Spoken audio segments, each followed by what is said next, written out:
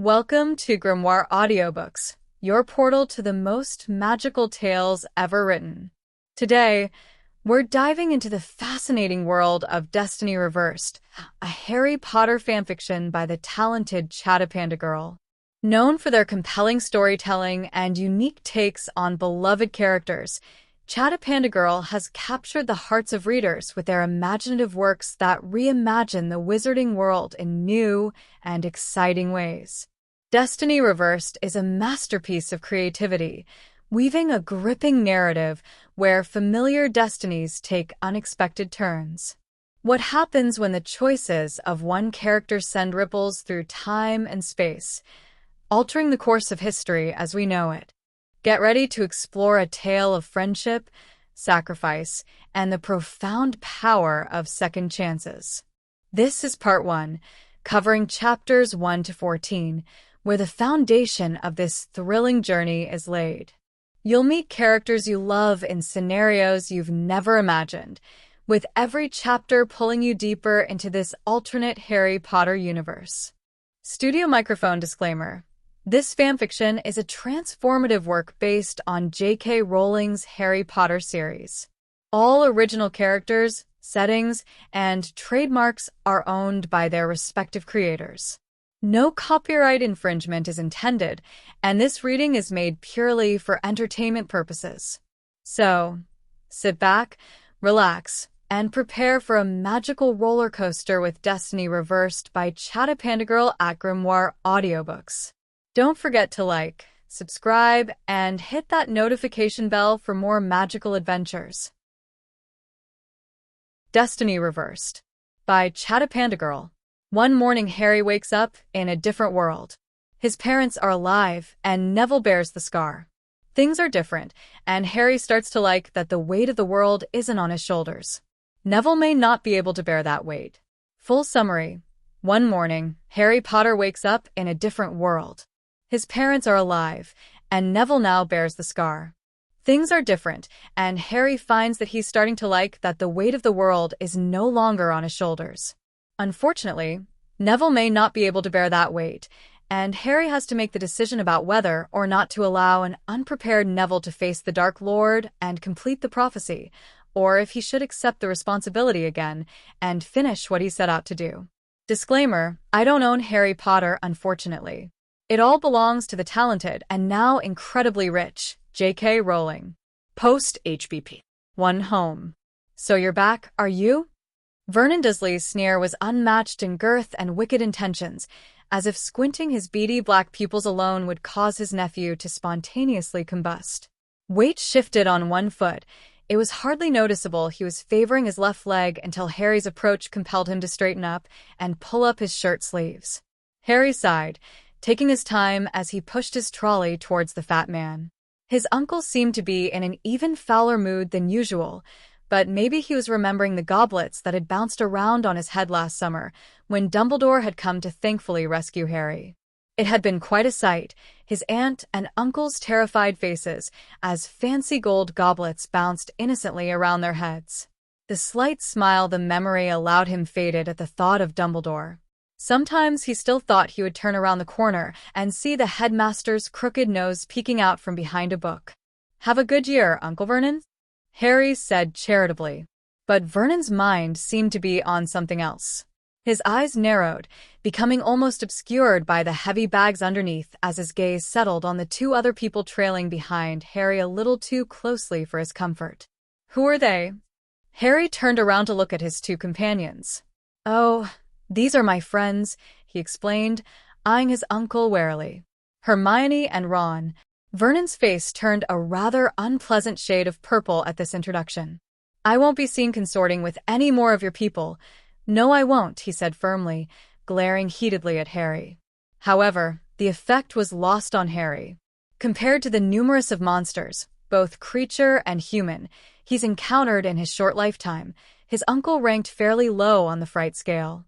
Perhaps when he had been little, stilling his sobs in the cupboard under the stairs after an especially brutal day in the Dursley household, but he knew now that the fiends in the closet were nothing compared to the ones that freely roamed Diagon Ally's cobblestone streets and Scotland's ever-expanding fields.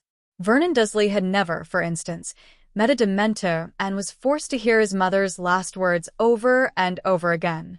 Nor had he ever felt the slimy, icy skin of Inferi clutching onto his arm, trying to drag him down to the depths, or watched in horror as a monster was reborn, saw it rise above the bubbling cauldron, its red snake-like eyes penetrating every fiber of his body.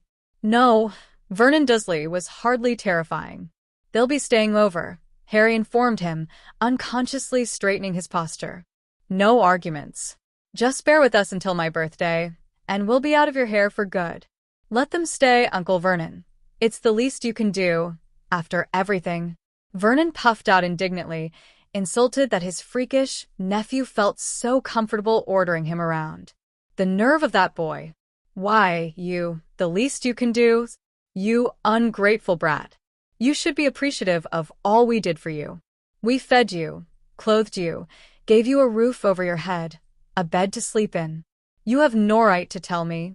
Ron and Hermione exchanged significant glances. So this was the infamous Vernon Dursley. They had seen the enormous man from afar. It was very hard not to notice him, but had never been close enough to see the veins popping out of his forehead, the way his fat fists had clenched at Harry's words. Hermione resisted the urge to grab Ron's arm, understanding in an instant how much power this man must have held in her friend's childhood. One swing of a fat arm, even accidentally, would have sent scrawny Harry flying. Carefully watching Harry's reaction, she was surprised to find his expression unreadable. If she didn't know any better, she'd say he was bored. "No," Harry interrupted firmly, eyes cold. "You fed me Dudley's scraps, gave me his huge clothes, and forced me to sleep in a cupboard under the stairs for 11 years until magic scared you enough into giving me a proper bedroom." All the while, Harry's voice remained calm and controlled, but Hermione and Ron could hear the tight emotions barely restrained underneath. "I've got something to do, something that's going to affect you whether you like it or not. In fact, it'll determine whether or not you can still live your shallow lifestyle. But I can't do it until after my birthday, and I had promised Dumbledore to endure you until then. So be my uncle for once, and let them stay." Vernon sputtered, the large, throbbing vein in his neck threatening to burst. After some deliberation, Vernon reluctantly gestured to the trio, ordering them into the car. As they loaded their trunks into the trunk of Vernon's car, Ron whacked Harry on the back triumphantly and whispered, "You sure showed him, mate." Harry allowed himself a small smile. The ride back to Privet Drive was awkward, especially with Vernon glancing at his rear-view mirror every few minutes to check and make sure that the teens weren't doing any funny business. It was a huge relief for all the occupants of the car when Vernon gruffly told them to get out. Everything was just as Harry remembered. The lawn was immaculately mowed and surprisingly green, though he suspected Aunt Petunia had cheated just a bit. After all, he'd never been able to get rid of stray patches of wilted yellow strays, even after all the threats and punishments when he failed. Lined along the stone path from the driveway to the front door were yellow petunias and purple tulips, planted in a perfect line. Harry scowled.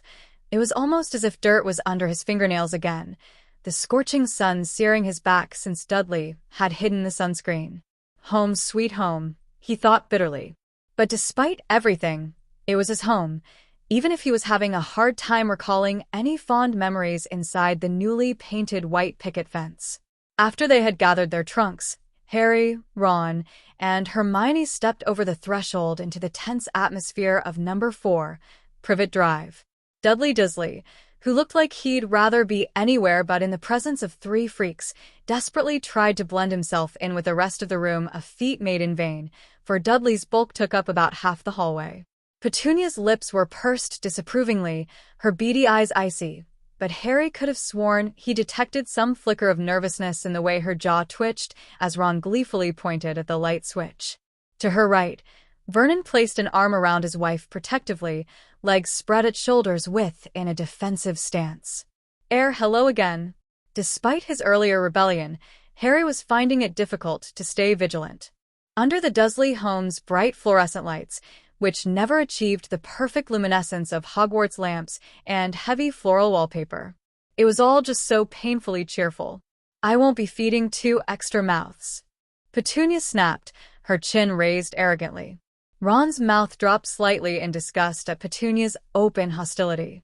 From the vague stories Harry sometimes told, Ron had gathered that his best friend hated his relatives, that they were as stupid as muggles could be, but he had never thought they'd be like this. "Oh, you won't have to feed us," Hermione said, filling in the silence. "We've brought some food for ourselves." Both the Grangers and the Weasleys had stuffed their children's bags with food and various survival trinkets, but truthfully they hadn't been initially supportive when their respective children had informed them that they'd be accompanying Harry on his quest. Having a real picture of the importance of Harry's search for the Horcruxes, Arthur and Molly Weasley had understood the payoff and the risks better. It was more a matter of Mrs. Weasley being terrified that Ron and her surrogate son would be hurt or killed. It took a lot of convincing on Ron's part, but Mrs. Weasley eventually agreed that Ron should go with Harry. They could help look out for each other. Harry smirked, doubting that she would ever stop worrying about them, which was why Ron had consented to sending his mother weekly owls informing her of their progress and welfare. Hermione's parents had been more difficult to persuade. She was their only child, after all, and they still weren't very familiar with the wizarding world, even after 6 years of awareness and wide-eyed trips to Diagon Alley. Hermione told them that she would also owl them and informed them of the dire need for them to do this, that she would be able to help keep them and the rest of the world safe. But no amount of understanding or convincing would ever stop their parents from worrying or trying to help them in any way they could, whether it'd be advice from Mr. Weasley or a bag full of food from Mrs. Weasley and the Grangers. Hermione fished around her trunk, pulling out a box of snacks her parents had sent them. "Here, would you like some? They're perfectly healthy, sugar-free. My parents are dentists, you see." But her last comment only made Petunia grip her husband's arm tighter and Vernon to step out protectively in front of his wife. "We have your people working on our children's teeth?" Vernon demanded, his eyes practically disappearing as he attempted to glare at Hermione. Dudley, however, eyed the box of treats greedily. Looking slightly alarmed at Vernon's outburst, Hermione quickly reassured him. "Oh, no. My parents are muggles, non-magic folk like you. They're not wizards." Petunia's scowl deepened, her wrinkles becoming more prominent as her eyes darkened. "So you're like her?" "Like who, Mrs. Dursley?" Hermione scrunched her eyebrows together in confusion. Petunia's gaze settled on Harry. "Like my freak of a sister." Harry's fists clenched tightly, his knuckles turning white. Gritting his teeth furiously, Harry reached into his pocket for his wand, preparing to curse his aunt into oblivion. But before he could do anything, Ron had already sensed Harry's anger, quickly grabbing his arm and steering him towards the stairs. "Come on," he muttered quietly. "Don't go having a row just yet. You're supposed to stay here, remember?" Hermione followed them, her face reflecting both repulsion at the Dursleys' behavior and pity for their bigotry. The thump of their trunks was the only audible sound in the house, echoing through the hallway and up towards the low ceilings, until Hermione quietly cast a spell to levitate their heavy burden to the top of the stairs, duly saving them some trouble and causing outraged gasps from the Dursleys below them. Once they were safely within Harry's room, Ron set down his trunk, scowling. "Your relatives are gits?" Harry had to chuckle at that. "I'd think I've already noticed that, Ron." Smiling slightly, Hermione suppressed a yawn. "I'm exhausted, are you?" "Yeah," Harry said darkly. "Tense family reunions with people who hate you are very tiring." Ron exchanged a worried glance with Hermione, but silently decided not to press the matter any further. Hermione whipped out her wand and gave it a wave. Instantly, 2 sleeping bags materialized on the floor. She beamed, proud that her nonverbal spell had worked efficiently. "You going to bed, sleeping bags?" Ron asked incredulously. "It's 4 o'clock in the bloody afternoon." "Of course not," Hermione denied calmly. "I'm just getting ready." Ron stared at her as if she were a foreign beast. "You're mental." Harry chuckled. At least despite everything that had happened in the past 6 years, one thing has remained exactly the same. Ron and Hermione still bickered like an old married couple. His 2 friends joined Harry on his bed as they discussed carefree subjects. Ron made fun of Harry's cousin and proceeded to imitate Dudley, trying to hide from them, puffing his face out in an attempt to make it as plump as Dudley's. He didn't even come close. Harry talked about Quidditch, who was currently the top seed in the rankings, and why he thought Puddlemere United would sneak in an underdog victory, prompting Ron to suggest a fly around Privet Drive. Hermione immediately shot down that idea, pointing out that the neighborhood was filled with muggles. "Do you want to get caught?" Hermione asked exasperatedly. Not for the first time, Harry was immensely glad that his two best friends would be joining him. He had tried to put on a brave face for the school, for Dumbledore memory, and it wasn't like he didn't know that it was his responsibility to find the Horcruxes and defeat Voldemort. At the same time, Harry couldn't help but feel apprehension and fear of what was to come. In reality, this burden has been on his shoulders ever since Voldemort had murdered the parents he never knew. The prophecy he had discovered a year ago had been just the fine print. If he succeeded, then he was fulfilling his purpose in the wizarding world, the job that had been unknowingly assigned to him his whole life. If he botched the thing, then history would remember him as the boy who failed, the wannabe hero who had crushed their hopes and broke whatever promise he had supposedly made when entering their world at 11 years old. But most of all, he was scared of who Harry Potter would be when the battle was over. Would he be dead, just another fallen name on a gravestone? Or would he be alive without really living? Would he cease to be the Harry Potter those at Hogwarts knew him to be and become some kind of monster like Voldemort? Or would he decline into a shell, pushing everyone he knows and loves away from him? Would this war, his duty, break him? Harry wasn't afraid of backing out at the last minute. He knew that he would finish this in honor of all those who fell in the fight against Voldemort. It was the aftermath that brought about the worst nightmares, his worst fears manifested in vague metaphors and frightening images. Though his nostrils only twisted into small slits and his mirrored reflection's green eyes faded to black before emerging blood red in his dreams, sometimes it was the abstract that claimed his terror more than reality. Because he knows where he stands with Voldemort. He knows that the pale-faced snake was trying to kill him, that Harry needed to somehow preserve his body and soul as he fumbled in the dark for some answers to the world's problems. He saw Quirrell, Barty Crouch. They couldn't have always been terrible people. Even if they were, it was apparent to him that the occasionally dark intention had not fully been nurtured until they met Voldemort. He'd faced Voldemort before and survived. But each time Harry had felt himself change, ever so slightly, his innocence being stripped away little by little. When it was all said and done, he didn't want to simply be the ghost of the boy who'd eagerly accepted an invitation into a world he'd seen as an escape from a miserable life. Ron and Hermione had always brought out the best in him and were the ideal people to help him save the world. No small feat in itself. Professor Dumbledore had said that Harry's greatest strength was his ability to love. He sincerely hoped that would still be there after their mission was over.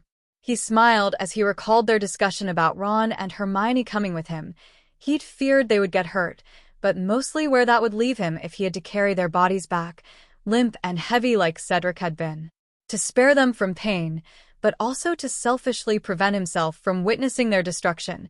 He'd wanted to do this alone.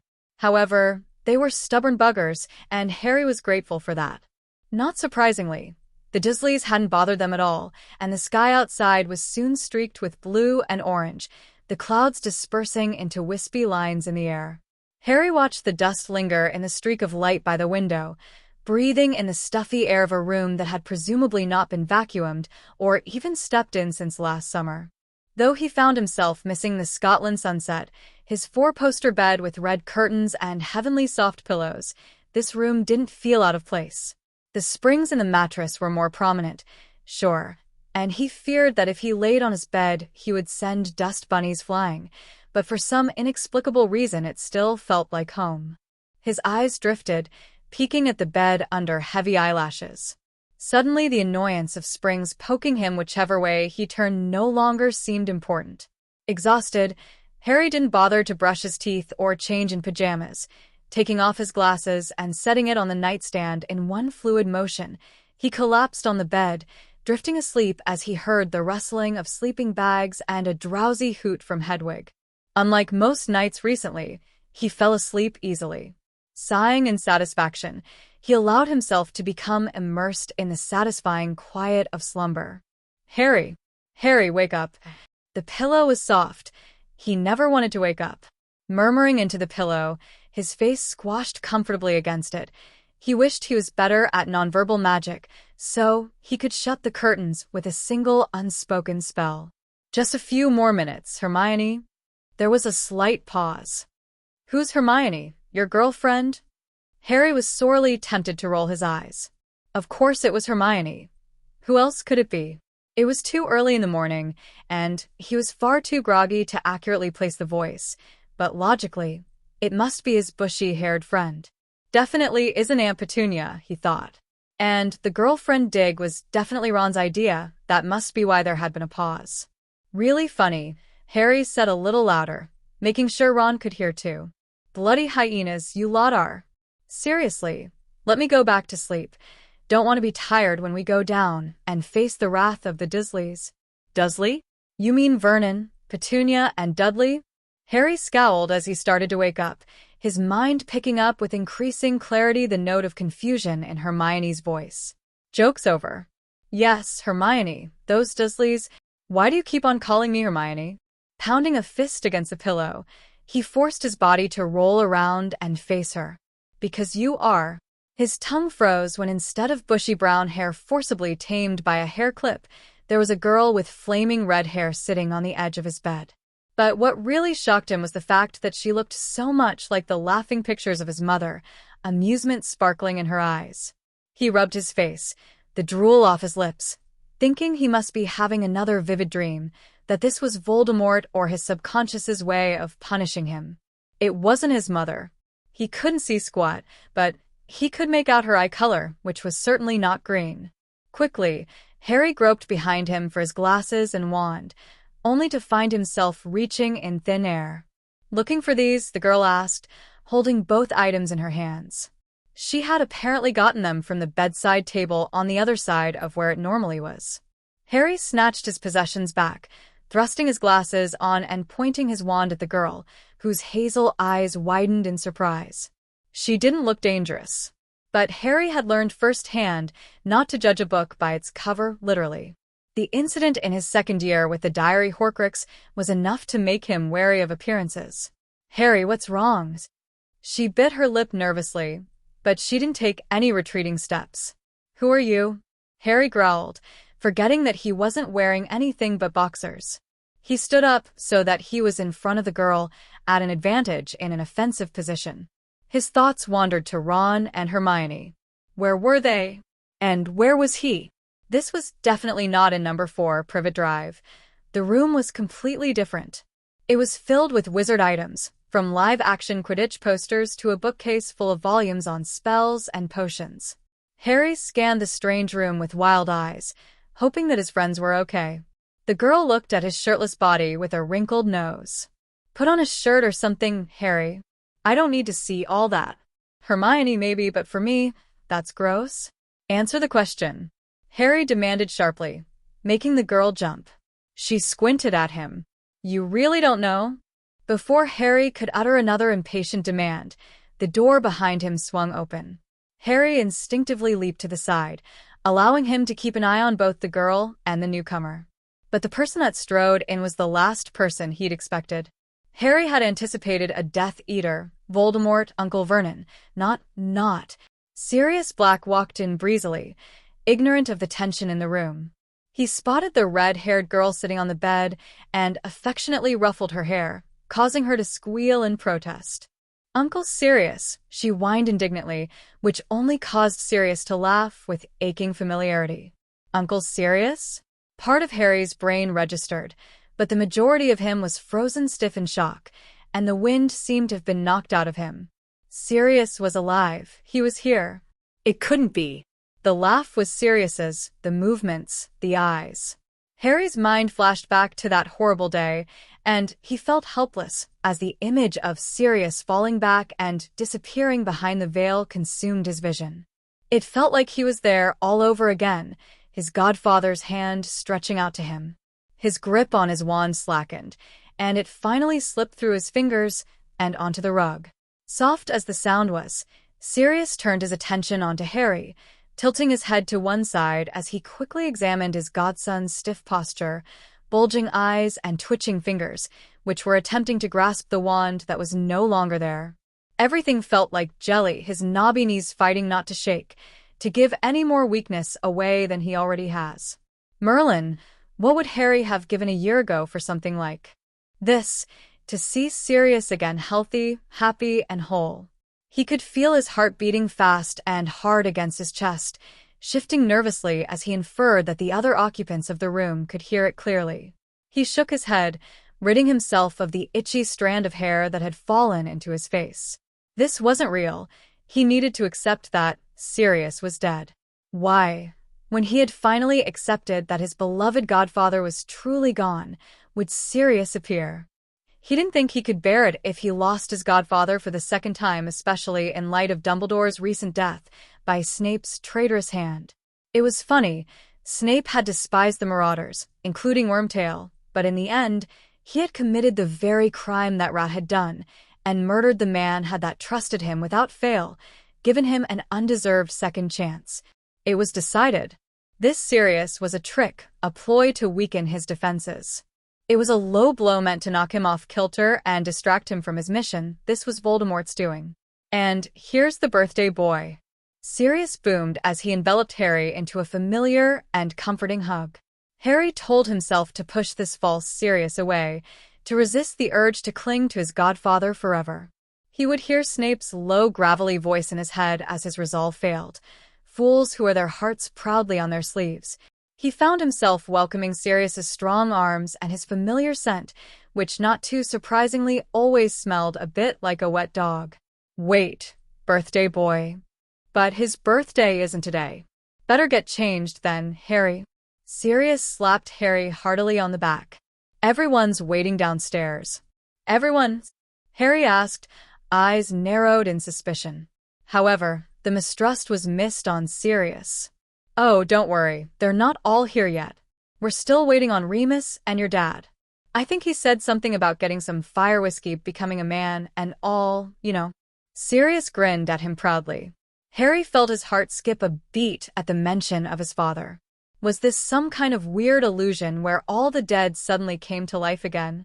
But Harry didn't know the red-haired girl, and Remus isn't dead. Blinking furiously, he tried desperately to wake up. He pinched his arm, thought really hard about home, was even tempted to tap his feet together 3 times, even though he didn't have any red, sparkling shoes. He tried to maintain his control, to keep his panic buried under the surface. He can't let the enemy know that he's onto him. But what the hell was he supposed to do? He didn't know how many were out there, what their game is. He understood, on a strategic level, why they had chosen to wear Sirius's face. But why the stranger? Why in this house that feels like it should be familiar, but is nothing like home? Sirius frowned when he noticed Harry's wand on the floor. Gingerly picking it up, he handed the wand to his godson, who paled even more at seeing his outstretched hand. You look like you've just seen a ghost, Sirius chuckled. Harry didn't answer. He found his eyes wandering towards the redhead still sitting on his bed, expecting her to say something to Uncle Sirius about Harry's hostile behavior earlier. But she merely stared determinately back at Harry, eyes narrowed ever so slightly and lips pursed, but said nothing. Well, Sirius said, breaking Harry's thoughts. We'd better get out of here, and let Harry get ready. He turned around and began to walk out, pausing at the doorway. You coming? He asked the girl, who nodded and, with one last worried glance at Harry, closed the door behind her. After standing in stunned silence for a minute, Harry sat down heavily on the bed, the springs groaning in protest. He laid back and stared at the ceiling, thoughts bursting through the nerves and cortexes of his brain at least. That's what he assumed was happening based on his vague memory of primary school biology. Setting aside the fact that it was apparently his birthday and they were expecting him to change into something decent, something that wasn't overly large on him or gray as elephant skin, he ran through all the scenarios he could think of. It had to be some kind of trap. What else could it possibly be? But Sirius was just so serious that it made Harry doubt that theory. Or perhaps he just wanted to find a reason. Sighing heavily, feeling his shoulders rise and fall with the weight of yet another burden, Harry decided that he'd play along for now, do a bit of digging about this place. He opened the closet and, to his surprise, found a row of hanging clothes and neatly folded stacks of jeans. Clearly someone had taken the time to do his laundry, since he didn't nearly care as much about wrinkles when he did laundry for the Dursleys. But as he zipped up his jeans and threw a shirt over his head, he realized something. We're still waiting for Remus and your dad. He'd noticed it before, but with the shock of seeing Sirius, Harry hadn't really given it as much thought as he should have. Releasing the breath he hadn't realized he'd been holding, Harry knew with frightening clarity that when he went downstairs he would see people that he didn't know, save for some photos and stories, people that he hasn't seen all even 16 years. Not since 3 flashes of green light had stolen his life away.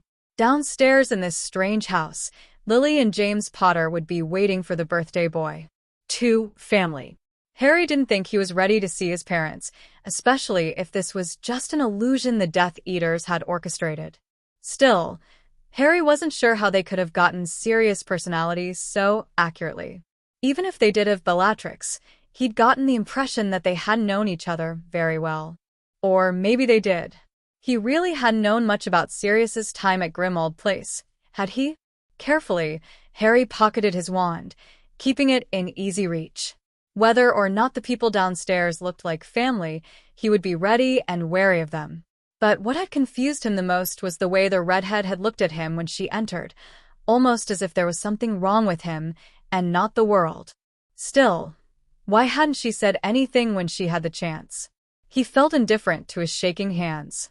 Bringing them up to eye level, he watched the twitching muscles, remembering how his friends had writhed in pain, agony he had brought upon them by bringing them there. They should never have gone to the Department of Mysteries, for so many reasons.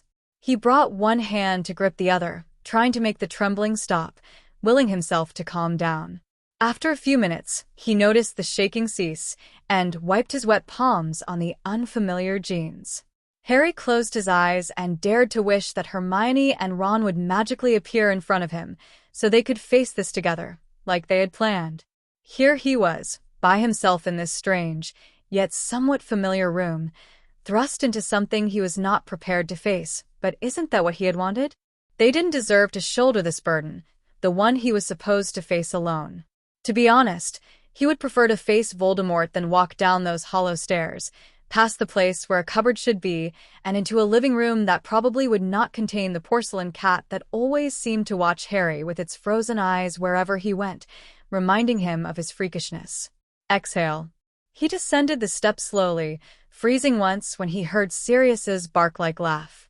Shaking himself out of his stupor, Harry cautiously approached what he assumed to be the living room, listening hungrily to the laughter and talk. Forgetting himself for a moment, he was content to lean against the wall and absorb the unfamiliar atmosphere, this rare joy that seemed so limited lately. This shouldn't be hard. It was just Sirius and his long-dead parents, after all. He exhaled in frustration. How the hell was he supposed to defeat Voldemort when he couldn't even walk into a room? Granted, it was a room full of people who were supposed to be dead, but still. Harry, is that you out there? Frowning, he placed himself in the middle of the doorway, severely tempted to make a run for the unbarred door. I guess. A woman with familiar eyes looked up at him, smiling brightly. He knew this woman. How could he not, when he saw those same eyes every time he looked in the mirror? Mum. Lily Potter pointed to the armchair next to her. As if on autopilot, Harry's legs carried him across a room of ghosts and into a chair that seemed to welcome his weight, with a gentleness Aunt Petunia's cushions never quite managed. He couldn't help but stare, wondering why no one had ever mentioned that they shared more than green eyes. He recognized the cheekbones, the tiny quirk of the right side of the lip, little things people normally did not connect. Perhaps Lily and James Potter were starting to become as fuzzy to everyone else as they've always been for Harry, just vague memories and pictures, frozen in time to forever dance amongst the leaves. Lily startled him by running a perfectly solid hand through his hair affectionately. "You're a lost cause," she said with a wistful smile. "I could never for the life of me get your father's hair flattened." Thank Merlin Violet didn't inherit that particular gene. Violet? Lily turned away from her son and towards Sirius and the red-headed girl. Harriet, come over here. The red-headed girl scowled and dragged her feet towards them. Mom, she whined, don't calm that. He blinked. Why not Violet? It's a perfectly nice name. Violet scoffed. It's disgusting. Practically Harry's name. You know, your dad and I came very close to having Harry and Harriet, Lily added. Thank Merlin you didn't, Violet muttered. It'd be horrible. We'd get teased so much. Wouldn't we, Harry? Blink. You look like a toad. No, he snapped, remembering frilly bows and pink cardigans. You don't. I would have killed James if he had put you two through that humiliation, Sirius interrupted. Almost like poor Dora. I still don't know what Andromeda had been thinking. Harry tore his eyes away from his deceased godfather, for a moment forgetting that none of this was real. He couldn't help but wonder if Sirius was Violet's godfather too. He scrutinized his so-called sister carefully. She looked like she was a couple of years younger than him, 15 maybe? Which is why we decided to go with Violet instead of Harriet. Can't break the Evans flower girl tradition, can we? However, her daughter's response was interrupted by rustling outside of the room. Abandoning her argument, Violet raced to the door and ran into the arms of James Potter. Daddy. He smiled and moved the big brown bag he was carrying out of the way, revealing a softly smiling Remus behind him. Got the fire escapes, James announced, holding the brown paper bag up high. Harry should have expected this. Of course the illusion would not be complete without his father, or the Death Eater impersonating him. But he wasn't ready, not at all. The man beaming at him had more severe, aristocratic features, but he still bore an immense resemblance to his son, except for the hazel eyes. Violet's eyes. What a cheap parallel. James's gaze fell on Harry, and he grinned mischievously. Remember when you were 5 and decided to raid the alcohol cabinet? And no, these people had sacrificed their lives for him. He couldn't believe they would be discussing fire whiskey misdemeanors at a time like this. But his father kept on talking as if he had not been interrupted. Well, I suppose this is a much more appropriate time. Lily made a face. This doesn't give you permission to binge, mind. It sets a bad example for Violet, and for obvious reasons. Sirius winked at Harry from behind his mother, rolling his eyes. Remus remained quiet as he leaned on the wall, smiling serenely and watching them bicker. His passivity was a strange comfort to Harry, anchoring him to something he knew. Still, wouldn't they have attacked already if they were Death Eaters? Even the satisfaction of baiting Harry with a family he never had should not have lasted as long as this. This must be a dream. What other explanation could there be? Harry pinched himself and was so surprised to feel the pain that he yelped out loud. What's wrong, Harry? Lily asked immediately. Nothing, Mum. He could have kicked himself. Was he really that easy to draw in? Lost in the muddle of his thoughts, he didn't catch Violet staring at him strangely. Hazel eyes narrowed in suspicion. You're in my armchair, James said. You're too big now to sit on my lap. Sew up. Come on, James. It's his birthday. Sirius laughed. It's not as if he's going to puke all over your precious armchair. The poor piece of furniture has already taken enough abuse from you. What else could Harry do? Remus chuckled, which turned into a fit of coughs when James turned around towards him indignantly, looking wounded. You too, Remus? Merlin, the kid has you lot wrapped around his talented Quidditch-skilled fingers. He ruffled his son's hair affectionately, frowning when Harry edged away from him. What's wrong? Nothing. His father reached into the brown bag and pulled out a bottle of fire whiskey. Drink up, James said cheerfully, thrusting the bottle into Harry's wary hands. They must be hoping to get him drunk and passed out, but wouldn't a stunner be simpler? Harry scowled. There was no way that was going to happen. Hesitating with the bottle, he tried to think of a way to dance around it. How about cake first? Your birthday, James said, shrugging. Violet frowned. But you've been talking about this for months, not that it'd matter, she added, eyes twinkling mischievously, since you've been sneaking fire whiskey from Hogsmeade with the rest of the Quidditch team. Harry stared. No, I didn't. Still, Lily rounded on him, her voice sharp and underlined with anger. Is this true? He could only shrug indifferently, but apparently it was the wrong thing to do. Harry James Potter, she roared, but Harry only sat there blinking at her, slightly stunned. It's not like he wasn't used to being yelled at. His aunt and uncle had eagerly dealt out punishments and lectures multiple times a week before he'd had the threat of a mass murderer godfather looming over their heads.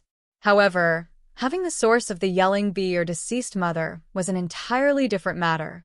She snatched the fire whiskey out of his hands and thrust it back at her husband. If it wasn't your birthday, you'd be grounded, she said, this time calmer. But no fire whiskey, do you understand me? Yes, Harry said meekly, distinctly reminded of Mrs. Weasley. The three marauders winced in sympathy for Harry.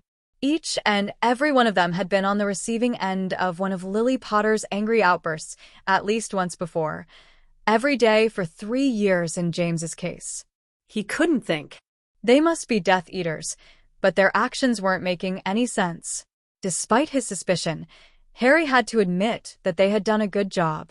If he hadn't known any better, he would have thought all of this was real. They didn't seem to pose an immediate threat to him. Perhaps it'd be best to follow their lead and collect information while they feel safe, their deception undiscovered.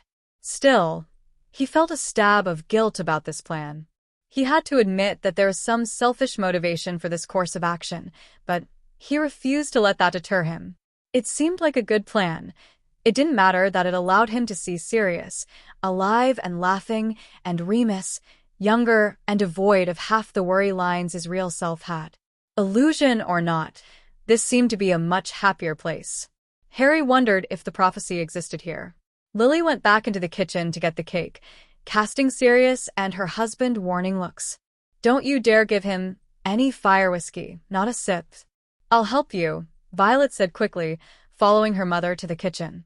After casting Violet a strange glance, Lily nodded and waved her into the kitchen, leaving Harry with the three marauders. Once they were safely in the kitchen, away from prying ears, Lily rounded on her daughter. What's going on? She demanded. At Violet's stunned look, Lily sighed. Let's not dance around it. What did you need to talk to me about? It's about Harry, Violet said quietly. I'm worried that he's, forgetting things. Forgetting what? This morning, when I went to wake him up, he reached for his glasses and wand on the opposite side of where his bedside table is. But that's not what I'm really worried about. Once he got a good look at me, he acted like he didn't know me and pointed his bloody wand at me. He threatened you? Violet nodded. He recognized Sirius, though. Still acted weird around him. When he walked in, Harry looked as if he'd just had the biggest shock of his life, like he was seeing a ghost or something. Do you think he's still having side effects from before, that Quidditch injury? Frowning, Lily turned to Violet. Speaking of Quidditch, you aren't drinking fire whiskey with the rest of the team, are you? No, Violet said quickly. It's only the 6th and 7th years on the team. Harry refused to let me go. Grunting in acceptance, Lily pulled out the cake. Well, if he doesn't recognize anybody, why hasn't he said anything? I think he recognized you, Dad, and Uncle Remus. Lily remembered the strange way Harry had looked at her, almost as if it had been the first time he'd ever seen her. The way he'd called her Mum, she should have seen it.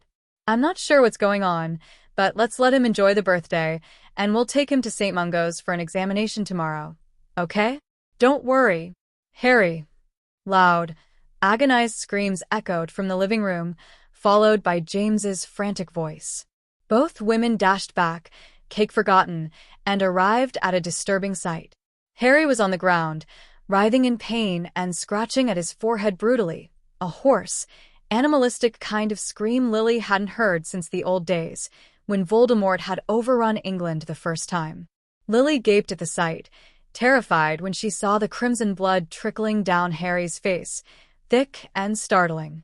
The three marauders were desperately trying to hold him down, with James managing to wrench Harry's hands away from his forehead, his son fighting him all the way. It took all of his strength to keep Harry from hurting himself anymore, but after a few more seconds of struggle, Harry became still. The rest of the adults cautiously approached a heavily breathing Harry, his face ghastly pale and dripping in sweat, stormy green eyes crazed and unfocused. "Harry's?" Violet squeaked. "Give him some room," Lily said, softly cupping Harry's face in her hands. She could feel herself trembling. It took every bit of her GRF indoor courage to keep the terror out of her voice. But her son merely stared through her, as if she wasn't there, and closed his eyes, his body suddenly becoming limp in James's arms. James put an arm under Harry's legs and shakily got to his feet, lifting his thin son like a rag doll. "I'll apparate him to St. Mungo's," he said quietly, his eyes reflecting a fear that rarely graced the usually confident James Potter. The rest of the group nodded in silent agreement, and with a faint pop, all except Violet and Lily were gone. "Mom, what'll happen to Harry?" Lily didn't look at her. "I don't know, Vi." Doing the only thing she could, Lily grabbed her daughter's hand, squeezed it reassuringly, and apparat to St. Mungo's Hospital for Magical Maladies and Injuries. When they arrived, they found Remus waiting for them. "They've taken him up to the emergency ward," he said softly, turning around and leading the way silently. Remus's face had been devoid of emotion, increasing the unease deeply settled in Lily's chest. Remus was never one to express much emotion, but she knew him well enough to know when her friend was afraid, and smart enough to know she would be a fool not to be. They found both James and Sirius waiting outside a ward, Sirius sitting down on a chair, eyes glazed, while James paced up and down the corridor, the rigidness of his posture contributing to his feet's sharp pivots back and forth along the tiles. "What's wrong with him, Dad?" Violet asked, straining to keep the panic out of her voice. "Why was he clawing at his forehead like that?" James sighed and finally stopped pacing. "I don't know," he said tiredly. "We just got here. A healer is checking up on him now." Silence swept over them as they waited for what felt like an eternity in the ward, the halls eerily silent and foreboding. "Harry's going to be fine," Sirius muttered, squeezing his niece's arm. "He's hit enough goalposts and survived too many bludgers to be not okay now." The aged door creaked open, causing them to spring up from their chairs, attempting to read the expression on the healer's impassive face. "He's stable and resting peacefully now," the healer said. "We're not sure exactly how it happened, but it seemed like something overloaded his brain to the point of agony or caused nightmare-like delusions that—" James scowled. "In other words, you have no idea what's happened to him. Can we see him?" Sirius asked. The healer nodded. "Feel free, but he won't wake up for a while. I'll be back later to check up on him." However, the moment the healer's echoing footsteps faded around the corner, an intern came dashing through the door. "Is there a James Potter here?" "That's me." "What is it?" "There's an owl outside with a note for you from the ministry. It looks pretty important," the intern said breathlessly. "Owls aren't allowed inside the wards, so you'll have to go out there." "It won't let me remove the note." James nodded. With one last worried look behind him, he followed the intern. Without another word, those remaining walked into the ward, either sitting or kneeling beside Harry. Lily put her hand in his and gave it a squeeze, still shocked from seeing her son convulsing on the floor so fiercely, so terribly. Shuddering, she hoped that it was a one-time incident. This can't happen again. Harry stirred, turning his head to the other side, near Sirius, whose eyes widened as he saw Harry's eyes open slightly. The normally clear green was cloudy and unfocused, in a fog of nightmares and memories. "Sirius?" "Yeah, Harry, it's me," Sirius said gently. Violet made a move to join Sirius, but Lily stopped her with a shake of her head. Harry laughed weakly, eyes blurred with tears. "No, it can't be you, you're dead." "Am I dead? Did Voldemort get me?" The other occupants of the room exchanged bewildered glances at each other, their minds swimming with questions and worries. Violet caught her mother's eye, reminding her of their unfinished conversation in the kitchen. "No, Harry, I'm right here. I'm fine. But I saw you.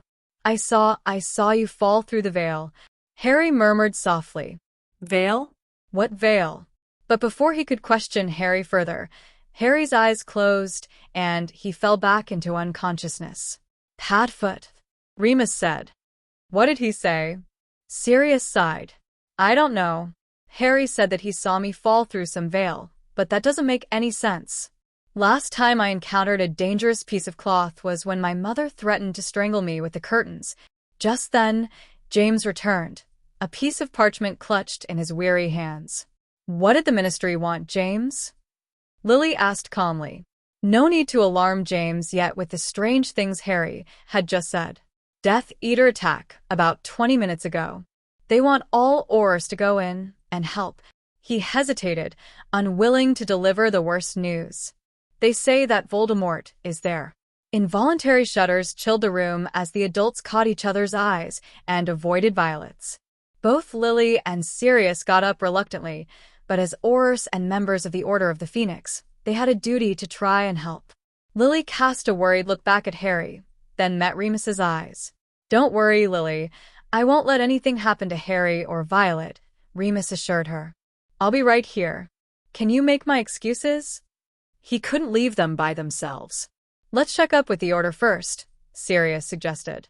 Nodding, the three Aurors apparat to number 12, Grimmauld Place with a loud pop. Frowning, Remus turned back to Harry, pondering the strange timing of Voldemort's attack and Harry's spasm. But he merely shrugged it off. Remus tried hard to not think about it. It was preposterous, really. It was just a coincidence, or so the werewolf tried to convince himself. Unfortunately, he could not shake that ominous feeling and was left more worried than ever. 3. Scarless. Harry was dreaming. Or had he always been dreaming? He couldn't tell. In the feverish haze of his mind, he couldn't tell top from bottom, right to left. He didn't know how long it had been, but it felt like an eternity. All he could hear and feel was another's pain, accompanied by Voldemort's sadistic delight, an emotion that violated his bones. If he could think clearly, he might have wondered why he wasn't just seeing this through Voldemort's eyes like he normally did. But it didn't really matter at the moment. His current concern was the fact that he was trapped in a man's mind, experiencing his agony, and his corporeal body unable to scream along with him. Scream. Please, I'll do anything. Crucio. Harry collapsed onto the ground, gritting his teeth together as invisible knives cut through his skin, his blood, his bones. Mind-numbing pain seized his nerves as they cried out in protest, liquid fire igniting his entire body.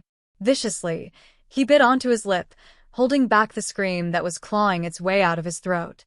He was surprised to be able to taste the bitter, sour blood in his mouth through the pain. His eyes watered and tears flowed freely as the last shred of his self-restraint and sanity began to fade away from his fingers, grasping desperately at the pavement. At last he could hold it in no longer. A screeching, almost inhuman sound burst out of his throat until he had screamed his throat raw. A part of him registered the curse being lifted, but the pain was so much, he needed to scream, needed to have himself heard in the dark silence of the night. Fingers twitching, he reached for his wife's golden locks, her roots tinted red. Unable to hear Voldemort's next words, his vision blaring red all around him, he didn't have time to anticipate the flash of brilliant green light before he found himself back in the haze. Groggily, Harry tried to summon the strength to rise, to get away from the horrors he had just witnessed. Unfortunately, his body wasn't listening to him, only managing to slowly open an emerald eye. There, he found something impossible, Sirius Black, his godfather, staring worriedly back at him. I must be dead. His thoughts were hard to grasp, and he found himself forgetting and remembering inconsistently. He'd always heard stories about heaven, how angels were supposed to greet the newly dead at the gates to ease the transition. It suddenly made sense. That's what Sirius was, but now his godfather was talking, saying something about him being alive. Harry almost choked on his laughter, the unbelievable lengths Sirius went to comfort him. Feeling himself falling into darkness again, Harry informed him of the impossibility of Sirius's words, how he had seen him falling through the veil. Why did he look so confused? Harry swiftly glided around the corpses scattered at his feet, indifferent to the blood traitors and Death Eaters lying there. Robes billowing behind him with eerie grace, he knew he emulated of power and regality. He loved it, basking in the sweet stench of death. With his exceptional sense of smell, he could detect everything from the crisp night air to the burnt bundle of flesh sprawled beneath his feet. He smiled twistedly, still able to feel tingles of pleasure from his latest kill. The rush he always experienced during a slaughter or a particularly enjoyable session was unrivaled by anything. Inhaling the scent of fresh blood, he reveled in it. How weak! Scanning the area coolly, he lazily directed his wand behind him, sneering, Avada Kedavra, and smirking in satisfaction when he heard the muffled thump of a corpse falling to the ground. At least Dumbledore's lot and the Ministry have something in common, he thought in disdain, laughing at the fool trying to sneak behind him. He himself may be a dark wizard, but at least he had the courage to look both enemies and fear in the face. Eyes searching the seemingly forlorn street, he was pleased to see another dark mark joining the myriad others floating forebodingly in the sky. He heard a pop, and was disgusted to see known members of the elite order of the Phoenix apparate in front of him. He smirked. They were no threat, and they knew it. Their numbers have declined severely since they last met. Glancing up at a sky alit with ghostly dark marks, he reached up beneath the left sleeve of his robes and touched the original. Seconds later, his Death Eaters answered his call. He noticed that 3 people, adorned in aura robes, were slightly ahead of the others, leading the group. He instantly recognized 2 of them with a knowing smile. Ah, the Potters. Remus and Violet watched Harry with tired eyes.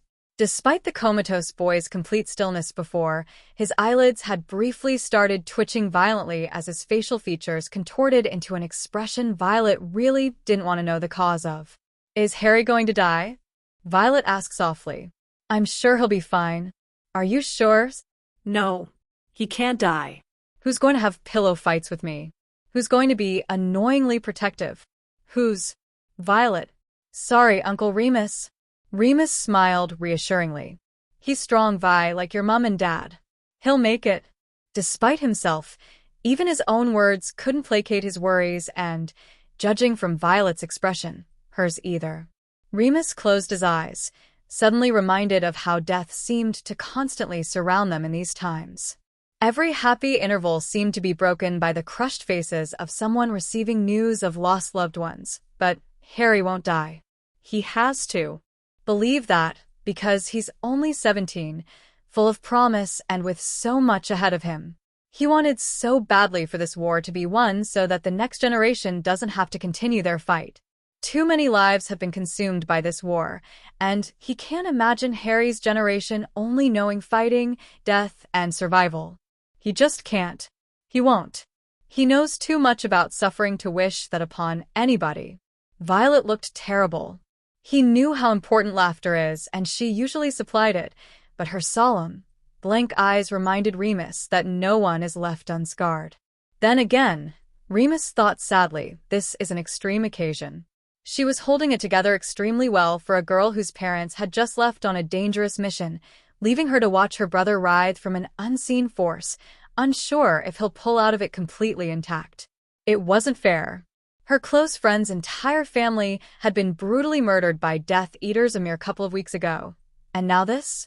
Every time someone had asked Violet how she was, she would reply with a huge grin that she was perfectly fine, unfazed by the destruction that plagued their world. But that grin never reached her sad, grave hazel eyes, leaving her parents worried that she would attempt something regretfully brash and stupid. He placed a hand on her shoulder, and she smiled faintly at him in gratitude, struggling to keep her tears from falling. Remus, unfortunately, had no comfort but the hope that his nephew would wake up soon. James, Lily, Sirius, and many other members of the Order of the Phoenix apparat to the desolate, destroyed street, trying unsuccessfully to resist the chills of fear running down their spines at the sight of Voldemort, his piercing, inhuman red eyes bright with malice. As James scanned the area, his heart registered with a pang the numerous, unmoving corpses around him, mostly Orcs.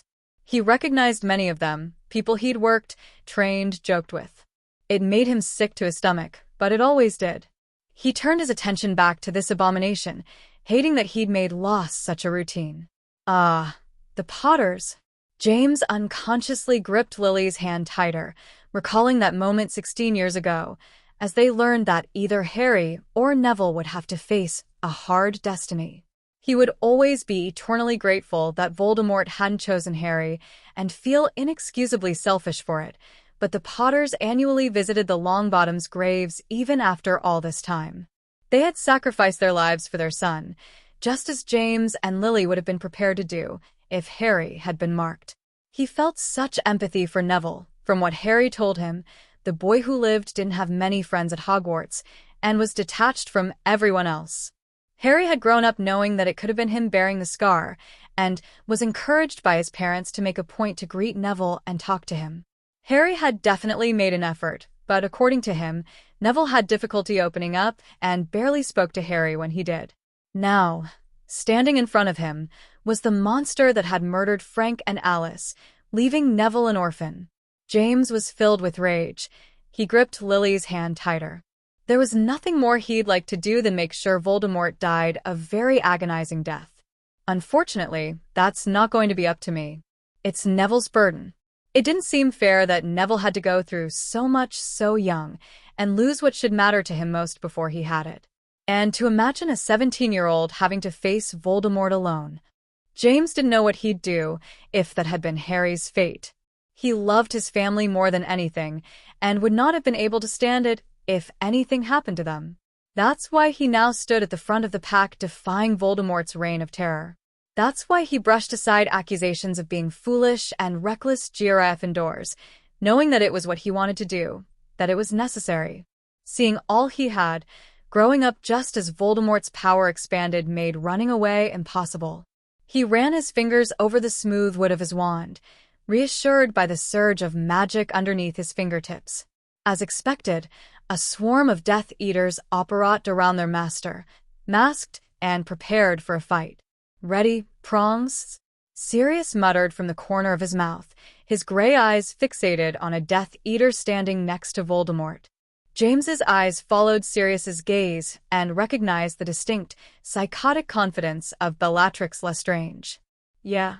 He didn't know who cast the first spell, but flashes of red temporarily blindsided James before he recovered enough to shout Protego and block an incoming curse. A flurry of shouts, cries, and sparks filled the air, igniting a desperate struggle for survival. Losing all apprehension in the adrenaline of the battle, James gave himself over to instinct, hexing the despicable Death Eaters faster than his brain could register. His honed Quidditch and aura reflexes helped him dodge spells coming from various sides, but he was too busy to intercept the hex that hit him squarely in the chest. He staggered backwards, clutching his chest and struggling with the searing pain the curse had inflicted, wheezing heavily. He managed to collect himself and raise his wand, but found himself face to face with Voldemort. Hatred beyond anything he'd ever felt for anyone, even Snevelis, coursed through his veins at the sight of the monster who'd taken so much. In that moment, he turned a deaf ear to the screams of agony suffocating the air and a blind eye to Sirius's vicious duel with Bellatrix nearby. All he could see was that pallid, sunken face sneering at him. Crucio. James dodged just in time as a Death Eater caught the receiving end of his master's unforgivable. James grimaced and gratefully tore his eyes off the grisly sight. Expelliarmus. Voldemort lazily blocked the spell. James spotted Lily's unmistakable red hair dueling with two Death Eaters at once, and Sirius and Bellatrix still circling each other with no indication of either tiring or weakening. But he could also see the majority of the Order taking some hard hits. Some were being triple-teamed and cornered by the Death Eaters, who possessed the upper hand. And odds, he realized. James could see it was nearly hopeless. If this carried on any longer, there wouldn't be anyone left to file a bloody report. He got to his feet and launched a distracting jinx at Voldemort, who was caught slightly off guard due to his attention on knocking an attacking Order member into the far wall. But with a dismissive wave of his wand, the counter-jinx had rid him of the effects and focused his attention on James again. James held his wand up as he bellowed various curses at the wizard while carefully blocking or dodging Voldemort's own, knowing well that to be hit with one moment of staggering weakness would result in his death. An image of Harry, lying in the hospital with Violet beside him, clutching her brother's hand in worry, and Lily, her beautiful green eyes gazing at him with all the love in the world, filled his vision, and James fought back more determinedly than ever. But the Order was starting to lose their grip on the battle, and the Death Eaters were well on their way to coming out on top. Finally, Moody's harsh, echoing voice filled the night. "Retreat. Apparate out." James, exhausted, paused to register Moody's words, giving Voldemort an opening. Crucio. His insides were on fire. The pain seemed to continue for hours until it very suddenly came to a stop. James rolled over on his stomach, sweaty and sore. Summoning the strength he had left, he lifted his head to see a blurry Voldemort staggering off to the side. His eyes focused, and James saw his fellow Auror, Dawlish, lying on the ground directly behind where Voldemort had just been standing, his wand out. He panted heavily, ignoring the blood flowing freely from a nasty head wound. James threw him a grateful look and struggled to his feet, one eye warily on Voldemort. Quickly, he scanned the area for Sirius and Lily. Lily had spotted him and was running over, throwing occasional curses over her shoulder at her pursuers. Sirius was still fighting with Bellatrix, and James was not going to leave without him. "Stu," James began, his wand held up shakily, but was too worn out to continue. Fortunately, Lily understood what he was trying to do and trained her wand carefully on Bellatrix, shouting, "Stupefies." The hex reached its mark, and Bellatrix fell to the ground stiffly. Sirius looked surprised and followed in the direction of where the spell had come from. He saw Lily's frantic gestures for him to apparate out, but he shook his head, wand trained on his unmoving cousin.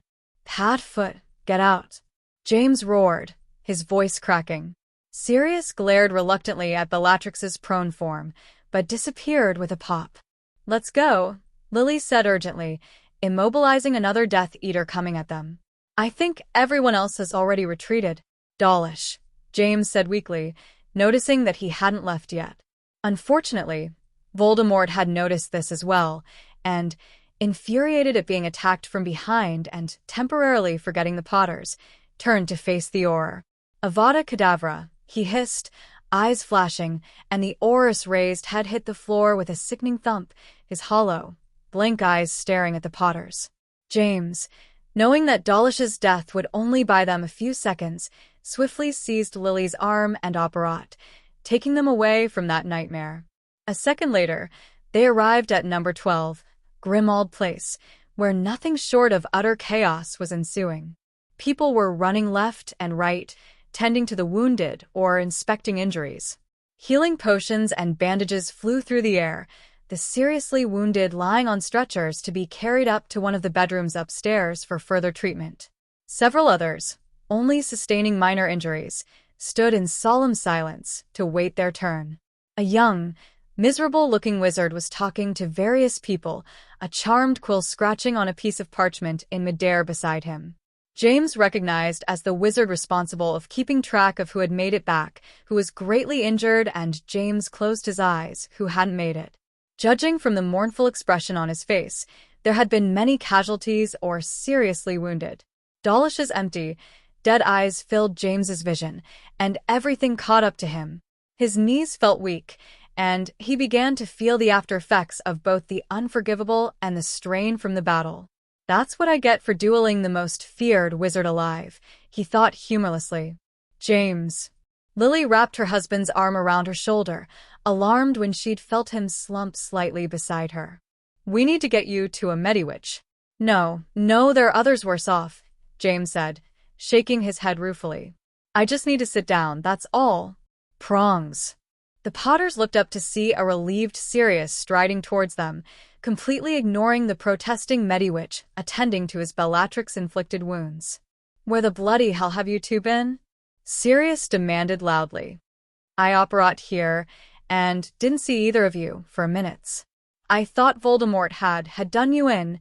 "Calm down, Sirius," Lily snapped, sensing that her husband's impending collapse. "We need to let James sit down somewhere." Sirius sighed and grabbed onto both of them, operating them to an empty guest room upstairs. Together, he and Lily placed James onto one of the beds and sat down beside him. Although James wanted nothing more than to lie there and fall asleep, he resisted it and pulled himself up into a sitting position. "You know you just operated out on a very put-off Mediwitch, right?" James asked, attempting to smile weakly. Lily sent him an incredulous glare. Sirius's lips twitched, but he didn't respond, instead asking, "What took you two so long?" "I almost operated back to get you." James and Lily exchanged pained glances, and Lily sighed, accepting the pleading look in her husband's eyes. "Dawlish was still there, and before we could take him with us, Voldemort murdered him," she said quietly. Saying it out loud clarified it. That Dawlish really was dead. Sirius cast his eyes downwards. He had known Dawlish pretty well.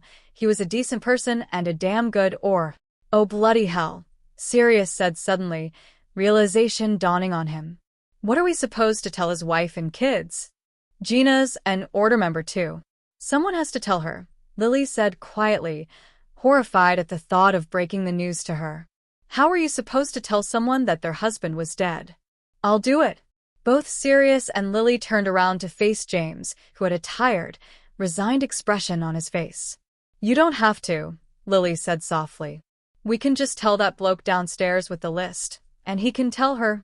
But James cut her off fiercely. "No." No, he repeated. "It's my fault he died. I'll tell her." "How's it your fault, mate?" James didn't answer for a moment, instead choosing to stare determinately up at the ceiling. "I let myself get distracted," he explained, his shoulders rigid. "Dawlish cursed Voldemort just as he was about to, you know. And Dawlish paid the price. I have to be the one to tell her. I owe him." For a while, nobody broke the silence that had settled between the three Orrs. Finally, James made a waving motion at Sirius, indicating that he should move out of the way. "Where are you going, Prongs?" James didn't turn around. "To break the news." A few hours later, three extremely tired Orrs operated into St. Mungo's lobby, hoping to hear some good news about Harry's condition. James hadn't said much after leaving to speak with Dawlish's wife, and Sirius and Lily hadn't pushed the subject. They've all seen coworkers, friends, and acquaintances die in this war, but this particular death seemed to be taking a toll on James. Lily was worried about him. He was blaming himself when it wasn't his fault, not truly. Dawlish had made a brave choice to help him, and died for it, but James shouldn't take the burden of his death on his shoulders. Merlin knows they already had enough to worry about. Voldemort had killed him, and it was his fault alone. Lily scowled. He'd targeted her son and murdered two of her good friends, leaving their son parentless, and carrying the weight of the prophecy on his small shoulders. Shaking her head to clear her head, they walked into Harry's ward. At first, she could only take in the lack of worry lines on Remus's face, but a bright smile lit her face when she saw Harry sitting up and awake on the hospital bed, his black hair disheveled beyond repair. "Harry." She barely noticed his surprise as she kissed his forehead eagerly. "I was so worried." "When'd he wake up?" James asked Remus quietly. "A couple hours ago, but we only just got here. Violet was hungry, so we went out to grab something to eat." Remus examined his friend carefully. James looked as if he'd gone through hell and back. There was something about James's defeated air that concerned him greatly. Remus made a mental note to ask Sirius what had happened during the Death Eater raid. Violet waited until her mother had stopped smothering Harry to ask her question. "Mum, are you okay? What happened?" Lily sighed and let go of Harry, now running her hand through his hair, tousling it further. "There was a big fight. That's all you need to know." Her daughter frowned, frustrated at the lack of information, but didn't press the matter. She knew it had been bad, judging from the scorch marks on her mum's robes and the violent cuts on Uncle Sirius's face. Violet had expected her dad to run over the instant he saw Harry. Instead, he hung back with the other two marauders, unusually subdued. "It must have been a really horrible fight." "You're all right then, Harry?" Lily asked, still trailing her fingers lightly on his hairline. What? Yeah, I'm all right." But he wasn't.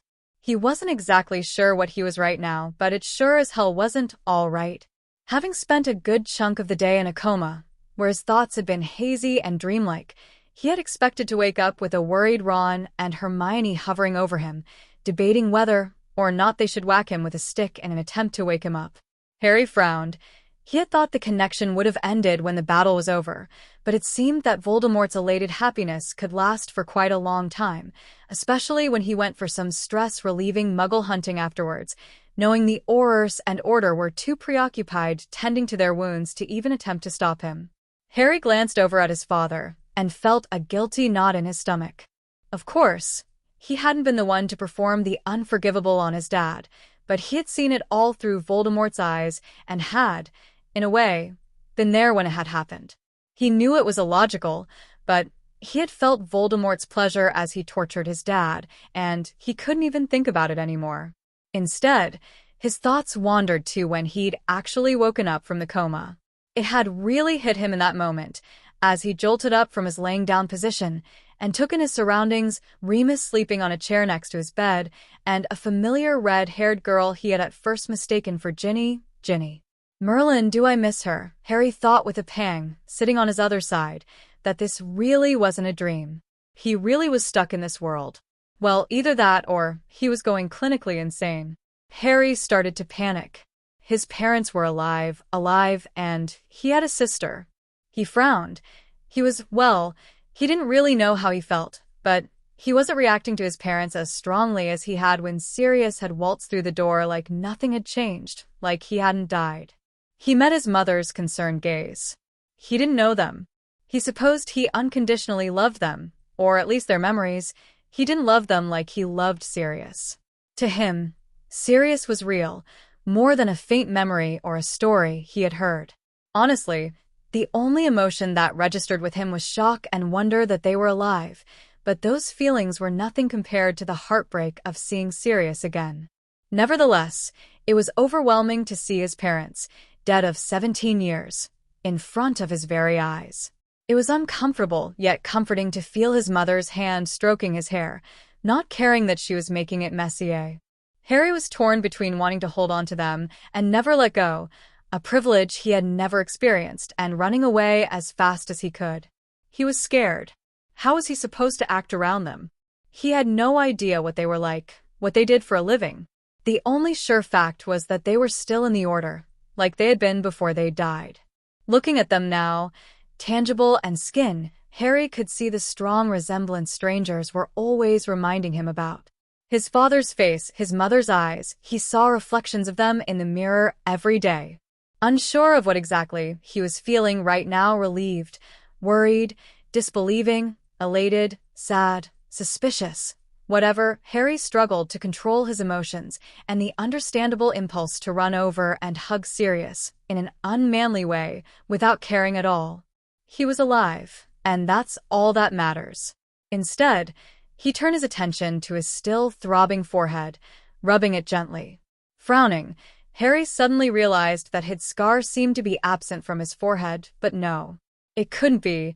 Nothing could ever take that cursed scar away. He must have merely missed it.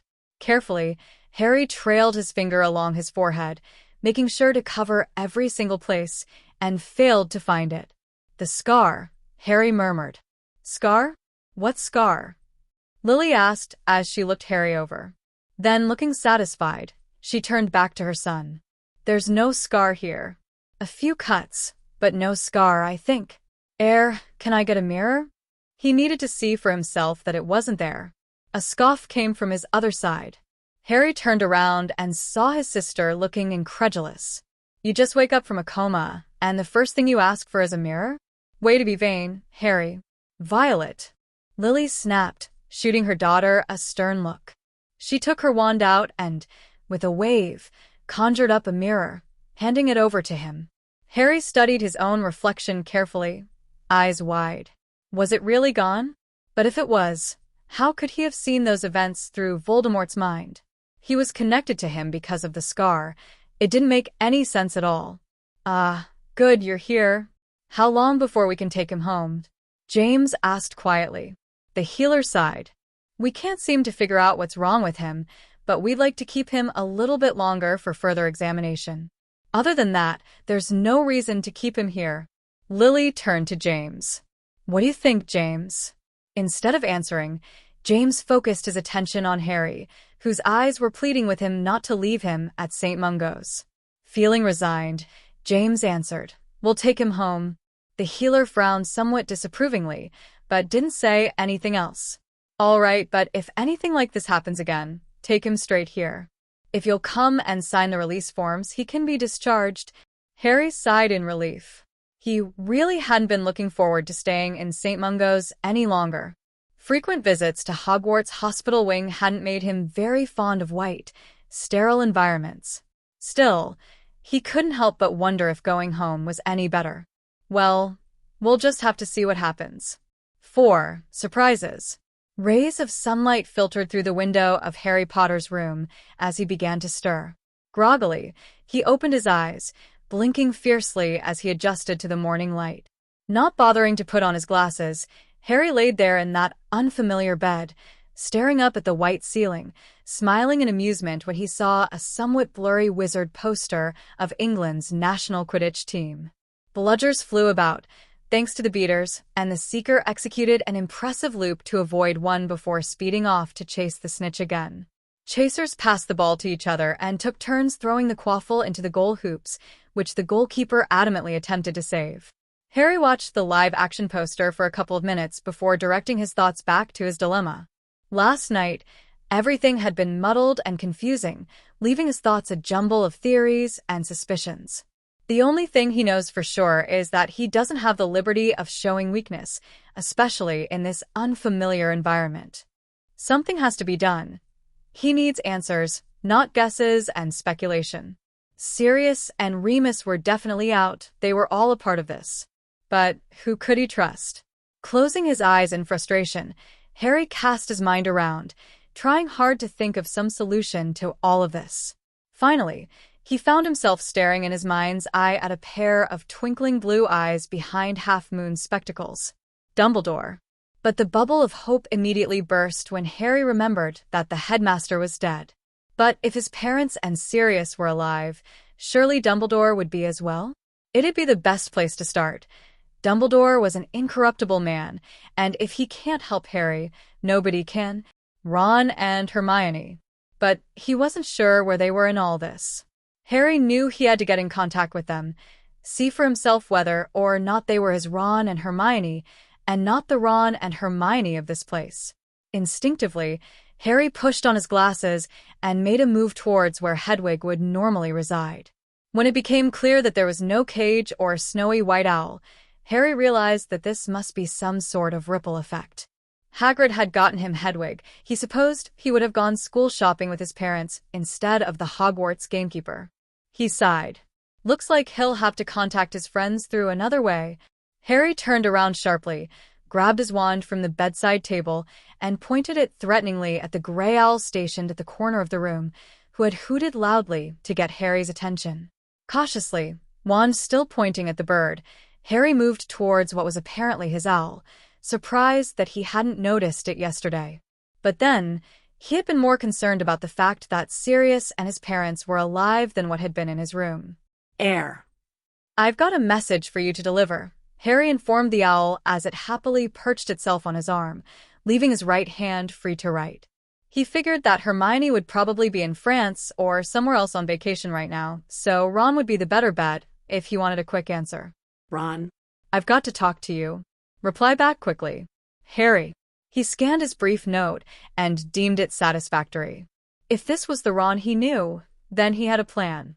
If not, well, he was sure that it wouldn't be enough to make him suspicious or anything. He hoped. After rolling the little scrap of paper up, he placed it between the gray owl's raised talon. "Can you take this to Ron Weasley for me?"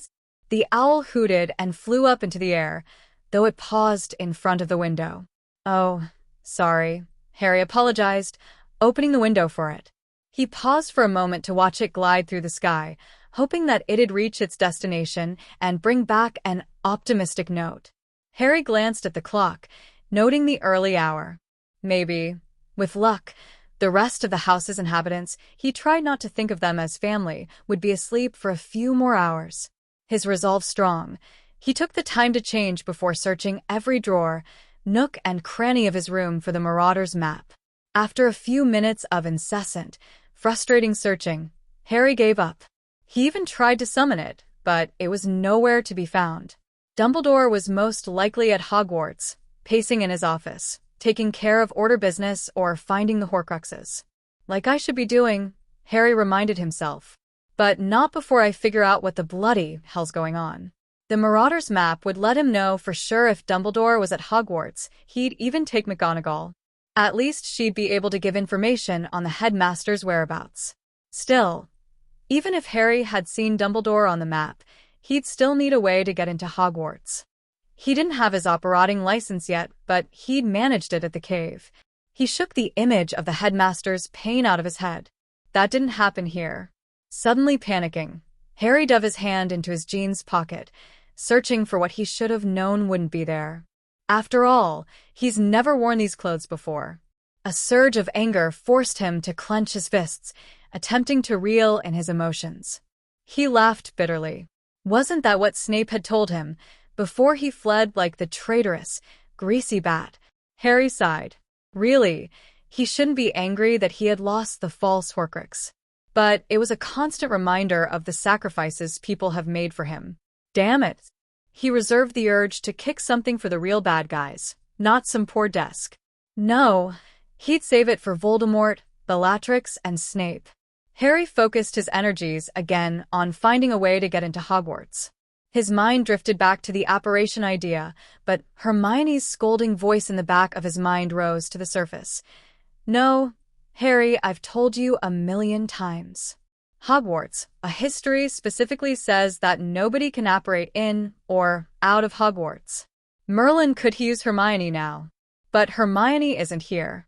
He could apparate outside of Hogwarts and find his way in, but how? He couldn't fly in.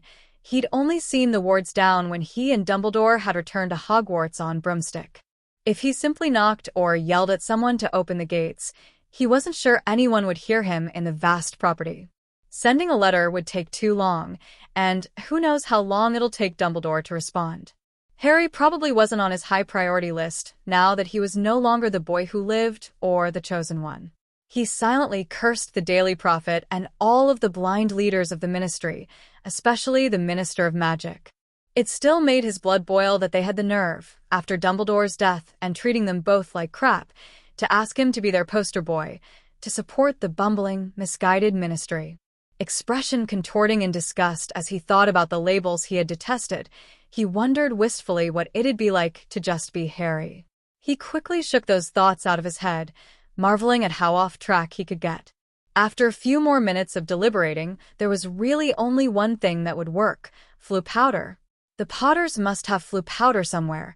With 2 children unable to apparate, they had to find a way to get places if they decided against using side-along apparition, or had to go somewhere that blocked it, like Hogwarts. Harry carefully placed his wand in his back jeans pocket, pausing as he remembered Mad-Eye Moody's harsh, panicked words 2 years ago. Don't put your wand there, boy. What if it ignited? Better wizards than you have lost buttocks, you know. A smile tugged at Harry's lips at that memory. Constant vigilance. Nevertheless, he gingerly took his wand out of his back pocket and into the pocket on his brilliantly red sweatshirt. He couldn't lose any buttocks or body parts there. Harry opened the door, fully intent on tiptoeing past the sleeping Potters. Unfortunately, fate had a different plan for him. The moment he opened the door and stepped through the doorway, something wet, heavy, and sticky fell on top of him, soaking his entire body in a mass of thick liquid while loud bells sounded from nowhere, alerting the entire household. Soon enough, a stampede of footsteps screeched to a halt in front of him. Merlin! Lily gasped when she saw a Harry-like figure completely drenched in red and gold paint. James just stared at the sight, noting Harry's still body, still in shock at what had just been promptly dumped on him. A shadow of a mischievous, famous marauder smile tugged at his lips, something that did not go unnoticed by his wife. However, someone else did not seem to possess the self-restraint to keep from laughing. A snort came from Violet, who had been standing beside her parents, her face red with effort. She lost the battle and a laugh erupted. Lily exchanged amused glances with her husband and waited for their daughter's giggles to subside. Well, Mum always thought the GRF indoor colors flattered you, Harry, Violet said slyly. Where did you get the paint? She had the grace to look ashamed. I sort of, conjured it. And broke the rules again, James added with a hint of pride. You're not going to report me, are you? Meanwhile, Harry had pulled out his wand and muttered Scourgify, enabling him to see again. What he saw was Violet putting on the world's best pout from the exasperated looks on his parents' faces. It was an old trick. I swear, she gets that from you, James, Lily accused. James shrugged, but a faint roguish grin lit up his face.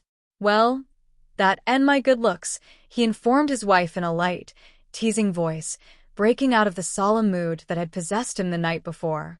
Not so good, Lily retorted, her voice equally teasing. Remember the first 6 years of Hogwarts?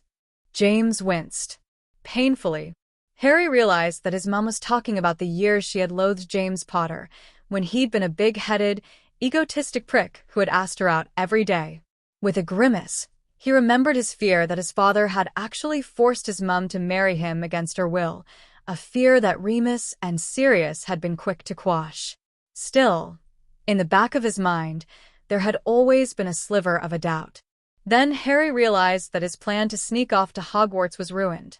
Irritated and annoyed at Violet for playing a prank on him right when he was trying to figure everything out, he resisted the strong urge to hex her.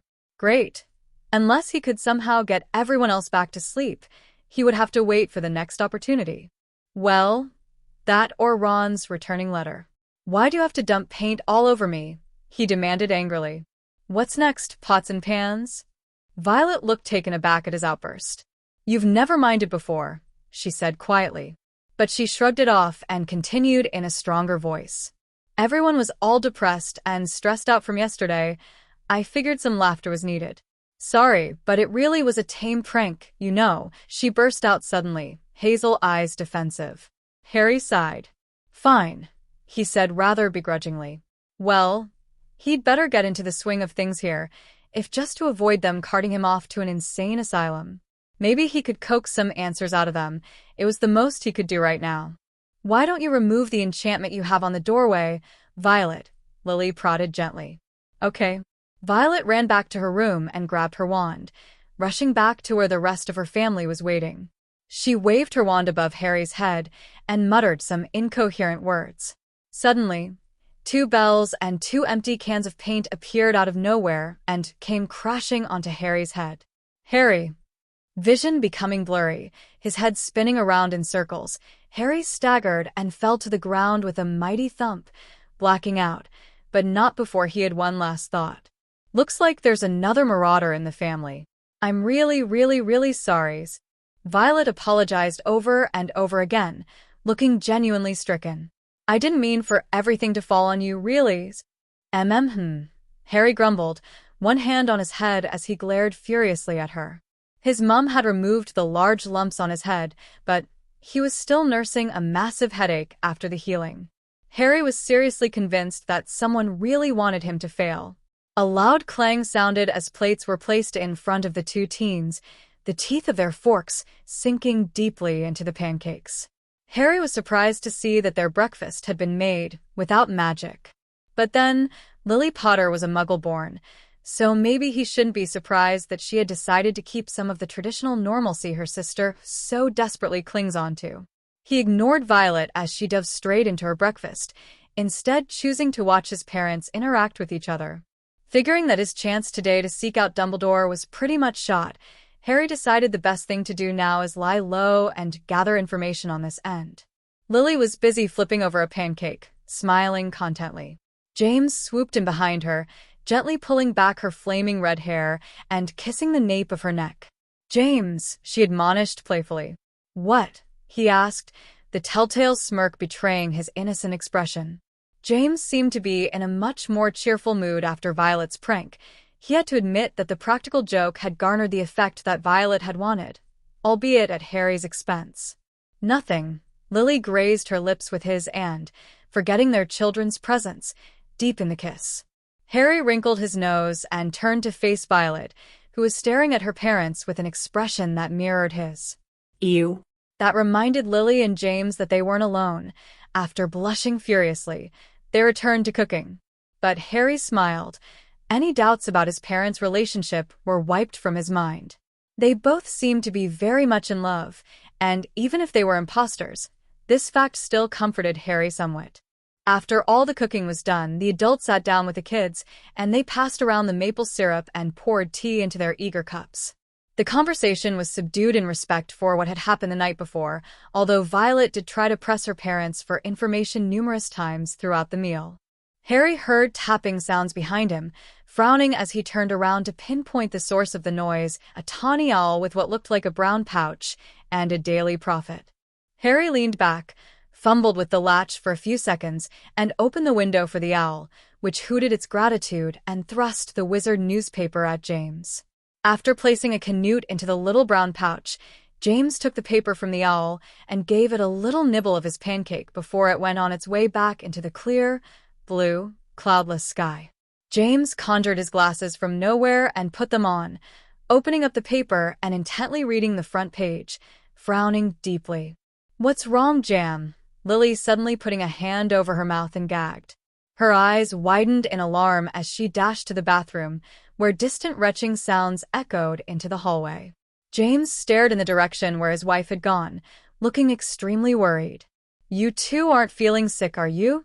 Violet and Harry exchanged glances and shook their heads. He felt fine. James set the Daily Prophet down and traced Lily's steps to the bathroom. Violet snatched the abandoned newspaper before Harry could. He wanted to wring his hands in frustration. Reading the newspaper would help him learn what was going on here. "Earth, can I have that?" he asked as Violet scanned the front page with scrunched eyebrows. "I got it first. You dumped paint buckets and bells on my head." Violet looked confused. "So?" Harry bit back a scream of frustration. Now he had an idea of what Ron had to go through with 6 siblings. He grew impatient and resolved the situation by simply snatching the Daily Prophet out of Violet's hands. Ignoring her squeal of protest, he quickly read the front page, eyes widening at the familiar picture of an uncomfortable-looking boy. The Chosen One, ally of the Ministry of Magic or unwilling puppet. The Chosen One, also known as the Boy Who Lived, has recently been a constant figure around the vast Ministry of Magic, writes Rita Skeeter, the Daily Prophet's esteemed correspondent. Neville Longbottom, who at first had been reluctant to make himself a public figure, has finally relented and now, after the heartbreaking tragedy of last year, decided to move on and join the Ministry in its hunt for He Who Must Not Be Named. Asked about his past reluctance to cooperate with the Ministry and the reason behind his change of heart, our Honorable Minister of Magic, Rufus Scrimgeour, answered, "Well, it seems that Neville has realized, after the events of the end of last school term, that decisive action must be taken, and taken immediately. He knows now that working for the Ministry will be in his best interest, and that we have the means to provide him with the best aura protection available. We will ultimately be of great aid to him in his quest to defeat you-know-who." Neville, who has been the object of both ridicule and admiration, only said that, "Well, in light of you-know-who's return, I have taken it upon myself to save the wizarding world from such an abomination. I am not just doing it for those who are living in such fear now, but for my parents. Yes, I miss them very much. Sometimes I still cry about them when I am alone." Despite everything the boy has gone through, Neville still possesses sensitivity, and a stray tear could be seen as our meeting came to a close. But this reporter was not entirely convinced. "After much digging and searching, I have come across overwhelming evidence that this new role may not indeed be a completely voluntary act on young Neville's part.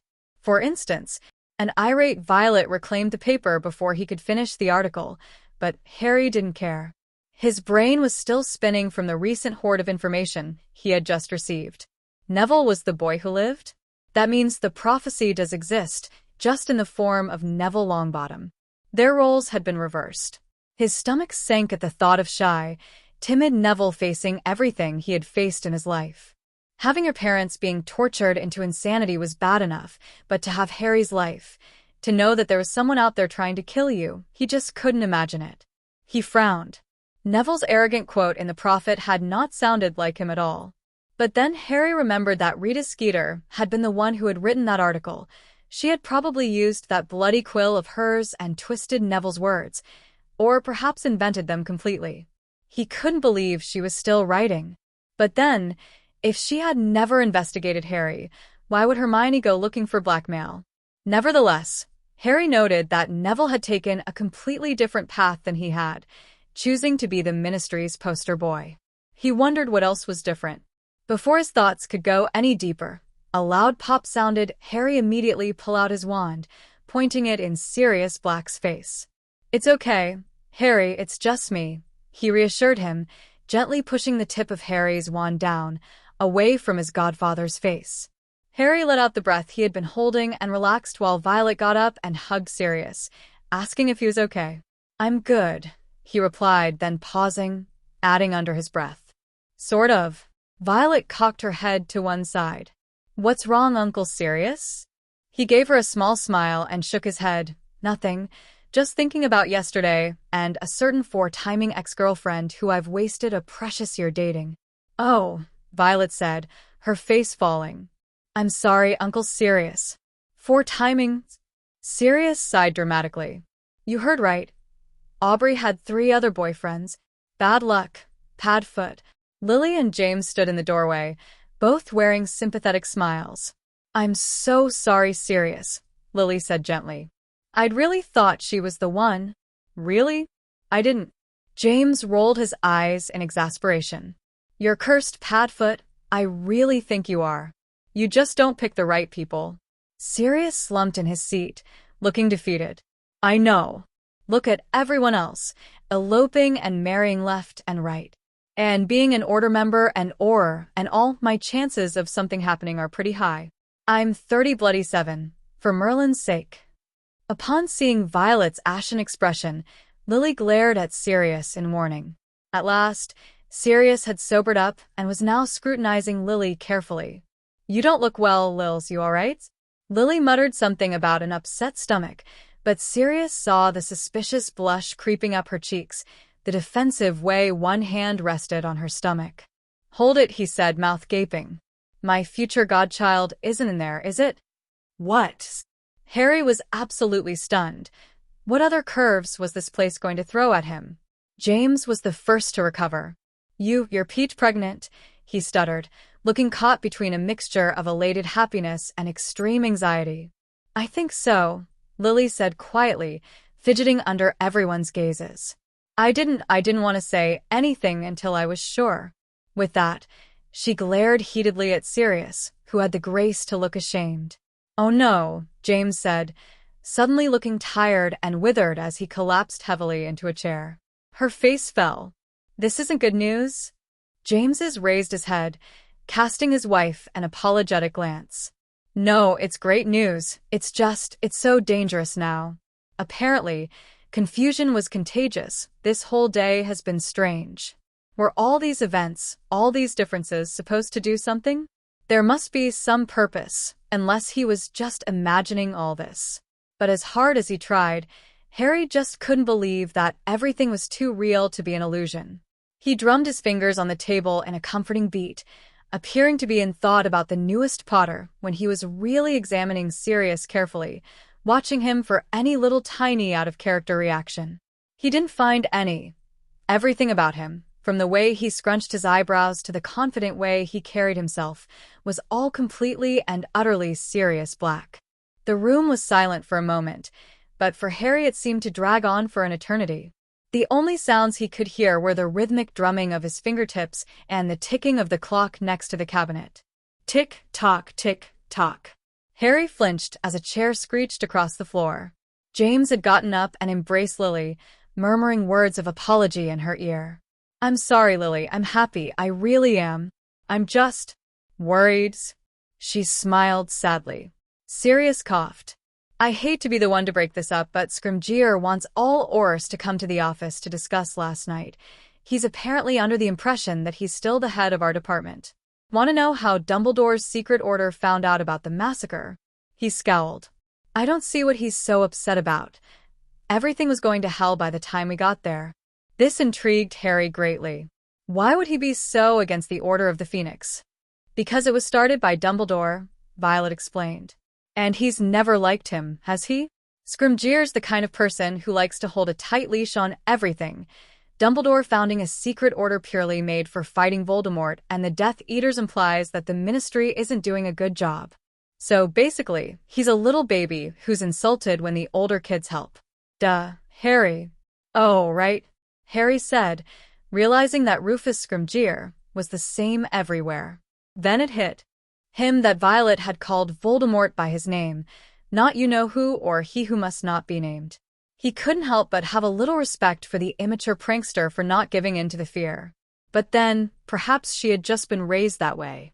Harry wanted to ask what would happen if the minister ever found out that they were Order members, but held his tongue, catching the look Lily sent him. She was starting to get suspicious with his question. He must have asked them this already, and Harry couldn't afford to get trapped in the corner now, not before he found out more. We'd better get going. Sirius checked his watch. We can't afford to be late. Husband and wife nodded. You two don't get into trouble while we're gone, you hear? What could we possibly do? Violet asked innocently, batting her eyelashes. James's voice was stern. No more pranks. I think your brother's had enough for the week. Just how often did Violet prank people? He had to solve this mystery somehow. Harry stared at the calm outside the window of the Potter house, knowing that he must get back to what he's supposed to be doing, finishing what he started. With a quick kiss, Lily rejoined the other two, and apparat to the Ministry of Magic. The moment they left the room, Harry rounded on his sister. What would happen if Scrimgeour found out they were Order members? Violet looked taken aback by this question. They'd be fired, probably. And maybe worse, I dunno. She tried to pass the way she set it off with an offhand manner, but he could tell that behind that, she was worried. Harry poked his pancake, deep in thought. Now that he's been here for a little bit, it was easier to play his part. His strategy right now seemed to be working. He figured he'd stick to it for the moment, although he'd make sure to fly to Hogwarts in the morning. Going at night wasn't a good idea. He wasn't sure if they'd check on him or not, but if he went in the morning, he could pass it off as something else. A nighttime excursion was bound to be more suspicious. But the truth was, he needed more time to plan, to absorb everything before he confronted Dumbledore, if he was there. As hard as he tried to optimistic about it, he couldn't help but feel like everything was about to spin out of control. Well, life was full of unexpected surprises. 5. Antithesis. Sirius fell through the veil. He was thrown backwards so slowly, so gracefully that the fall felt like an eternity to Harry's horrified eyes. His gaze locked on the falling figure. Maybe, just maybe, Harry could reach him before he disappeared forever. He ran, forgetting his injuries, the surrounding Death Eaters, Aurors, and friends, hurt, perhaps fatally. Right now, all he could see was his godfather beginning to vanish from his sight. Harry breathed a sigh of relief as he reached Sirius just in time, but was startled when Sirius's hand reached out and pulled Harry in with him.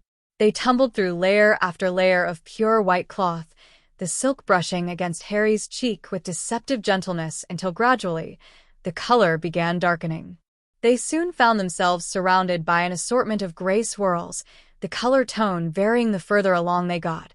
Eventually, the darkness engulfed them, and the black veil wrapped itself around Harry and Sirius, marking them with its imprint. As he was being smothered by the cloth, Harry could have sworn he saw a speck of green in front of his eyes. He opened his mouth to demand the reason why Sirius had pulled them in, but his tongue was silenced as a rush of sharp, frigid air assaulted his face. He looked down and immediately wished he hadn't. They were falling for an eternity, two figures cloaked by the shadow of night. Below him was a greenish tint in an otherwise dark sky, which puzzled him greatly. Sirius. Don't worry, Harry, Sirius's voice echoed in his head. Nothing bad will happen while I'm here. Harry bit his lip, disbelieving, but he trusted Sirius. After all, what could Harry do while falling from the sky? Wind howled in his ears as he sped up. Faster and faster they fell into nothingness. The emerald speck grew larger until its eerie brightness presented itself as a looming threat. His stomach sank horribly as he recognized the green symbol of terror, the emblem constantly imprinted in his nightmares. The dark mark. but they merely passed through the floating green clouds. Involuntary shivers possessed his body for a moment, but he stubbornly fought it off and looked down. Green filled his vision as he neared the highest tower. Wincing, he closed his eyes to block the blinding light out. When he opened them, a terrible sight beheld him. Albus Dumbledore's limp body fell over the railing, his robes, once magnificent, billowing out behind him, his arms stretched out as if soaring. An eagle. A phoenix. No. He was powerless. Still, he knew he couldn't leave him to die. Now that he was falling level with him, Harry desperately grabbed his mentor by the hand, attempting to yank the headmaster upright again. Leave him, Harry. There's nothing you can do. No. I'm not just going to let him die again. It's his time. He looked again at Dumbledore's peaceful eyelids. Why? Because sometimes you just have to be patient and let things run its course, Sirius said, his fierce gaze upon Harry. Remember that. Before Harry could answer, they hit the ground. Beep. Beep. Harry Potter awoke with a start, automatically grabbing his wand and pointing it at the darkness. Groggily, he tried to identify where he was. This didn't look like Privet Drive. He absorbed the Quidditch poster, the bookshelf filled with wizarding books, and everything came flooding back. Right, so his parents were alive, Sirius was alive, he had a prankster sister, and Neville is the chosen one. Everything makes sense now. Scowling at the bright green numbers in the darkness, Harry wondered if another prank was in store for him today. It had definitely slowed down his plans yesterday. He frowned. What had that dream been about? Let things run its course. What the hell was that supposed to mean? He felt like he'd been punched in the gut. Why'd he have to dream about the both of them? It wasn't as if he hadn't been having enough trouble being trapped in an unknown place. Taking a deep breath to calm his nerves, Harry twirled his wand between his fingers before pointing it at the doorframe. He wasn't taking any chances of having paint dumped all over him again. His door swung open. Oh, good, you're awake, Violet said. Harry stole an annoyed glance at the glowing 6:33 a.m., wondering why she was up so early. Violet's eyes followed his, and a slightly concerned look crossed her face. Don't you remember what today is? No. Violet hesitated. It's the anniversary of the Longbottom's murders, she said quietly. When Neville defeated Voldemort, Harry frowned. His parents had been killed on Halloween. Why were Frank and Alice Longbottom's deaths mourned now? But perhaps this, among other things, was just another difference here. Mum says to get dressed, so hurry it up. Yeah. Violet spared a moment to stick her tongue at him before slamming the door shut. Harry scoffed. Sisters. Checking once again to make sure his wand was securely snug inside his jean pocket, Harry descended the stairs and entered the kitchen, where the rest of them were waiting. He noticed that Lily kept on glancing at the clock nervously every few seconds. Oh, there you are, Harry. We've better go, James, or risk being late. James nodded and quickly put on his muggle jacket before reaching into a drawer for a sack of powder. He handed it to Harry and grabbed a fistful of Floo powder, shouting, Mrs. Longbottom's house, and disappearing a flash of emerald flames. Harry did not feel comfortable with this. He shifted slightly as he allowed Violet to take some Floo powder of her own. In the world he knew, Harry had yet to visit Godric's Hollow, his parents' graves. He meant to, right after Bill and Fleur's wedding, but this he wasn't prepared for. The Longbottoms weren't his parents, and it felt strange just thinking about commemorating people who shouldn't have died, who should be insane. He wondered which scenario was worse. Would the Longbottoms or Neville had preferred it if Frank and Alice had died instead of becoming empty shadows of their old selves? If they had the choice, would they have chosen death? Would Harry's parents? Not that it'd matter, since they didn't really have a choice in the matter. They were murdered. Murdered so Harry could save the world and be the cursed boy who lived. He clenched the Floo powder sack tightly with his fingers, the mere thought of that fateful Halloween night causing his blood to rise. For so long, Harry hadn't known a single truthful fact about his parents or known anybody who actually cared that they had died. Perhaps, Harry thought, deep inside her leather heart, Aunt Petunia did love her sister, did mourn for her internally in the privacy of her heart, but he might be wrong. Still, this would be a good opportunity to extract more information, learn more about the differences of this place compared to the one Harry knew. Doesn't hurt to think positively, right? Harry's? He turned to his mother. Are you ready to go? Oh, yeah, right, Harry muttered, walking into the fireplace carefully. Soon, he felt himself yanked in that infernally sickening sensation, spiraling through varied fireplaces before tumbling clumsily into a well-lit, clean room, its carpet soon to be smudged with soot from a certain Harry Potter.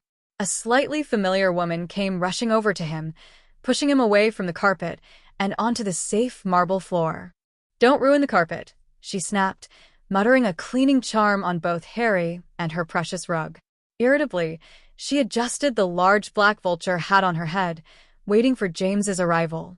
Neville's Grams? Harry instantly recognized the vulture hat that Neville had dressed Boggart Snape in during defense against the dark arts third year. His chuckle was smothered, however, by James Potter's arrival. Luckily for Mrs. Longbottom, he was much better at staying on his feet after flood travel. Where's Neville's? James asked, looking around for him. Mrs. Longbottom fidgeted slightly. He couldn't make it today. He's been summoned by the ministry. She scowled. Apparently, the blasted ministry hadn't had the heart to leave Neville alone today of all days. Not including you two, of course, she added hastily. No problem at all, Augusta. Lily smiled reassuringly. You know we are not, She glanced suspiciously around the room before lowering her voice. Are you positive there are no bugs in the room? Have they all been exterminated? If I remember correctly, you had a fairly troublesome pest problem about a month ago. Harry looked up, his interest piqued. Surveillance had been placed in Mrs. Longbottom's house? But why? Who would want to spy on an old lady? Wait. Not Mrs. Longbottom. Neville, or members of the Order of the Phoenix. Mrs. Longbottom tittered impatiently. Yes, of course, I had Nymphadora charm the place, make it safe. I would have had you do it, Lily dear, but you are already under suspicion. I did not wish to add to it. Lily and James both nodded their thanks. Wait, Violet interrupted brashly. What do you mean you are already under suspicion? You told me everything was okay. She glared accusingly at her father, who did not look guilty in the slightest. It's not as bad as it sounds, Vi. How's that? Lily sighed. Everyone knows we have strong ties with Dumbledore, that we have a very personal reason for wanting Voldemort dead and joining the Order. Lots of people are suspected, but lots of people aren't my mum and dad, she yelled back angrily. Excuse me, young lady, Mrs. Longbottom snapped. This is supposed to be a quiet day of remembrance, not of accusations. Violet looked down at the rug, ashamed. I'm sorry. Harry soaked all of this in with interest. They were all so rigid. There's been a constant intensity and unease that had not been present as often in his world. He observed the family. Maybe he'd never noticed because he'd never had this before. He thought about the Weasleys, how good they'd been to him ever since meeting Ron on the Hogwarts Express all those years ago. They treated him like a second son, but it wasn't the same.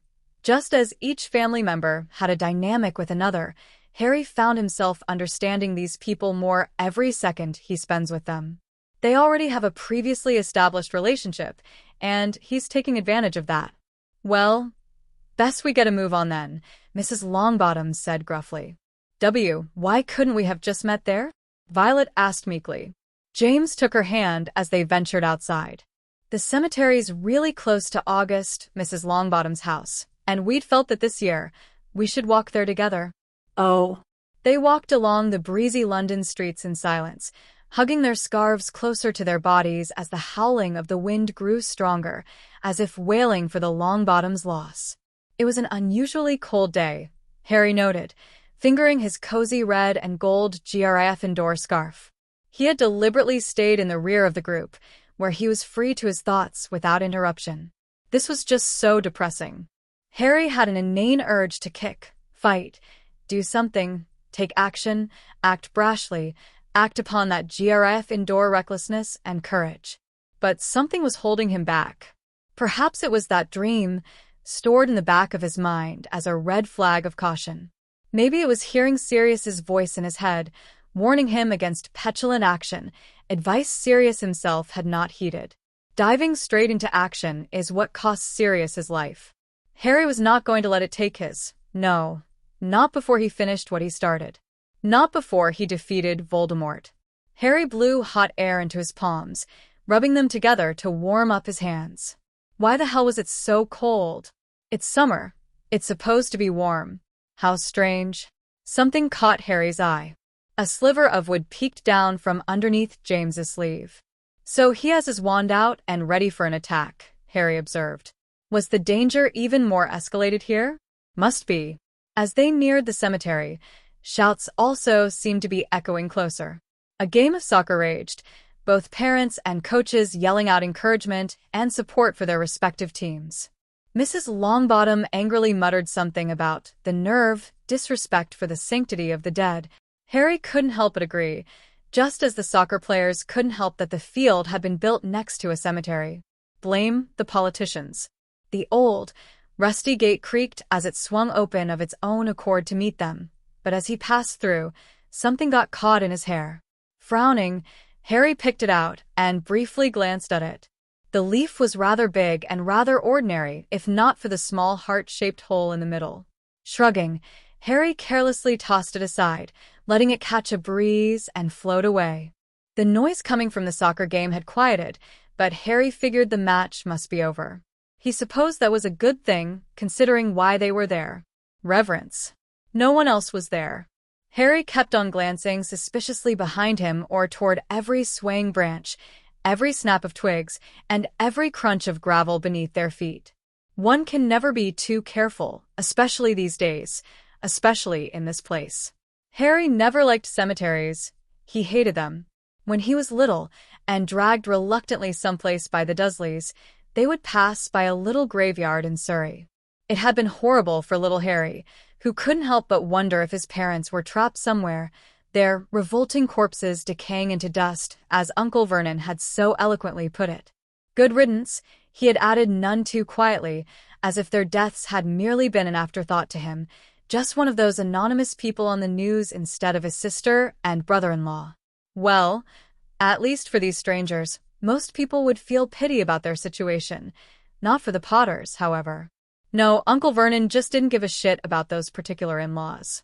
It hadn't helped his fear of cemeteries when Dudley had shoved him, giggling crazily, into an open, unoccupied grave meant for a well-loved elderly man, whose coffin would be carried amongst his family and friends hours later. Poor Harry had been so traumatized by that experience, his unheard screaming from beneath the earth, heart thumping out of his chest as he wondered if the high dirt walls would collapse, leaving him to suffocate alone and abandoned. Would anyone have mourned for him if it had? Probably not. Not by the Muggles he knew. Not by the Dursleys, the only family he had, a family who hated everything about him, from his once crooked glasses to his unruly hair all the way to the stupid scar that had landed him in their custody in the first place. He vaguely remembered the woman with kind green eyes, not quite as brilliant a green as his own, but a memorable sort of green nonetheless. They had reminded Harry of his mum, whatever memory of her that was etched in his subconsciousness. He remembered that long stretch of time when they had just stood there, staring at each other. Silence had bridged the distance between the mourners and the boy standing on a mound of dirt that didn't belong to him. To Harry, the woman above had been miles higher than him, perhaps almost stretching to heaven. For a short, amazing moment, Harry had thought he was staring at his mum, finally here to rescue him from his guardians and bully of a son, the reason why he had been stuck in that grave in the first place. But the woman had blinked out of her shock at seeing a scrawny little boy standing in a grave and called out to someone. In no time, Harry had been lifted out of the grave, proceeding to be interrogated. "Who are your parents? Where are they? What's your name, son? How long were you in there? Why were you in there?" Harry had sat there in silence, hoping beyond hope that they would never find the Dursleys. If he had been lucky, he probably would have been shipped off to an orphanage. So Harry had kept his silence, keeping his fingers crossed that he'd be able to escape the Dursleys, even if it meant living under the state's care. Alas, no such luck. They had recovered him. Even back then, Harry had not been stupid enough to think that his aunt and uncle had searched for him because they actually cared. No, they just hadn't wanted to have a black smudge on what they considered a perfect parental record, nor did they wish to have the government on their arses for losing him. "Come here, boy," Uncle Vernon had growled, leading Harry away with a disgruntled expression on his face, disgusted that his freakishly abnormal nephew had called the bad sort of attention towards his perfectly normal family again. Of course, typical Uncle Vernon, the porky man had completely ignored the fact that it had been his own equally pig-like son who had pushed Harry into that position in the first place. Something white was shoved into Harry's face, breaking into his memories. "Take it, Harry," Violet urged under her breath, waving the white rose between two fingertips. He took it from her, noticing that everyone was also holding one. They must have conjured it without him noticing. Mrs. Longbottom stepped forward in front of the two graves, the wrinkled creases of her face somber. "Oh, Frank, Alice." The wind brushed past her, carrying her voice into the air, perhaps where her son can hear her. She looked as if she wanted to say more, but couldn't find the words. Instead, she carefully placed the white rose, symbolizing life, instead of death, between the two graves, tucking it in carefully so the wind could not easily misplace it. This simple, sentimental custom was the best way to remember their lives, instead of mourning their deaths. He placed his rose between the others. Sinking down to his knees, Harry sharpened his senses for danger, but allowed his mind to wander in those precious moments of meditation. Crack. Eyes snapping open, Harry realized that the delicate white petals had been frozen into brittle ice sculptures. Oh no! He could already feel his insides freezing, his head screaming with voices that weren't his heart pumping as both his and the voices' fear seized him. No time to think, he had to act before. Expecto Patronum. Harry shouted on instinct, trying to get his hazy mind to focus on that happy memory, to sift through the darkness and lost to find the light. He didn't even remember reaching for his wand, but there it was, outstretched in front of him as the brilliant glow emitted from it, shaping into a fierce stag, antlers bowed. Prongs charged at the Dementa, sending it spiraling away before it had a chance to get to him. "Harry, watch out!" James shouted, sounding slightly shocked, as he protected the rest of his family. "Get over here." Harry nodded and turned to help them when a cold, rattling breath caught him off guard from behind. He tried to fight it, urged Prongs, who was slowly disappearing, to come again, but the stag had faded, Prongs was gone. Pressure began building up in his head as the echoes of the dead increased their assault on his mind. Please, defiance, panic, sorrow, love, cold, remorseless laughter. "Not Harry, please no. Take me, kill me instead. Stand aside, you silly girl. Your mother need not have died, you know. Lily, take Harry and go. It's him." Go. Run. "I'll hold him off." Gravity. Cedric fell as the burst of green light struck him, his eyes wide open in shock.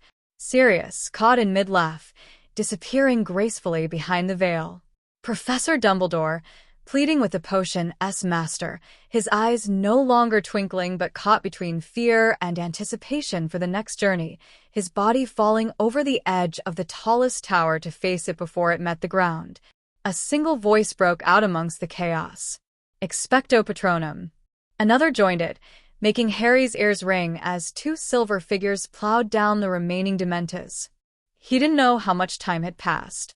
Groggily, he registered that someone was shoving something hard and sweet into his mouth. A chocolate bar.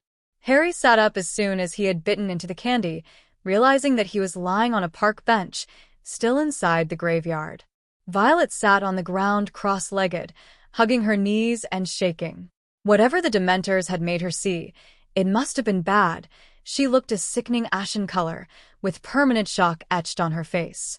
But he didn't have long to dwell on it, for a pair of long arms had attached themselves around Harry, bringing him into a bone-crushing embrace. His own green eyes stared back at him in worry, shock and wonder, filled with unrestrained emotions. "You had me worried sick," Lily snapped, her words underlined with a shrillness that echoed Aunt Petunia. "What were you thinking, trying to tackle that thing? You could have been killed. You okay?" she added, ruffling his hair affectionately before embracing him again. "Don't suffocate the boy, Lils. James said. He then turned to Harry, frowning. Where did you learn to conjure a Patronus? Remus said that'd be a part of this year's curriculum. Harry couldn't very well say that he'd learned it from said werewolf in his 3rd year. He had to divert the attention from himself. Where did the Dementors go? And where's Mrs. Longbottom? James eyed him suspiciously, clearly noticing that Harry was trying to avoid the question. However, he didn't press the matter further, merely pointing a somber finger in the direction of Frank and Alice Longbottom's graves. Mrs. Longbottom was kneeling on the frosty ground, her old, wizened hands carefully chipping ice off the tombstone with tender care. Her face was expressionless, at an impasse between sorrow and fury. But when she briefly directed her face in their direction, Harry could see the old woman's eyes both blazing and watering with tears and anger. In that moment, she looked like a tiger, ready to pounce on anyone at any time in a petulant second. Harry wondered if that was what Sirius had felt the night Harry's parents died, the same very alive people standing next to him. He wondered if Sirius's heart had been filled with the fresh anguish in Mrs. Longbottom's eyes, and if that anguish had turned to fury, if that fury had mutated into a thirst for revenge, for that bloodshed of whoever had murdered them or desecrated their memory. Unfortunately, and fortunately for Mrs. Longbottom, the Dementors cannot be easily found or destroyed. Like the despicable traitorous rat Peter Pettigrew, they work for Voldemort and are under his protection. Voldemort definitely would not have spared her, would not have even given a thought to it when he waved his wand at her and lazily uttered the unforgivable Avada Kedavra. He has no heart, not even compassion for a woman who's lost her son and daughter-in-law in a horrible way. And soon, when the time comes, no one will show Voldemort any compassion or mercy. Not that Tom Riddle had ever wanted it. You sure we shouldn't be with Augusta right now? James shook his head. No, I think she wants to be left alone. Don't worry, Lily, he added quickly, noticing Lily about to argue. If she needs us, she'll call us. Her green eyes narrowed, but after an internal battle, she decided to be reasonable, instead just asking tiredly, anyone hungry? 3 heads confirmed in unison. Hot chocolate should do the trick, she murmured to herself. I think I still have some left over. She began to take out the hot cocoa packets and a meager bag of marshmallows, but James immediately took the ingredients out of her hand, insisting on making it. I'm perfectly capable of brewing hot chocolate, James. I'm not an invalid. James sighed. I know, but you really should sit down and rest. You're pregnant, remember? Of course I remember I'm pregnant, James, she snapped, reminding Harry of the tempered argument he had witnessed in Snape's Pensive, when Lily had informed James that she'd rather go out with a giant squid than him any day. After all, I'm the one who has the morning sickness, the nausea, people constantly touching my stomach, invading my personal space. James smiled patiently, knowing she hadn't meant it. And mood swings, I know. But it's been a tough morning, and you really should rest. I insist. I promise I won't poison the hot chocolate, Scout's honor. He added lightly, using that muggle terminology that he'd heard once. As long as it's not poisoned, Lily grumbled, but she did sit down with her kids. A smile stayed on James's lips as he began to make hot chocolate without magic, the muggle way, allowing the sweet aroma to fill their noses and hearts, battling the lingering coldness that stays in the system after a Dementor attack. Violet sure looked like she could use some hot cocoa. Despite being indoors again, her face was still abnormally pale, her usually bright, mischievous hazel eyes darkened and dulled by something no one else could see. Are you okay? Harry asked awkwardly. He felt this inert concern for her, but that may just be because she looked an inch away from death. She flinched at his words, spooked by something hidden behind the shadows of her eyes. I'm fine, she muttered quickly in a nearly inaudible tone. Frowning, Harry shook his head. He didn't believe her. Violet ignored him, but didn't shake off her mother's comforting arm around her shoulder, gently stroking her vibrant hair. Lily smiled at Harry, showing him without words that she appreciated him being kind to his sister. No one has ever looked at him like that. Mrs. Weasley came close, but it wasn't the same, because although in many ways she was a surrogate mother to him, she wasn't his actual mother. Drink up. Harry sipped his hot chocolate, savoring the taste and the warmth that spread all the way down to his toes. "Thanks," he said politely, granted a smile in return as James sat down next to him. They sat there in comfortable silence, enjoying their company and sipping the drinks. Harry couldn't help but notice that Lily and James kept on glancing worriedly at Violet, who was stubbornly pretending not to notice it, instead staring ahead into space and stirring her cocoa absent-mindedly. "What's wrong, Violet?" Lily finally asked. Violet froze, letting her spoon clang against the ceramic cup. "Nothing's wrong. I don't believe that." "You don't have to. Violet, talk to me. It's no good to pen things up inside." "Why?" "It's going to have to come out eventually. I don't want it to come out now." "You really believe that?" "It's my feelings, Mum. My business. I'm just trying to help, Well, don't," Violet shouted, her knuckles white from being clenched so hard. "Violet," James warned sternly before turning back to his wife. "Lily, let it go." Lily bit her lip, but did back off reluctantly. Harry noticed the fear reflected in her eyes, though fear for her daughter, fear for the unknown, fear of the dark. "Can I go to my room?" Violet asked, her voice strained and tight, trying her very best to keep it even and composed. "Sure," both parents said in unison, and both continued to watch her back as she practically sprinted out of the kitchen and listened to her feet as it pounded up the stairs. Lily put her face in her hands, looking lost. "I shouldn't have interrogated her like that before she was ready." "You were worried. We both were," James said firmly. "We're going to have to talk to her about it soon anyway."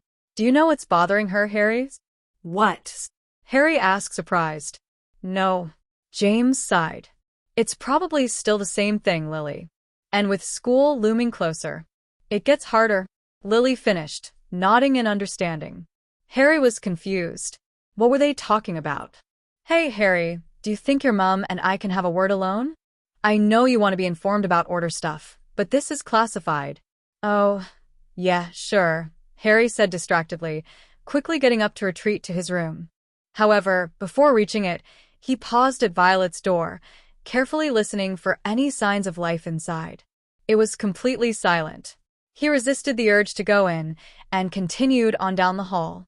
A loud welcoming hoot when he entered the room made him nearly jump out of his skin in shock, and he had his wand instantly out and pointing at the owl perched on the desk, a roll of parchment tied around its legs. A surge of hope swelled in Harry's heart as he realized that the owl must have brought Ron's answer back. He eagerly relieved the owl of its burden, took a few moments to rummage the drawers for owl treats, and finally unrolled Ron's letter. "Potter." "Stay the bloody hell away from my sister." Harry reread the letter again and didn't find any hidden meaning in it whatsoever. No hint of Ron, his best friend. Sinking into his chair, Harry, in an impulsive act of frustration, tore the parchment to shreds. He had never felt so alone in his life. 6. Shadow. The bacon sizzled above the stove as Harry prepared breakfast, its scent filling his nose with familiarity. This wasn't a huge task by any means. He was used to making breakfast for the Dursleys. Still, it was nice to be able to cook without worrying about thin, disapproving lips screaming at him every 5 minutes. After all, nothing had ever been good enough for his aunt's ickle dudders. He smiled. He didn't have to worry about that here. "Thanks for helping out, Harry." "It's okay," he answered distractedly, busy turning the bacon over. It hissed as the aroma released into the kitchen, grease and oil sizzling in the pan. What had once been a stressful affair actually seemed pleasant and calming when he didn't have his aunt breathing down his neck like a bony Hungarian horntail. Lily eyed him suspiciously. "I'm curious, Harry, to know when you turned into a chef. Only time you had showed interest in cooking was when we got you the magic desert oven when you were 5. Burned the cookies every time. You didn't cast a spell on yourself, did you?" "What?" "Just because you're of age now does not mean you need to use magic for everything. Honestly, Harry, what are we screaming at Harry about?" Lily turned to acknowledge her husband, who had been running a hand through severely disheveled hair. "We are not doing anything. I am yelling, not screaming." She placed her hands on her hips. "Your son." Oh, so when he's in trouble, he's just my son now, is he? He teased, smiling patiently. Your son has been using spells on himself to enhance his culinary skills. But I didn't use a spell. Harry groaned. She's being paranoid. You're being paranoid. Sparkling green eyes flashed dangerously as Lily opened her mouth to snap back. James decided it was best to intervene. The bacon's burning, he shouted. Lily swiftly turned on instinct. Sure enough, there was now a coal-like quality to the unsupervised bacon. She flicked an urgent finger in the direction of the stove. To Harry's surprise, the knob controlling the stove switched off on its own. She can do wandless magic? James nodded in approval. I forgot how much of a magic booster pregnancy is. Lily smiled. I didn't. Remember that time at Hogwarts when I was pregnant with Violet? When Harry got himself lost? He wasn't lost, Lils, just picking up on that marauder penchant for exploring. And worrying his mother so sick that she would have blown up some of Albus's possessions if her ex-marauder husband hadn't stopped her. Lily finished, gazing at James affectionately. Albus's possessions, Harry blushed, remembering his own temper tantrum in Professor Dumbledore's office. Unfortunately, that occasion was not one to laugh about. The meeting had been very serious, concerning not Harry's physical whereabouts, but the placement of a great burden upon his shoulders. Harry, the boy who lived. Harry, the chosen one. Harry, not the person, but a fulfillment of a prophecy, an icon of achievement and of the past and future downfall of Lord Voldemort. Although he had felt justified in his fury at the time, he still regretted his loss of control, of wearing his heart on his sleeve. He scowled, kicking himself mentally for invoking Snape's words. Snape, the betrayer, the Death Eater, Dumbledore's murderer. Fists clenched tightly, Harry had managed to disperse his scowl by the time Lily turned to face him. Would you mind waking Violet up for breakfast? She asked casually, but her eyes warned him, perhaps about her state of mind after the Dementor attack. His interest was piqued. Just how differently had Potter family had fared through the years? Unfortunately, a direct question would be too suspicious. From the way they talked about it, Harry was expected to know exactly what had happened to his little sister, whatever it may be. Okay. Still, when he found himself standing in front of her door, his fist remained suspended over the barrier, in the process of knocking.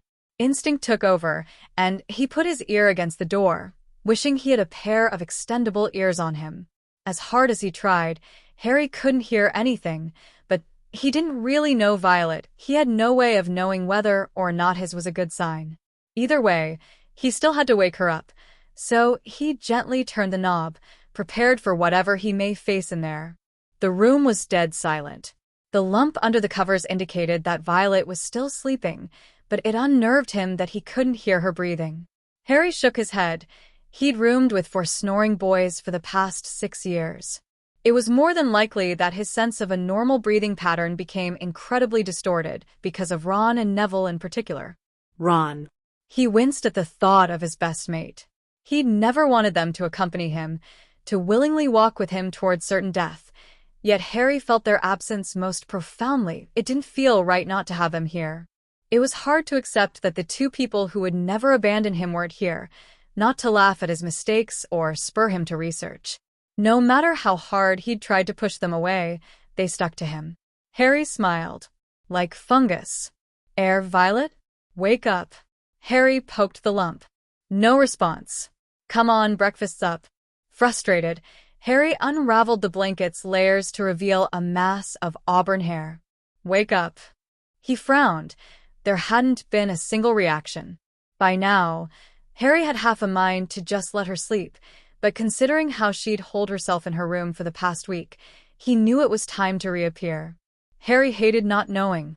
All he knew was that she was reacting violently to whatever traumatic experience she'd seen that day at the graveyard, but he didn't know what.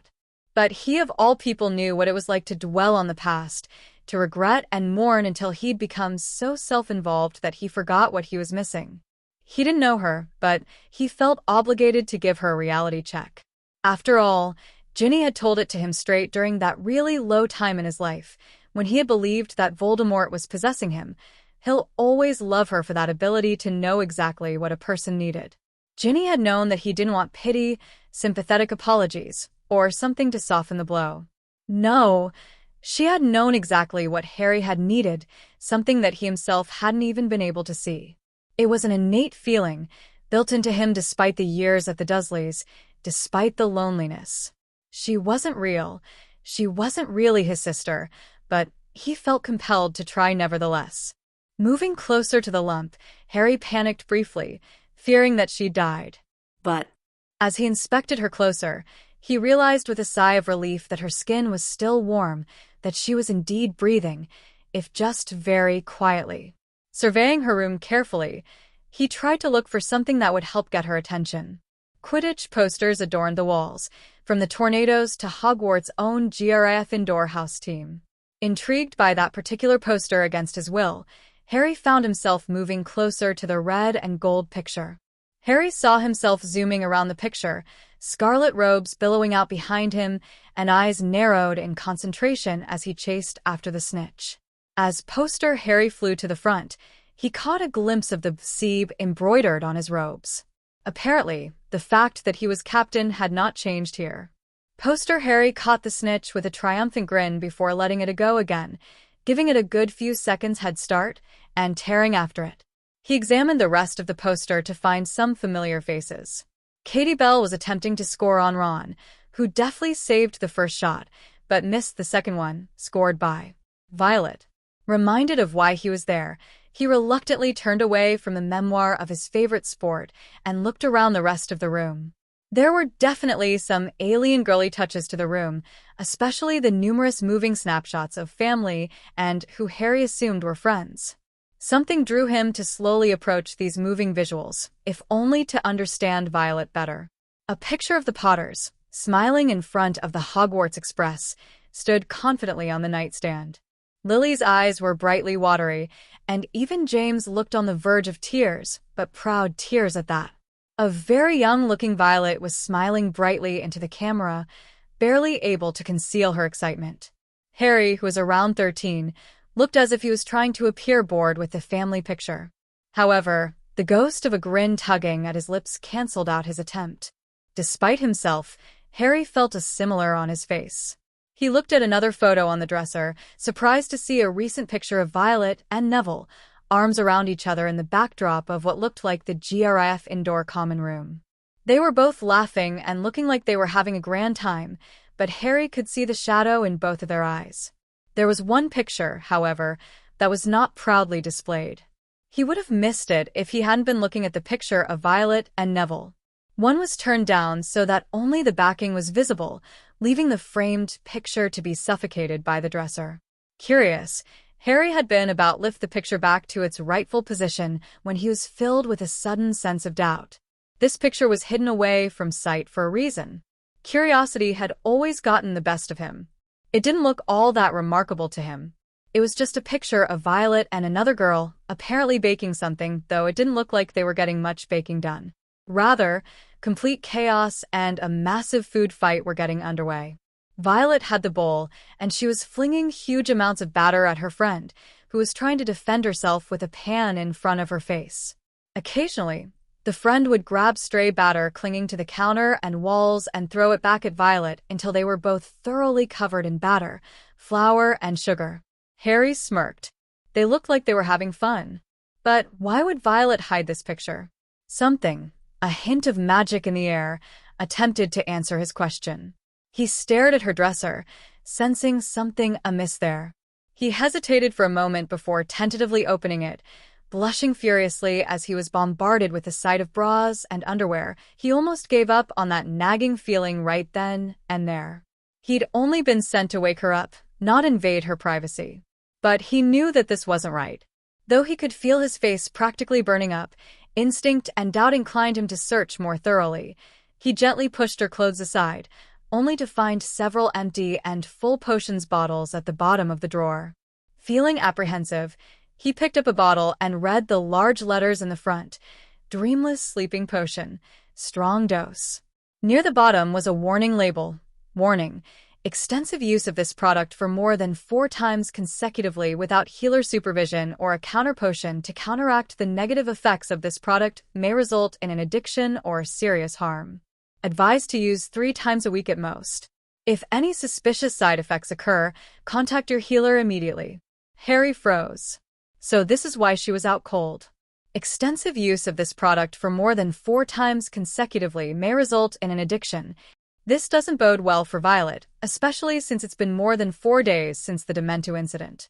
Silently, Harry counted 6 empty bottles, 1 for every night except for the first. But how did she get so many of these? Before he could muse over it more, a sharp, threatening hiss issued from behind him. Spinning around, Harry gaped. How could he not have noticed that when he had first walked into the room? The glaring serpent behind the glass cage eyed him with intense scrutiny, prompting him to hesitantly approach it. Why would Violet, a proud Gryffindor, want a snake for a pet? More importantly, why would James and Lily Potter, arguably the most anti-Voldemort couple in Britain, allow a creature so intimately associated with Voldemort reside in their home? Harry froze. Violet couldn't be a Parseltongue, could she?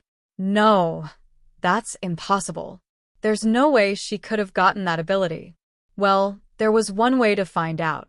Taking a glance at Violet's still form, he made his way over to the snake, ignoring the suspicion in its fierce gaze. Has Violet ever spoken to you?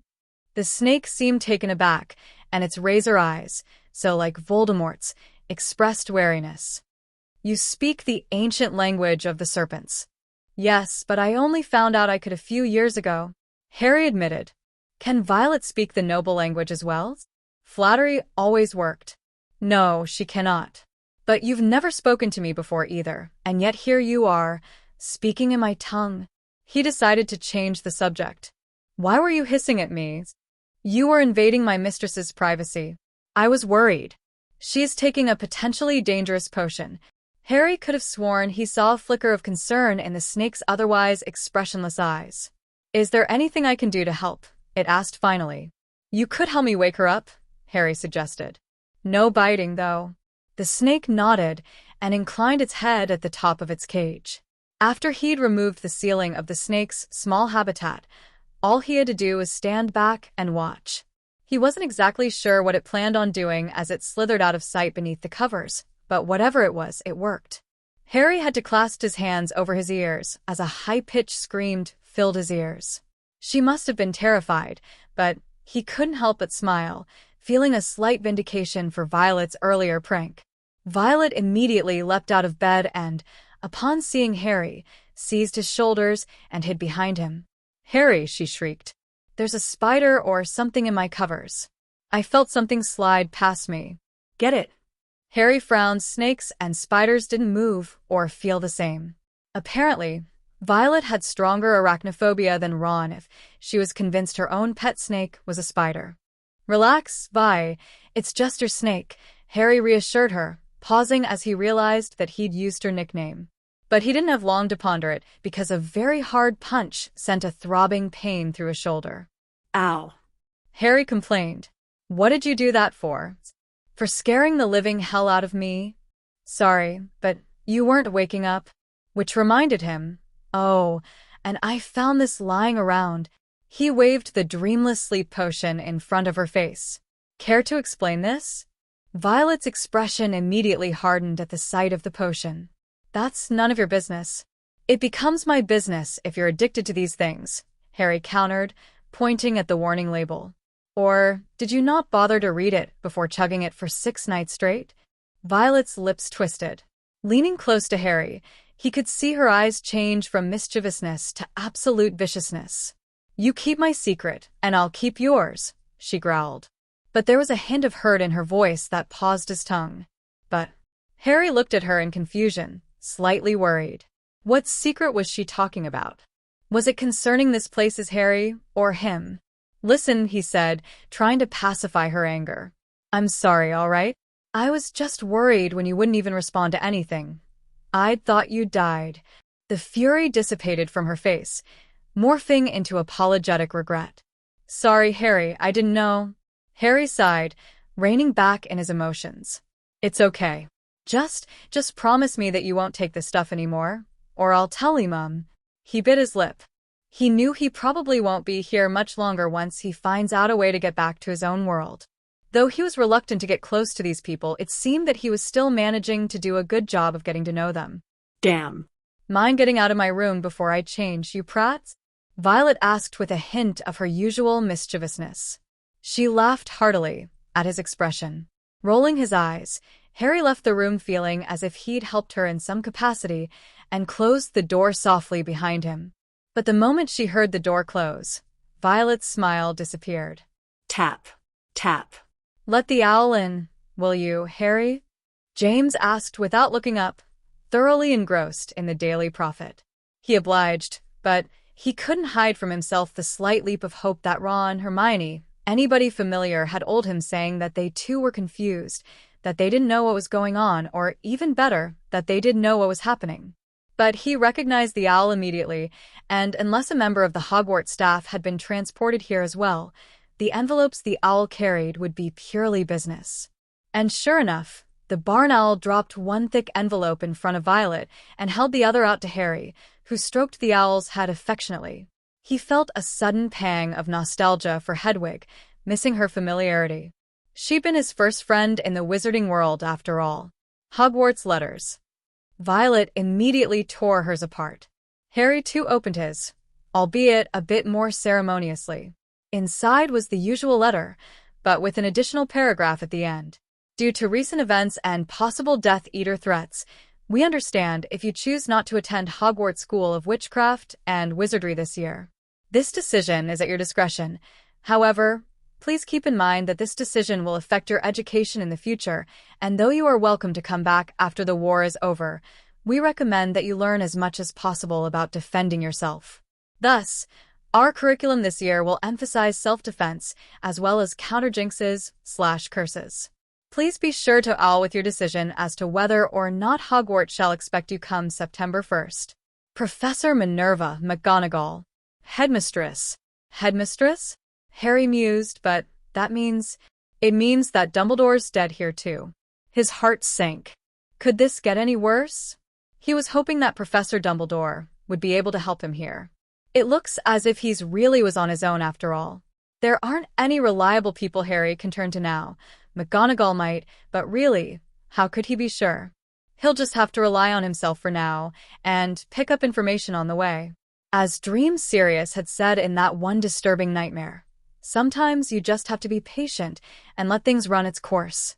Well, we'd better stop by Diagon Alley today to buy all your supplies, Lily said, taking the supply list from her daughter and examining it carefully. Harry wasn't listening. He was too busy staring at something, well, two somethings. He smiled at the shiny Quidditch captain badge, but his eyes went wide when he also gingerly plucked another golden badge. This time, it had Head Boy engraved in it. Even though this wasn't his world, he couldn't help but be pleasantly surprised about this. Unfortunately, before he could process the implications of the advantages he would enjoy while trying to figure out this mystery, Violet had leaned over and noticed the badge as well. "You got Head Boy," she exclaimed, clearly as surprised as he was. "But who in the right mind would make you an authority?" "Well, your mom and I were Head Boy and Girl when we were in Hogwarts, and I was one of the worst pranksters around," James reminded her. "Which wasn't that long ago, mind you." Violet looked thoughtful, but then seemed to come upon a disgusting sort of revelation, for she wrinkled her nose and said emphatically, "Ew." But Lily was too busy tightly embracing Harry with bright eyes to notice, beaming at him in pride. "Congratulations on making Head Boy, Harry. I'm so proud of you." Thanks," Harry replied uncertainly, suddenly feeling uncomfortable. It wasn't like he'd actually done anything here, especially if the prophecy had been reversed. James grinned, noticing the look on Harry's face. "I think Harry here is a bit embarrassed, Lils." "That's too bad, because we're going to have a nice celebration, James. You ought to invite Sirius and them." Harry's stomach sank, definitely not looking forward to that part. He wasn't sure if he could deal with seeing Sirius again, especially after that dream. And he seriously doubted if he could control himself if Pettigrew came. It would take a lot of self-control to not hex him right then and there. But that'd look a tad suspicious. Meanwhile, Lily was reading Violet's Hogwarts letter, frowning. "Looks like we'll have to tell Minerva you're still coming," she said. With a wave of her finger, she conjured a quill, a bottle of jet-black ink, and a piece of parchment, inscribing her letter. Violet giggled as Lily rolled up the parchment magically. "Forgot to add the reassurance that we'll behave, did you?" she teased, grinning widely. Lily gave a deliberate, long-suffering sigh. "Well, can't very well guarantee that any longer, can I? Not a baby anymore." She pinched Violet's cheeks playfully. "Mum, the guarantee ended when I started first year," Violet pointed out. "Harry hovered around me too much for my own good. He's just being protective." Harry looked up, frowning. Was he overprotective and overbearing like Ron? Did he get angry when Violet dated people? He cringed, remembering Ron's outrage when Dean Thomas had been dating Ginny. Of course, he himself hadn't exactly been innocent of that either. Still, he believed that he'd had an extremely justified reason for resentment towards Dean. It hadn't really mattered that he was a perfectly nice guy the rest of the time, when he wasn't with Ginny romantically. He felt comfortable, reluctantly finding himself at ease with this family routine that had become a part of his life. However, he couldn't help but be bothered about how normal Violet seemed when the night before she had been taking a dreamless sleeping potion. This, like many things here, didn't feel right. Harry sighed and took a bite of his toast. Sometimes things were better off left alone. Harry clutched his wand tightly in his right pocket. Diagon Alley had never looked so painfully desolate. He remembered last year, when he went shopping with the Weasleys. Despite the fear then, it hadn't been as bad as this. It wasn't the fact that it was forlorn that bothered him, on the contrary, it was quite busy. No, it was the way people huddled in packs, the way everyone had their heads bent down, trying not to draw attention. It was way no one stopped to greet friends and acquaintances, because they didn't dare look up in fear of seeing a Death Eater, out to torture, maim, and kill. It was the way that fear engulfed them all. Aurors patrolled the streets, occasionally stopping suspicious-looking blokes and questioning them. Not once did the Potters get stopped, although when they passed by the other Aurors, they waved to Lily and James, greeting them. Harry did a double-take when he spotted Tonks, who was as effervescent as ever, the only smiling, confident person in the entire alley. He smiled to himself, wondering if Tonks and Lupin were together here. Despite looking as if she were on Auror duty, Tonks still made her way towards them once they had been noticed. "Watch her, Potters," she said cheerfully. Harry grinned despite himself. It was nice to hear something that was familiar to him. "Hey, Tonks. On duty?" She nodded grimly. "Yeah, but it's hard to see how much a wreck this place has become. You never hear any laughter anymore." James nodded. "I know, but it's almost unnerving. How's Remus doing? I wish I could have been there with him, but Auror duty got in the way." Tonks glanced around to make sure no one was too close to them and dropped her voice considerably. He's fine. He had a few pretty bad cuts, but it was able to mend no problem. With Snape, gone, he's had to readjust to nights without Wolfsbane. Harry glanced quickly at his sister, her unsurprised expression telling him that she, too, knew Remus's secret. Although, he remembered, it probably wasn't much of a secret anymore, considering how that traitorous spat had revealed it third year. "Well, better get back to patrolling before Kingsley gets on my arse for idling around." She grimaced and glanced around reluctantly. "We'll see you later then, Nymphadora. Only Remus and my mother can call me that, Prongs." Tonks smirked and turned on her heel, throwing back a wave behind her. Watching Tonks's retreating back, Harry suddenly had a burst of inspiration. "Can we go to Weasley's Wizard Wheezes?" Harry tried not to get his hopes up too high. It wasn't likely that Ron and Ginny would be there at the exact same time Harry was, but at least he could try to get some info from the twins, who would surely be there. Lily's sharp green eyes stopped scanning the area to rest on Harry, eyebrows furrowed in confusion. "Weasley's Wizard Wheezes, did you say? Never heard of it." "Never mind," Harry said quickly. "I think the Weasley twins Fred and George were talking about opening up a joke shop or something. Sorry, must have gotten mixed up." "Yeah, I remember them mention that too," Violet piped in helpfully. "Too bad they couldn't get the gold to actually open it, though. The stuff they were selling on those order forms was brilliant." "Which, of course, you didn't buy," Lily said. "Yeah, of course," Violet added quickly, catching James's eye and grinning. "For Merlin's sake, James. You didn't order them, too, Lily said loudly, attracting stares from passerbys. If Diagon Alley had been whole and full of noise, nobody would have noticed. However, with the atmosphere full of a fearful silence, her indoor voice sounded like Bagman's booming commentary projected with a sonorous charm. To respond, Lily irritably glared at the people staring. What? You've never heard a scolding before? Shove off before I arrest all of you. At Lily's threat, the halting groups went back on their way, their swift steps significantly quicker now. Lily dear, didn't you read the section of the Aura Manual about, the abuse of your position as an officer of justice? His wife merely regarded James with incredulous eyes. You remember the exact line from the manuals? Not exactly. But that was the gist of it. James eyed the street warily. We'd better get a move on, then, if we're going to finish all the shopping, he explained casually. But Harry knew better. Even the tinted sky looked foreboding. Purchases weighing down their bags considerably, they stepped out of flourish and bolts with their new school books, every box on Lily's checklist marked off. Ready then? James asked, eyeing the steadily darkening sky. Attacks weren't frequent in Diagon Alley, but he couldn't help but be grateful that nothing bad had happened. Crack. A bolt of red flashed past James and hit flourish and bolts, sending a few bricks crumbling to the ground. Get down, James bellowed as he pulled his wand out, shoving Harry behind him.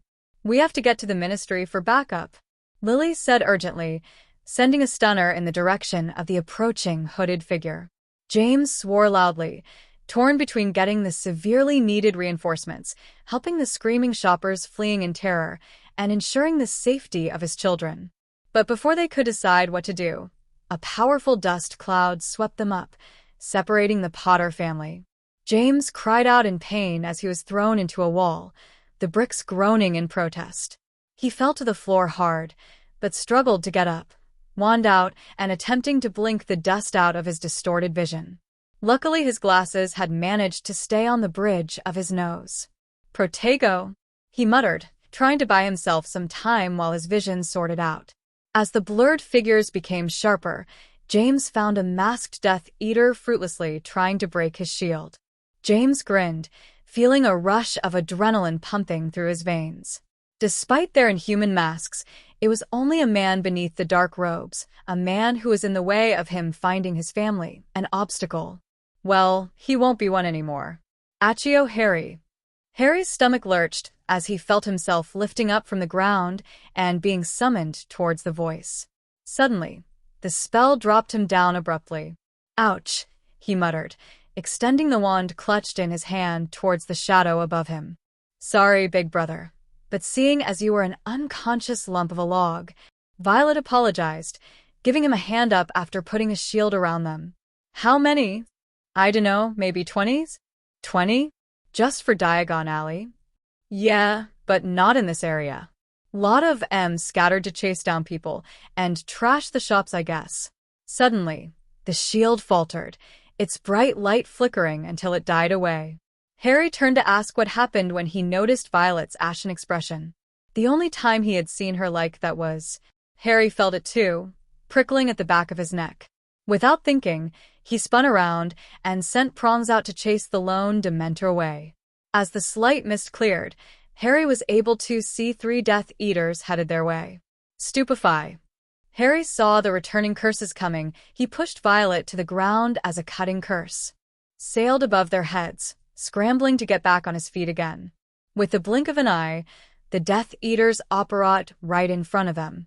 Harry cursed as he flicked his wand, thinking Levi Corpus in his head, but he was a split second too late. Expelliarmus. Bang. Before Harry could react, the second Death Eater's wand flew out of his hand, and he was hanging upside down in the air, appearing to be caught in a hook on his right leg. Accio wand. Violet shouted shakily. It had been she who had disarmed the Death Eater. Once the Death Eater's wand flew into her hand, she efficiently snapped it in half, ignoring he Death Eater's strangled cry. Serves you right, Violet spat. Harry spotted the third Death Eater fleeing into an alleyway. He quickly sent a stunner towards him, but missed. He made to go after him, but Violet's hand clenched onto his arm firmly. "There's someone else." Distant screams echoed from behind him. Harry quickly spun back around to see a new, taller Death Eater glide over to them gracefully, her robes billowing out behind her. There was something feminine in the way she carried herself, and he easily recognized the arrogance in her walk. She was a far greater threat than the others. Ah. Potter spawn. Harry gripped his wand, his suspicions confirmed. He knew that voice, the sadistic laugh that had crowed at seeing his godfather fall. There was no way he was going to allow Bellatrix Lestrange to kill again. Sectum Sempra. But Bellatrix negated the half-blood prince's curse with a wave of her wand.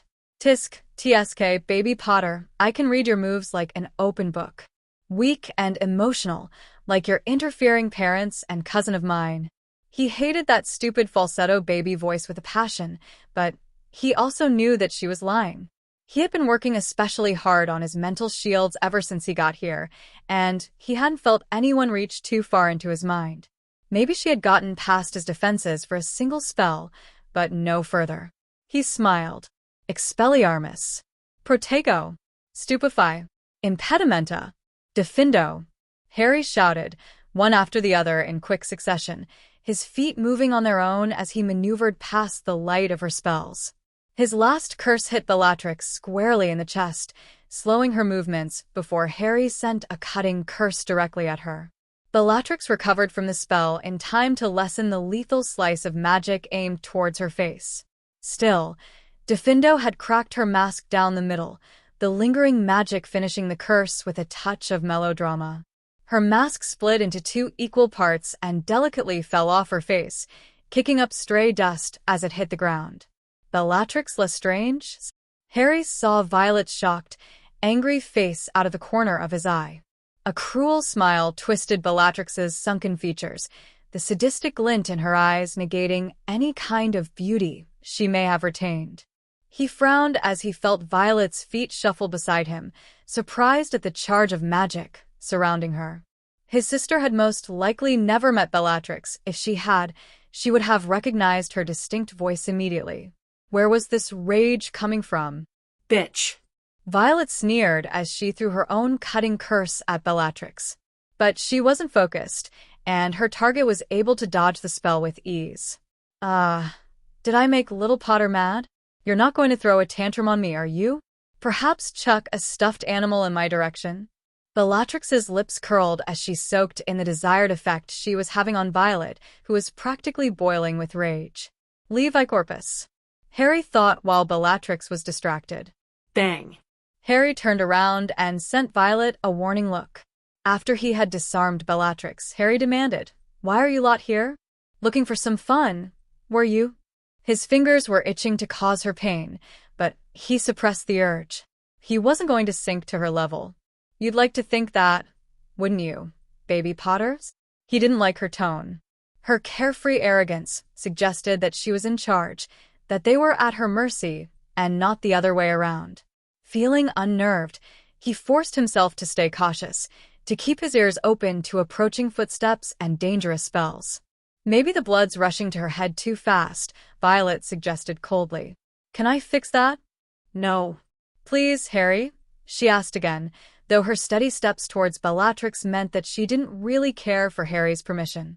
"Don't make me stun you." Harry shouted warningly, making his first fatal mistake by turning his back completely on his captive.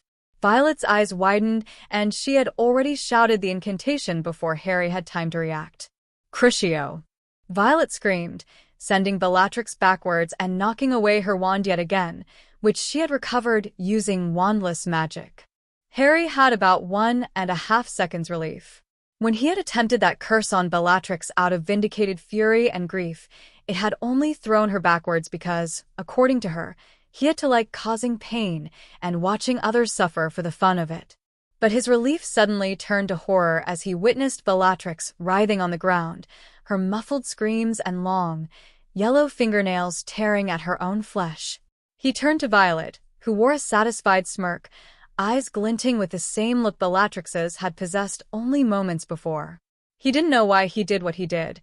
It certainly wasn't for Bellatrix's sake. All that mattered as to a face that scarily pleased smile off Violet's face besides. Bellatrix was no good to them as a shell. Harry shoved Violet aside, cutting off her concentration and leaving her victim twitching on the ground.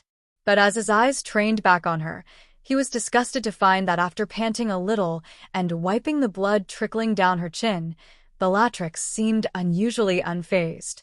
He wasn't sure if Violet's spell just hadn't been powerful enough or if she had actually liked the pain.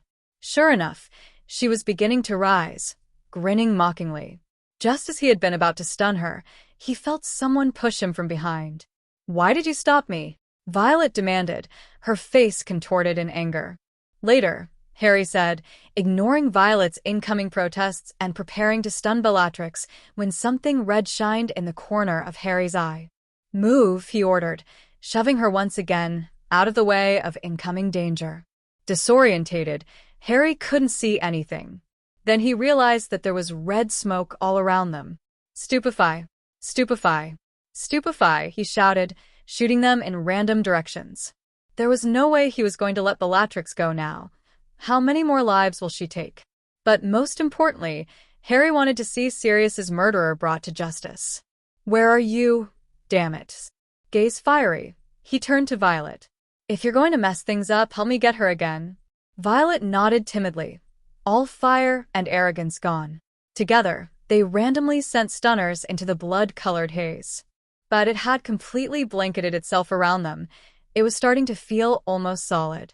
As it grew thicker, Harry found that it became harder to breathe, that something seemed to be compressing on his chest, that the distance his stunners traveled seemed to be decreasing. "Screw this," Harry muttered.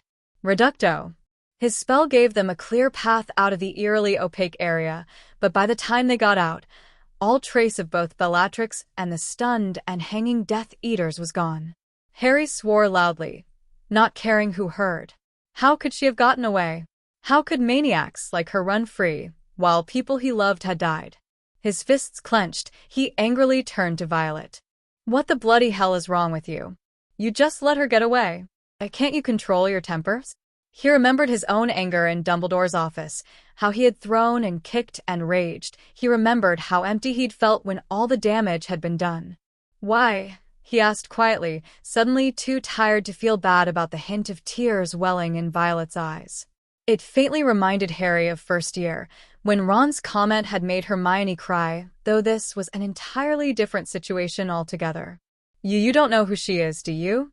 Violet asked quietly. "Yeah, actually I do," Harry answered roughly. "Bellatrix Lestrange, and Sirius's murderer." "No kidding," she said sarcastically. "I wasn't sure if you knew. Only reason I know is because I overheard some Aurors talking about it after the major Azkaban breakout." "What is it?"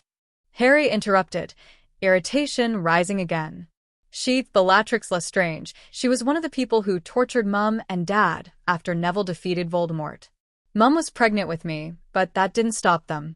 Guess after it was over, she was afraid they'd killed me or something. Violet never quite met Harry's eyes. Lucky, really, that Uncle Sirius and Uncle Remus were there. They'd gotten careless, didn't do the proper reconnaissance to know that they were in the area, really close. I think the Auror said they'd gone out for takeout and came back just in time to save Mum and Dad and me. Oh, and she's Uncle Sirius's cousin too. He really hates her, though I guess they were close when they were younger, before he chose the blood traitors over them. Harry stared at her for a moment. So the Potters, like the Longbottoms, had been tortured by Bellatrix and her gang? But unlike the Longbottoms, they hadn't been tortured to insanity. He frowned. The timeline didn't match if Lily had been pregnant with Violet, unless they had been attacked later than Neville's parents. But that didn't matter right now. Despite whatever her reasons were, she still let Bellatrix get away. Sectum Sempra. A familiar voice echoed from somewhere to their right, in an alley. The siblings glanced at each other and took off running, quarrel forgotten. When they skidded around the corner, wands out, they came upon a sickening sight. A girl lay crumpled on the ground, short, panicked gasps replacing her breath as the blood spilled from the pores of her face and upper body, creating a crimson pool around her. The girl's dark complexion was now almost completely covered in blood. He focused on her face and recognized her. Parvati Patil. In a matter of seconds he had surveyed the situation, trying to stay calm as he noted Parvati's bleeding body and the Death Eater standing off to the side, his back to them. The monster seemed not to have noticed them, standing completely still and watching Parvati die, probably even enjoying it. That is, until Harry noticed the figure's slumped shoulders and trembling hands, the discarded wand lying abandoned on the ground. Quietly, Harry stunned the Death Eater, who hadn't bothered to fight back, merely accepting the immobility. This behavior puzzled him, but he pushed his confusion aside as he walked over to Parvati. "Watch him," he told Violet, who nodded and kicked the Death Eater's wand off to the side, training her own on him. "Parvati's?" Harry whispered, kneeling down next to her. "Harry's?" Parvati gasped, her voice rattling. She was close to death. "Tell my Pete's parents?" She shuddered, looking unable to say much more. But she still attempted to give her message. "It tried to stop. Padma, she's—" Her eyes shifted to the side. Harry followed her gaze to see her twin's broken body lying at the far end of the alley. "Tell them yourself," Harry told her sternly, voice breaking, a horrible knot twisting him inside. He'd been classmates with Parvati for 6 years. Padma had been Ron's date to the old ball. That meant something. Think, Harry, think. Harry suddenly remembered Malfoy, bleeding on the floor of Moaning Myrtle's bathroom, his wounds exactly like Parvati's, and Snape, healing him somehow, with an incantation. But what was it? Damn it, he couldn't remember. Harry's wand hovered over Parvati's face, willing his magic to heal her. Nothing happened. "Come on," he urged his wand, closing his eyes and trying again, thinking hard. Heal her, help her, make her well again, close the wounds, fix them. Reverse sectum sempra. Harry looked down at his wand in surprise. A golden glow had issued from his wand, completely unlike what Snape had done, and the bleeding stopped. A warm feeling, hope, bubbled inside of him as he repeated reverse sectum sempra, over and over again, concentrating hard on tapping the stores of magic inside both himself and his wand until the wounds had completely closed, until the only remnant of what had been done to her were the streaks of blood on her face. After he had finished, he moved on to the wounds on her chest, knowing that there was no time to pause and be embarrassed about where he was healing. At last, he closed up her remaining wounds and sat back, extremely drained. "Parvati's?" She tried to smile at him, but she still looked really weak. He must have looked puzzled, because Violet explained quietly, "She's lost a lot of blood." Harry bit his lip, knowing they'd have to get her to St. Mungo's soon, before she dies. He found himself gazing at Padma's still body on the far side of the alley. "Watch her," he told Violet, who nodded grimly and recast the stunning spell on the Death Eater, just in case the original spell was weakening. Glass crunched underneath Harry's shoes as he walked over the remains of telescopes and crystal balls, and he carefully evaded the various textbooks littered on the ground. After what felt like an eternity, he reached Padma. There was no blood. The cuts and burns on her face, however, were definite signs of a struggle, and that she hadn't gone down without a fight. He didn't need to feel her pulse to know that she was dead. It wasn't the awkward, broken position of her body or the icy quality of her skin. No, it was the eyes, wide open, forever petrified with fear and regret. Padma's death had been swift and clean, unlike Parvati's sadistic assailant, which led Harry to believe that there had been 2 Death Eaters. For whatever reason, one had lingered. Harry closed Padma's eyes and stood up, fists clenched, eyes blazing. He felt a strange sort of vindication, remembering Cedric. He had been young too. Not entirely in control of himself, he charged forward. "Harry," Violet protested, but Harry shoved her aside. Pushing the Death Eater up against the wall, he stepped on his feet, pointed his wand in his face, and removed the mask. As the guys fell away, Harry suddenly reeled back in shock, though instinct kept his wand pointing at the manned boy really. Without something to hold him up, the stunned Death Eater slumped to the ground, his white blonde hair falling into his eyes. Malfoy. 7. Familiarity. Malfoy. He couldn't believe this. Having experienced his cruelty firsthand, he knew Malfoy was a slime ball, but he never thought Malfoy would be capable of such brutality, the disgusting Slytherin he is. Because of that fateful night, Harry had doubted his classmates' lack of redemption, for Malfoy had not been able to kill Dumbledore. He had been about to make his own choice, the right one. Malfoy seemed shaken by the scene before him. Maybe somewhere on his frozen, stunned expression, there was regret. Harry didn't think Malfoy attacked both the Patils, which meant that another Death Eater or two could be lurking around. It wasn't safe to linger. If the Death Eaters found them there, they'd be sitting ducks. Besides, Parvati needed medical attention now. "Can you levitate objects yet, like people?" Harry asked Violet suddenly.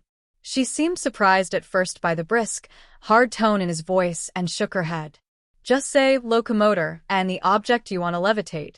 After her confirming nod, Harry turned to Malfoy and Parvati. "Locomotor Parvati and Malfoy," he said clearly, and waited for Violet to levitate Padma's body. "What are we doing, Harry?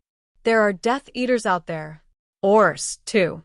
Got a good chance that we'll run into one of the good guys. If not, we'll drop these three," Parvati gently, "and fight them off. Make so much noise that the Aurors can't not hear us. We're levitating people. We can't escape to Muggle London to find St. Mungo's ourselves," he added, cutting off her incoming question. Violet bit her lip, but didn't argue. "Come on, got to be careful." Harry walked in front of his charges and checked the street carefully. "Looks clear. Be ready to put up a shield charm." Harry knew that a mere shield charm would not stop an unforgivable curse, but Parvati was fading fast, and it was a risk he was willing to take. They crept alongside the scarred brick walls, trying to stay in the shadows. It was hard trying to maneuver their charges and stay relatively hidden at the same time, but they managed. Harry tapped on Violet's shoulder and indicated the next alleyway, hoping to cut into a different and hopefully Death Eater-free area of Diagon Alley. Once they were safely in the median, Harry took 1 second to turn his head to make sure Violet was okay, when a large pair of hands suddenly grabbed his shoulder. "Protego," he shouted, sending the person rebounding into the street, where Harry got a good look at him. He sighed in relief when the man lacked the traits of a Death Eater, though a scowl remained on his face. Still, one could never be too careful. Harry raised his wand and pointed it at the man. "You a Death Eater?" he asked, allowing his eyes to scan the area for any others. "No," the man said coldly. "You're the one with the floating bodies, little boy. You kill them all." Violet bristled in indignation, insulted. "We saved them, you dolt. Do we look like Death Eaters?" Well, she sobered up a bit.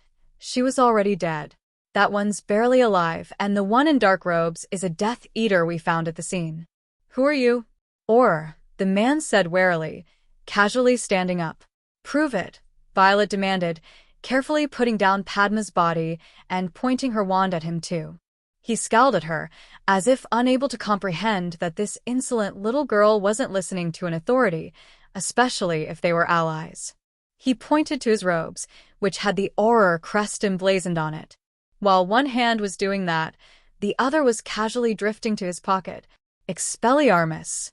Harry shouted, shooting the wand that had slipped partway into the man's hand onto the other side of the sidewalk.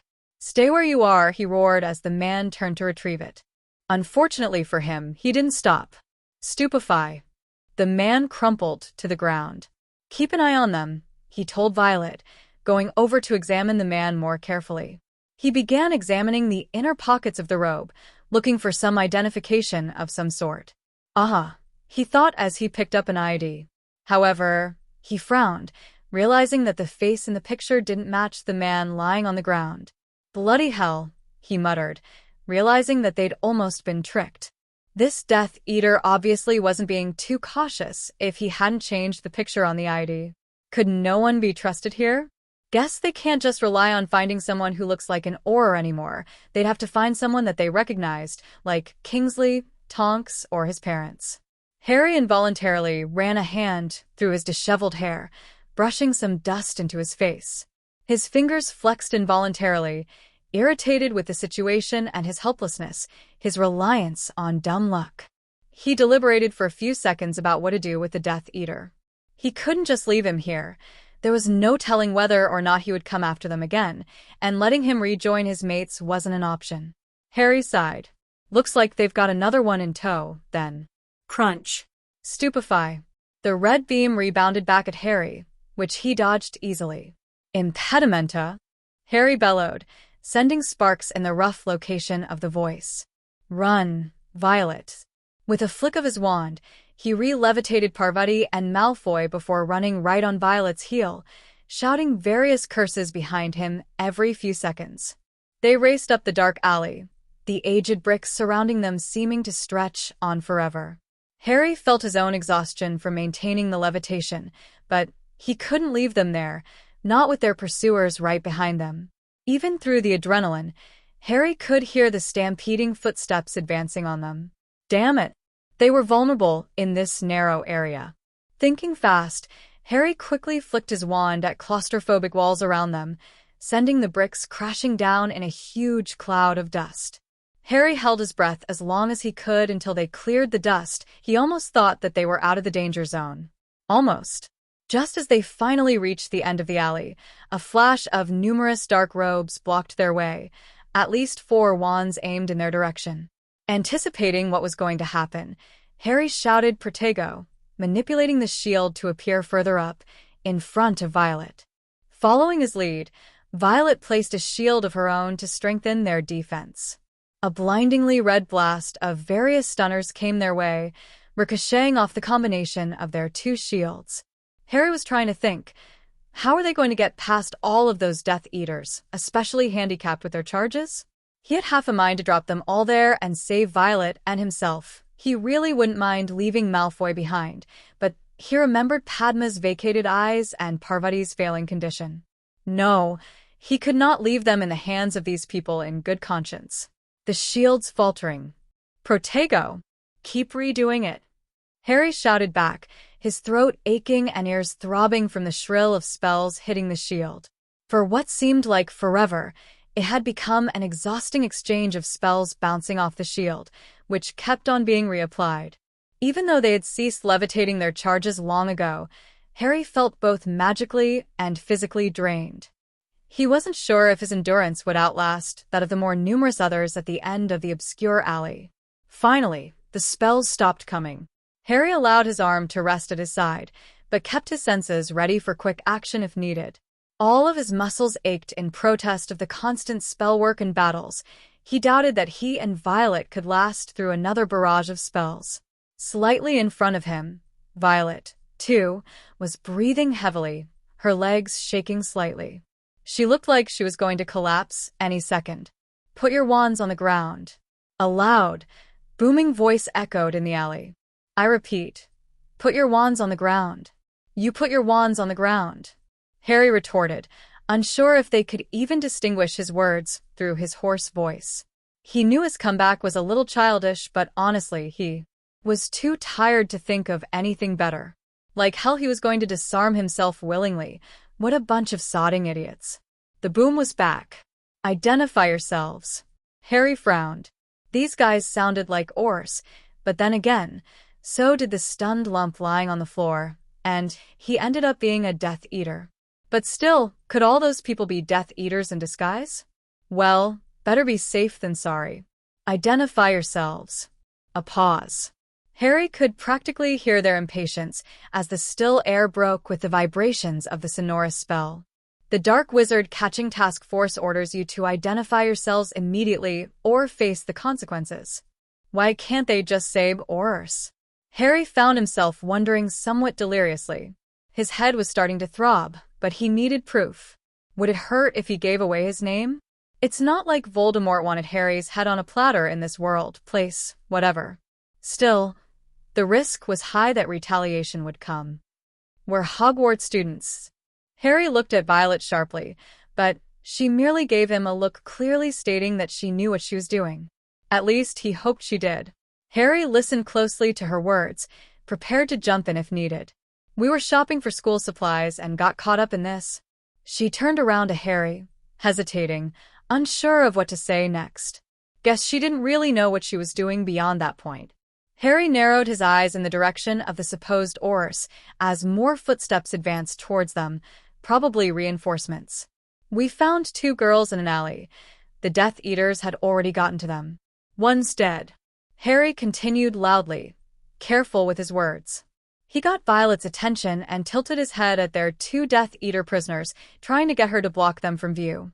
If these Aurors were fakes, he didn't want them to know that they had 2 of their own captive. His head immediately snapped his head back towards the Aurors, surprised that someone had recognized his voice. Surely, they couldn't see them very well through the hazy surface of a shield? He didn't respond immediately, but squinted at the shadows. Vaguely, he could make out 2 shadows trying to part the others, fighting its way towards them. Harry James Potter, lower that shield right now. He cringed involuntarily, immediately recognizing the new female voice. Well, that settled it. These people were definitely Aurors. Harry flicked his wand, canceling whatever was left of both his and Violet's weakened defense. However, despite his reassurances that no one else in the world, Polyjuice or no, could put that much anger and maternal relief into Lily Potter's voice, but Lily Potter, instinct still kept Harry's grip on his wand tight, prepared for any sign of trouble. Lily and James Potter, who were part of the reinforcements Harry had heard approaching, rushed over to their children, though the 4 bodies lying near them did not escape their notice. Before they could ask, Harry said quickly, "Parvati's badly hurt. She got hit with some spell, and she was bleeding everywhere. I managed to stop it, but she still lost a lot of blood. She needs to go to St. Mungo's right now." James nodded and beckoned a young-looking Auror over to them. "Apparate her to St. Mungo's and admit her into the emergency ward immediately. It doesn't look like she'll last long. Hurry." The Auror nodded briskly and lightly touched her arm, disapparating with a crack a split second later. James opened his mouth, about to ask about the other girl, but the look in Harry's eyes stopped him. Instead, he walked over to the other's body, feeling Harry's gaze on him all the way, and felt her pulse, though he knew she was dead from the moment he touched her icy skin. Despite the rhythm of shoes making their way towards them, it seemed eerily silent. "You stunned an Auror?" Lily asked incredulously, gesturing towards the imposter. "How'd you know he was stunned?" Violet asked, surprised. Lily shrugged. "You see enough of both, you start to distinguish them. Not that it's an excessive amount," she added quickly at the look on Violet's face. The mention of the false Auror brought Harry's attention back towards a not-so-minor detail: Malfoy. "We found a Death Eater standing near Parvati and Padma. I don't think he killed Padma, but it looks like he's the one who hurt Parvati. It's Draco Malfoy." James's face suddenly darkened, a nasty scowl emerging on his face, one that Harry recognized as similar to Snape's expression whenever he looked at Harry. "Malfoy? As in Lucius's son." But instead of waiting for an answer, James approached Malfoy and roughly grabbed a fistful of platinum blonde hair, yanking his head up so he was level with him. "James!" Lily reprimanded sharply, but he didn't listen. "What's your slimy git of a father got you doing now? Taught you the arts of torture, did he?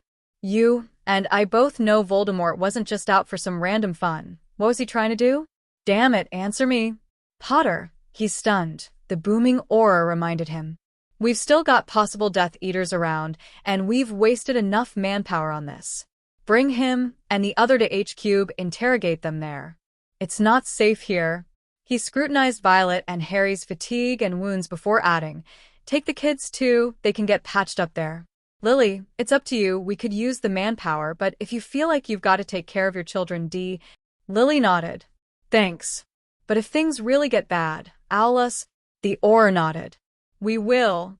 He turned to rejoin the rest of his squadron, but briefly turned back to Harry and Violet. "Good work," he said before disappearing around the corner, the billowing of his robes rivaling even Snape's. "I'll ask again. What was Voldemort doing in Diagon Alleys?" Malfoy turned his head away, refusing to look into James Potter's eyes. James scrutinized the Death Eater's body language, watched the way he never looked at James, how his hands firmly, spastically gripped the cold metal chair his arms were enclosed in, how sweat dripped from his pale nose, the shadows in his eyes that gave him an almost sickly, delirious look. In other words, he didn't seem like the snobby, malicious son of a Death Eater aristocrat. James almost found himself sympathizing with Malfoy. Under the bright lights, Malfoy seemed vulnerable, a child. He found that he had to remind himself that this was a hardened Death Eater as he tried to extract information out of him. James knew that there was still the interrogation going on with the other Death Eater elsewhere, but he felt that Malfoy would be the most likely to spill. He knew he had to break him down, break his confidence in the Dark Lord or any impending rescue from his influential father. Which is why his capture was extremely confidential, known only to a select few, who James himself had ensured were only Aurors in the Order. He slammed his hands on the metal enclosing Malfoy's hands hard, letting the echo resonate throughout the room, before continuing. Listen, both you and I know that Voldemort isn't coming for you. Don't flinch like that. You're his bloody servant. Malfoy muttered something incoherent, his eyes still fixated on the foreboding walls, recognizing that his freedom was on the other side, out of reach. What Malfoy didn't know was that the remaining 3 Potters and 2 Aurors were watching, recording everything, and sometimes giving suggestions into James's ear through a magical connection. What was that? James asked sharply when Malfoy didn't repeat what he had said. I'm expendable, I know that, Malfoy repeated softly. Everyone is. Maybe James wouldn't have to break his spirit after all. You're right. Voldemort doesn't care about anybody but himself. You, your father, your mother, you're all pawns, bloody useful when needed, but no need to give a thought to it when he cuts you loose.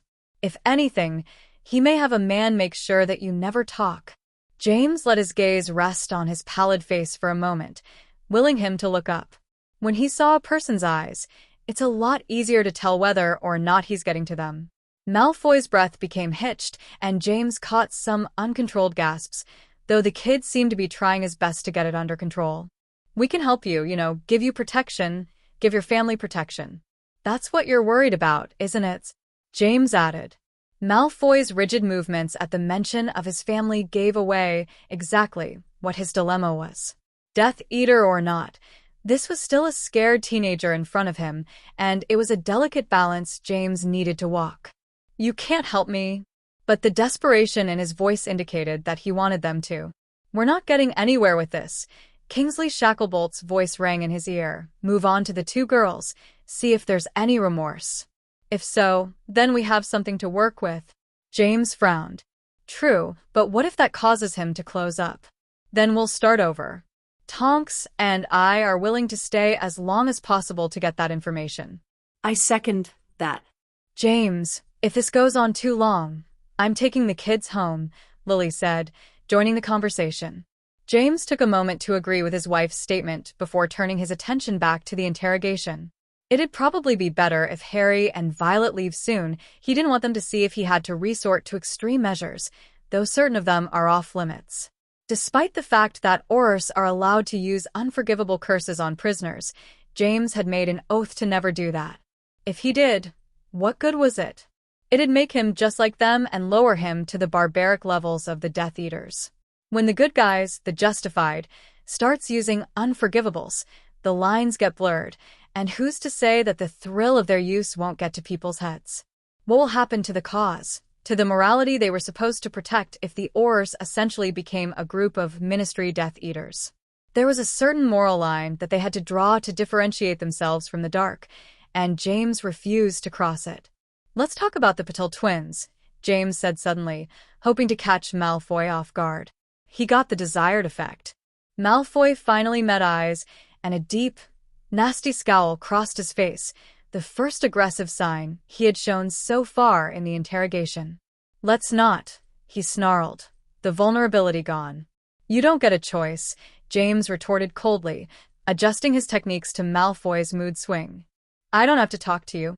This sudden burst of hostility was part of Malfoy's defense mechanism, which meant that James was getting to him.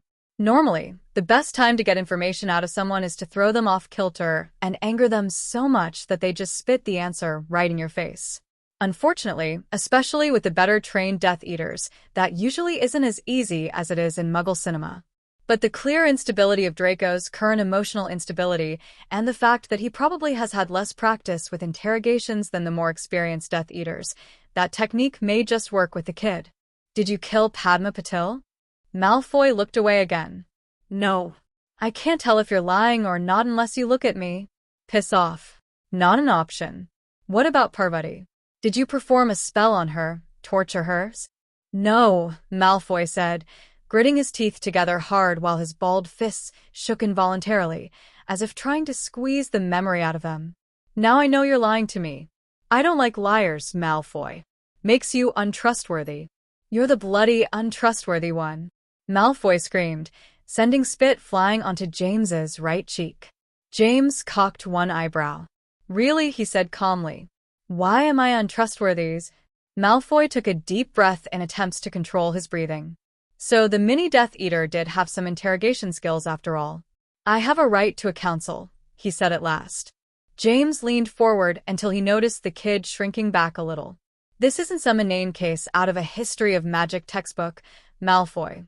You're a criminal, a Death Eater, and a possibly sadistic murderer. Sorry, but the truth is there aren't many options for you. Not unless you stop lying and diverting me and answer my questions, truthfully. I'm underage, Malfoy sputtered. You're not allowed to. Yeah, well, torturing and murdering people are also illegal, Malfoy, but it seems that you and your dear master have no qualms about that. You don't know anything, the boy said, shaking his damp blonde head. You're a Potter, a sheltered, arrogant, show-off bastard who knows nothing about suffering.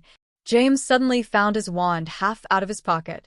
Closing his eyes for a moment, he regained his posture, waving the insult aside, though he wasn't sure if Malfoy was talking about James specifically. You talking about me or my son? He asked sharply, allowing a twinge of anger to seep out. Malfoy's nostrils flared as he looked up at James, malice sparkling in his eyes. The whole bloody litter. Harry's hands clenched tightly at this. Seems like Malfoy is the same as ever, with illusions that Harry actually did things to get attention, that he was some smug prat. Hypocritically, all the accusations he's thrown at him, all the names he's called Harry really applied to himself, the heir of the Malfoy estate. Mum, he said suddenly. I want to talk to Malfoy. The other 4 occupants of the room turned swiftly towards him. Out of the question, Lily said firmly. He's dangerous, and I'm not taking that risk. Besides, you've had enough excitement for today. Mum. Harry's the one who caught him, Violet pointed out. And he went to school with him for 6 years. He can probably get information out of him better than anyone else. I mean, they both definitely know how to provoke the other. Yes, I remember the mountain of letters we've received over the years about the duels Harry got himself into, Lily said dryly. We appreciate that you turned over 2 Death Eaters and brought Parvati Patil medical attention, but it's not enough, Harry interrupted. We only got things half done. I need to talk to him. Harry, you might make it worse, Kingsley said gently. If there is a lot of bad blood between you two, it might make him more determined to keep you out of the loop. Then we'll start over again, Violet said, mimicking Kingsley's words when James had asked that question. It surprised Harry that Violet would so willingly vouch for him with such fervor.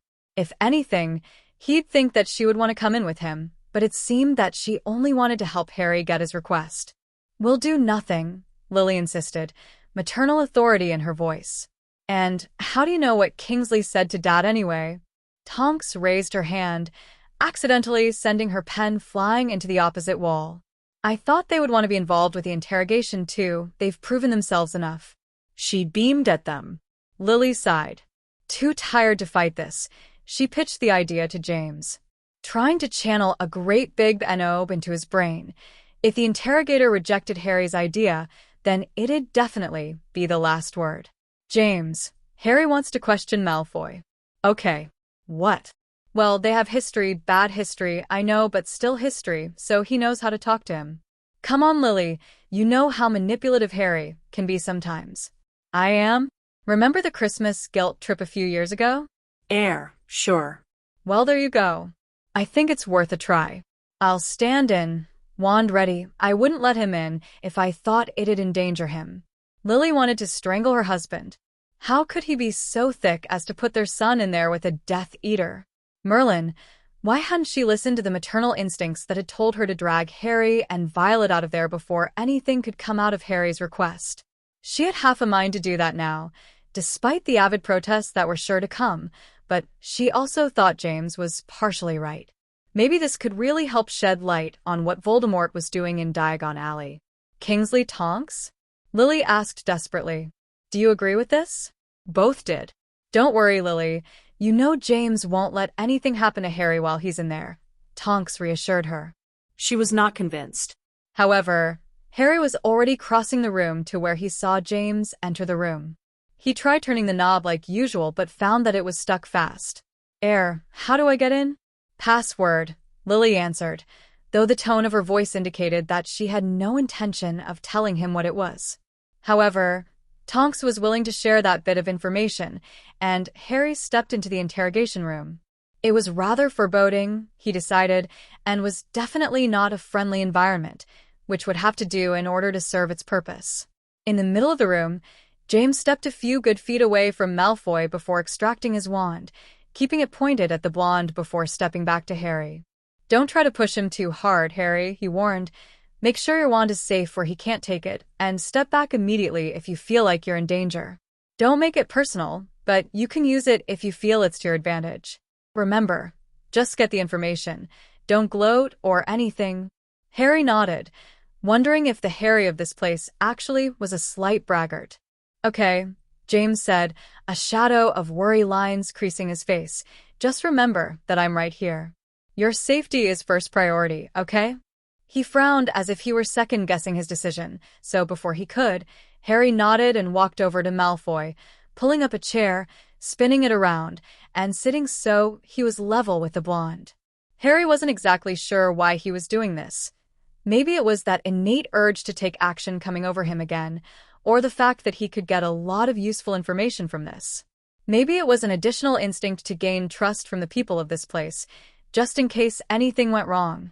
However, he was taking a risk doing this, especially since he knew information that he possibly should not know, like the details of the night of Dumbledore's death. Well, he supposed he could chalk it up to Hogwarts gossip, but even that gets twisted in retellings.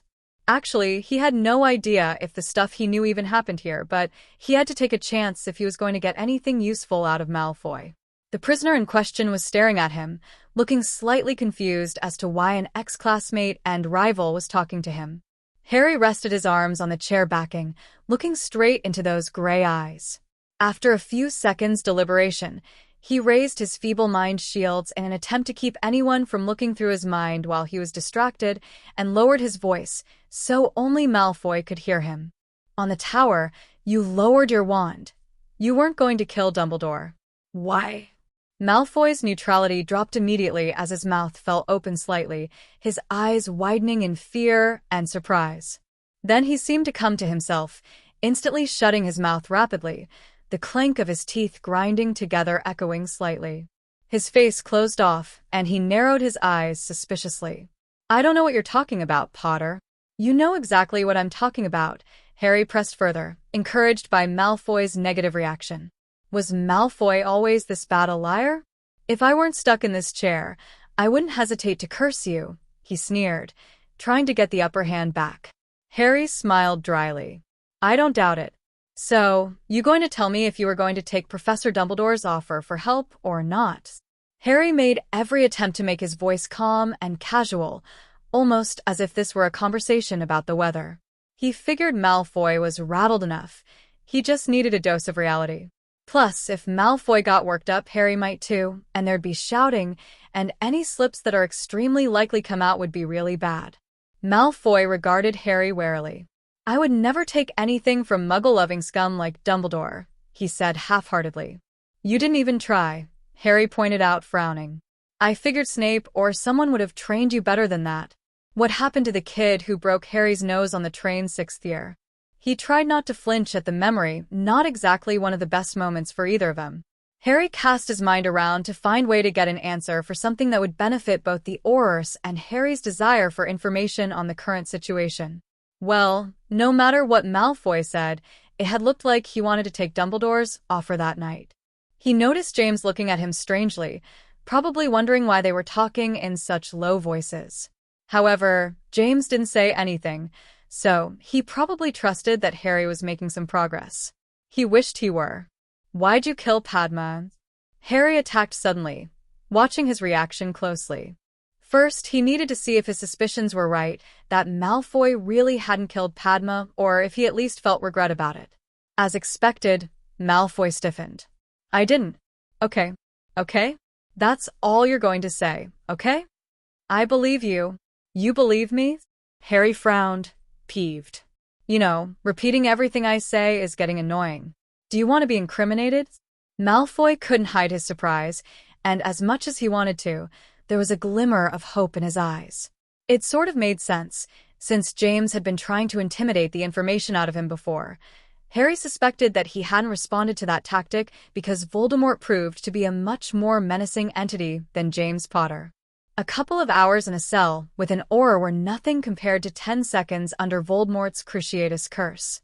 As dense as Malfoy was currently being, Harry knew that this was the only way to get anything out of him. After all, an offer for help almost saved both him and Professor Dumbledore. Harry flinched at the mental image of the headmaster's body falling towards the ground from the situation they were currently in. Harry decided to move on. He noticed James looking a bit fidgety and figured he didn't have much time left until his parents had it with the danger and bodily dragged him out of the interrogation room. "What about Parvati's?" Harry asked suddenly, once again catching Malfoy off guard. He'd never seen the blonde this jumpy before. Harry considered adding something about Sectum Sempra, but realized that it would be too dangerous. "I didn't kill her," Malfoy muttered. "But you attacked her." Malfoy hesitated. Lying won't help. But Malfoy didn't trust him. "You're a bloody Potter, a filthy blood traitor who'd sell me out in a sec." Malfoy's sentence was cut off as he sputtered and tried to spit out the bucketful of water that had been thrown into his big, open mouth. Harry resisted the laugh that bubbled in his chest, still holding onto the water bucket that he had just conjured seconds before. "Liked that, did you?" Harry couldn't resist saying, "Wipe the slime off a bit. That's for sure." Malfoy glared, water still dripping off of his hair, turned darker with the water, which in itself hadn't been particularly clean. He looked about ready to rear up and attack Harry. He did attempt to shake his arms menacingly, but it didn't have much of an effect, considering the fact that they were encased in steel. "I'll kill you," Malfoy growled. Harry leaned forward, suddenly serious again. "I don't think you can. You're not a killer. You don't have it in you." In that moment, eyes wide, Harry realized something.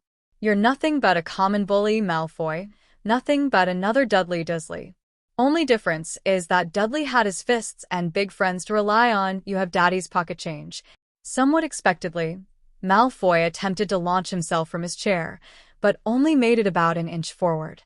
"I'm better than any of you, or any of your blood traitor, half-blood or mudblood friends," he said fiercely, though he sounded as if he were also trying to convince himself. "You're nothing." Looking at him, Harry felt a twinge of sorrow. "I'm not the one trapped in a steel chair," he said quietly, without spite. That shut Malfoy up. Anger blazed in his cold gray eyes for a moment, but the flames dwindled until they held an almost hollow look. He looked away, and Harry knew that he would lose whatever little cooperation he had soon. Malfoy. Draco." He looked up reluctantly, the sharp, authoritative tone in Harry's voice causing an obedience instinct to flare up. What did Voldemort want in Diagon Alley? He didn't answer. "Just tell me, and we'll help the Ministry, Dumbledore." Malfoy suddenly went rigid, his face paling more than usual. "Dumbledore's dead," he said firmly. "He's dead. Professor Snape killed him." "You know what I mean," Harry said. "Dumbledore's people, his supporters, the good guys. He was willing to help you before. Why can't you trust his memory now?" "Only when I held a wand to him. Because he knew that being a Death Eater would destroy you," Harry retorted, his temper flaring. How dare Malfoy disrespect Professor Dumbledore's memory? Dumbledore, who had offered him help, who'd known about Malfoy's plans for most of the school year, but did nothing to stop it because of the threat Malfoy was under. Dumbledore, who always gave second chances. He tried to help you, Harry said, his tone dangerous. He didn't notice that his voice was getting progressively louder, his flimsy occlumency shields disappearing the angrier he got, the more his fists shook with rage. He tried to save you and your family. And you're going to throw it back in his face by killing his students, by refusing to help us when you have the chance. You don't like Voldemort. That much is obvious. You're a prick, you're selfish, you're a bully, you like having someone bigger protecting you, like Wormtail, but you're also a coward. You're nothing but a big bloody coward. Harry.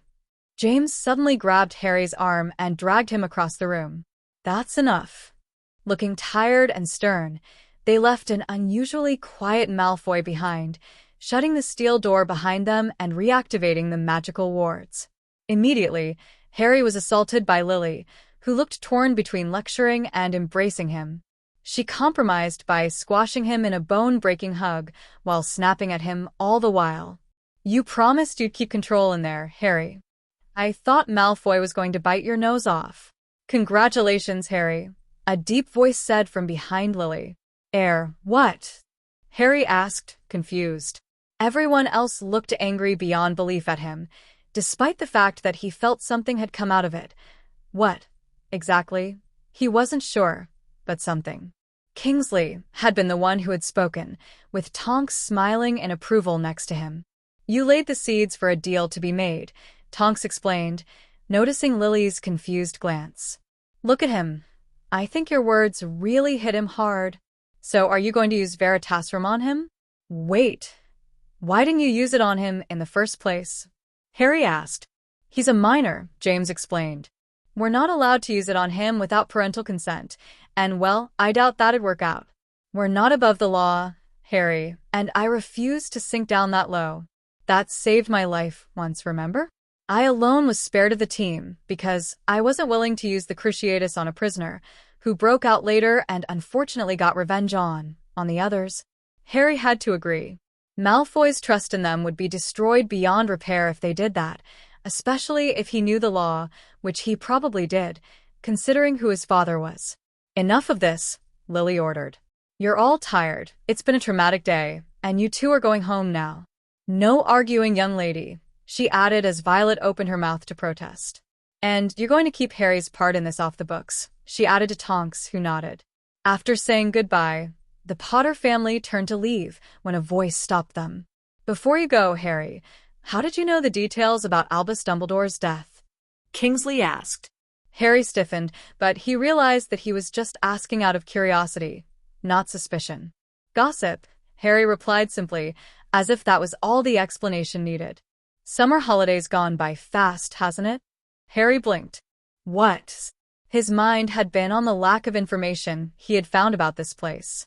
There were a lot of yellow editions of the Daily Prophet about Neville, proclaiming him the boy who lived and announcing that his grandmother had custody of him. After really thinking about it, it confused Harry about why Neville's grandmother on his father's side would take care of him if his mother had made the sacrifice. But then, maybe the details were switched, and it was Frank Longbottom to whom the blood protection could be attributed to, or both. Maybe they hadn't had as much of an opportunity to fight or flee as Harry's parents had, and even then it hadn't been a substantial amount of time. Harry had even gone to the Ministry of Magic with James, snuck off while he was called to a false meeting by a memo that Harry had written and bewitched. It was then that Harry had gotten into the actual Daily Prophet archives to search for the desired information. Strangely enough, a lot of those had been missing there, at the source, which had led Harry to believe that there was a lot more corruption in the Daily Prophet than he'd originally thought. Perhaps there were merely unorganized either way. It hadn't helped Harry, but merely earned him a lecture for leaving the magical law enforcement department against James's orders. Essentially, there had been far too many gaps in the official archives to really piece together everything, though judging by the current, far too optimistic articles, the Daily Prophet as it is now cannot be trusted to provide the whole truth. Harry would just have to wait until he had access to the Hogwarts library. Surely, they would have a more extensive archive. He hadn't realized that he had once again tuned Violet out until she actually poked the side of his head. Harry, you're daydreaming again? What? Harry scowled, not exactly in the greatest of moods. They had just found out today the results from the interrogation ages ago, but only after a lot of nagging, begging, and guilt-inducing on Violet's part. Harry, though he asked them for the results, didn't feel comfortable enough to actually join Violet in the whining. Lily and James hadn't wanted to tell them anything, especially after Harry's outburst last time. However, eventually they caved in the morning prior to when they had to leave for Hogwarts. "It really bothers me," Violet commented, as if reading exactly what was on Harry's mind, "that there's a huge, large-scale attack about to happen that we can't do anything about. I mean, how can the Death Eater not know when or where it's going to happen?" "He's too low a grunt," Harry explained easily. "If this was as big as he says, only those at the top would know." Harry hesitated. "Malfoy knows, I think, cause of his dad, but according to Mum, he isn't talking." Violet shrugged. "They could have just used Veritaserum, but morals got in the way." "You say that like it's bad," Harry commented, frowning. "It's not. Besides, didn't Dad say that Veritaserum hadn't worked on Malfoy when the minister had made him give it to him? His mind was too strong, and Veritaserum has its limits on who it'll work on." Violet's expression darkened as she propped her shoes on Harry's bed absently, not acknowledging him as he shoved her feet off the sheets, leaving clumps of dirt where her shoes had been. "Dad could have given it to him during your row with Malfoy. That really got to him, especially the water. Would have been vulnerable then. But no, it would have been morally improper. Our side's got to keep their principles intact. This is war. Sink to the Death Eater's level. We become them." Violet pursed her lips, staring at Harry strangely. "Guess you don't believe in sacrifice?" Harry felt ripples of anger inside him. Him not believe in sacrifice? His whole bloody life has been filled with it, filled with people dying for him, because of him. In becoming the boy who lived, any semblance of a normal life was gone, sacrificed for the good of the wizarding world. Violet observed the anger and bitterness in Harry's expressive green eyes with interest. "What, something bothering you?" she asked, taking on a somewhat sly tone. Harry glared at her. "Should probably sleep," he said offhandedly. "Hogwarts tomorrow and all." She didn't say anything for a moment, still observing him in an almost calculating manner. "All right," she said at last. "Night, then." With that, she got up and walked towards the door, flipping her Weasley-rivaled hair behind her as the door closed with a click. "I can't wait for Christmas holiday already," Lily pronounced, eyes bright against the background of the Hogwarts Express's black smoke.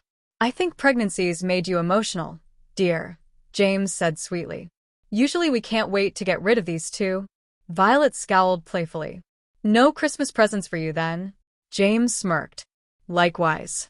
But I still think I merit a goodbye hug at the very least, don't you think?" Pausing for a few full seconds, pondering this, Violet at last broke into a smile and hugged her father tightly before hugging her mother as well. After she was done, Harry also said his goodbyes. Though he was relieved to be going somewhere familiar, where tons of resources were available for him, definitely more helpful than the stuff he had discovered, or rather had not discovered. However, he found himself missing the homely comforts of the Potter house, as well as the parents he never got to know. Harry had promised himself that he wouldn't get attached, and well, it looks like he had failed miserably. Nevertheless, he knew his priority was his world, so he would do everything in his power to get back. Harry turned to walk towards the train when he was suddenly assaulted by a mass of red hair. Wah! He quickly turned around, wondering why Violet was attacking him when he saw her standing off to the side, looking amused. The redhead clutching onto him looked up, causing Harry's face to automatically light up at the sight of Ginny Weasley. "Hey, Harry," she said, letting go of him. "How was your summer?" "Eventful," Harry responded easily, the fact that this wasn't necessarily his Ginny completely slipping his mind. Ginny ran a sheepish hand through her hair. "Sorry I didn't owl that much. Errol got some sort of sickness and can't do much now, and Ron refuses to let me use Pig." Ginny suddenly scowled. "My brother's being an overprotective git, he is. And he usually gets along just fine with you too." Harry suddenly remembered Ron's hostile letter. Guess he really was just another Dean Thomas to his best friend now. "How was Egypt, Gin?" Violet broke in during Harry's lapse of speech. "They let you go into the cursed tombs this time?" Ginny wrinkled her nose. Yeah, some of it was disgusting. Plus, the cost of international owl post over there is really expensive. She trailed off, blushing in embarrassment. But I did bring your birthday present with me, Harry, so you've got to open it later. Ginny dear, the train's about to leave, the familiar voice of Mrs. Weasley said worriedly as she and a reluctant Ron walked over to them. Hello, Harry, had a nice summer? Oh, and Lily James, how are you? Good? I heard there was a nasty Death Eater attack on Diagon Alley while we were gone. Oh, that's unfortunate. The Patils were always very nice people. Harry frowned, wondering why she was treating the Potters somewhat distantly when he remembered that Order members weren't supposed to call much attention to themselves if they normally didn't talk, like how Kingsley and Mr. Weasley had greeted each other before Harry's trial prior to 5th year. Sure enough, Mrs. Weasley had discreetly muttered something inaudible as she was passing them towards the barrier. Have a good term, everyone, she said before disappearing. Shall we? Ginny said, picking up her things. Harry couldn't help but notice Ron glaring at him, out of the corner of his eye. This unnerved him greatly, for the last time he remembered things being this frosty between Ron and him was during 4th year, because of the Triwizard Tournament. Harry's thoughts preoccupied him as they ascended the steps off the platform and into the Hogwarts Express. Harry's? Violet's voice broke him out of his reverie. Aren't you supposed to be in the head compartment? It took Harry a few seconds to remember the head boy badge tucked away inside his trunk. Oh, right. See you later, then. Ginny and Violet nodded as they separated in the corridor. Actually, Harry had no bloody idea where the head compartment was, but after a bit of scanning, he found it fairly quickly. The brass plaque on the door made it easy to identify. As he slid the door open, Harry registered an extremely familiar bush of brown hair sitting next to the window, a large book predictably resting on her lap. Hermione, he said happily, hoping that at least one of his best friends didn't resent him. No such luck. 8, Hermione. Potter, Hermione said coldly, uttering his surname as if it was something distasteful on her tongue. Harry was taken aback by this frosty greeting. He could rationalize why Ron disliked him at the moment, but Hermione? What had he done to her? Something the matters? Harry asked, unable to think of anything smarter to say. Coolly, Hermione looked up from her book, snapping its heavy cover shut before. Harry, look, we may have to work together, but that doesn't mean I like you, Potter. I don't care if you've been trying to be nice to me to my face. You think I could ever forgive you for bewitching me, making me look like a fool in front of the entire school? I should think not, she said stiffly, turning away from him to read again, now determinately ignoring him. Frankly, this stunned him a bit. Why would Harry ever humiliate Hermione? But then, it was obvious they weren't friends here. Maybe Harry had inherited the Marauder genes and had gone too far on a prank. But from what he gathered from living with the Potters, Violet had actually been the one more prone to playing pranks on people, not Harry. Plus, whether this place's Harry was anything like him, he doubted he could ever do something as mean as Hermione was suggesting to someone unless they really deserved it. Still, he couldn't help but feel hurt by Hermione's reaction to him. That made 2 best friends down on his count. Great. Just bloody lovely, Harry thought dryly, sitting down on the seat opposite Hermione. It would have been wonderful to have Hermione's help on trying to get me home. Both her brains and familiar presence would have made things easier. From the looks of things, he'd have to start from the bottom to repair whatever damage there was to his relationship with Ron and Hermione. He needed to get the 2 people he trusted the most to help him. It was funny. When they had told him that they were going to help him find the Horcruxes, Harry hadn't wanted them to go at all in fear for their safety. Yet now, when he didn't have their support, he found himself seeking the friendship that had kept him grounded and sane through everything that had happened to him these past 6 years. Better start at square one, then. I'm sorry, Hermione, he said. So I've heard. I'm trying to read. Potter. Harry held in a frustrated groan. Merlin, he didn't even know what he did to deserve all this hostility. The situation was really starting to piss him off. His friends, minus Ginny, hated him. There was hardly any information on anything useful, and going home didn't seem like a very probable option at the moment, considering he still didn't know where the bloody hell he was. He bit his lip, knowing it'd be far too suspicious if he asked Hermione what exactly he'd done. Being the brilliant witch that she was, she'd probably figure out something was wrong in the first 5 seconds, and Harry couldn't afford her finding out if she wasn't his friend, someone he could trust with a secret. Instead, Harry slumped lower in his seat, brooding. A few minutes later, a girl slid the compartment doors open. She didn't even have to say anything. Hermione seemed to know exactly what was happening because she closed her thick book, got up, and trailed behind the girl. Harry quickly followed her lead, determined to try and use this position to his advantage. After all, the head boy ought to be privy to information that the student body wasn't, right?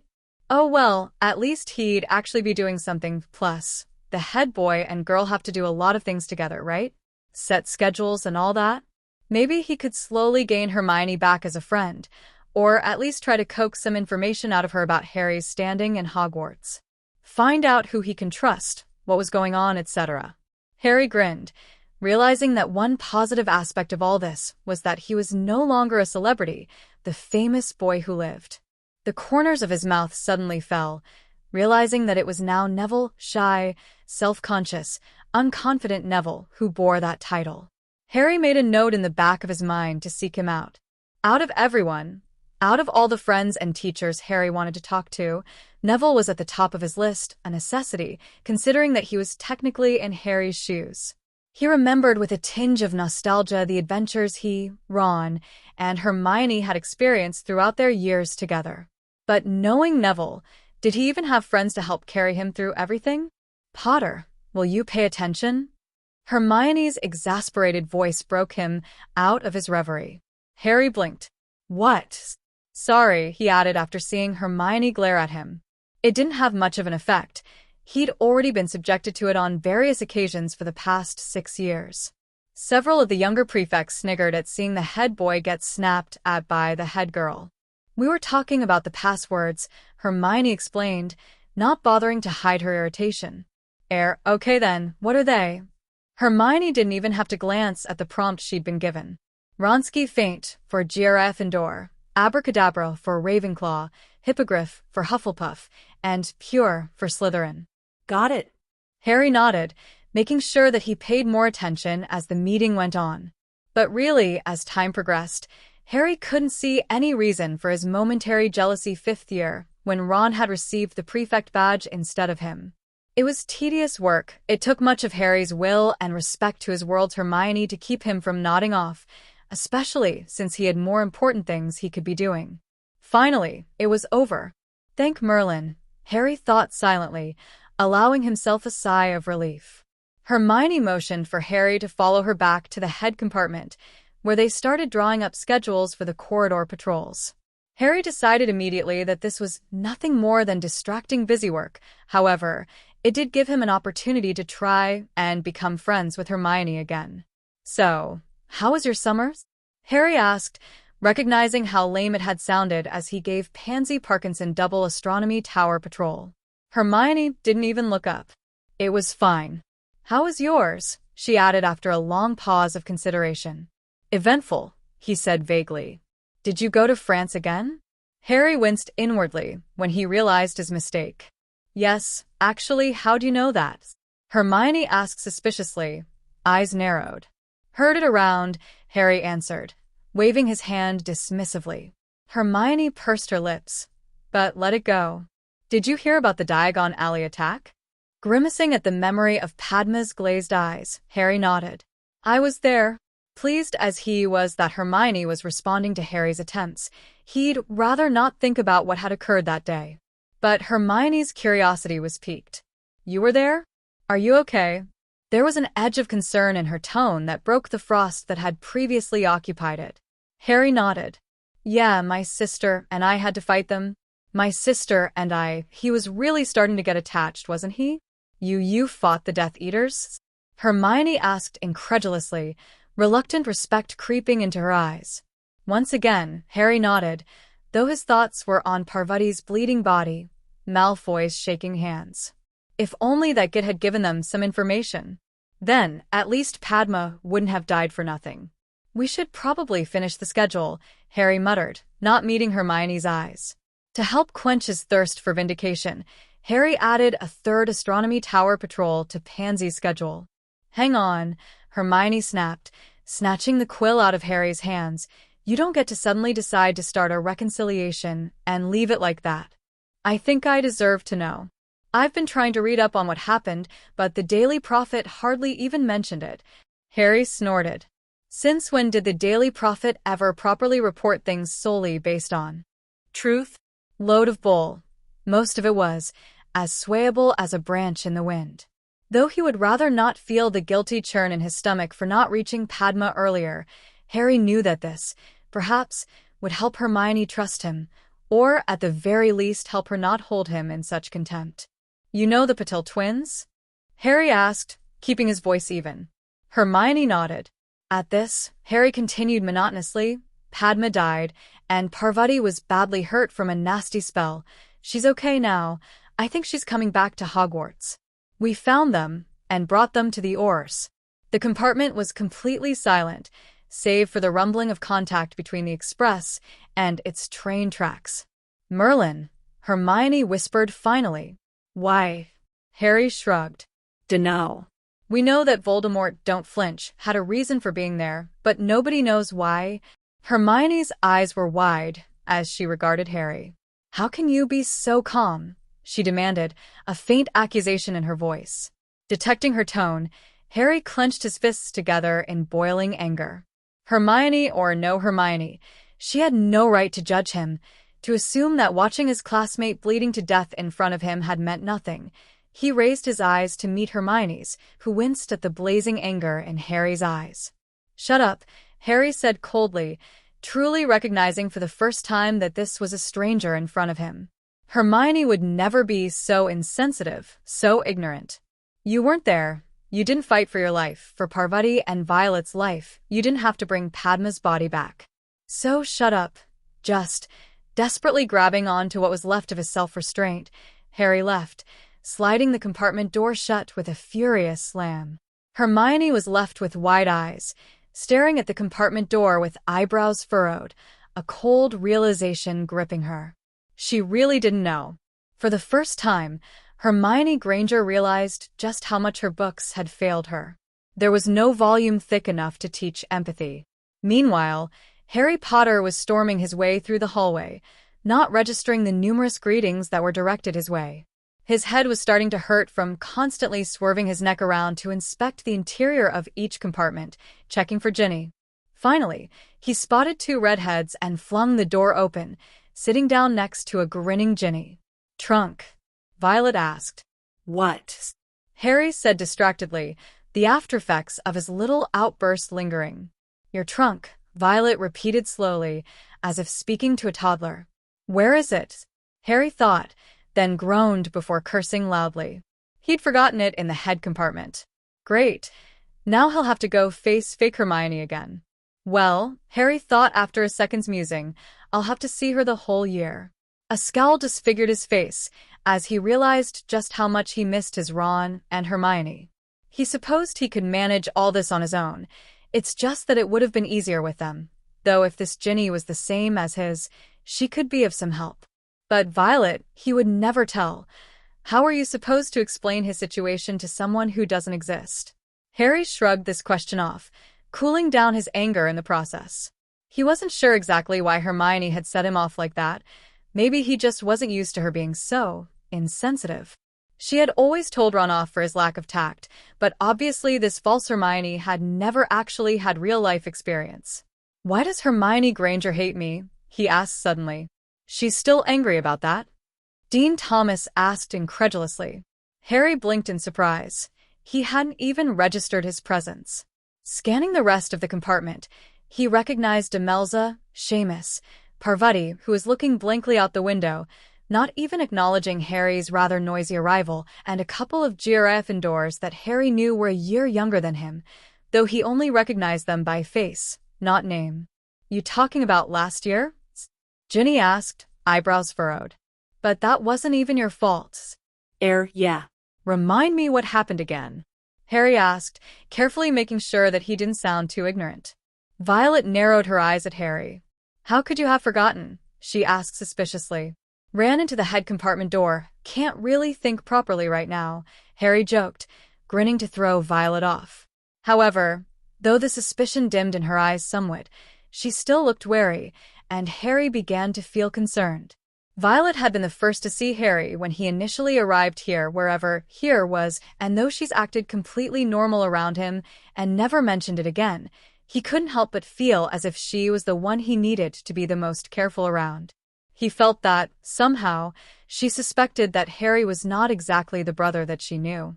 But then, that could have just been Harry's paranoia getting to him. At least, he hoped so.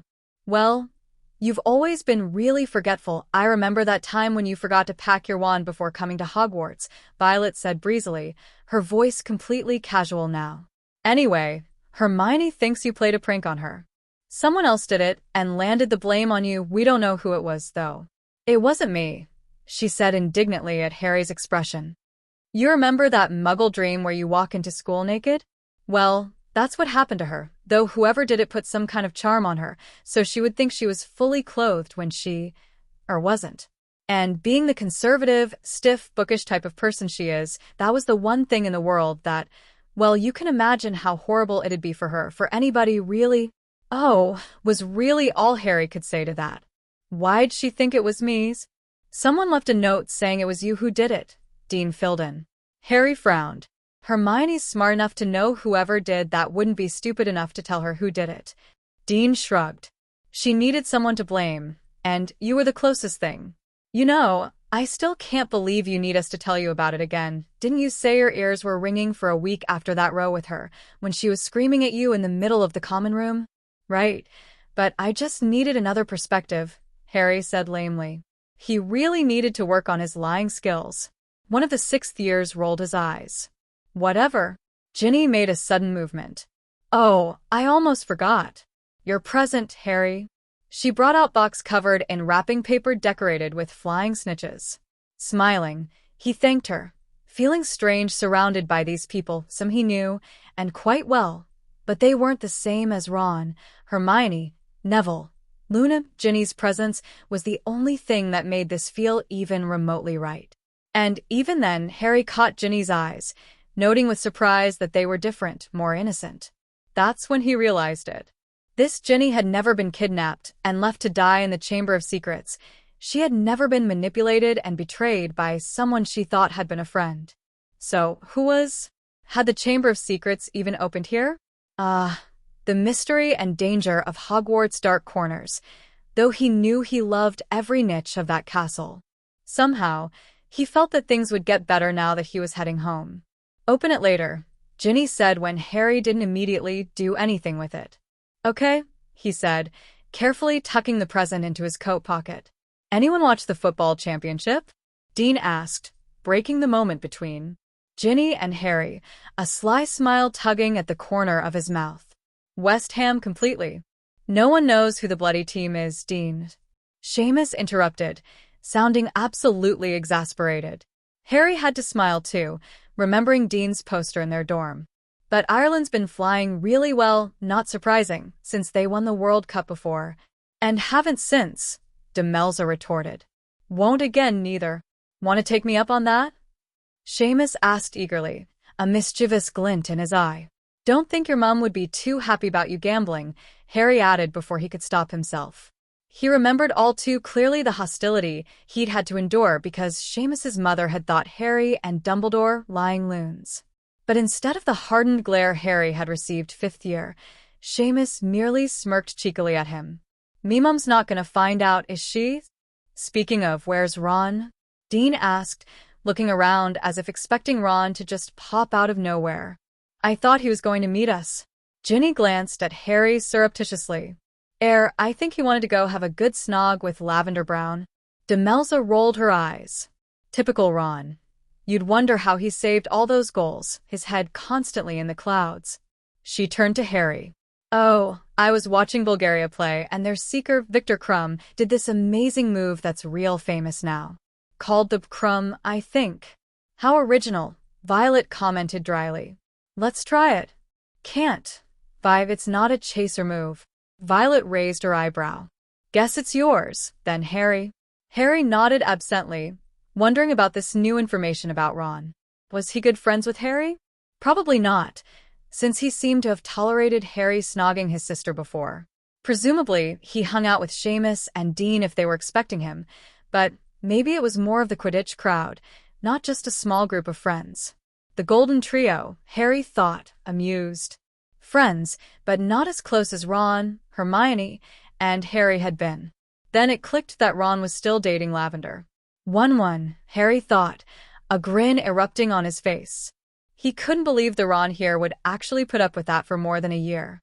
After all, just having to watch the mushiness was revolting enough for Harry, and especially so for Hermione. Harry's grin slipped as he realized that not only was he on bad terms with his best mates, but that the two, who obviously liked each other in an entirely unplatonic way, probably weren't even on speaking terms. Suddenly, Harry sensed a disturbance. Something about the light-hearted atmosphere of the compartment changed. Turning his head slightly, he saw that Parvati had stood up, her eyes flashing, cheeks flushed with anger. How can you?" she stuttered, voice shaking tremendously. "Parvati's?" Dean said cautiously. "What's wrong?" Violet was looking at Harry worriedly, and he understood. They both knew exactly what was wrong. "How can you talk about Victor Bloodycrumb when people are dying?" she shrieked, tears glistening in her eyes.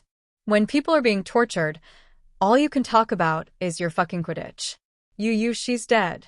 Her voice was rising higher and higher as her breathing became erratic in hysteria. "She's dead. She's dead. She's dead. Padma's dead. That's more important than Quidditch." Parvati couldn't even talk anymore at this point. She was sobbing hard, hot tears staining her dark cheeks. Everyone was frozen in a stunned silence. Finally, after what seemed like an eternity, Violet stood up and approached the crying girl cautiously. "We're sorry, Parvati," she said quietly. "We didn't think you wanted to talk, Abu." Parvati let out a shrill, devastating scream as she pushed past Violet and rushed out of the compartment, promptly smashing into the head girl. "Parvati!" Hermione exclaimed. "What's wrong?" Harry knew that Parvati was having a massive breakdown, that she was reaching for her wand to hex Hermione. Quickly, Harry grabbed Parvati's shoulders and shoved her outside the compartment, Hermione quickly leaping aside for them. Harry decisively shut the sliding door before facing Parvati, whose eyes were suddenly wide open, pure, primal fear written all over her face. "I'm not going to hurt you," Harry said gently, realizing that Parvati must be remembering what had happened in Diagon Alley. "But I couldn't let you hex Hermione. You understand that, right?" Slowly, Parvati nodded her head, the panic in her eyes diminishing slightly. Harry remembered the old ball, how Parvati had been showing him off a bit, bragging about how she'd gotten the famous Harry Potter as a date. Now she just looked vulnerable and helpless, unable to deal with the fact that her twin, her other half, was gone forever. "Sorry," Parvati muttered, silent tears still flowing down her cheeks. "Didn't mean to lose control like that." "It's all right," Harry said. They weren't trying to ignore Padma, you know? He ignored Parvati's flinch at the mention of her twin. "It's easier to talk about small, normal stuff than, well, you know." He paused, recollecting. "They know. They understand. They weren't going to mention her until you did." Parvati nodded jerkily. "I almost didn't come back to Hogwarts, she said quietly. "My mum didn't want me to, but if I had stayed at home, Padma was everywhere." Harry nodded, listening silently. He knew exactly how she felt. It had been the same for him regarding number 12 Grimmauld Place. Sirius had hated it, and Harry hated it too. There were too many reminders of Sirius, of everything that his godfather had despised and tried to run away from, only to be trapped there in his last days. I think I'll apologize to everyone," Parvati said, looking ashamed about her outburst. "Don't think you need to," Harry answered, though she probably would anyway. "Potters?" Harry turned towards Hermione, forgetting that she had been there the entire time. "Yeah," he said somewhat frostily. "Can I have a word in the heads compartment?" Harry nodded and had started walking with her when Parvati's voice called him back. "Harry? Thanks. For Diagon Alley and everything. I'd be dead if it weren't for you," she said quietly, though her eyes showed her immense gratitude. Giving her a small smile, he added, "Violet helped too." "Okay," she said before re-entering the compartment. Harry then turned his attention towards Hermione. "Lead the way." They made their way to the head's compartment in silence. Even the sound of Harry gently sliding the door shut seemed deafening. Crossing his arms, Harry spoke first. "What do you want?" He wasn't exactly sure why he was being so frosty towards her after all. He was supposed to be trying to repair their friendship, but it was probably because the differences still unnerved him immensely. Sure enough, Hermione flinched at the iciness in his tone.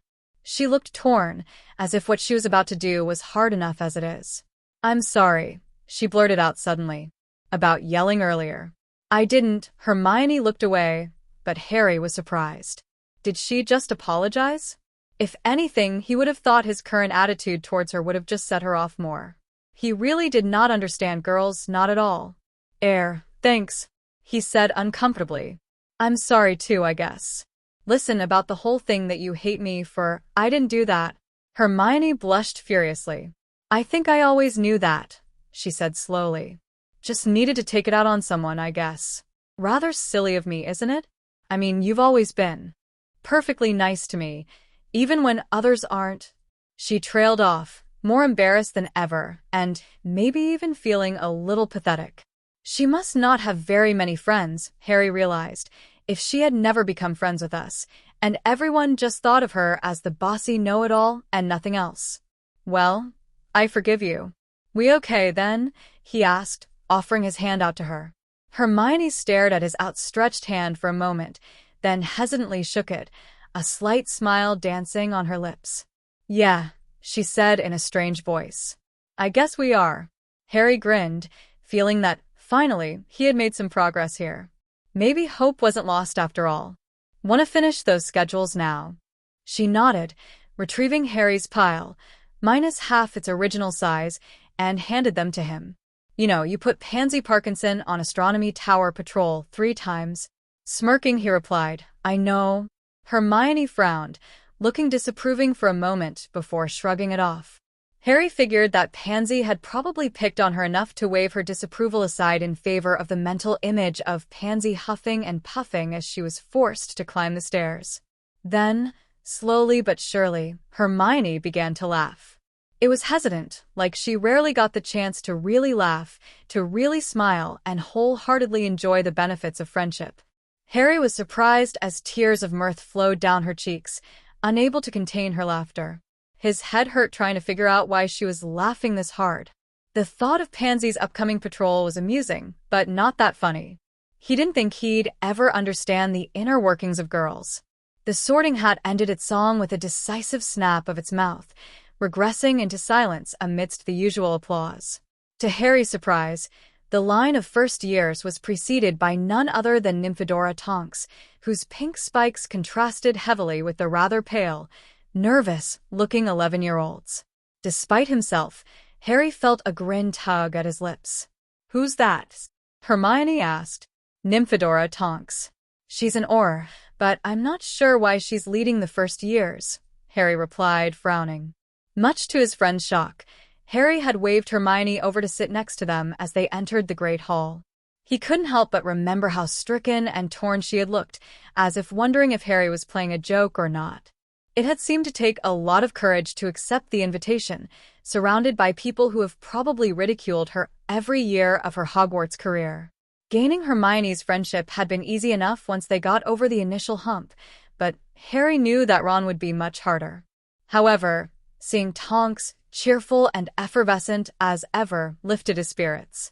Tonks named off the various people, although it did not escape Harry's notice that the amount of brand new students had decreased significantly. Finally, after all had been properly sorted, the chair at the head of the faculty table screeched as it was pushed backwards. A stern-looking headmistress McGonagall suddenly stood up, gazing solemnly out at the Great Hall, whose numbers had dwindled considerably. Harry had half expected Dumbledore's vibrant energy to make up for the empty spaces in the house tables.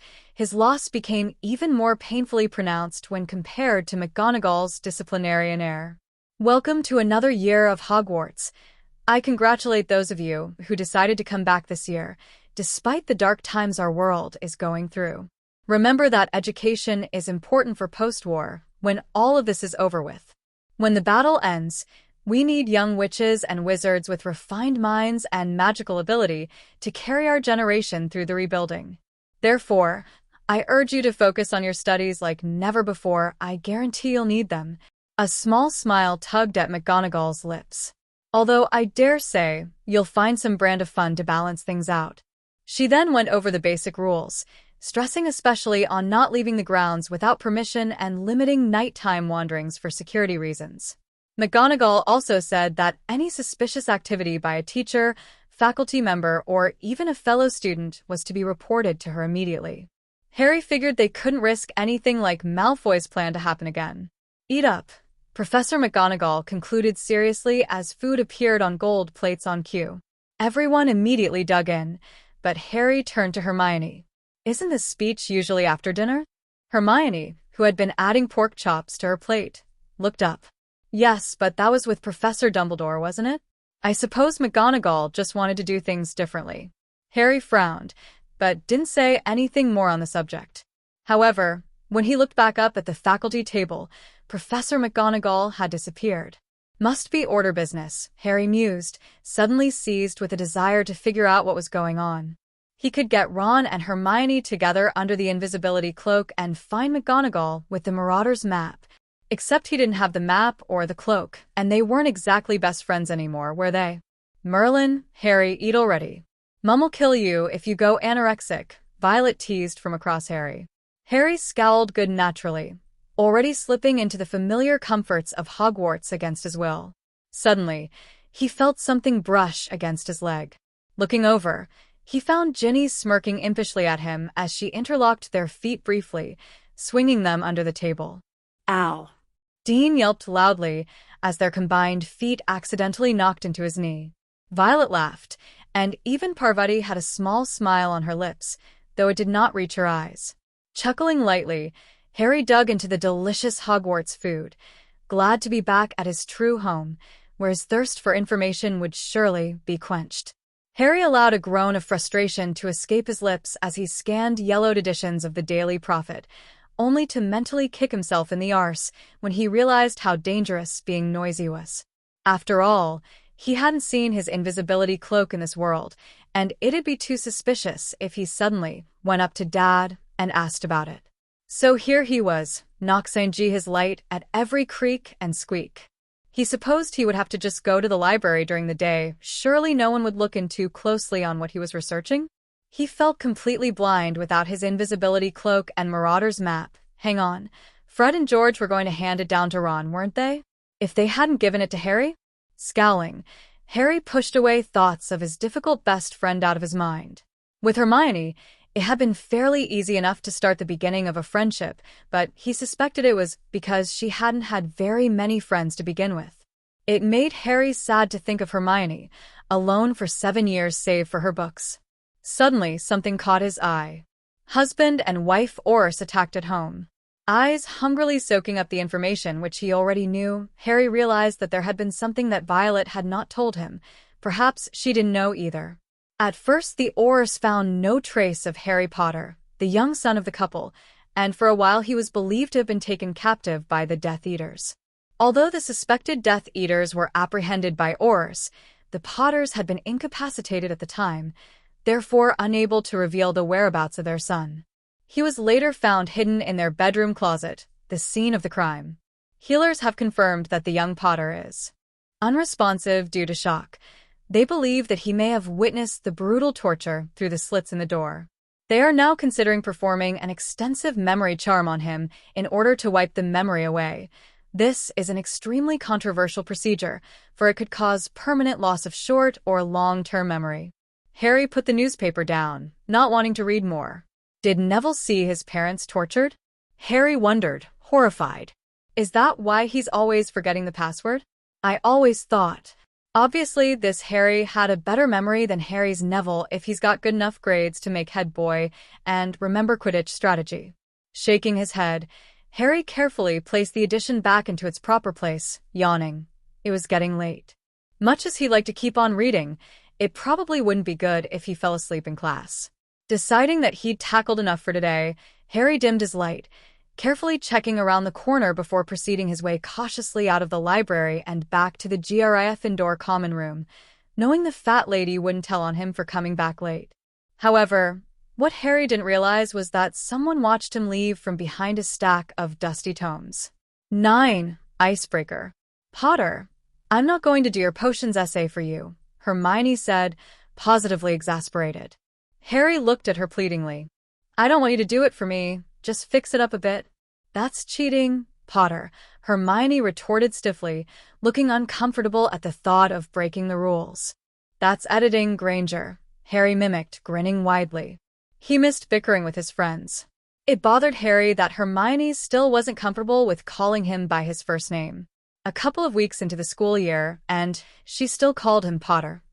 He couldn't help but get the feeling that she was purposely keeping him at a distance, almost as if she thought that when she did call him Harry, she'll have to go back to calling him by his surname eventually. In other words, Hermione still didn't entirely trust the sincerity of their friendship. Harry. He turned his head around to see Violet walking towards him. Without invitation, she plopped herself onto the couch and flashed a smile at Hermione.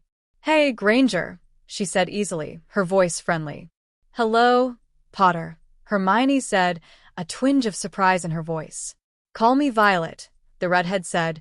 Wouldn't know who you're talking to if both of us are here, right?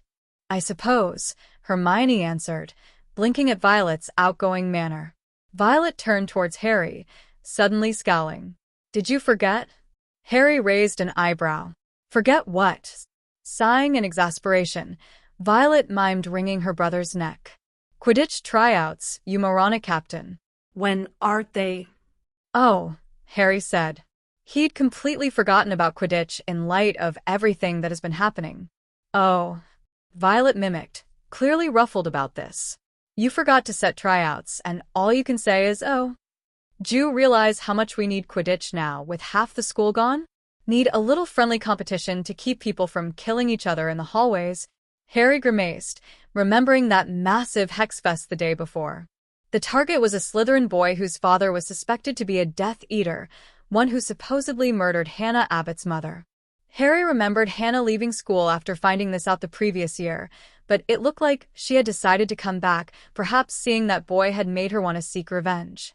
However, what began as a personal matter soon involved all the houses as Slytherins came to the boy's rescue, sending curses at Hannah, who the other 3 houses chose to help. All in all, there were a lot of tentacles and tap dancers when the dust cleared. A few were badly hurt, in particular, Hannah and the Slytherin boy, but it could have been worse. You're right, Harry said. I'll talk to McGonagall in Transfiguration. Actually, you should talk to Professor Tonks, Hermione piped up helpfully. She's head of house now. Okay, thanks, Harry said, smiling at her. Tonks hated being called Professor. First day of class, she'd insisted that they just call her simply Tonks, because Professor Tonks made her feel old.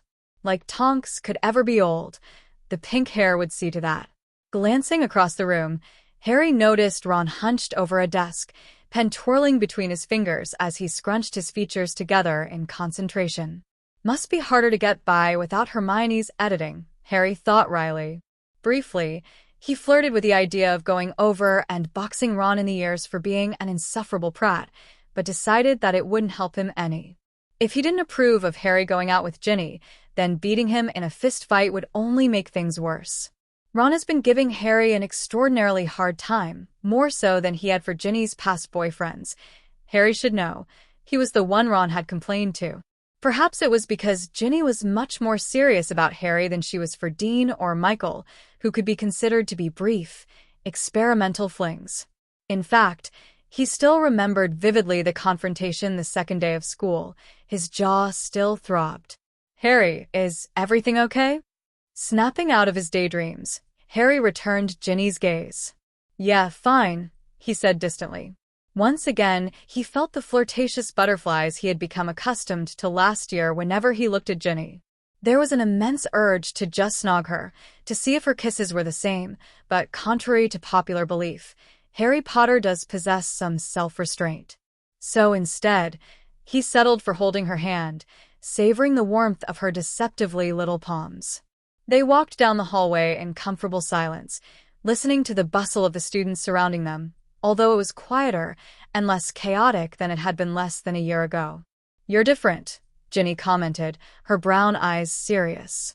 "So are you," Harry said, realizing that there were indeed subtle differences, though she still remained, essentially, his Ginny. Ginny shook her head. "No, but I don't know, it has something to do with the Diagon Alley attack, doesn't it?" Harry blinked, surprised. Wasn't she good friends with Violet? "Didn't my sister tell you?" "There he goes with my sister again." Shaking her head, Ginny replied, "No, but you know her. She keeps things to herself sometimes."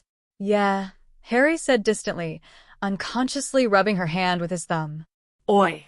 Both of them turned around, cringing at the familiar voice. Ron Weasley, feet thundering down the hallway, screeched to a stop in front of them, staring at their intertwined hands in horror. Pointing accusingly at Harry, he said, "I told you to stay away from my sisters." Harry valiantly resisted the strong urge to roll his eyes. "Who I date is not for you to decide," Ginny said hotly, stepping in front of Harry. "If I decided, you wouldn't be dating at all," Ron exclaimed. "Good thing you don't decide then. And you'd better watch it." Harry's team captain? Eyes wide, Ron looked up at Harry. "You'd kick me off the team just cause, see, Ginny, this is exactly why you shouldn't date. Never know who could turn out to be a bit hypocritical there, aren't you?" Harry muttered, remembering vividly the almost sickening snog sessions between Ron and Lavender. Ron stared back and forth between them, looking flustered. He looked torn between scorning his sister and yelling at Harry. He decided on the latter. "You have no right to date my sister," he shouted, pointing a determined finger at Harry. "I've seen you snogging in broad daylight. You're too old for her, and I won't let you take advantage of her." Harry's eyes narrowed dangerously as he felt anger pulsing through his veins. Before he knew it, his temper had got the better of him at Ron's infuriatingly exaggerated protectiveness and unfounded accusation. "I'm taking advantage of Ginny," he repeated incredulously. "Funny of you to say, ain't it? Or haven't you noticed yourself eating Lavender's face out in order to make Hermione jealous? Ickle 1-1. That's when Ron's fist connected with Harry's jaw. Well, perhaps Harry shouldn't have lost his temper, but mind you, he did have good reason. Why were both his best friends so different here? People couldn't possibly change this much, could they? Apparently, they could. Ron, sensing that someone was watching him, caught Harry's gaze and glared fiercely. However, to Ron's surprise, Harry didn't glare back, merely cocking an eyebrow and turning back to Violet. "Think he'll try out for Quidditch?" Violet asked, watching the exchange with interest. Harry shrugged. "Hopefully. Need a good keeper." Violet nodded. "Shame he's so protective of Ginny. It really annoys her, especially the double standard." "I'll bet," Harry said, grinning slightly. However, his grin slipped into a frown as he sensed something weird, something he couldn't quite explain. But seeing the person climbing from the portrait hole cleared all questions of that feeling away. Neville, Harry thought, surprised. This place's boy who lived had been a no-show at classes for the past 2 weeks, making Harry think he'd started on the Horcrux quest, so why was he here? Both Hermione and Violet noticed Harry's attention suddenly on Neville. "I read in the Daily Prophet that he's been busy helping them on a confidential matter." "But I didn't know." She was interrupted by Violet's rude snort. "Confidential matter, my arse," she scoffed. "They have him running around like a dog on a leash, their bloody poster boy. People aren't very happy with the Ministry at the moment. They need Nev to clean up their own sodding messes." Harry frowned, surprised at this reaction. Judging from the photo he had found in Violet's room, she and Neville were pretty good friends. But then he remembered her use of Nev, apparently a nickname she has for him. Had Neville began distancing from her as Harry had planned to from Hermione and Ron? Judging by the slightly worried look on Violet's face, he had thought right. "I'll be right back." She excused herself as traced Neville's steps up to the boys' dormitory. "What was that all about, do you suppose?" Hermione asked, staring curiously at Violet's retreating back.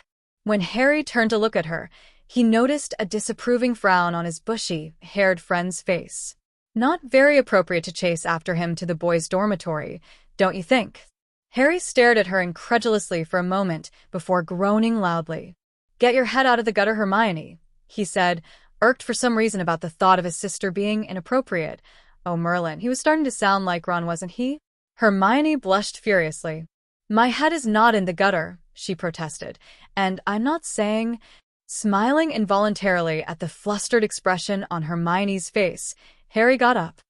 Well, then, as head boy and girl, we'll have to check if they are being inappropriate in any way, won't we? He said lightly, offering a hand to help Hermione up. If Neville is doing anything remotely improper. Harry thought savagely, but then stopped himself, horrified. Guess Ron was more of an influence on him than was good for him. But he also wanted to get a chance to talk to Neville, who was not only a friend he hadn't seen yet, but possibly a key player in figuring out where Harry was. If anybody had the information that would let Harry know what was different, and what was the same, it was Neville. Hermione's hand suddenly gripped his arm in warning. What is it? He said, but Hermione raised a finger to her lips, which Harry understood to be, shut the bloody hell up. Do you hear that? She whispered, inching closer to the seventh-year boys' dormitory. Frowning, Harry strained his ears, and also heard muffled shouting from the other side of the door. However, the shouting seemed to amplify in volume with every inch closer to the door. At any other time, Harry would have heartily wished for some extendable ears, but he felt that in this case, they wouldn't be needed. Can't believe, thought, better sense than that. Bloody hell, Violet. Your own parents work for the ministries. Harry recognized the new voice instantly as Neville's, though he didn't think he'd ever heard Neville sound so hostile, or swear, for that matter. He noticed Hermione, too, listening in on the conversation with great interest, all thoughts of eavesdropping being against the rules forgotten. But they aren't the ministry's sodding lapdogs, are they? There was a pause. Is that what you think of me? Neville's voice was dangerously quiet. Yeah, that's what I think of you, Violet responded firmly, her voice equally subdued. Harry and Hermione listened intently, waiting for one of them to speak up. Neville did a few eerily silent beats later. Anything else you want to throw at me? He asked. I know I never returned your owls, but Merlin, you don't have to overreact so much. Me? Overreacting? Violet screamed, furious venom laced in every syllable. I think I'm entitled to overacting when my friend's becoming one of them. One of who, exactly? Neville asked, restraint clear in his voice. One of those bloody bigots, the idiots who refused to listen to you and Dumbledore and had the nerve to come crawling back to you to fix their messes. I can't believe you're actually getting sucked into this. I thought, guess the wizarding world really is doomed now, with you as our savior. Even with the safety of a wooden door between them, the heads could feel the buildup of angry magic that was about to explode at any given moment. Get out, Neville growled dangerously. I said, get the bloody hell out. Harry and Hermione leaped back as the door swung open and an angry, distressed Violet came out, sparing her brother a seething glance before practically sprinting back down to the common room. Neville stepped out of the door, looking past the heads for a moment at Violet's rapidly retreating back, looking both furious and upset. Finally, he came out of his daze and noticed his fellow seventh years watching him. Hello, Harry. Granger, he said stiffly, looking a bit wary of Harry, as if expecting Harry to yell at him right about now. But he didn't. Hey, Nev, he said, trying out the nickname. Neville didn't look taken aback, so Harry must be on good terms with him too. How was your summer? Harry could feel Hermione's questioning gaze on him, but he ignored her. He knew what he was doing. Neville looked even more wary, and now confused. Eventful, he said vaguely, echoing Harry's response just weeks ago. I'll bet, Harry said. Listen, if you need notes to catch up on the classes you miss, you can ask me, all right? Actually, it'd probably be better if you asked Hermione. At least you wouldn't have to use a key to decipher her handwriting. Neville managed to crack a small smile at the joke, but it didn't reach his eyes. Okay, thanks, Harry. No problem, Harry responded, smiling pleasantly. I'd better go unpack, Neville muttered uncomfortably, re-entering the dormitory. The door shut, leaving Harry and Hermione standing outside in silence. Do you honestly think that Longbottom didn't know that we'd heard everything? Hermione hissed. Of course not. He knows that we know, Harry said, but I didn't have to explode at him over it, did I? It's the beginning of the year. Don't want to be on bad terms with him already. Hermione merely stared. You never cease to amaze me, Harry, Hermione stated, impressed that Harry possessed that much tact. But Harry merely smiled as he noted that she had called him Harry. Can anyone tell me the incantation for the Patronus charm? Hermione's eager hand shot up immediately, and after an inner debate, Harry raised his hand as well, albeit with a bit more control. Hermione, Tonks called. The incantation is Expecto Patronum, Professor, she stated. From his seat in the back, Ron sniggered. She's like a walking textbook, he commented none too quietly. Tonks frowned. Mr. Weasley, shut up or I'll give you detention. Even better, make you walk around with matching pink hair for a month. Very manly, I'd say. Flushing furiously, Hermione muttered, That won't be necessary, Professor. Harry cringed for Hermione's sake. Ron had made many rude comments like this in the past week. At first, Tonks had merely frowned but was apparently getting tired of Ron's constant jeering, sticking up for Hermione when no one else did. Harry smiled, remembering that they were on pretty good terms in his world. Meanwhile, Ron slumped in his chair, muttering what sounded like, not fair, only joking. Just shut it, Weasley, Neville snapped sharply. Apparently, he was still in a bad mood from his row with Violet earlier that day, during Harry and Hermione's free period. Ron seemed taken aback at Neville ganging up against him too, and fell silent, looking sullen. Harry couldn't help but feel a little vindicated thrill from the same monster that possessed him 6th year. When he began to feeling for Ginny, he wasn't sure if it was love exactly, but it was definitely a hard crush, something that could evolve into something more. But I can't, Harry reminded himself, I can't put anyone else in danger. That was the whole reason why he broke up with her at the end of the year, wasn't it? It didn't seem fair. But then, since when was life ever fair? Harry, why don't you give it a try? Tonks said brightly, smiling encouragingly at him. He froze. It couldn't hurt, could it? His family already knew he could perform a Patronus, and Harry could just pass of his knowledge as coming from a family of Orcs. Thinking about what it felt like to eat dinner with his family, Harry said easily, Expecto Patronum. Sure enough, the beautiful silver stag erupted from Harry's wand and cantered around the room as surprised gasps rang across the room. However, it did something odd. It pranced towards Tonks, circling around her before approaching Hermione, Neville, and finally, Ron, who looked at it strangely. Prongs returned to Harry, allowing him to stroke its ghostly back once before fading away. And that, class, is a Patronus, Tonks said, a hint of pride in her voice. Okay, everyone divide up and practice. Hermione immediately made a beeline for Harry. How did you do that? She demanded, eyes wide. That's high-level magic. I read that some wizards never master it. Harry shrugged. Both my parents are Aurors.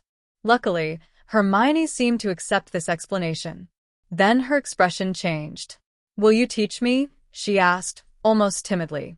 She'd probably never had to ask anybody for help on anything, or rather, no one to ask. You're really smart, you'll probably catch on quick, Harry said, remembering Hermione's successful otter Patronus floating over their heads. But at this, her face fell. I've tried, she muttered. It didn't work. Okay, I'll help. What was your happy memories? Hermione blushed immediately, but her eyes were guarded. Can't help you if you don't tell me. She bit her lip, a habit that Harry's Hermione never picked up. My 10th birthday party, she whispered, her eyes downcast. Someone showed up.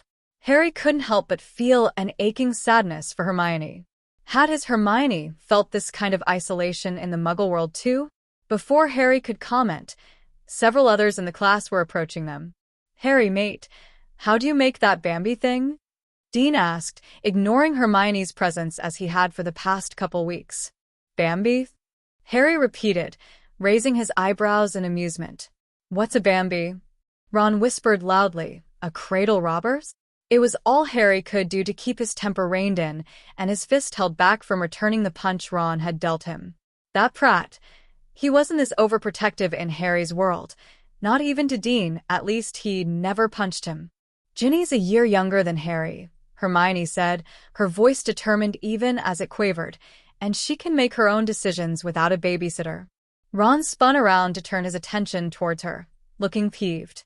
That's funny, coming from you, bet you're not even out of diapers yet. Hermione flushed again. Her eyes were shining suspiciously. Leave her alone, Ron. Parvati snapped, shocked at her friend's behavior. You shut up. Ron roared, losing his temper completely. Control yourself, mates. Seamus and Dean said at the same time, each grabbing an arm and keeping Ron from pouncing on anyone. What's going on over here? Tonks demanded, narrowly avoiding tripping over her feet as she crossed the room, Neville trailing behind her.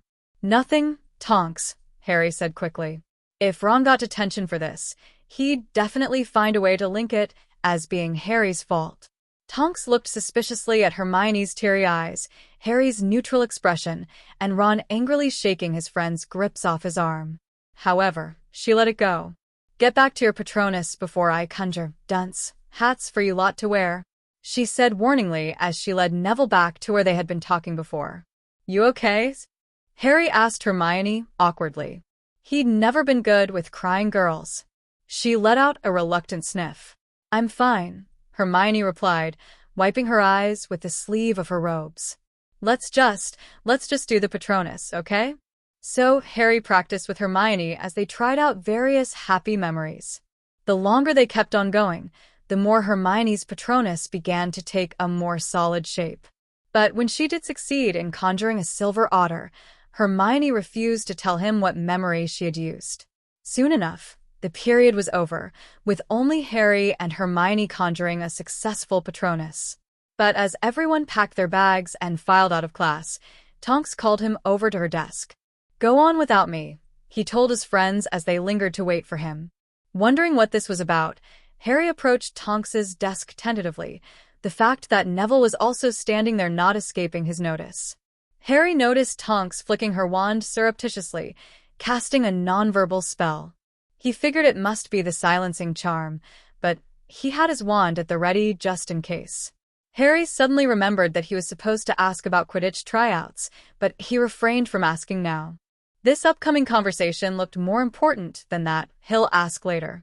So, Harry, Tonks said, Neville, and I was wondering if you'd be willing to tutor Neville.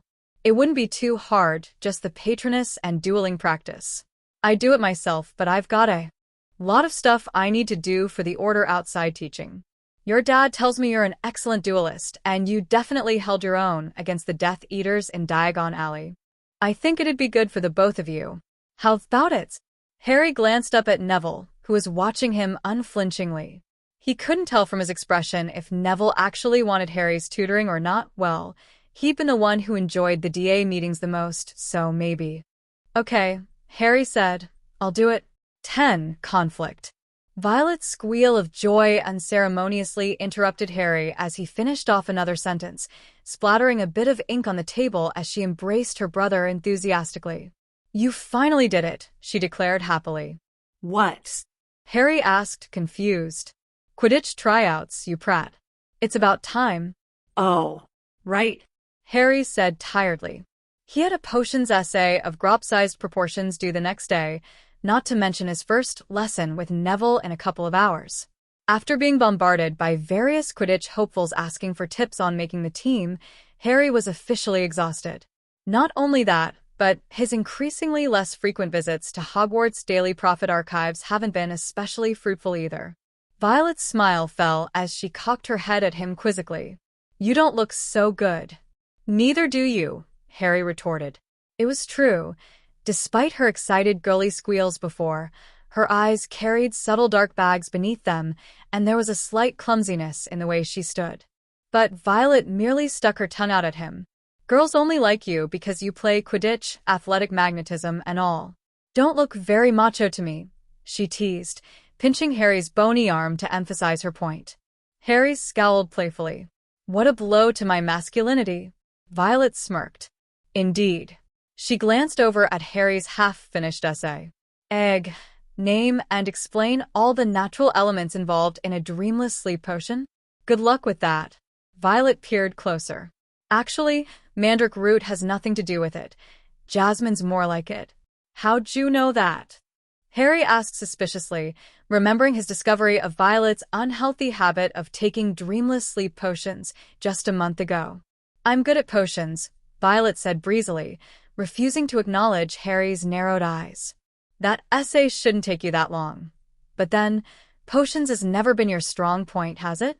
Got a date with Ginny after or something? That why you're rushing?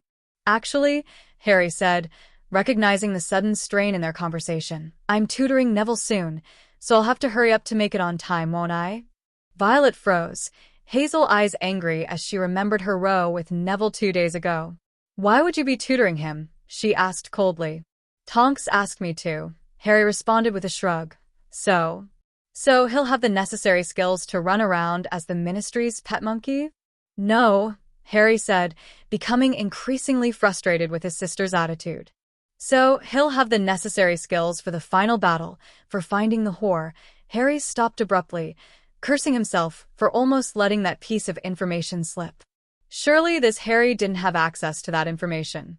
The Horcruxes, I know, Violet finished for him, her tone bored. He told me. How you found out? Harry quickly changed the subject. Listen, if you're still pissed at him, fine, but you don't want him to face Voldemort unprepared, do you? Violet didn't say anything for a moment.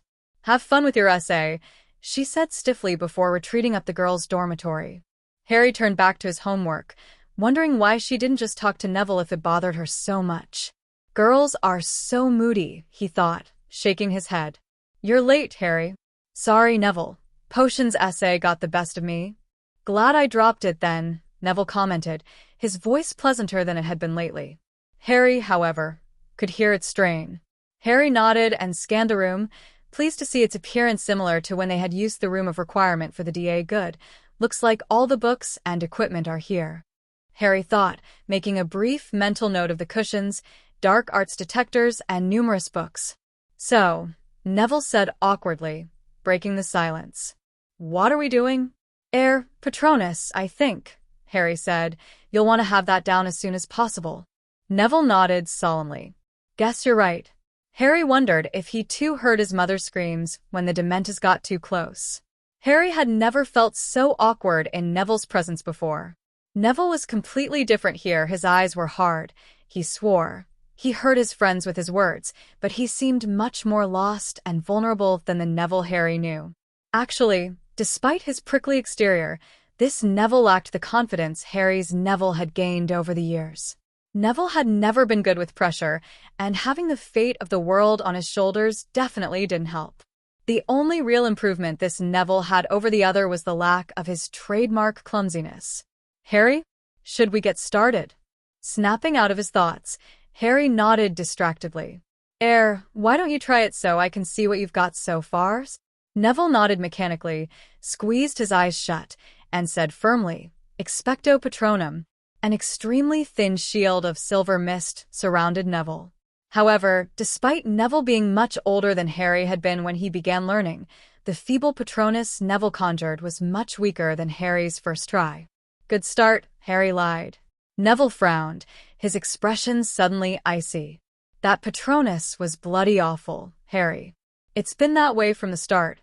Harry raised an eyebrow, taken aback at Neville's attitude. Okay. Sorry for being too bloody encouraging, mate. It was Neville's turn to be surprised. What? He stuttered, as if he couldn't believe someone would have the nerve to talk back to him.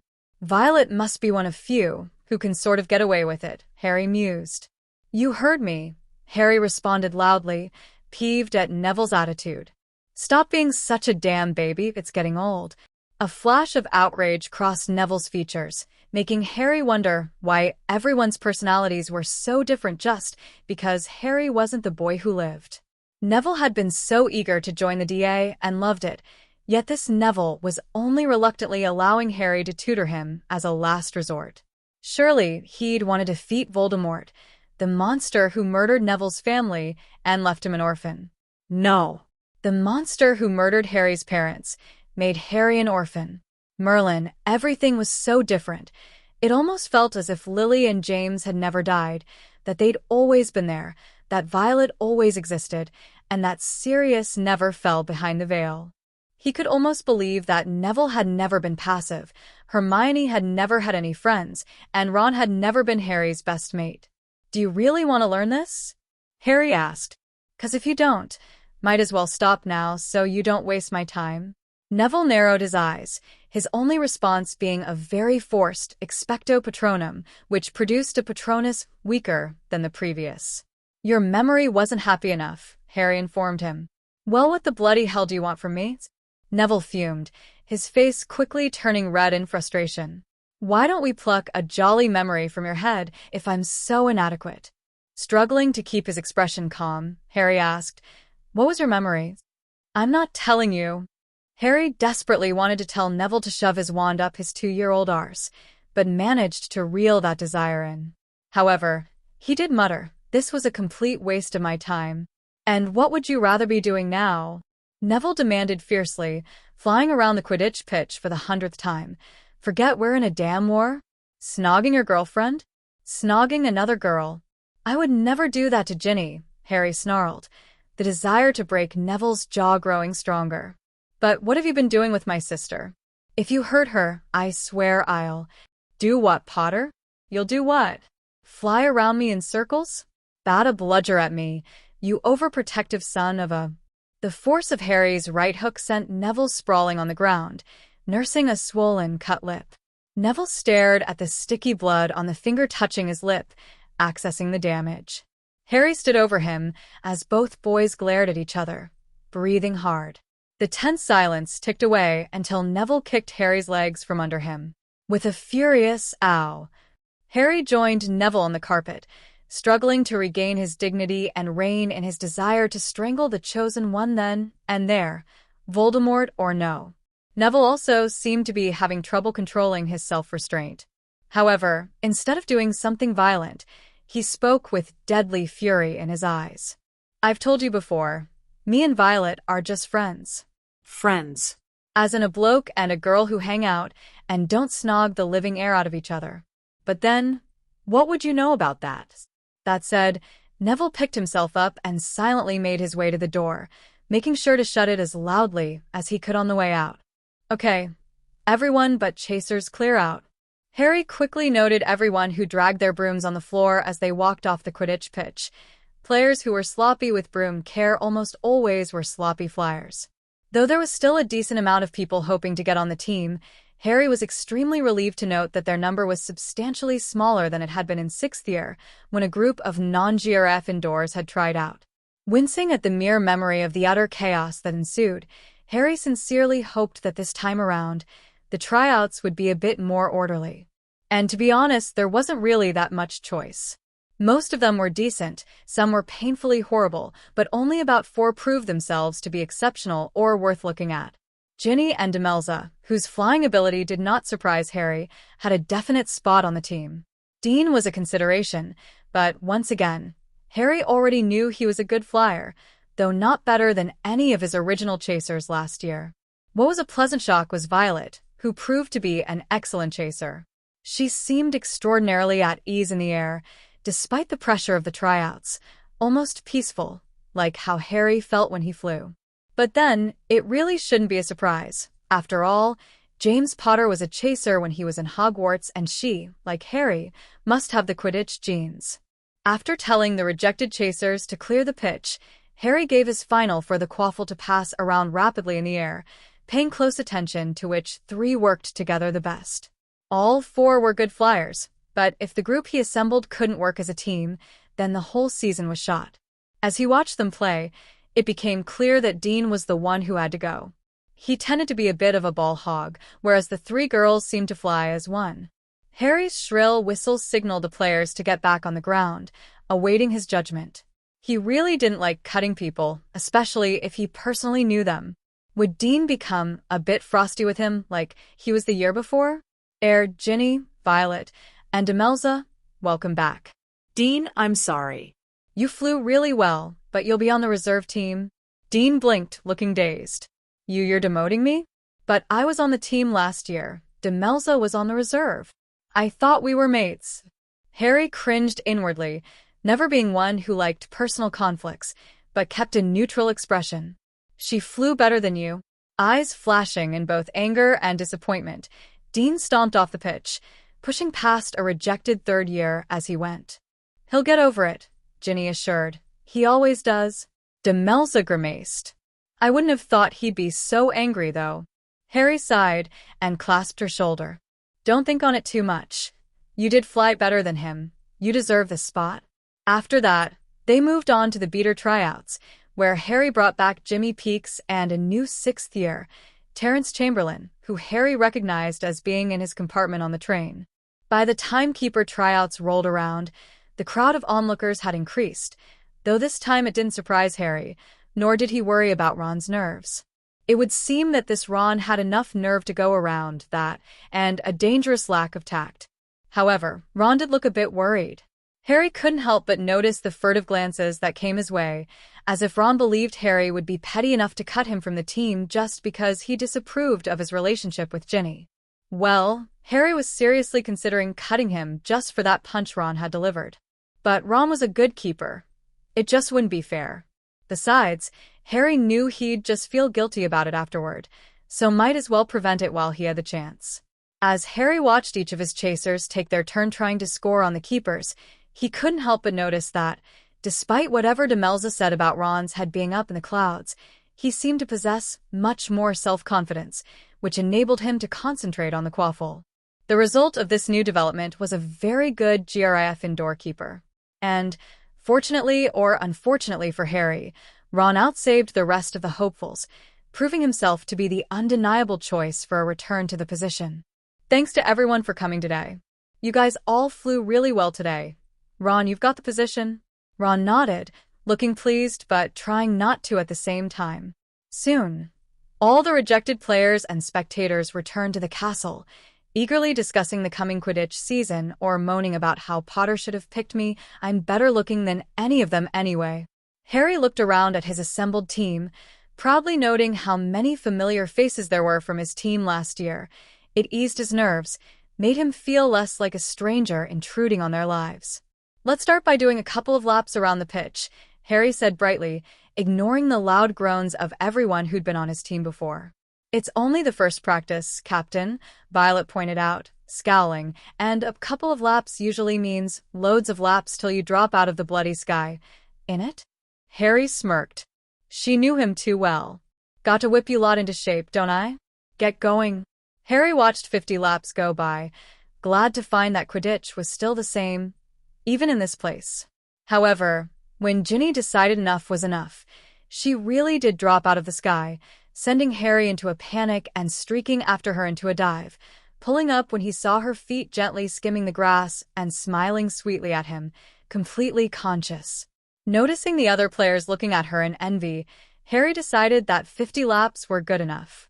However, he wouldn't let them go until they had finished a couple of passing and accuracy drills first. I think somebody wants the cup this year, Ginny teased playfully, her face still flushed from flying. Harry had to grin at that. Can't let the Slytherins best us, can we?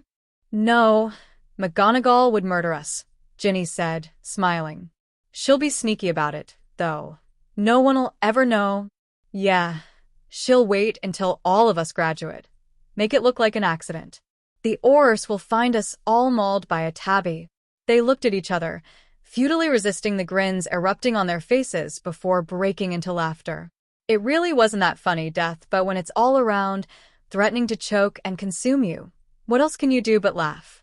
Harry stared into Ginny's smiling face, becoming lost in those sparkling blue eyes.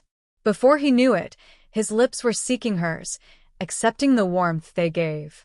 It didn't matter that they were dry and chapped from flying for hours, only that they were hers. Get your lips off her. Resisting the urge to sink into the grass, he thought about deepening the kiss to further infuriate Ron, but decided against it. Stop being such a git, Ronald, Ginny said crossly. Do you see me telling you and Lavender off? Well, I'm old enough to know what's dangerous, and what's N. So, Harry's a dangerous cannibal now? Going to bite my lips off, is he? You don't want to hang around with people of his sort, Ron exclaimed loudly. Harry blinked, scowling angrily. People of my sort? Ron's ears reddened. Sputtering indistinguishable words, he reached out to grab his sister's arm, but Ginny moved herself out of arm's reach. "Lay off, Ron, or I'll tell Mum and her about the wounds," Ginny hissed. If possible, Ron's ears became a deeper shade of puce red. "You wouldn't," he whispered. "Calm down, you lot," Demelza said sharply, getting plowed over by Ron as he suddenly lunged towards Harry. In a beat, Terence and Jimmy were there, helping Demelza to her feet and restraining Ron. "It's my life, Ron. You can't baby me forever," Ginny bellowed. Ron's ears were now in danger of popping off his skull. "I'm trying to protect you, Ginny." "From who, Ron?" "From who? Harry? McGonagall? You know who?" Who? I've already told you," Ron said stubbornly, fighting Terence and Jimmy's hold. "Stop being so thick," Demelza scolded. "Leave well enough alone before you make things worse." "Shut up, you," Ron snapped nastily. Slap. Ron's freed hand immediately went to his imprinted cheek, staring at his fuming little sister in shock. "WH, what did you?" he stuttered. Ginny's eyes were now shimmering dangerously, angry tears threatening to fall. "Don't talk to me, and leave Demelza alone. What did she ever do to you, you disgusting prick?" With that, she turned and retreated to the girls' locker room. After giving his teammates an apologetic look, Harry followed her, forgetting the fact that he wasn't technically allowed in the girls' bathroom. "Jen," Harry called, hearing her voice inside. As he approached the source of the echoing, Harry picked up on what Ginny had been saying. Wake up, wake up. What's going on?" Harry asked, concerned. Ginny looked up, all trace of anger gone. However, the worried expression she held didn't do anything to ease Harry's discomfort. Then his eyes focused on what was next to his girlfriend, or rather, who. Violet was passed out on the floor, unmoving and unresponsive. Cold terror seized Harry as horrible possibilities rushed through his mind. Luckily, the subtle rise and fall of her chest proved that she was still alive. Now, anger began to set in as he realized what a sense of déjà vu meant. How could she do that to Ginny and Harry, scaring them shitless and taking up that damn sleeping potion again after she'd been caught? "Enervate," Harry said clearly, but Violet's eyes remained closed. "I already tried that," Ginny said. "Nothing works." "Okay, we'll have to get her to the hospital wing." Locomotor Violet. Violet's body didn't budge. Harry frowned. How long has she been taking that potion? And how does it make her resistant to spells? "We'll have to carry her, I guess I will," Harry said, scooping up his surprisingly light sister. "Merlin, it's just one thing after another today," Ginny murmured, glancing at her friend in worry. "Try having that happen to you every day since you were 11, Harry thought wryly. They had better not have gotten themselves expelled. "Don't be so pessimistic, dear, they did promise after all," Lily responded idly, placing breakfast on the table. "And besides, if they'd gotten expelled, it'd be titled to Mummy and Daddy. But Harry wouldn't do that, and this is his handwriting. Besides, today's Halloween, don't you remember the yearly Marauder prank on Halloween? Have some faith, James. It's not even the afternoon yet. Let's just open the bleeding letter instead of sitting around talking about it," James responded impatiently. "It's making me more nervous by the second." Lily raised her eyebrows. "This is coming from Hogwarts' most frequent presence in detention?" "Actually, Sirius holds that title. He nicked the last detention of our Hogwarts career, the bloody wanker." Rolling her eyes, Lily dangled the letter in front of her husband. "Get it over with, James." Scowling, James took the letter and read it, his frown deepening the longer he read. Silently, he handed it to his wife and began pacing the length of the dining room. Once she finished reading Harry's letter, Lily set the parchment down gently, suddenly looking tired. "I should have known the Demento was going to have a lasting effect." "It's all right, Lily. Violet's always been really private. What matters now is what we're going to do about it." "But Muggles have a detox process, but I don't know about wizarding potions." James stopped pacing. "We need to go to Hogwarts, talk to her." "Let's flo Minerva." "Why don't you do that?" "I've got to make a quick stop at the Ministry to talk to Mad Eye." "Why?"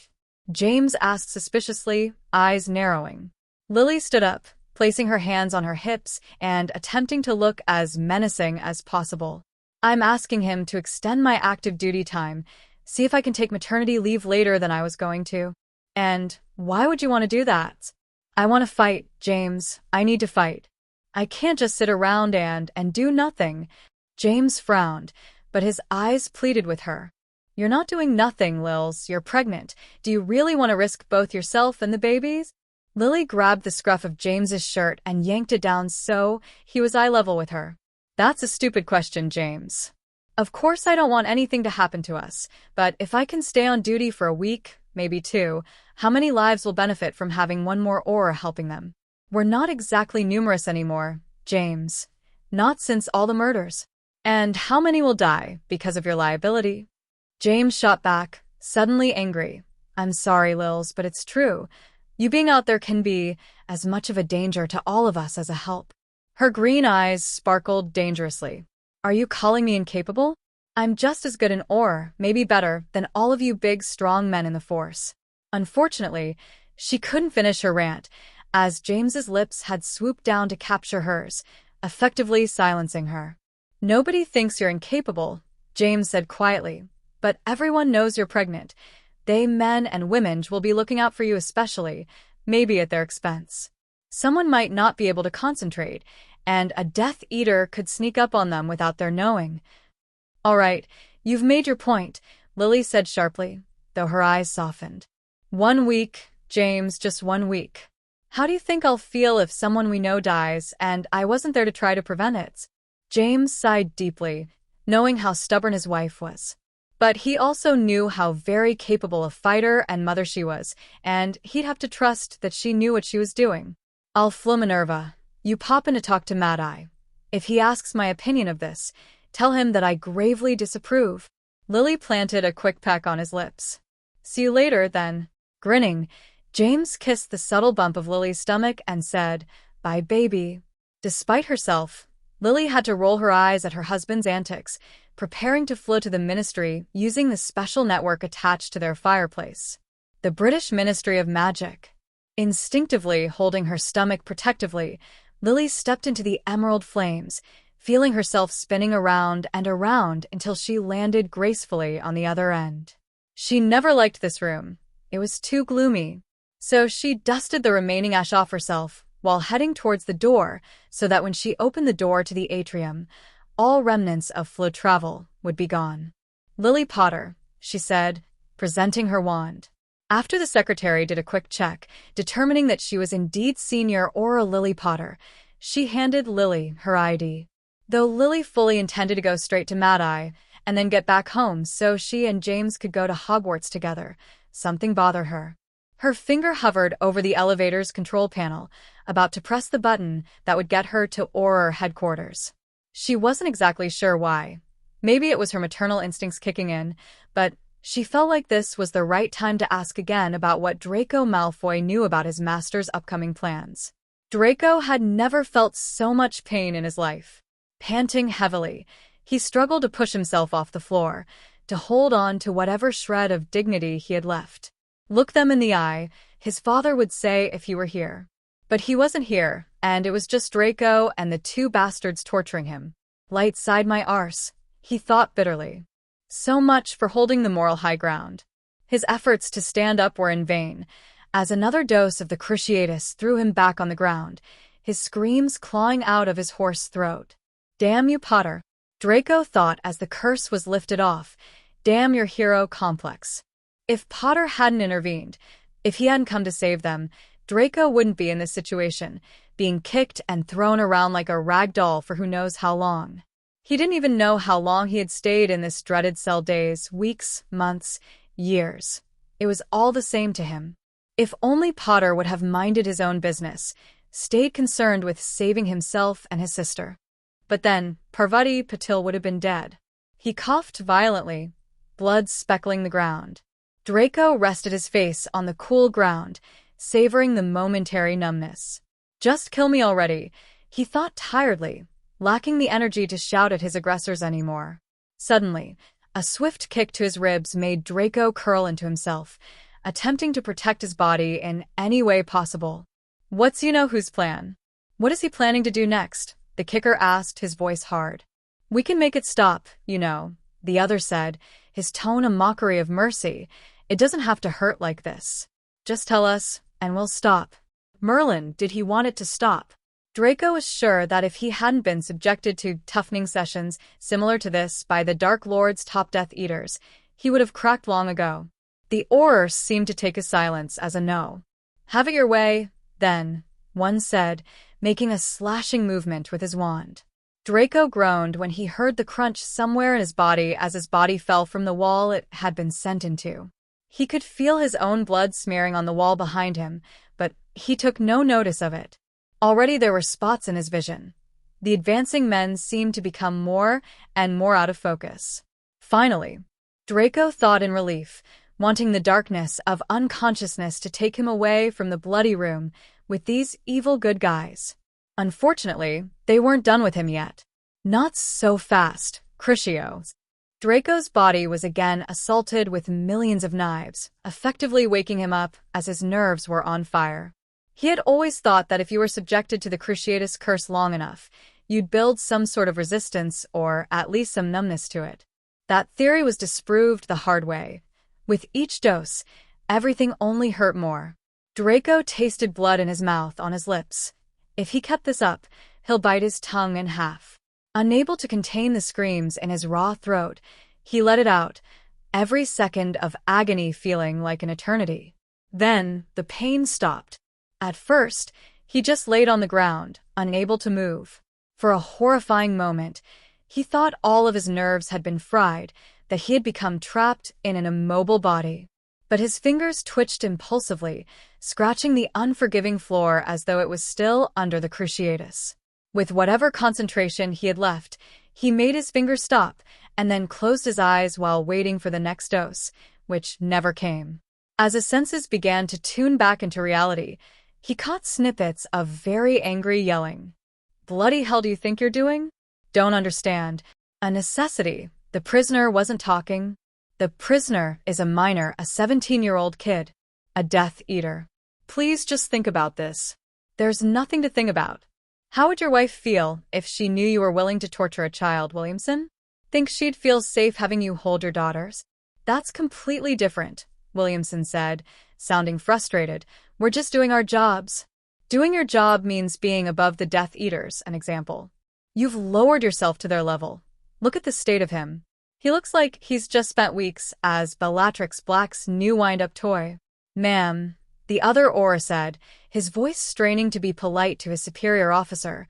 We are under specific orders from Minister Scrimgeour himself to use any means necessary to extract the information out of the prisoner.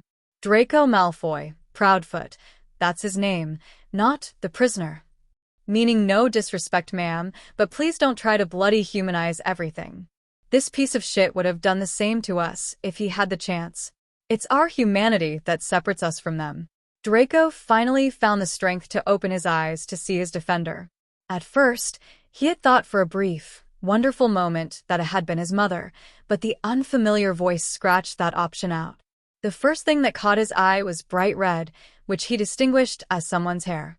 Please don't tell me I owe a Weasley for saving me, Draco pleaded with whatever force was listening. Both of you get out. Looks like I'm going to have to clean up your messes. Now, she bellowed as Williamson and Proudfoot hesitated. As she neared Draco, it became evident that she wasn't a Weasley, but a Potter. More specifically, the mudblood mother of Harry and Violet Potter, whom Draco had just been cursing in his mind. Why was his life so ironic? But really, with his body broken and aching as it was now, he couldn't be choosy about who decided to help him. However, it did confuse him. Why would Potter's mom help him? But then, the Potters had always been goody-goodies about morality and such. He remembered his father talking about how they had campaigned heavily against Rufus Scrimgeour's decision to allow Aurors to perform unforgivable curses. Merlin, he really was a little arrogant prat, wasn't he? After all, shouldn't he be happy that anyone stuck up for him? The Death Eater that everyone hates? A lot of the Ministry officials knew of his involvement with Professor Dumbledore's death, that he was up there, had his wand trained on him. He never wanted to kill him. Merlin, Professor, you know that, don't you? Well, he had intended to because he already got a glimpse of what would happen to his father and mother if he didn't. But still, given a choice, he'd never have tried. It was hopeless anyway. He just wasn't any good at being a Death Eater.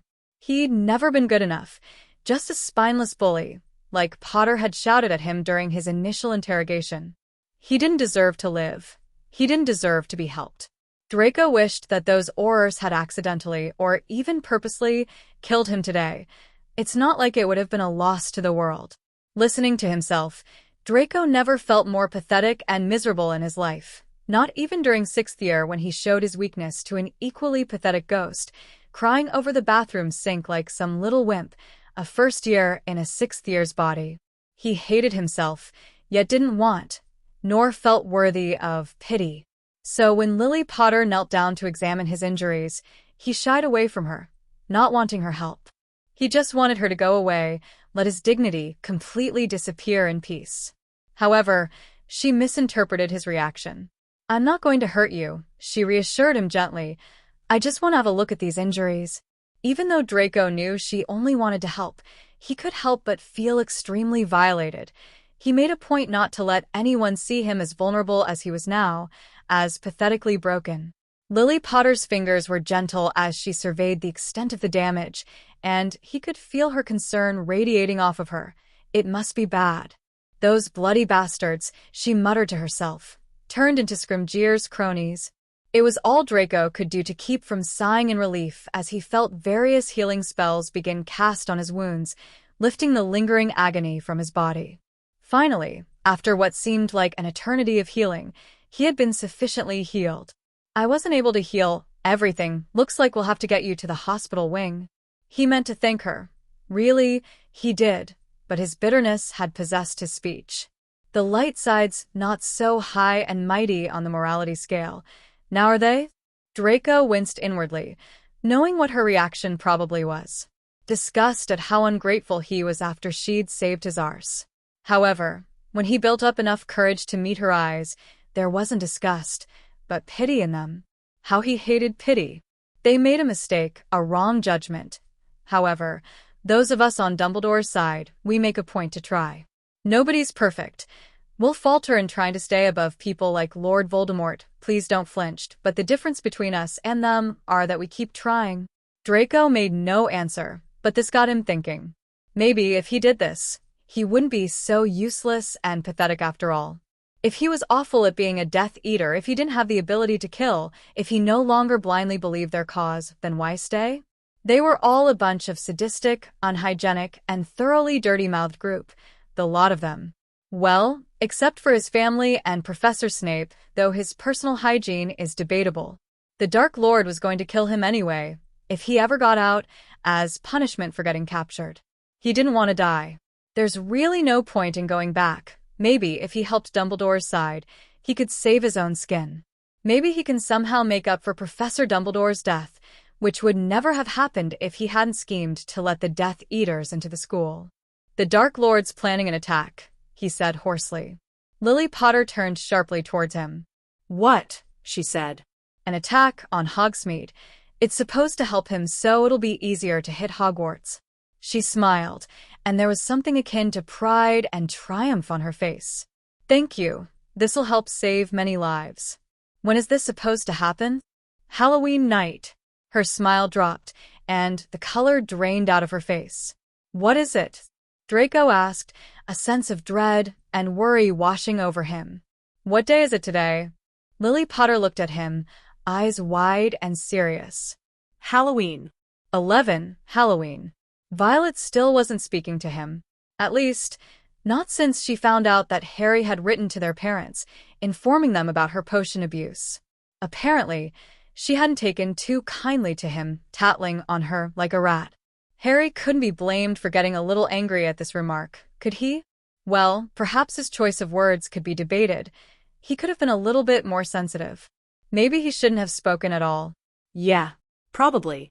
Now, as they stood in line waiting to be scanned by Filch's dark detector, Violet refused to meet her brother's eyes, but glared viciously at him when she thought he wasn't looking. Harry cringed, remembering vividly the accusing betrayal in her eyes when Madame Pomfrey had told her that Harry had written to her parents. It was strange. Though he'd only known her for a few months, he couldn't help but feel an odd sort of withdrawal. Almost like the feeling he got every summer when he was forced to go back to Privet Drive, away from Hermione, Ron, Hogwarts, and magic. He'd really gotten attached to the people here in a short amount of time. She had almost been unable to attend today's Halloween Hogsmeade visit, not because she was still recovering, but because Madame Pomfrey didn't want to give Violet an opportunity to stock up on Dreamless Sleep Potion. However, she said that it would be all right if she went as long as she was supervised by someone trustworthy. Neville became that somebody, and needless to say that neither Violet nor Neville were very happy about this arrangement. Harry highly suspected that Tonks had something to do with this. At least the two of them could always talk about how much of a prick Harry was. Personally, Harry thought they were both being stupid. Violet was going down the road of self-destruction, and Neville was in no way prepared for the final battle, not when he wasn't even willing to swallow his pride, take some criticism, and learn the necessary skills. Frankly, it kind of pissed him off. A lot. So, instead of enjoying what would potentially be a very nice date with Ginny, he found himself worrying as he would before, when the weight of the world was on his shoulders. What would he do? After everything he's gone through, Harry didn't believe he could sit around and do nothing, despite the seductive option this place offered: a life with his parents. Without the prophecy, everything he's ever dreamed of, it was tempting, especially when he knew that right now, he could go out with his beautiful, fiery girlfriend and shop without worrying about Death Eaters lurking in the shadows, waiting for him. "Wake up, boy. Turn around." Filch barked at him grumpily. "Sorry," Harry muttered, mechanically doing as he said. "You're clean," Filch said rather resentfully, as if he'd been deprived of a treat. Harry smirked, knowing Filch's penchant for getting students in trouble. But this time, it didn't really bother him. It was nice to know that something, even that smallest detail, was the same. Filch didn't suddenly get a personality transplant and become a nice, sweets-distributing carekeeper who loved kids. Now that would have been disturbing. After Ginny had been scanned as well, the redhead slipped her arm around Harry's. "Shall we?" she asked in mock seriousness, as if they were going to a ball. "Of course," Harry responded playfully. "Can't let the third years hog all the candy, can we? Otherwise we'll have a grop-sized case of obesity on our hands." "Grops?" Ginny asked, confused. Muggle term I picked up," Harry said quickly, inwardly cursing at his mistake. "From your mom?" "Yeah." An awkward silence followed this, almost as if Ginny could sense that her boyfriend wasn't being entirely truthful. This made Harry extremely uncomfortable. If Ginny, or anyone else, for that matter, were to discover his secret, he'd rather it'd be on his terms. Otherwise, he may have a lot of misunderstandings on his hands. "What's up with you, Violet and Neville?" Ginny asked suddenly, catching Harry off guard. Nothing." "Why?" "They've been glaring at us ever since we got in line. Doesn't look like nothing to me. Got in a little spat, is all." "Bollocks, Harry. I've known the three of you for a long time, and that is not a little spat."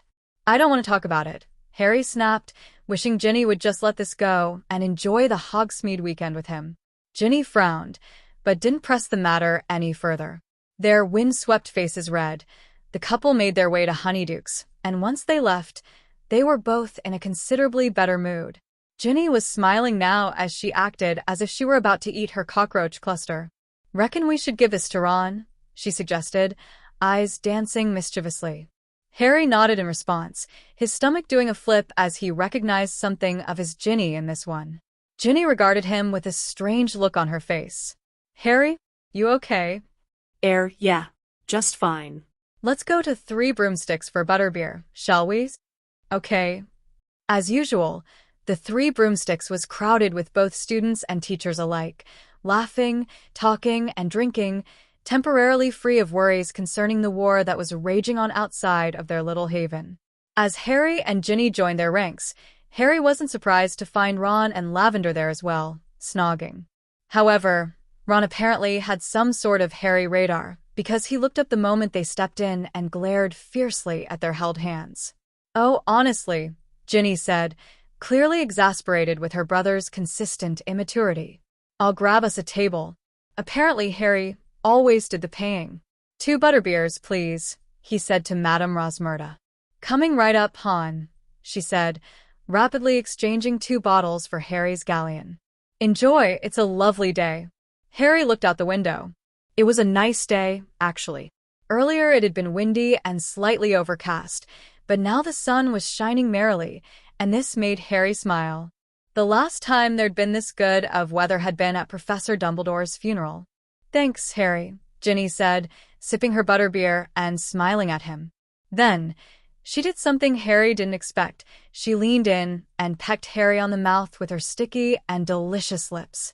Blushing profusely, but trying hard to act nonchalant about it, Harry wasn't sure what to make of this. Well, she was his girlfriend, but it was just so oddly normal. He wanted to tell Ginny how beautiful she was, how amazing and brave she had been during that night in the Department of Mysteries, though she shouldn't have gone with him in the first place. But then he remembered that this Ginny hadn't gone with him. This Ginny wasn't the same. She was close, but not a copy. Harry felt disgusted with the idea of ever making a copy of the Ginny he knew. Suddenly, he felt very fake, snogging this other Ginny. He felt unfaithful, disloyal, even if they had broken up in his world. What was that for? He asked instead. For being a prat about the Violet thing, she responded, sitting back in her seat. I'm sorry, it's just that she's been clearly bothered by something all year, and I can't do anything to help her. She won't talk to me. It's frustrating. You know she's my friend just as much your sister. I'm worried about her. She sounded so much like Ginny in that moment that Harry almost forgot his doubts, leaning forward and taking her hand. She's having a hard time, he said. I don't know exactly what all of it is, but what I do know, it's not up to me to tell you. If Violet wants you to know, she'll tell you. Ginny sighed and looked out the window. I know. I was probably pushing her too hard. She looked at Harry with grave eyes. You Potters have had to go through a lot of shit in your lives. She doesn't know how right she is, Harry mused ironically. Suddenly, screams filled Harry's ears as he felt a rapid change in the atmosphere. Looking out the window, he realized that the sun had become hidden in clouds, that people were fleeing in the streets as ice and fog began to descend upon them. Without thinking, Harry leaped to his feet and rushed outside, where he got a good view of what was going on. He felt his body freeze, his muscles recognizing the familiar sensation of ice in his veins, of horrors replaying themselves in his mind, his mother and father's now familiar voices, pleading, fighting, Wormtail, saying kill the spare, Cedric, Sirius, Dumbledore, all falling, dead. Hundreds of Dementors descended upon Hogsmeade village, intent on leaving a ghost town of soulless shells littered upon the ground. Damn it, damn it, damn it. Lily cursed, realizing the implications of this. She had to notify the Aurors, the Ministry, most importantly, the Order. Harry and Violet were probably there, shopping and having fun now, not realizing what was about to happen. She turned on her heel and began running back to the elevator, cursing the anti-apparition spell that prohibited her from popping up to Moody's office. Wait. Lily turned, realizing that she'd completely forgotten about Draco Malfoy and almost left a convicted criminal alone to run amok in the Ministry. But with one look at his desperate expression, she knew that running away or wreaking havoc wasn't on his mind at all. You're going to get Dumbledore's people, the Order's help, right? He asked.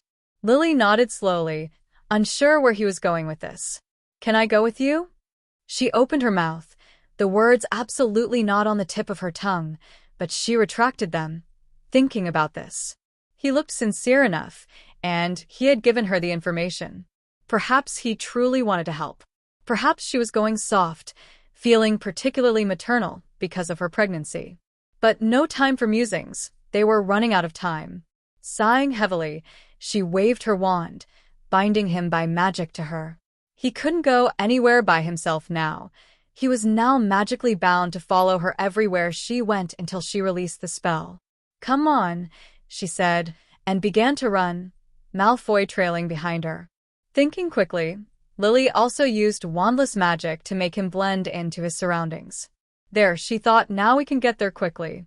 Lily hit the elevator switch impatiently, worry and panic rising up inside her. What if they were too late? What if Harry and Violet were dead because the damn elevator was being sluggishly slow? Stupid contraption. Though she felt exhausted, both from her pregnancy and her rapid use of her magic, she summoned enough strength to use the connection spell, which put her literally inside James's head. Ironically, this was the spell they used when her husband had been interrogating the blonde boy beside her. James? Lily? I just spoke to Minerva. What's wrong? James, you need to tell her that there's going to be a Demento attack on Hogsmeade today. What? An attack? How do you know? Draco Malfoy told me. I trust him. James, he told me willingly. I think he really wants to help. Williamson and Proudfoot had been torturing him for information, but on whose orders? James demanded, sounding angry. Scrimgeours. Damn. I'll contact Sirius, he'll tell Remus, and they'll spread the word. Hopefully Minerva will still be in her office. I think she said something about going to the Three Broomsticks for a drink. I'll tell Moody I'm still waiting for the damn elevator, but what should I do with Malfoy? Leave him with Moody. Are you serious? Moody will rip him apart. Mad-Eye can take care of him. Malfoy's only a kid, Lils, and I don't think he'll. All Mad-Eye will see is a Death Eater. Then he'll make sure he won't escape then, won't he? Actually, you could stay in Mad-Eye's office while he goes to fight. We're wasting time arguing, James, and I refuse to leave my kids in danger. There was a pause on the other end. Finally, but be careful, we don't know if Malfoy's really sincere. Meet at the Shrieking Shack. From there we'll figure out the perimeter. Protect it as best as we can. We'll deploy some Aurors and Order members to clear the area, get the students to safety. All right. And the connection ended. However, as the elevator opened its wide mouth to greet them at last, Lily couldn't shake the sinking feeling in her stomach, the feeling that her children were in trouble now, that they may already be too late. But they won't be, not if she could help it. Harry's mind raced as memories and instinct overloaded his mind. There were hundreds. If there had been one, even 5 or 6, maybe, he could have taken them. Hell, if there had been 30, he was sure the threat would be squashed when the teachers pitched in. But there were so many, there definitely weren't enough teachers, and as far as he knew, Harry was the only student who knew how to perform a Patronus. Shit. Violet. He needed to find his sister, get her Ginny, Ron, Hermione, Neville, everyone to safety. To hell with her stupid cold shoulder, he was getting her to safety even if it meant dragging her by the hair all the way to Hogwarts. Harry. Ginny was beside him now. What's going bollocks? She's noticed the Dementors and was now standing stiffly beside her boyfriend, eyes wide in fear. Ginny, grab your brother and Lavender. Do you have any idea where Violet and Neville would be? Harry asked, thinking quickly. What? Ginny asked, blinking fiercely. Ginny. Focus. Harry snapped. They needed to take action now. Get Ron. Where's Violet? Ginny shook her head, trying to shake off the shock. I dunno. Vi likes honeydukes, zonkos, everything really. Damn it. All right, get your brother. Ginny nodded and immediately tried to push through the throng of people running hysterically out of Three Broomsticks. Screams filled the air as the ice neared them, yet Harry was the only one that remained standing still. He could just get them to Hogwarts and pray that Violet and Neville had found their way out as well, but oh, sod it. He really did have a hero complex. Harry just couldn't risk the chance that his sister and friend weren't okay. If they got the kiss, and he had just left them to fate, he didn't know what he'd do with himself. Harry. We got to get to Hogwarts, Ginny called urgently, already beginning to shiver. You go on, he replied, knowing they'd be okay as long as they stuck together and stayed within the crowd. I'm going to find Violet and Neville. Are you mad? Ron exclaimed, and for the first time, Harry detected concern in his best friend's voice. You'll be killed. Harry shook his head. They needed to get out of here now, no time for arguing. She's my sister. Ron, I can't abandon family. Something strange passed Ron's face, a fleeting expression that Harry could have sworn was respect. She can find her way back to Hogwarts. But what if she can't? Harry snapped impatiently. The longer Ron and Ginny stayed, the greater their chance of being kissed increased. I'm going after her. Ginny grabbed his arm, eyes determined. I'm coming with you. No, Harry said quickly. You're going with Ron to safety.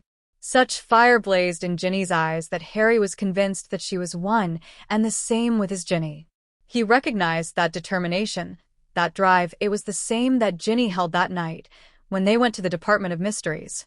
Okay, Harry said, before he really thought about it. No, Ron protested. If Ginny's coming, then so am I. You need the backup. Neither of you can perform a Patronus, Harry argued. But it's better than you having to face them alone, Ginny pointed out. Harry gritted his teeth, seriously disliking this idea. But if he knew them like he thought he did, they wouldn't relent until Harry finally accepted, and the longer they argued, the less chance they had of finding Violet and Neville. All right, fine, he said reluctantly, but Lavender, you get back to the school.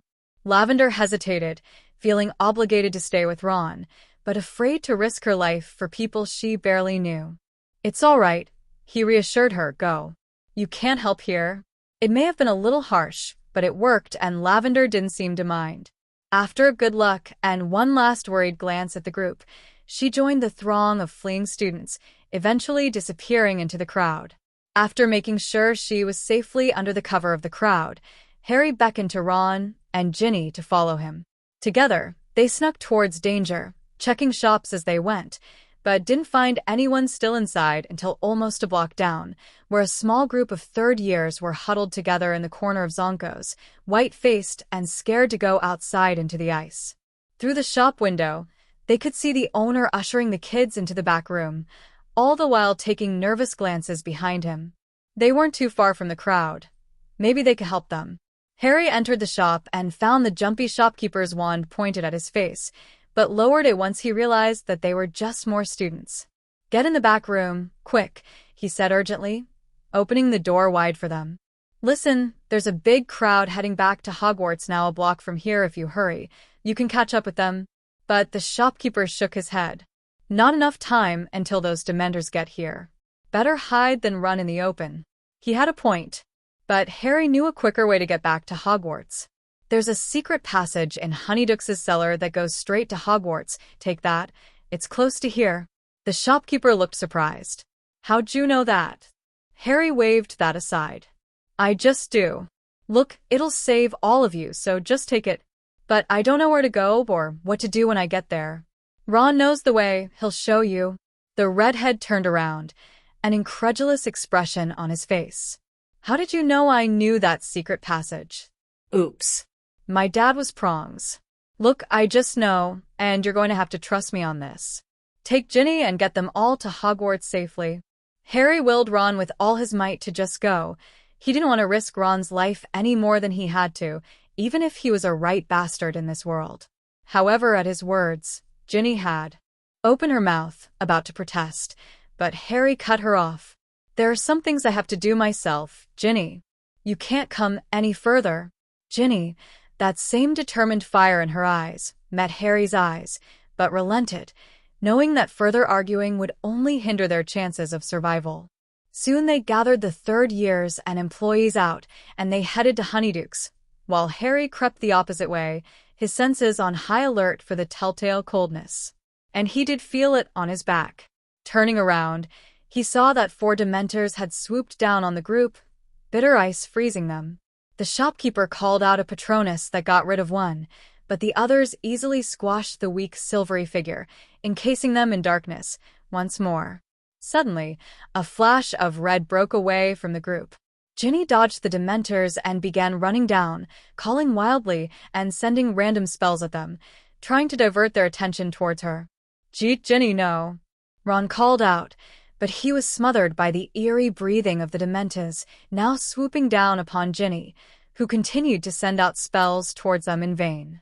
As she stumbled to the ground, helpless, Ron ran around the Dementors and stood in front of her with his arms out. "Get away," he growled at the Dementors with chattering teeth, despite knowing that it would do no good. Stupefy. Impedimenta. Stupefy. It was no use, he had fallen.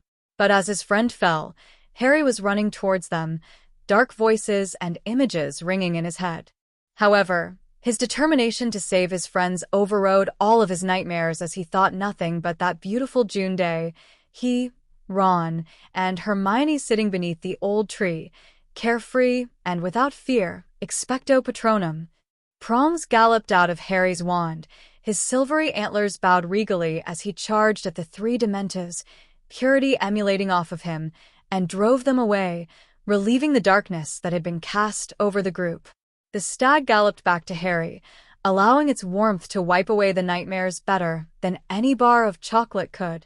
Prongs seemed to be much more of a comfort now that Harry had met his human counterpart. Slowly, with Harry's hand on Prong's long, arching neck, he faded away, and Harry could have sworn that there was a triumphant smirk on the Patronus's lips. "What were you thinking?" Harry turned around at Ron's voice, directed towards Ginny. However, he didn't sound particularly more relieved. "It was going to get us. I had to do something," Ginny responded, sounding shaken. Harry walked over to the siblings and gently helped them up from the ground. "You're probably safe for a few minutes, hurry," Harry said urgently. That incident just now scared him. He didn't want to be too far to be able to help them if they got attacked again. Come to think of it, he hadn't seen any of the hundreds of Dementors in the area since walking into Zonko's. However, this didn't reassure his nerves. Harry wanted to know where his enemies were. "Potter." Harry turned back around to face Ron. "Yeah. Thanks, mate, for saving us," Ron said sincerely. "No problem," Harry responded, "but you've got to hurry." Nodding, Ron gently prodded his sister and rejoined the group of shaking third years. Harry watched them go a ways, until they were only a shop or two before Honeydukes before making his way down the other road. Despite knowing that this day could very well turn out to be a tragic one, Harry's heart filled with hope. At least today, he had made some progress. Violet shivered, knowing they were only going towards the bastards. But where else could they go? Every single damn turn they took, that chill remained, and with every step she took, the echoes in her head grew louder. She glanced over at Neville, her reluctant babysitter, who spent the majority of their Hogsmeade trip sulking. She didn't see what he really had to sulk about, not since he began pushing his friends away. He didn't seem to be sulking now. Instead, his face was scrunched up in an effort to do something, most likely thoughts of his parents' voices, screams, Voldemort's chilling words, all of which he only remembers near the Dementors, invading his mind. They had tried to reach Honeydukes, to take that secret passage her dad told her about, but found the only way there heavily surrounded by Dementors, though Violet noticed that they seemed to be migrating towards a certain area now. Still, they hadn't cleared enough, and Violet didn't like the idea of walking out in the open back to Hogwarts, in full view of any Death Eaters or Dementors around. Violet winced, involuntarily shivering as a Dementor glided by above them. She found her arm being grabbed roughly as Neville pulled her into the shadows of a shop. He hasn't spoken a word to her the entire time, not even when the Dementors had first come in. Neville had just assumed that she would follow him, and that pissed her off royally. Arrogant bastard. Biting her lip, Violet struggled to counter the nightmarish images in her head with happy thoughts about the upcoming birth of her much younger sibling, but once again found her thoughts primarily on her nightly nightmares, which had been occurring much more frequently than they had in past years for some reason. That, and Harry's peculiar attitude ever since his birthday. Violet walked down the grounds, ignoring any waves or greetings that came her way. People would look at her oddly, as they had known the 11-year-old since she was young, having played together in their pre-Hogwarts years because their parents knew each other. Except the girl walking towards Hagrid's house wasn't Violet.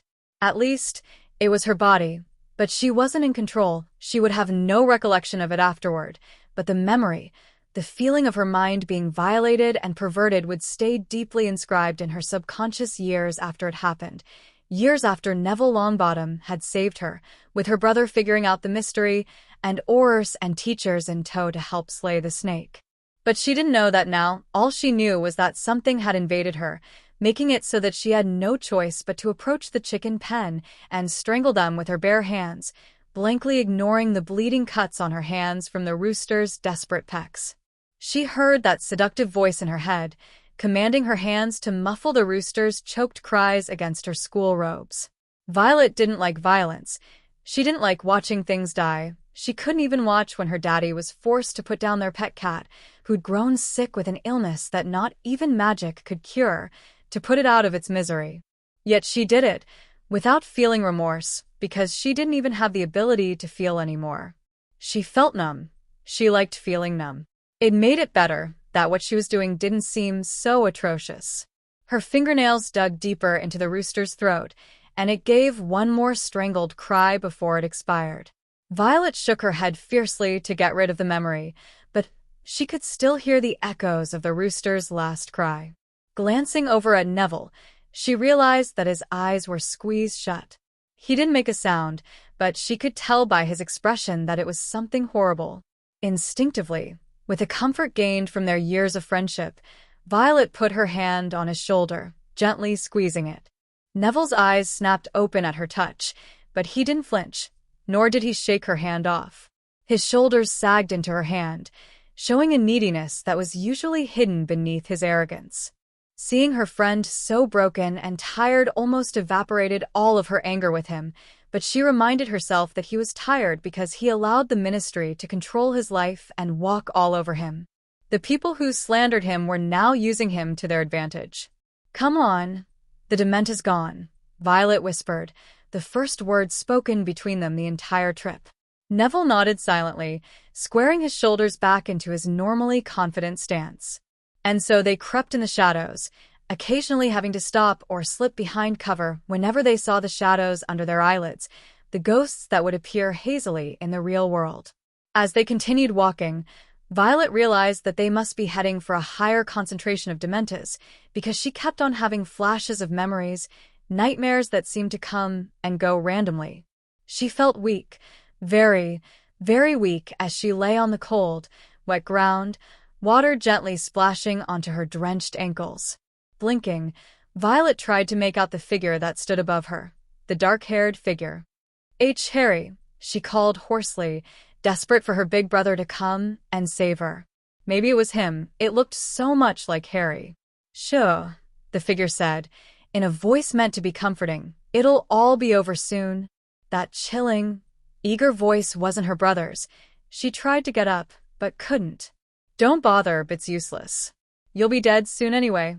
Violet tore that memory out of her head, thinking about happy things, about Gryffindor winning the Quidditch Cup last year, how elated she felt as she touched the cool medal, as she passed it to their seeker and captain. Didn't work. "Your mudblood mummy is dead." Draco Malfoy sneered at her and Harry. "What are you talking about?" Harry demanded fiercely, grasping Violet's hand tightly as he did so.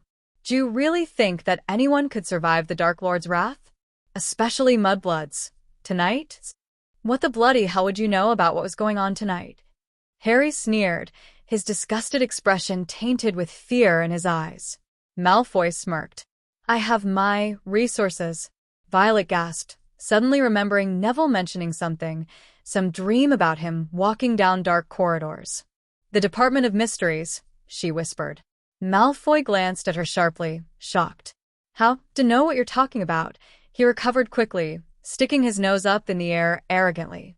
"Mum isn't dead," Violet shouted, releasing Harry's hand and advancing towards Malfoy dangerously, feeling such anger as she'd never felt before, a need to destroy that she hasn't felt since second year, when Tom Riddle's memory was influencing her. "Where's your mummy, you bloody wanker?" "Baking cookies for the Death Eater Humane Society." "Maybe my mummy's killed yours. Maybe your dog's hit father is locked up in Azkaban now, going nutters. Maybe the noble bloody house of Malfoy is crumbling around your ears, and you're next." Pushing him hard, the surprised Malfoy stumbled over a desk, causing him to flip over onto the other side. Harry grabbed Violet's arm to stop her from hurting the blonde further, looking angry, proud, and a little scared. Violet shook off his arm, shaking slightly from her rampant emotions, that anger. Harry was looking at her in alarm, wondering what had gotten into his little sister, who had always been so quiet and subdued, except occasionally when she pulled pranks or was having a good enough time that she could forget her problems. Violet had never been particularly violent. Even her pranks were fairly harmless. As Violet's shock at what she had done subsided, self-disgust began to set in, and for the first time in nearly 3 years, she felt like she had been possessed all over again. Thus, she did the only thing she could have in that moment. She ran. Their pace changed as they came closer to the Shrieking Shack, their current destination. Both Violet and Neville wanted to get there as quickly as possible, to get to safety as quickly as possible. Violet only hoped that Harry was okay, but he knew the secret passages as well. He must have made it there on time. He had to. But as another chill racked at her body, Neville's hand suddenly came hard across her chest, stopping her quick pace. Violet frowned, shoving his arm away from her, only to have him pull her roughly behind a Lucky Charm stand. Violet hit him on the back of the head, her flashing eyes demanding an explanation for their sudden halt. Neville shook his head to silence her before pointing through a crack in the stand. Peering into it, Violet's eyes widened as ice cracked, spreading across the ground. But what horrified her was what she saw. A Soul student, a Slytherin third year, by the looks of her, stood, trembling in terror as a Dementus circled around her, slowly draining her of all of her hopes, her dreams for the future, her soul. The girl appeared to have resigned to her fate because she didn't even try to run. Instead, she curled into herself, attempting to hang on to everything she could before it was taken away. Violet watched this eerily quiet ritual with increasing horror. This was a Slytherin, a potential future Death Eater, yet the Dementu appeared to have no bounds, had no distinction between ally and foe. She felt sick just watching this, and as her own demons crept back into the shadows of her mind, Violet knew that she, as a human being, couldn't just sit there and do nothing. But Neville held her down, apparently sensing her unease. She glared fiercely at him, unable to believe the Chosen One's cowardliness. However, he too looked rather ill and as resigned as that Slytherin girl. "We can't help her," he whispered tiredly, looking extremely guilty that he had never learned the Patronus charm from Harry, thus, in his own way, condemning this girl. "Yes, we can," Violet hissed. "Better try than do nothing. Would you like to die in vain?" Neville snapped angrily. "Then be my guest." Violet was taken aback by this sharp comment, but knew inside that he was right. Slowly sinking back down to the ground, defeated, Violet forced herself to watch the Dementus suck the life out of the little girl, knowing that somebody had to be a witness to what had happened to her, so she wouldn't just disappear, just another casualty in a cruel war. So, desperately fighting the darkness within her own mind, Violet also bore another's. Harry had to send prongs after several Dementors during the course of his search for his sister, but he considered himself lucky that they were as scattered as they were, although it did make him suspicious. Much to his horror, he soon found where all the Dementors had gone. A huge group of the fleeing people he had seen before sending Ginny and Ron to Honeydukes was cornered into a circle, flanked by most of the Dementors he had seen in the beginning. No Death Eaters in sight. They circled the terrified group, and Harry felt a sudden spike of fear. There were so many. He knew he'd done this before, but even then, it had only been about 100 or so, with him completely confident because he knew he had technically already done it. But this was different. There were far more, and he felt that familiar weight settle back down on his shoulders. These people's lives were in his hands now. He doubted enough people escaped to tell the Orse. Hopefully Ron and Ginny had made it back to Hogwarts in time to alert someone. So he sat there, torn about what action to take. He couldn't just leave them there. That urge, what Hermione called his hero complex, wouldn't allow him to. But if he did, would he just fall? Would it even be worth it? If he was going to do something, he didn't want to just go out in a blind charge. He needed to think about this. He needed Hermione. But Hermione wasn't here, and the Hermione here probably wouldn't be of very much help. Harry really was on his own now. He thought this was what he'd wanted, but in reality, he just felt incredibly alone. Squatting in his hiding place, trying to make up his damn mind, Harry tried to weigh the loss of life if he did do something versus if he didn't. Sod it. There was no way he could live with himself if he allowed someone to be hurt. Peeking through at the group, his eyes widened as a Demented descended upon one of the store clerks, ready to give him the kiss. Expecto Patronum, Harry bellowed, prongs leaping out of his wand and driving many surrounding Dementors away. Expecto Patronum. What? Harry risked standing up in order to see where the chorus of Patroni came from. Never before had he felt so relieved. Auras flanked the group on all sides, silvery light encompassing the Dementors on all sides. Though Harry had to cover his eyes to prevent the brightness from blinding him, he thought it was rather beautiful to watch as the light conquered the dark. The light faded, and Harry saw a few spare Dementors fleeing the area. However, it seemed that the combination of so many Patroni completely eradicated most of the Dementors. Letting out a breath Harry didn't know he'd be holding, Harry made his way over to the group, helping the lucky store clerk up from the ground. "You okay?" he asked. The clerk still seemed to be shaking. He knew how close he'd come. "Why, yes," he stuttered, but he didn't sound fine to Harry. Harry dug into his pockets and handed him a chocolate frog he had bought in Honeydukes. "Eat, it'll help." Taking the chocolate gratefully from Harry, the clerk was about to thank him when Harry's slightly hysterical mum viciously grabbed Harry's shoulder and turned him around, making sure that it was indeed her son. "Harry," she cried out in relief, completely smothering him in a hug.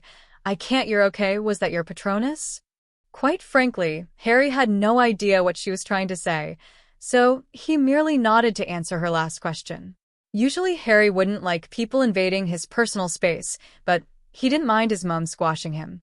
It was like Mrs. Weasley's hugs, just somehow better. After managing to wriggle himself out of his mum's grasp, Harry asked, "Did Ron and Ginny tell you about the attack? Or Violet and Neville?" Lily smiled. "Neither. Draco Malfoy did." "Malfoy?" Harry asked, shocked. "Malfoy told you?" But Harry's mother merely laughed at this, her warm, ringing tone a nice contrast to the iciness of the Dementors. Warmth and happiness spread throughout Harry's body better than any piece of chocolate could. "How'd you get it out of him?" Harry asked, still surprised that the greasy little git would actually help them save lives.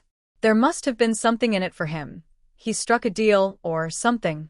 But Lily's expression suddenly darkened, and she was no longer smiling.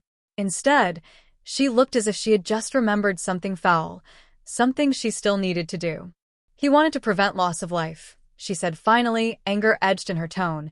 I don't know, he wanted to save himself, perhaps, but I honestly think he felt a genuine need to help us.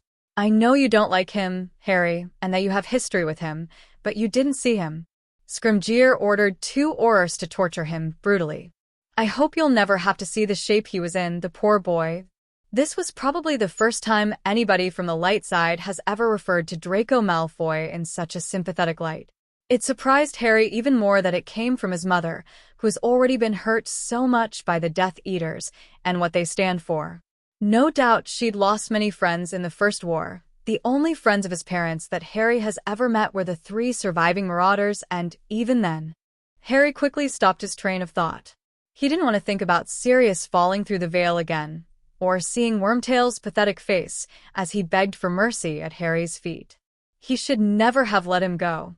The rush of anger Harry felt about Wormtail seemed to be reflected in Lily's face, except apparently towards the minister. "Lily, Harry." Mother and son turned around to see James Potter running towards them, looking immensely relieved. "Good.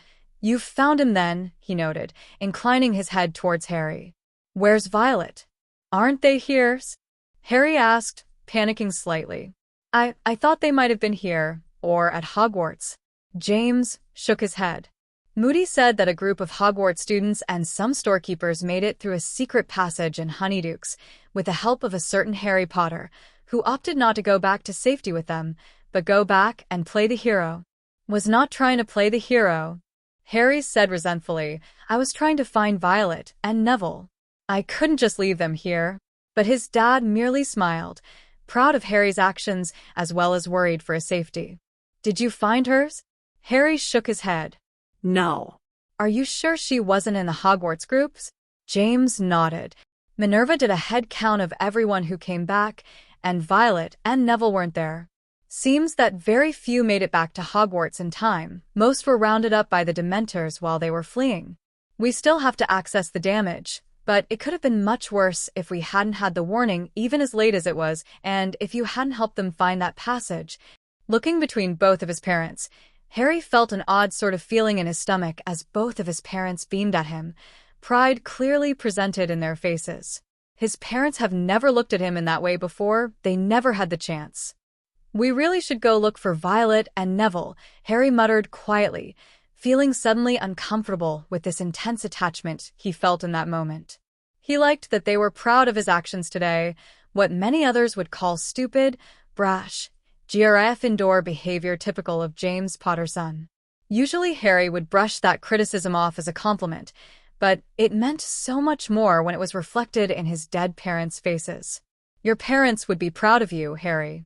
People have said this a lot, but Harry had never really known what it meant, what it felt like to be proud of, to be loved unconditionally and wholeheartedly. He'd come close before, and he considered Ron, Hermione, and the Weasleys as family, but never quite like this.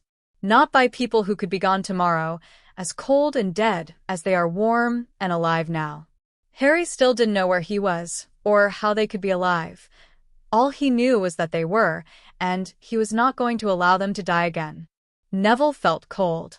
He didn't know how long he and Vi had been squatting there, waiting for the darkness to pass. A few minutes ago, he could have sworn he felt the Dementa's negative aura disappear, but he couldn't risk it. Neville refused to open his eyes, because if he did, he was sure he'd see his dead mother, crumpled on the ground, her beautiful, blank eyes staring at him. It was his fault. He had to be the stupid boy who lived, but even now, Neville couldn't understand why. He was weak. Even he himself knew that. Neville just couldn't imagine. Why who would target him, mark him as his equal. To be honest, Neville secretly thought Harry should have this honor, especially in light of the recent changes his personality had apparently gone through. Not that he was a bad guy before, he was nice, always trying to be friends with everyone.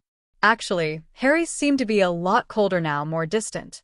Neville didn't know what had happened to him to cause this change, but judging from his knowledge of spells, his leadership, and his pretty damn amazing Patronus, Harry should have been the one stuck with this prophecy. Neville felt a little bad for thinking it. What would life have been like if Harry had been marked instead of Neville? Would Neville have the perfect life Harry has with both parents? Would Neville, too, have a sister like Violet? No. He wouldn't want Harry to have his destiny. Not only was that an extremely selfish thought, but then Violet would never have existed because Lily and James Potter would be dead. He couldn't imagine a world where Violet didn't exist. She had been his good friend for such a long time, they were practically brother and sister. Harry, too, is almost like a brother, except that Neville has been pushing him away. He knew that it had confused Harry, and they eventually lost the closeness they once shared, but Neville had to protect him. There was no point in there being two eligible boys to be marked if the other was killed because of his association with the Chosen One. Still, where does Harry get off accusing Neville of getting on with Violet? What about him and Ginny? Ron's been on his case ever since they started seeing each other. What sort of a hypocrite was Harry, anyway? It's as if he'd never known the relationship the three of them had when they were little. Neville couldn't see how he could have forgotten, but he must have. Neville wouldn't do anything to hurt Violet, and despite his anger about her current attitude towards him, her rejection hurt. Bloody Dementors. Neville felt so bitter right now. It could only be their work. Finally, Neville gathered his courage and opened his eyes, only to wish he hadn't. The Dementa was gone, but the girl remained. She was on her back, staring up blankly at the clear sky while Slytherin's scarf flopped around endlessly with the wind. The scarf had more life in it than she did. Then Neville caught sight of Violet. She was staring at the girl with empty, unblinking eyes. For a brief, terrifying moment, Neville wondered if the Dementa had taken her soul as well as the girl's, but was rewarded with her flinch at his touch when he put his hand on her shoulder. He wanted to tell her that there was nothing they could have done, that if they tried to battle that Dementa, they too would become shells. But he couldn't find the words, which seems to be happening much more often nowadays. It's as if he'd forgotten how to communicate with people. Perhaps he'd gotten too good at pushing them away. "Helena," Violet whispered. "What?" "Helena Chambers. That's her name. Don't you mean that was her name?"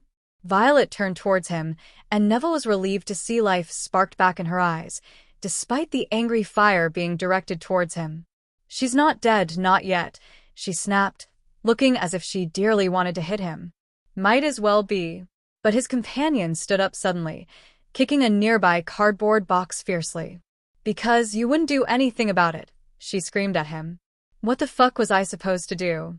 Neville yelled back, wondering where both Potters got the audacity to speak to him like this. "I don't know, the damn charm." Violet shook her head, angrily refusing to meet Neville's eyes. "You should have. You would have known it if you hadn't walked out on Harry's tutoring lessons." "Yeah, I know about them. Pretty damn angry that Harry was willing to teach a wimp like you, but you should have stayed. You shouldn't have been so bloody selfish for once in your life. Look at her. Look at her, Neville. You've ruined that girl." "Bollocks. Do I look like a dementor to you, Violet? You killed her by not doing anything." "Neither did you. You're older than me.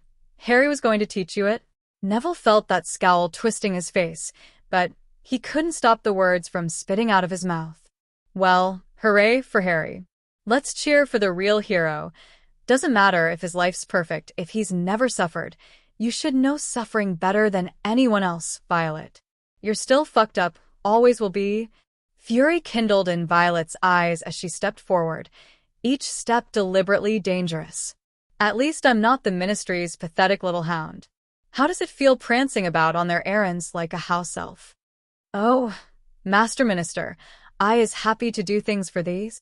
I can imagine it now, groveling before him, shining his shoes. The possibilities are endless. Why is it about Potters that makes Neville furiously want to punch them?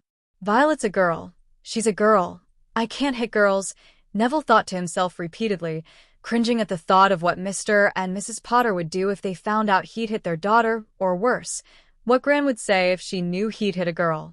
But he couldn't keep the bitter words from tumbling out of his mouth. "Maybe I'm the minister's dog, but you may as well be a Death Eater. Don't think I don't remember those books you were using for school research. Absolute bollocks. Or your unusual liking of dreamless sleep potions, junkie," he hissed. Though these nasty words were the only things Neville allowed himself to retaliate with, Violet apparently had no qualms with hitting a boy, for her stinging slap onto Neville's face hit his left eye instead of his cheek.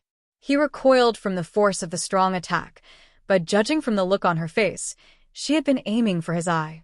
However, instead of the anger he was expecting, he saw desolation in her eyes, blinking tears of betrayal away fiercely as she tried to hide how much that comment had hurt her. Neville immediately regretted his comment. Actually, he regretted speaking at all. But before he could so much as apologize, Violet had pushed roughly past him and stood above the soulless little girl, Helena. After staring at her silently, as if imprinting the image of complete helplessness into her mind, Violet grabbed both of Helena's arms and pulled her up.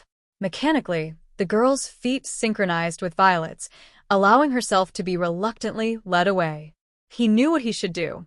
He should go up on Helena's other side, silently help her back. But he didn't. All Neville did was watch Violet walk away from him, as many people have over the years. He should have helped, but he didn't because he didn't even know what he was anymore, and he was sick of trying to be someone other than Neville. But he had to be, because it's his destiny, because the prophecy says he has to. Neville remembered, more than a year ago, when Dumbledore had told him that the prophecy doesn't decide for him, that Neville had to decide for himself. Sorry, Professor, Neville thought. He wasn't strong enough. Destiny chose him, and all he can do is fulfill it. Nevertheless, as he watched her go, Neville couldn't remember ever feeling as lonely as he did in that moment. 12 lessons. Neville stuck his hands in his pockets, having lost the nerve to actually follow the shrinking figures of Violet and the soulless Slytherin. Standing there, in the middle of a forlorn street still chipped with ice, Neville couldn't help but shiver with external and internal coldness, feeling more detached from the rest of the world than ever. His parents were gone.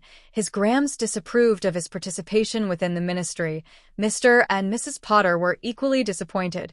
Harry was pushed away by Neville himself, and now Violet was walking away from him, angry and hurt. Love.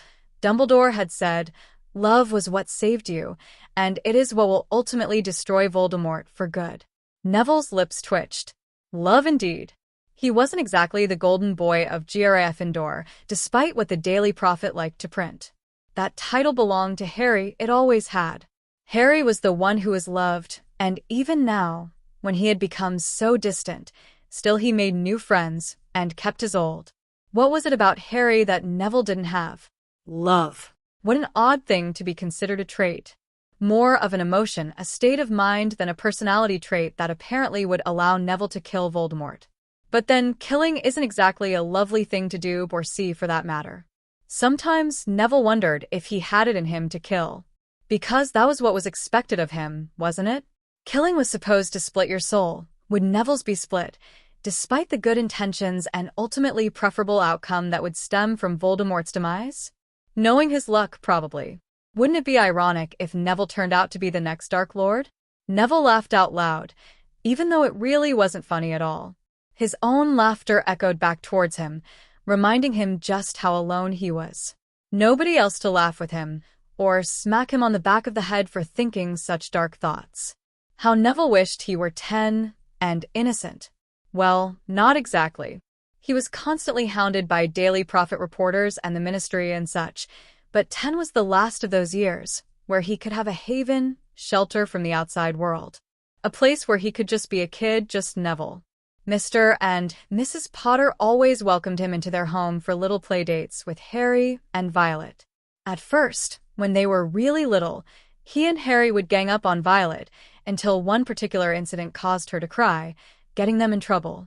After that, Harry became very protective of her, and they began including her in their little exploits, which included trying to find hidden treasure in the nooks and crannies of the Potter home. Incidentally, they did find a nice stash of sweets, which was practically gold to them at that age. Neville realized now that Harry's parents must have noticed what they were doing and, to indulge in the marauder spirit, hid those sweets for them to find. Oh, the good old days when their only worry was to be careful in avoiding a stomachache from overindulging on sweets. They had even drawn up a fairly inaccurate and proportionally challenged map of the Potter home. Well, he supposed it was fairly good for kids. Sitting down heavily on the slippery steps of a shop, Neville smiled sadly as he recalled the tears Violet shed as he and Harry left on the train to Hogwarts a whole year before she would. They had promised to write, and true to their word, they did, if infrequently. But at Hogwarts, a rift came between their childhood memories as pressures and fame came between them, until Harry and Neville were not but acquaintances. Oh, Harry had tried to keep their friendship intact, but Neville, for whatever reason, wasn't able to. Maybe it was because he couldn't love. Maybe it was because he longed to go back to 10 years old, but couldn't, and found himself caught between jealousy and unfulfilled wishes. But he supposed it didn't matter now. He was 17 bloody years old, an adult, not a child. An irrational surge of anger overwhelming him, Neville stood up suddenly, glaring at his surroundings, wondering how long he had been sitting here sulking. Bother Violet. Typical that she'd just leave him here and not come back or send anyone. What do we have here? Neville jumped at the smooth, seductive voice off to his right, wand immediately out as he cursed Violet over and over in his head for leaving him. Eyes fixated on the hooded figure in front of him, Neville took quick glances at his back warily, hoping she was the only one. Ah, is little Longass scared of a girl? She cooed, an almost terrifying contrast to her chilling voice. Bellatrix Black, Neville said tersely. Glad to see you made it out of the Department of Mysteries alive. Being able to throw sarcasm at the woman made Neville feel more confident. Last time he'd seen her, she had been dueling with Sirius Black, her cousin, but had to flee. Lost some good Dementors today, Bellatrix remarked, speaking as if they'd actually lost human beings anybody would care about losing. Aurors came to the rescue of the poor, defenseless boy who lived. What are you doing here? Neville demanded, ignoring her last comment. Aren't you afraid of the Dementors giving you one last kiss? Bet they were pretty bloody eager to while you were in Azkaban. The smile slid off of her face, but only for a moment. If you believe yourself capable of trading insults with a Death Eater, then let's see your dueling skills, little Longass. Neville nearly froze at this. He saw this coming, but wasn't prepared for it. He was an okay duelist, but nowhere near the levels of an experienced dark witch like Bellatrix. Nevertheless, he knew he had no choice. However, the instant Neville hesitantly bowed, dangerous red sparks brushed past him dangerously, and he was only able to dodge them out of pure reflex. "You cheated," Neville exclaimed, scrambling to his feet quickly. Bellatrix smiled wickedly. "One thing you need to learn. Boy, life isn't full of pleasantries." Gritting his teeth, Neville stubbornly ignored the throbbing pain in his side from the hard contact with the ground. Stupefy. But Bellatrix merely dodged the spell easily, laughing coldly at Neville's attempts. "A stunning spell? That's all the Chosen One has to offer? Rather half-arsed attempt too. Your parents would be so proud, little long-ass. Allow me to show you real magic, no vacula. Protego." However, Bellatrix's streaking purple spell broke through Neville's shield, slashing him deeply across his entire body with powerful force. Neville heard his back crack as he impacted the store window behind him, broken shards of glass flying everywhere as he landed in a heap on the unforgiving ground. Neville cried out in pain as he tried to get up. Glass had embedded into the skin of his palm, as well as other places. My wand," he thought in panic, quickly searching for it. Unfortunately, what he found were two halves of his father's wand, cracked by the fall. A terrible coldness filled Neville as fear overcame him. He was going to die today. He was going to die at Bellatrix's feet, unarmed and scared, a child. Then Voldemort would surely win, and everything would be lost. But what really scared him was a very small sense of relief at this thought, knowing that the responsibility was no longer his. However, he wasn't thinking about that as his survival instinct kicked in, picking up a shard of glass from the ground and crouching in the corner, waiting for that monster to come back in. Neville Longbottom was not going to go down without a fight. "Running away, are we?"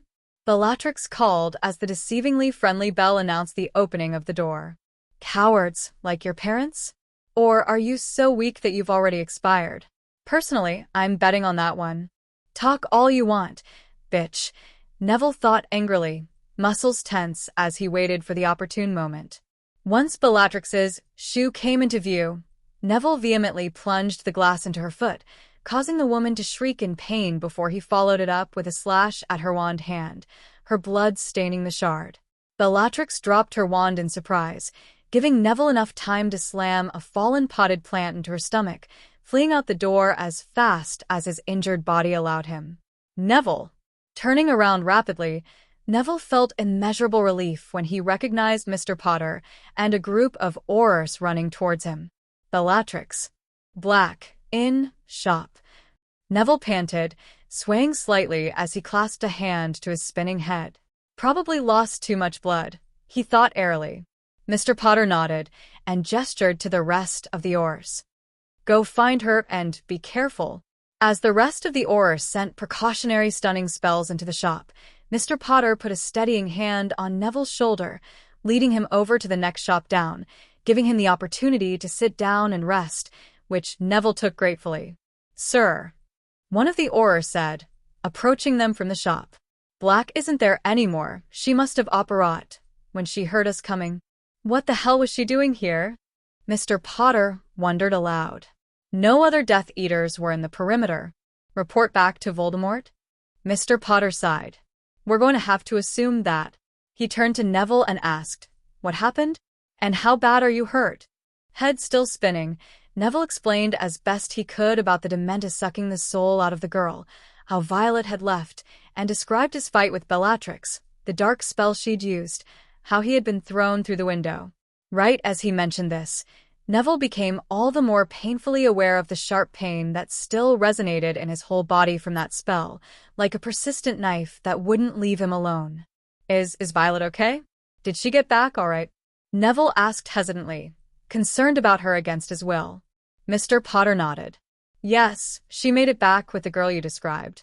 Here, I'll heal some of the minor wounds." With nonverbal magic, Mr. Potter's wand glowed gold as slowly healed the cuts and bruises Neville had garnered, though the pain from Bellatrix's spell still remained. There might be internal bleeding, Mr. Potter explained, so we'll have to have a healer take a look at you. Can you walk? Neville nodded. I think so. With Mr. Potter supporting him and a flank of Aurors on all sides, they made their way back to the main area. Though Neville was immensely relieved that it was over, he couldn't help but see her hooded eyes in every shadow, hear her cold, mocking laugh in every brush of wind, feel his body being crushed against the window with every step he took. Neville shuddered as he noticed her blood on his hands. He felt so dirty in that moment, resolving to try and wash every stain of Bellatrix Black off of him and ignore the nightmares that were sure to come from this truly horrible day. What the hell did you think you were doing? Minister Scrimgeour looked up from his stack of paperwork, raising an eyebrow at who used to be one of the Aurors under his command. Well, technically she still was, but he heard the whispers of those he used to work with. They found him changed, and so they should. This is war, and he had a broader group to supervise, lead through these dark times, and yes, his methods would have to change to accommodate this. Why couldn't they understand? And here's a prime example, Lily Potter, one of his favorites. From his very first impression of the redhead, as one of her teachers in Auror training, he had always known she'd make it as an Auror. Many underestimated her at first, but it soon became known that they had a very skilled fireball on their hands. And she hadn't lost that drive, not even after years in this tiring work. Apparently, she hasn't lost her knack of yelling at people, either. 5 students, Rufus. 5 students. And 3 poor people living in the village who just happened to be in the wrong place at the wrong time. Not to mention Neville Longbottom being attacked by Bellatrix Black afterwards. Torturing Draco Malfoy. What were you thinking? He had valuable intel on upcoming attacks, and you torture him. You've never disagreed with it before, Lily, Scrimgeour said calmly. And as you know, it frequently works. But you also cannot think that we aren't worried about Neville being attacked, but the boy is fine now, is he not? Able to hold his own until James got there. Lily expelled a deep sigh of frustration. That woman never seemed to care that he was minister, and to her, he was a person who needed to be scolded like a schoolboy. Rufus was a man of respect, and he required it from everyone he knew. Lily Potter, however, never seemed to get the message, and continued to treat him as she would any other Auror, whether above or below her rank. Yet this policy of equality and respect to those she felt deserved it was what endeared her to many. You know perfectly well that Neville is not fine. His father's wand broke, causing Augusta much distress, and he still feels lasting damage from that dark spell Bellatrix used on him, not to mention psychological injury from the whole day. And this all could have been prevented if you had gotten the information some other way. Besides, Malfoy is a minor. We can't bend the rules, not even for this. He was perfectly willing to tell me the information when I'd been kind to him after he got the shit kicked out of him. And yet, he mysteriously disappeared, escaping the legendary Mad Eye, almost immediately after the matter had been dealt with. Lily fixed the minister with a maternally stern glare, one that many would recognize from her Hogwarts days, though that particular expression had been reserved for James Potter and company back then. Would you stay if the good guys were breaking their own rules? I'd like to think that I would have a better respect for authority than that, and refrain from becoming a Death Eater in the first place. Of course you would, Lily said, resuming her pacing. But these people, they've never known anything else. As part of their pure families completely fanatic about blood, young men and women like Draco Malfoy have been raised on that single principle that Voldemort was right, that Muggleborns like me are to be exterminated. They're basically expected to be Voldemort supporters, and the children of those in Voldemort's circle, like Lucius, are almost required to become Death Eaters. And as Slytherins at Hogwarts, they're prejudiced like no other. And why, pray tell, are you defending them when you yourself have been subjected to their prejudices? Because they don't know any better, Lily said softly. And we do. Rufus wasn't sure how to respond to this. We're the good guys. If we don't hold the moral high ground, we're just as bad as them. And having 2 perfectly respectable Aurors torture a boy who should be in his 7th year at Hogwarts is failing this concept completely. You need to stop this, Rufus. It's up to you. The minister regarded his former pupil, carefully choosing his words. Lily, I respect you. as an Auror, mother, and a human being in general. But you couldn't possibly understand the position I'm in. Everyone is looking up to me to make the decisions. Fudge didn't do anything to stop Voldemort, and that's what I need to do. I'm doing something. You may not agree with my methods, and hell, it may be unethical, but at least it's something. Don't patronize me about morality and choosing the higher ground until you've actually been there directing people, possibly to their deaths, making sacrifices. I know you and James have made many personal sacrifices, but you've never had to sacrifice someone else's life. Never had to tell someone's widow that their spouse isn't coming back, that they died for a noble cause. Every line in Lily's face disagreed with his statement, and something burned in her eyes, knowledge. She knew something he didn't, and to be honest, Rufus didn't like it. He was aware that Dumbledore had some sort of secret army fighting against Voldemort as well, but he figured that they must have disbanded after the old man's death. Maybe they weren't as dead as he thought. Watching Lily Potter, her defiant stance and blazing green eyes, Rufus wondered if she didn't know about sacrificing others, leading people to their deaths. No, it couldn't be. Rufus brushed the thought away from his mind, thoroughly aware that people tend to be blind to things they don't want to see. Transfiguration had never looked emptier. McGonagall was teaching on as usual, choosing to ignore the empty seats in various spots, vacancies that seemed to grow in number every day. People were scared. If they hadn't left after Dumbledore's death, the recent Dementor attack seemed to confirm that Hogwarts wasn't safe anymore from the raging war outside its walls. A war that was slowly seeping through the castle's cracks into the hearts and minds of its students and faculty. However, even with all the chaos, life went on and people were changing. Harry stopped at the sound of this uncertain voice. He debated with himself about whether or not to address this person who had so vehemently rejected him when he was just trying to help him. "Yes, Neville," he said finally. Neville suddenly looked very awkward and small, a far cry from the arrogant prick Harry had seen during their one and only study session. Also, Violet's increased iciness towards Neville implied that something had happened at Hogsmeade, something only the two of them know about. And though Neville was a good friend in Harry's world, he had to side with family on this one. His increasing lack of respect for this Neville didn't really help the matter either. I was just wondering if you could teach me the Patronus," Neville blurted out, looking extremely uncomfortable with asking Harry for help. Harry raised an eyebrow. "Were you not there last time?"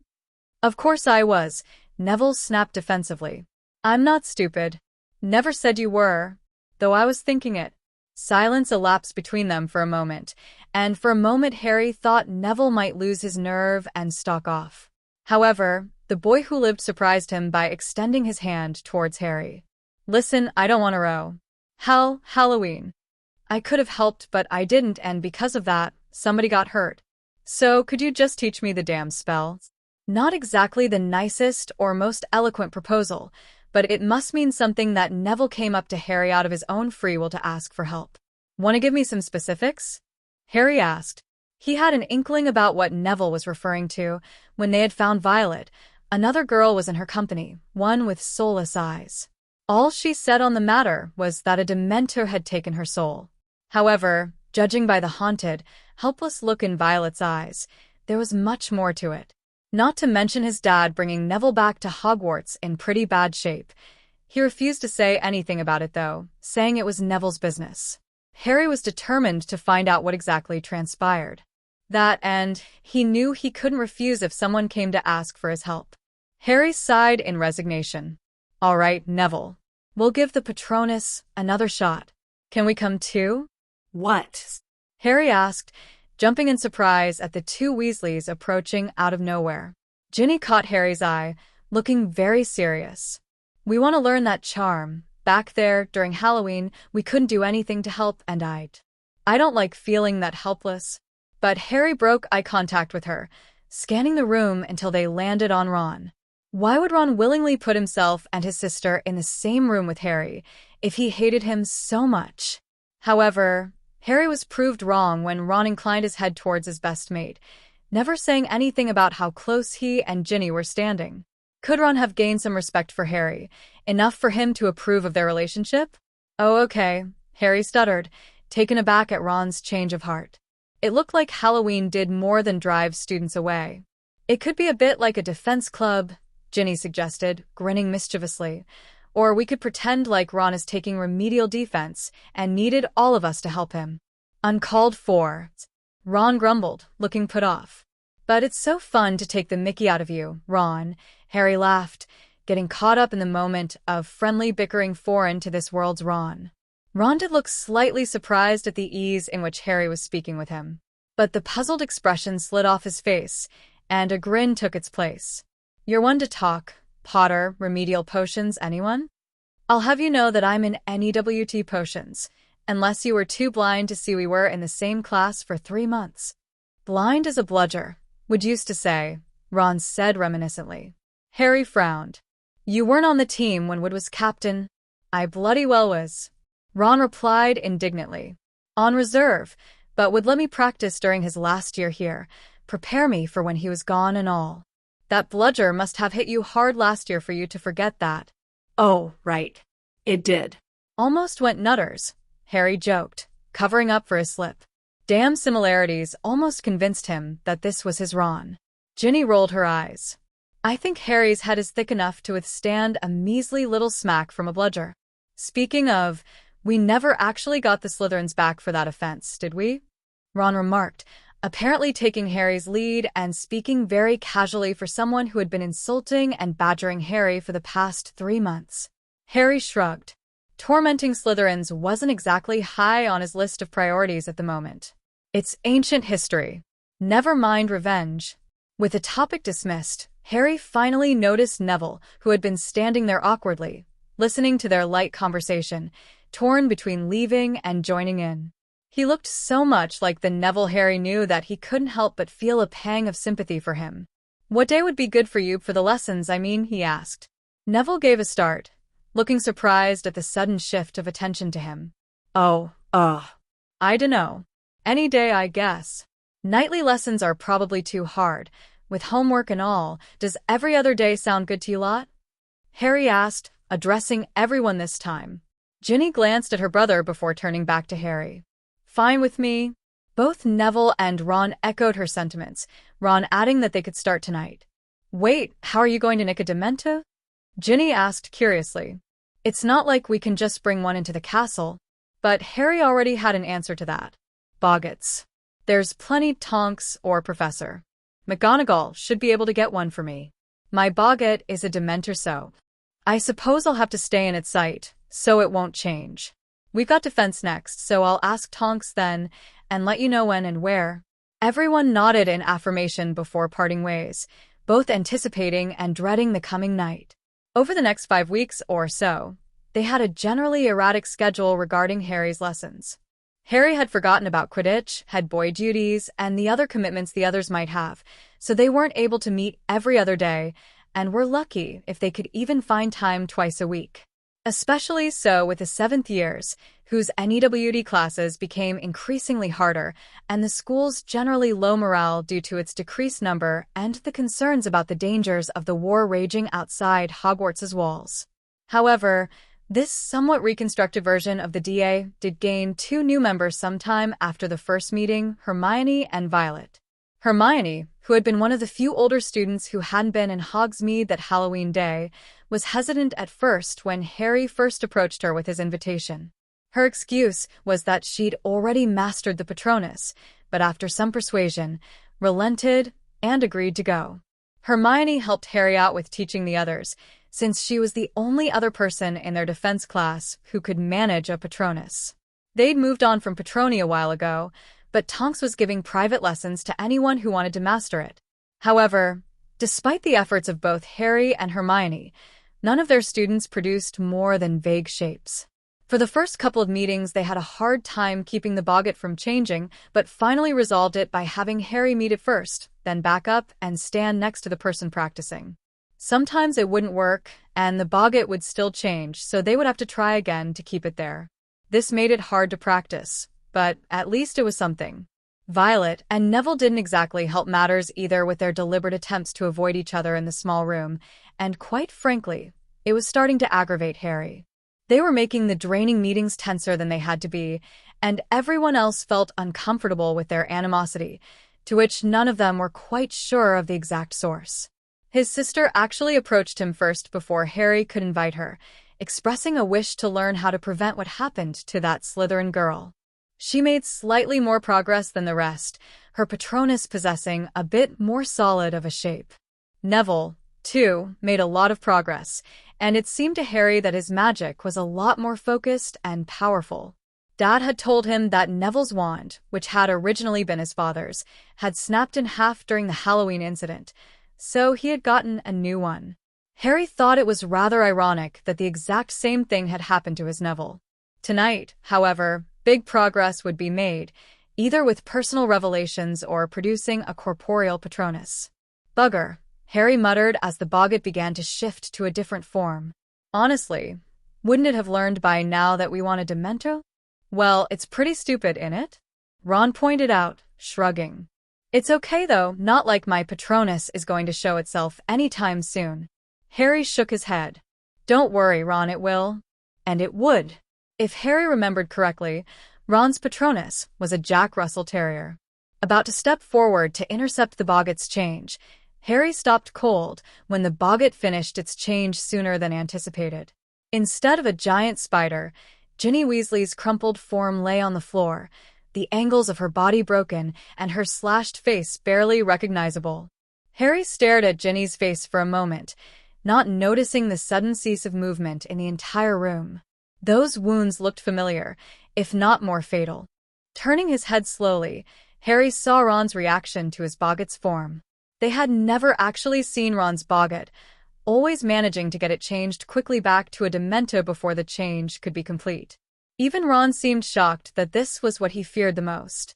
His face deathly pale now, the redhead didn't seem to be breathing. Ron, Ginny said, hesitantly. What?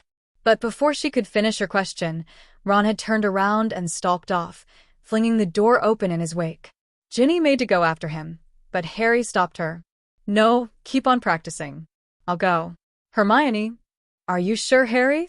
Hermione squeaked, sounding very scared all of a sudden. They're not going to attack you, Hermione, Harry said exasperatedly. I'm sure you can handle 3 people. Hermione looked put off at this snappish answer, but turned to continue coaching Violet nevertheless. Ginny looked as if she wanted to accompany Harry, and Neville sulked in the opposite corner of the room from Violet. But Harry was gone before anyone could say a word. Harry strained his ears once he closed the door behind him, and was rewarded with Ron's footprints off to the right.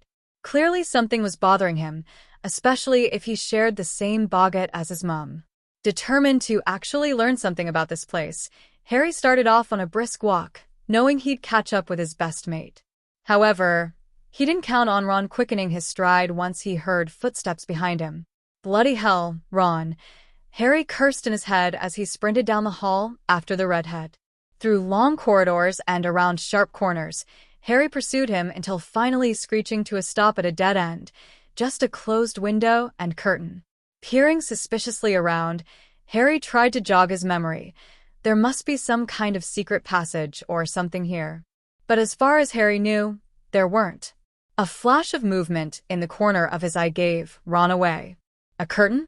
I thought you were better at hiding than that, Harry commented lightly, turning around to face the sneakers that poked out of the long maroon drapes. Reluctantly, Ron slid out of his hiding place, scowling deeply. Didn't give me enough time, he muttered resentfully. Harry raised an eyebrow. Didn't know we were playing hide-and-seek. Leave me alone. Why don't you? Why? It's my business, not yours. If that boggart is why you didn't want Ginny to date me, then it is my business. I'm not complaining now, you prat. But you were. Before. So you were complaining? You're really thick. And you're a big complainer. Would you stop with the complainer bit? But you're complaining now, Harry said, smirking. You're complaining about me complaining about you complaining. That makes no sense at all. No, it doesn't. I don't like you. You're nosy. Nosy prat. Who's being repetitive now? Shut up. If you tell me what that was all about. Ron's face paled. I don't need to tell you anything. I don't owe you. What about that punch? And the Dementor? Don't think I've forgotten that. Ron hesitated, his expression hard. My brother died. All right, he said angrily. He died 6th year, same night Dumbledore died. Fenrir Greyback, you know, the werewolf that specializes in kids, attacked Bill, mauled and bit him. He was going to get married too, last summer. But he died. Harry felt a horrible pang of sorrow for Bill. How could he have died? Yeah, his wounds were gruesome, but he had survived. What would have changed that resulted in his death? What's that got to do with me and Ginny? He asked slowly, preferring not to think. About Bill dying. Bill, whose wedding Harry will attend before he set off on the Horcrux hunt. You Potters are really deep in the war, Ron explained, turning his face away from Harry. Always have been, even in the First War. Dad told me. Really close to Dumbledore, leaders in the Auror department, and in the Order. Violet was the girl in the chamber, possessed by you-know-who, and you can do a Patronus, and Malfoy's your arch-enemy, or whatever.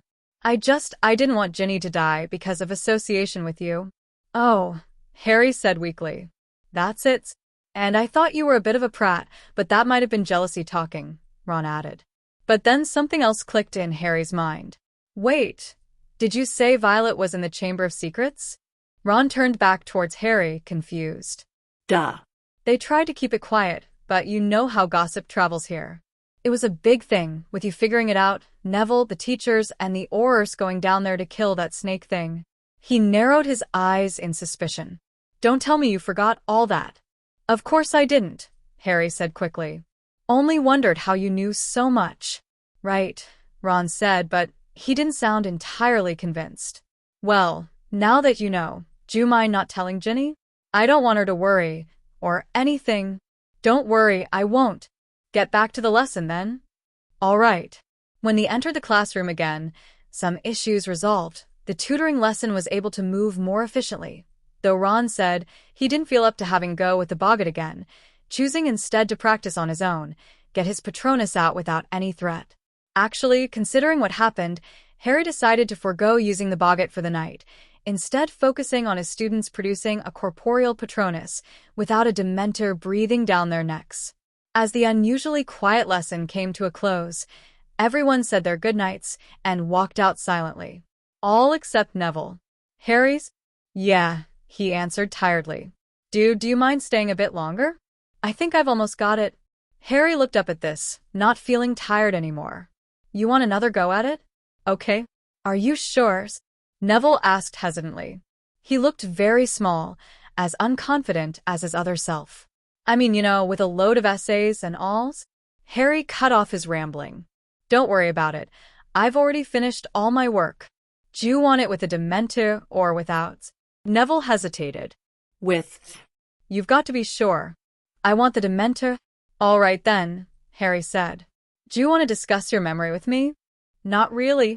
Then you'd better hope it's strong enough, 'cause it doesn't seem to be working even without the Dementor. It'll work.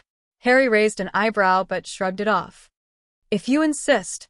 Neville withdrew his wand, twirling it in between his fingers. I haven't tried it with a Dementor using my new wand. I think it'll work this time. Nodding, Harry opened the wardrobe with nonverbal magic, stepping forward to face the Dementor stonily. A rush of memories attacked his mind, but after many lessons of doing this, he was able to resist them without becoming overwhelmed or using a Patronus. It certainly helped that whoever was tackling the Dementor at the moment was usually quick about it. But Neville had yet to make a move. Get on with it, Harry shouted, taking slow, steady steps away from the advancing Dementor, cries of pain and horror echoing louder the longer Neville hesitated. Risking the chance, Harry turned his head around towards Neville, deciding to drive the Dementor away himself if Neville was going to back out. The boy who lived stood rigidly with his hand out, pale and shaking, eyes wide as shadows of something Harry hadn't witnessed danced in his eyes. Neville flinched horribly as a memory played out in his mind. Neville! Harry shouted, trying one more time to spur him. Neville's eyes suddenly focused again, determination set in his face. Expecto Patronum. Something silver and solid blue passed Harry, tackling the Demented back into the wardrobe before turning back around for both chosen ones to get a good look at it. Harry's eyes widened in recognition of this particular Patronus before, struck by the sheer hilarity and irony of it all. He began laughing uncontrollably. Neville himself seemed quite shocked and disappointed. He began mouthing silent words of horror as Harry laughed, but did manage to get his voice back eventually. A toad? All that suspense, and my Patronus is a bloody toad. Trevor. Harry gasped in between bursts of laughter. Seems like Neville will never escape Trevor, no matter who is the boy who lived. Except now his slippery, troublesome toad would actually be his guardian against the Dementors. How ironic was that? Meanwhile, Neville looked quite depressed about this revelation. Why couldn't I have a manly animal? Why'd it have to be a tiny amphibian? Laughter subsiding, Harry was finally able to form a coherent sentence. Maybe it's your soulmate, Neville, he sniggered, unable to resist poking fun at Neville. Haha, bloody hilarious you are, Neville growled. At least mine's not a deer. Prongs could stomp yours flat, Harry retorted. You named your Patronus? Course I did. Everyone does. It's a fashion trend, Harry answered sarcastically. He was about to finish off his sentence with of course not, you prat, it's my dad, but caught himself just in time, realizing that as far as he knew, his dad was still an unregistered animagus. Neville raised an eyebrow, his lips twitching. Why don't you name mine, then? Didn't you call it something? Yep, Trevor. Looks like a Trevor, doesn't it? I suppose. If you notice that sort of thing, attacking my masculinity, are you? You're the one who names Patroni. You didn't seem to object to it. Neville finally cracked a smile. This was probably the most comfortable conversation he and Harry's ever had together, at least, since they started Hogwarts and went their separate ways. Harry, on the other hand, was thinking of something else. This was an opportunity to learn more about the differences between his experience as the boy who lived and Neville's. Old, yellowed newspapers hadn't helped him at all, and it'd be too suspicious to ask his parents directly about events he should know about. So he'd subtly ask the source, even if it did feel a bit like he was exploiting Neville. Do you remember second year, when Violet was taken into the Chamber of Secrets? Harry asked, deciding it'd be safer to start with something factual. Neville's smile dropped as his expression hardened. What about it? He asked warily. It's just that you guys are in a spat or something and it's disrupting class. You saved her, yeah? So what happened to make you avoid her?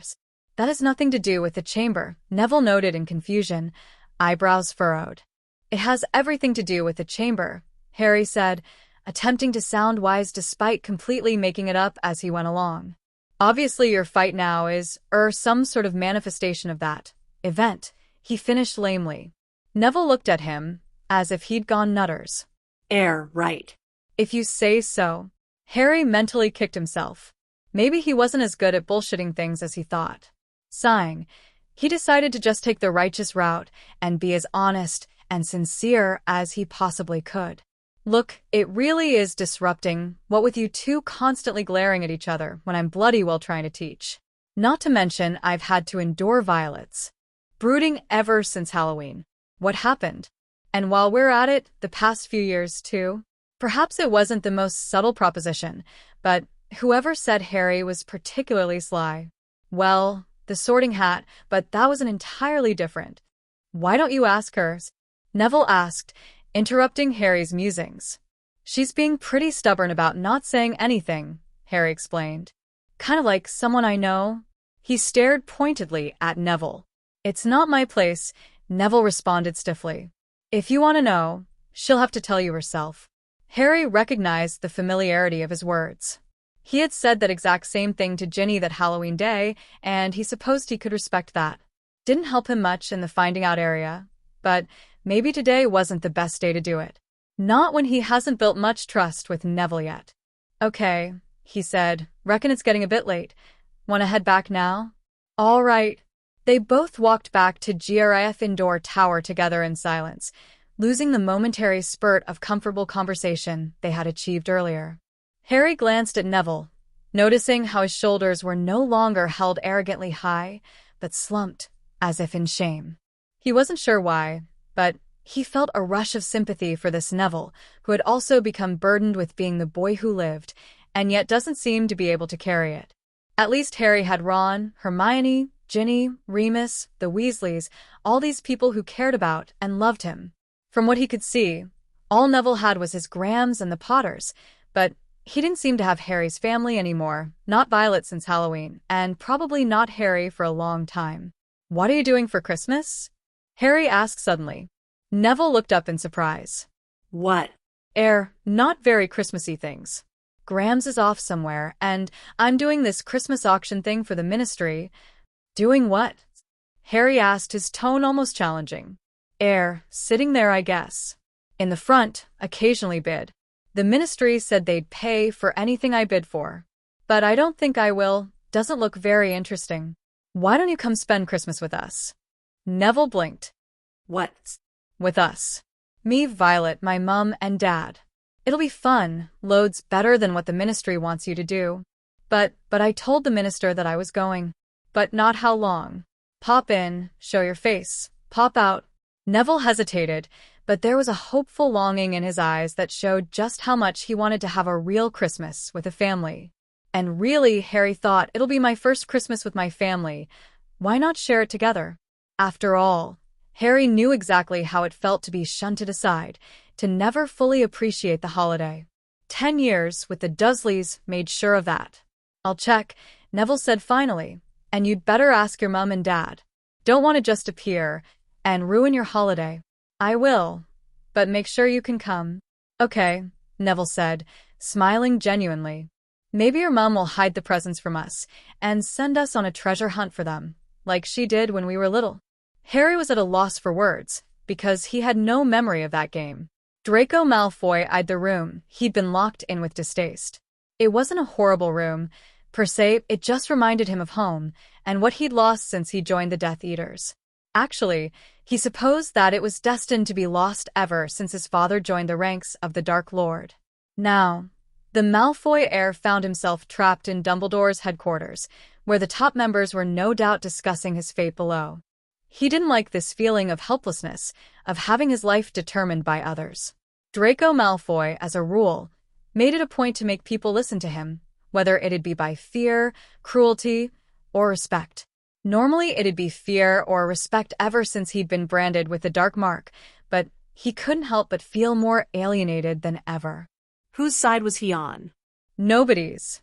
He was on his side, and his side alone, because really, when it came down to it, Draco couldn't trust anybody. The Dark Lord was nutters, and the Ministry didn't follow its own rules. He needed to find a median, some sort of middle ground that followed a moral code, and weren't fanatics. He wanted a side that would follow its own rules, even when it concerned a snarky Death Eater. Draco owed Lily Potter for saving him. He had to admit that back when he was a naive Hogwarts student, he would have been disgusted at the thought that he'd ever owe a mudblood, but no disgust here, only gratefulness. Quite frankly, Draco was overjoyed that he was even alive at all. He knew better than anyone that his broken body couldn't have held up under any more abuse, and if Lily Potter had come in perhaps a half hour, maybe even precious minutes later, Draco would have been dead, and too late to help. Normally, he would be resentful of any help offered to him, like when Snape tried to help him kill Dumbledore, but really, Draco would prefer to be alive than dead. And though he didn't like to admit it, he did feel guilty about Dumbledore's death. He hadn't actually caused the green light that killed the headmaster, but he brought in the people who did it, and from what he heard, also killed several of Dumbledore's people in the process, including the oldest Weasley. Blood traitor, Draco thought half-heartedly. But he couldn't put any real energy into it. Weasley was dead. What right did Draco have to further curse his memory? It's not like he could do anything from the grave. Well, unless the Dark Lord made him an inferi, but that was unlikely. Surely the Order would have buried him somewhere protected. Draco's eyes scanned the room suspiciously, searching for any spelled traps. As his eyes trailed the dusty embellishing on the mirror frame, he decided that this room hasn't been used in a very long time. Actually, Draco thought, wrinkling his nose in disgust, everything in this room is dusty. Nice accommodations. Sure enough, when he picked up the pillow and threw it back on the bed, a cloud of dust swirled out, getting in Draco's face. Coughing out the dust and waving his hand around madly, Draco managed to clear the air a bit. "Oh well," Draco said aloud, "it's not as if I'm some sort of guest or something." "Right you are, boy." Draco jumped involuntarily at the new voice. He hadn't even heard the door open. But there stood Mad-Eye Moody, his somewhat terrifying babysitter at the ministry, while Lily Potter went to go save her two brats. He was also the head of the Ore Department as well as a prominent leader in the Order. The whole time Draco was on his watch, Moody had glowered menacingly at him while he strapped Draco to a chair. He scoffed at the memory. It wasn't like he was going to go anywhere. Where would he run? "We're ready for you," Moody said gruffly as he pushed the door wider, his abnormally large eye swirling in its socket. Draco felt terrible unease watching that eye, but he suspected that the grizzled Auror already knew that, and was purposely causing Draco discomfort. So he silently walked past Moody, deliberately avoiding his eye, and followed him down the stairs to what appeared to be the kitchen. Blinking fiercely in the brightly fluorescent kitchen lights, Draco was surprised to find the top members of the Order unmasked and in perfectly good view. Weren't they worried at all about security? Or maybe they didn't view Draco as enough of a threat that they really didn't care if he knew their identities or not. That was insulting. "What? No hiding in shadows?"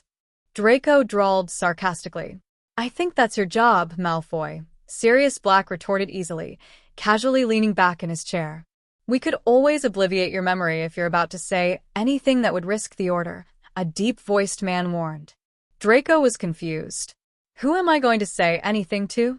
"Voldemort," Professor Lupin said. Draco flinched at the name, as well as a couple of people in the Order. "I don't know about you, but I'm personally hoping I'll never have to see that bastard again," Draco said fiercely, narrowing his eyes in suspicion. What exactly was this about, if not to goad him for information? "I'm glad you feel that way about him," Lily Potter said slowly, "because we were wondering if you'd be willing to help in the fight." Draco's stomach sank. He knew exactly what they wanted him to do now. You want me to spy on the Dark Lord?" he asked incredulously. "That's suicide."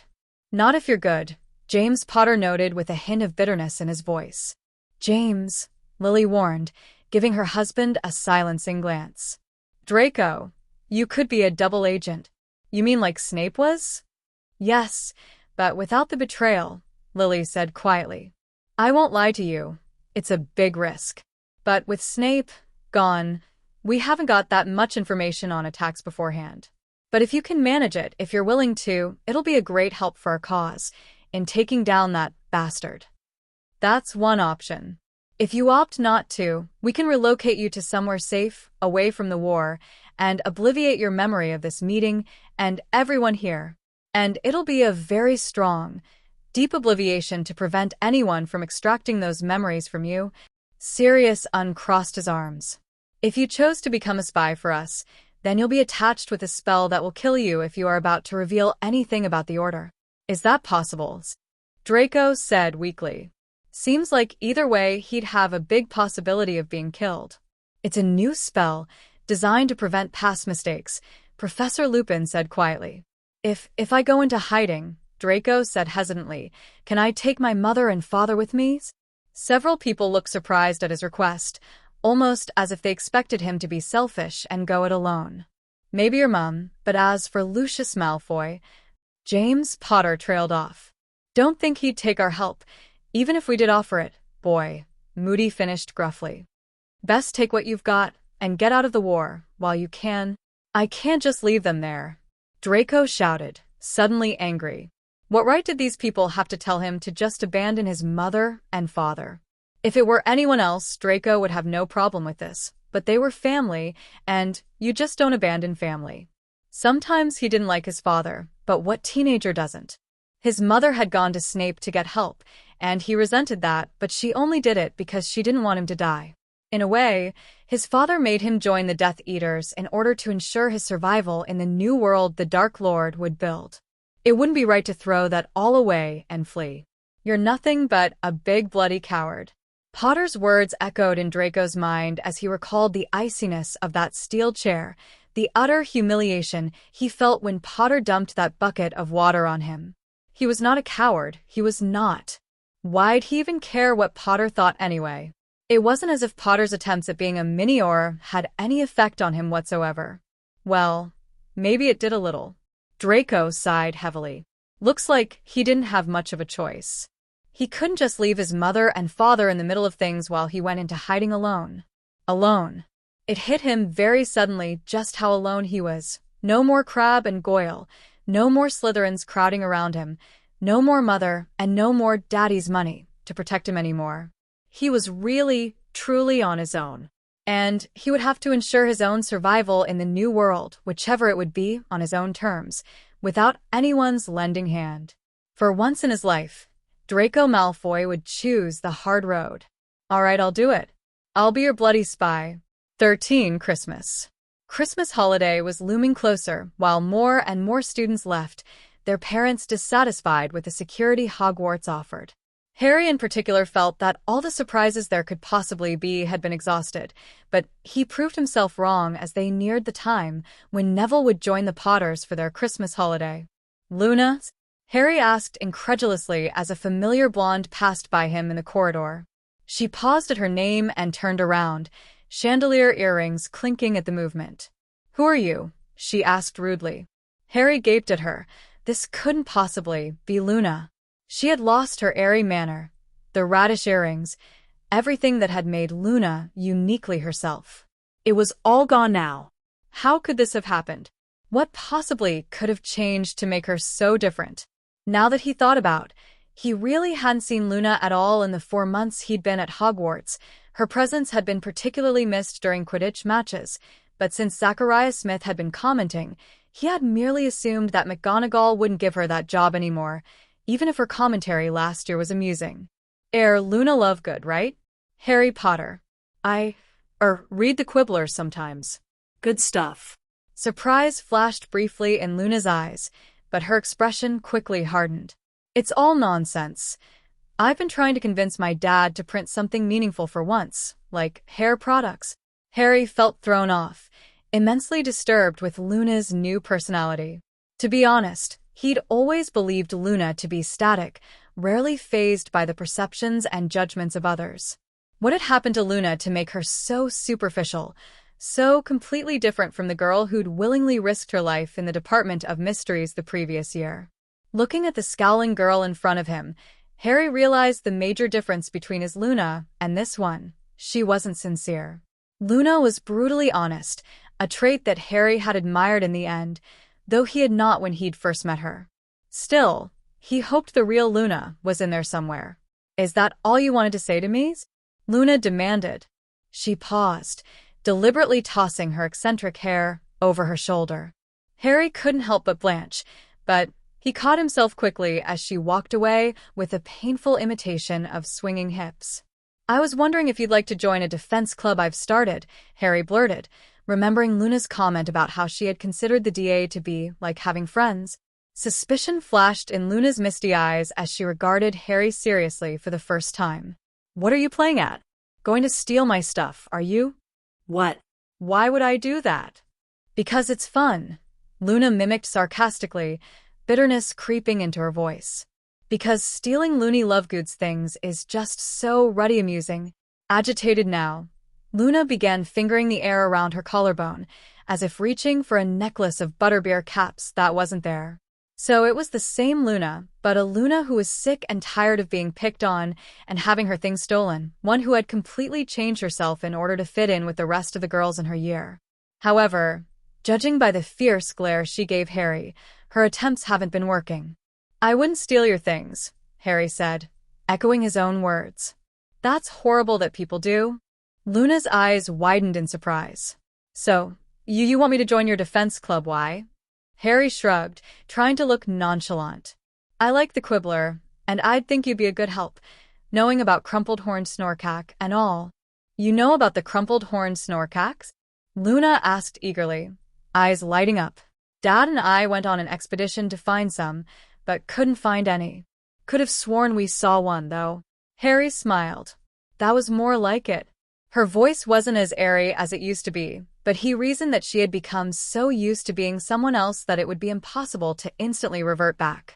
"That's pretty cool," Harry said, grinning widely. So, interested in the club? Luna beamed. Definitely. Once Harry explained how the dates and times change frequently and told her when the next scheduled meeting was, she nodded and ran off, looking considerably happier than when Harry had encountered her just a few minutes ago. And then the cauldron exploded in Seamus's face. Hermione laughed. Everything explodes in his face. True. But who knocked Professor Flitwick's ink bottle over with her overenthusiastic hand raising? Hermione blushed. That was an accident. Laughing, Harry slung his arm easily around his friend's shoulder. Do you really think Seamus wants things to explode in his face? Imagine the long showers he takes because of all that soot. He hogs the loo and makes the rest of us wait. But Hermione wasn't laughing. Her body suddenly stiffened, and she looked extremely uncomfortable with Harry's arm around her. Sensing her anxiety, Harry quickly slipped his arm off, frowning. They'd been getting on so well. Hermione remained unusually quiet during the next few minutes of patrol. Normally, they could patrol comfortably, talking about classes, homework, or discussing new spells for the DA to learn. But now she took furtive glances at Harry when she thought he wasn't looking as if she wanted to say something, but thought better of it. What is it, Hermione? She jumped at Harry's question, blushing furiously. And nothing, she said, turning away. Do you want this patrol to be awkward? No, she said defiantly. Why won't you look at me? It's just not fair to Ginny, she blurted out angrily. Ginny? Harry frowned.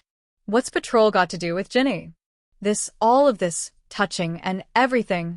All of a sudden you started talking to me a lot. I mean, you did before, but you were so persistent. You're rambling.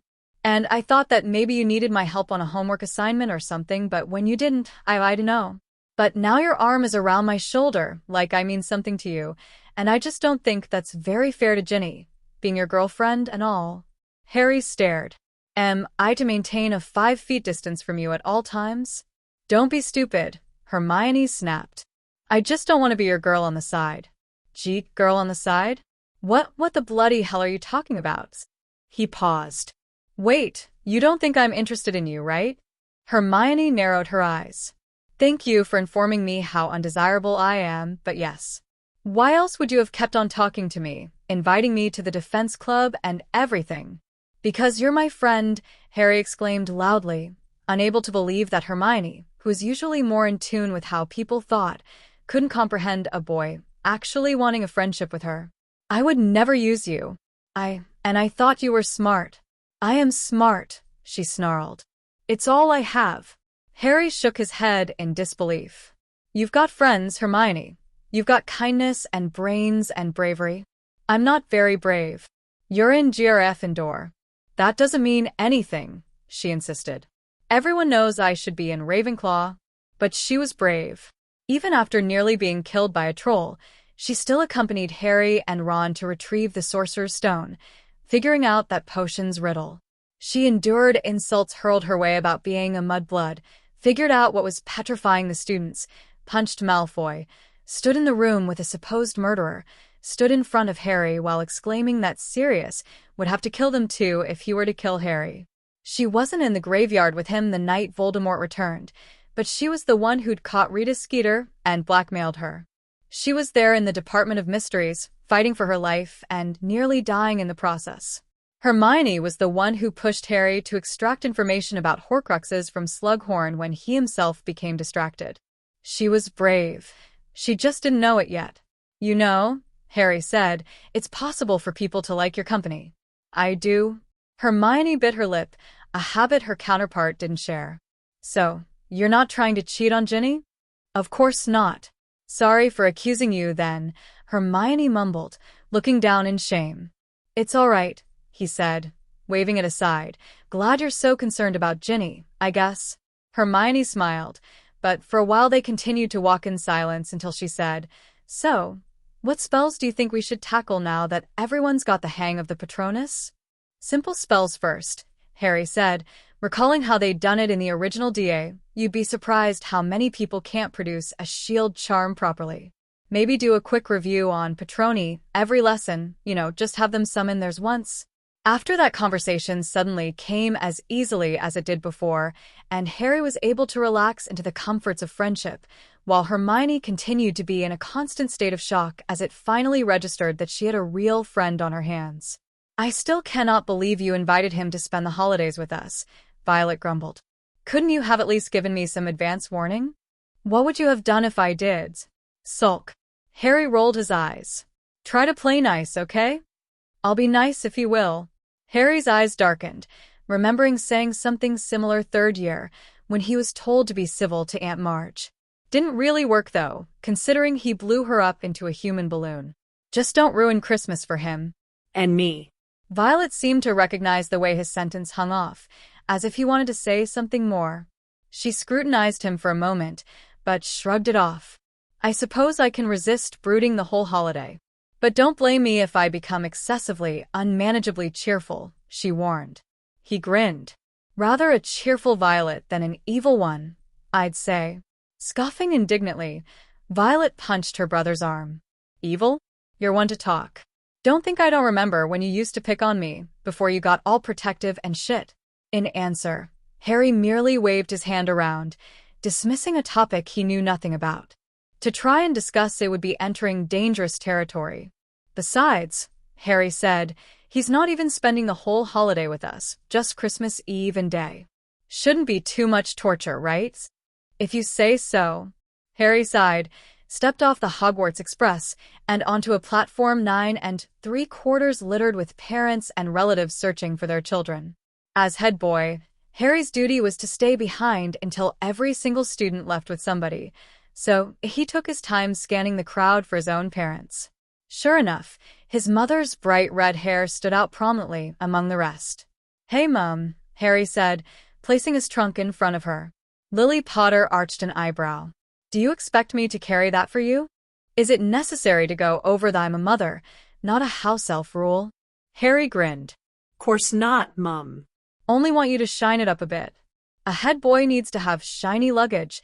Violet coughed. "Proper boys aren't supposed to care about shiny things," she teased. "That's a girl obsession." "Treasure," Harry pointed out. "Pirate gold. We like that. Boys just like the adventure bit. I dunno, getting a load of gold is definitely a perk." A familiar laugh came off to Harry's right. Grinning, he turned around to find his dad just walking up, Sirius right on his heels. "We're all here? Good, let's go," James said, turning around again. "I actually have to wait until everyone leaves, then check the train to make sure there's no stragglers," Harry explained apologetically. Judging by what Harry had seen in Snape's pensive 5th year, and despite having lived with his father for 2 months, he had expected James to be severely displeased with having to wait before going home. However, like everything these days, Dad surprised him. "All right, give me your trunk then. Might as well get everything ready.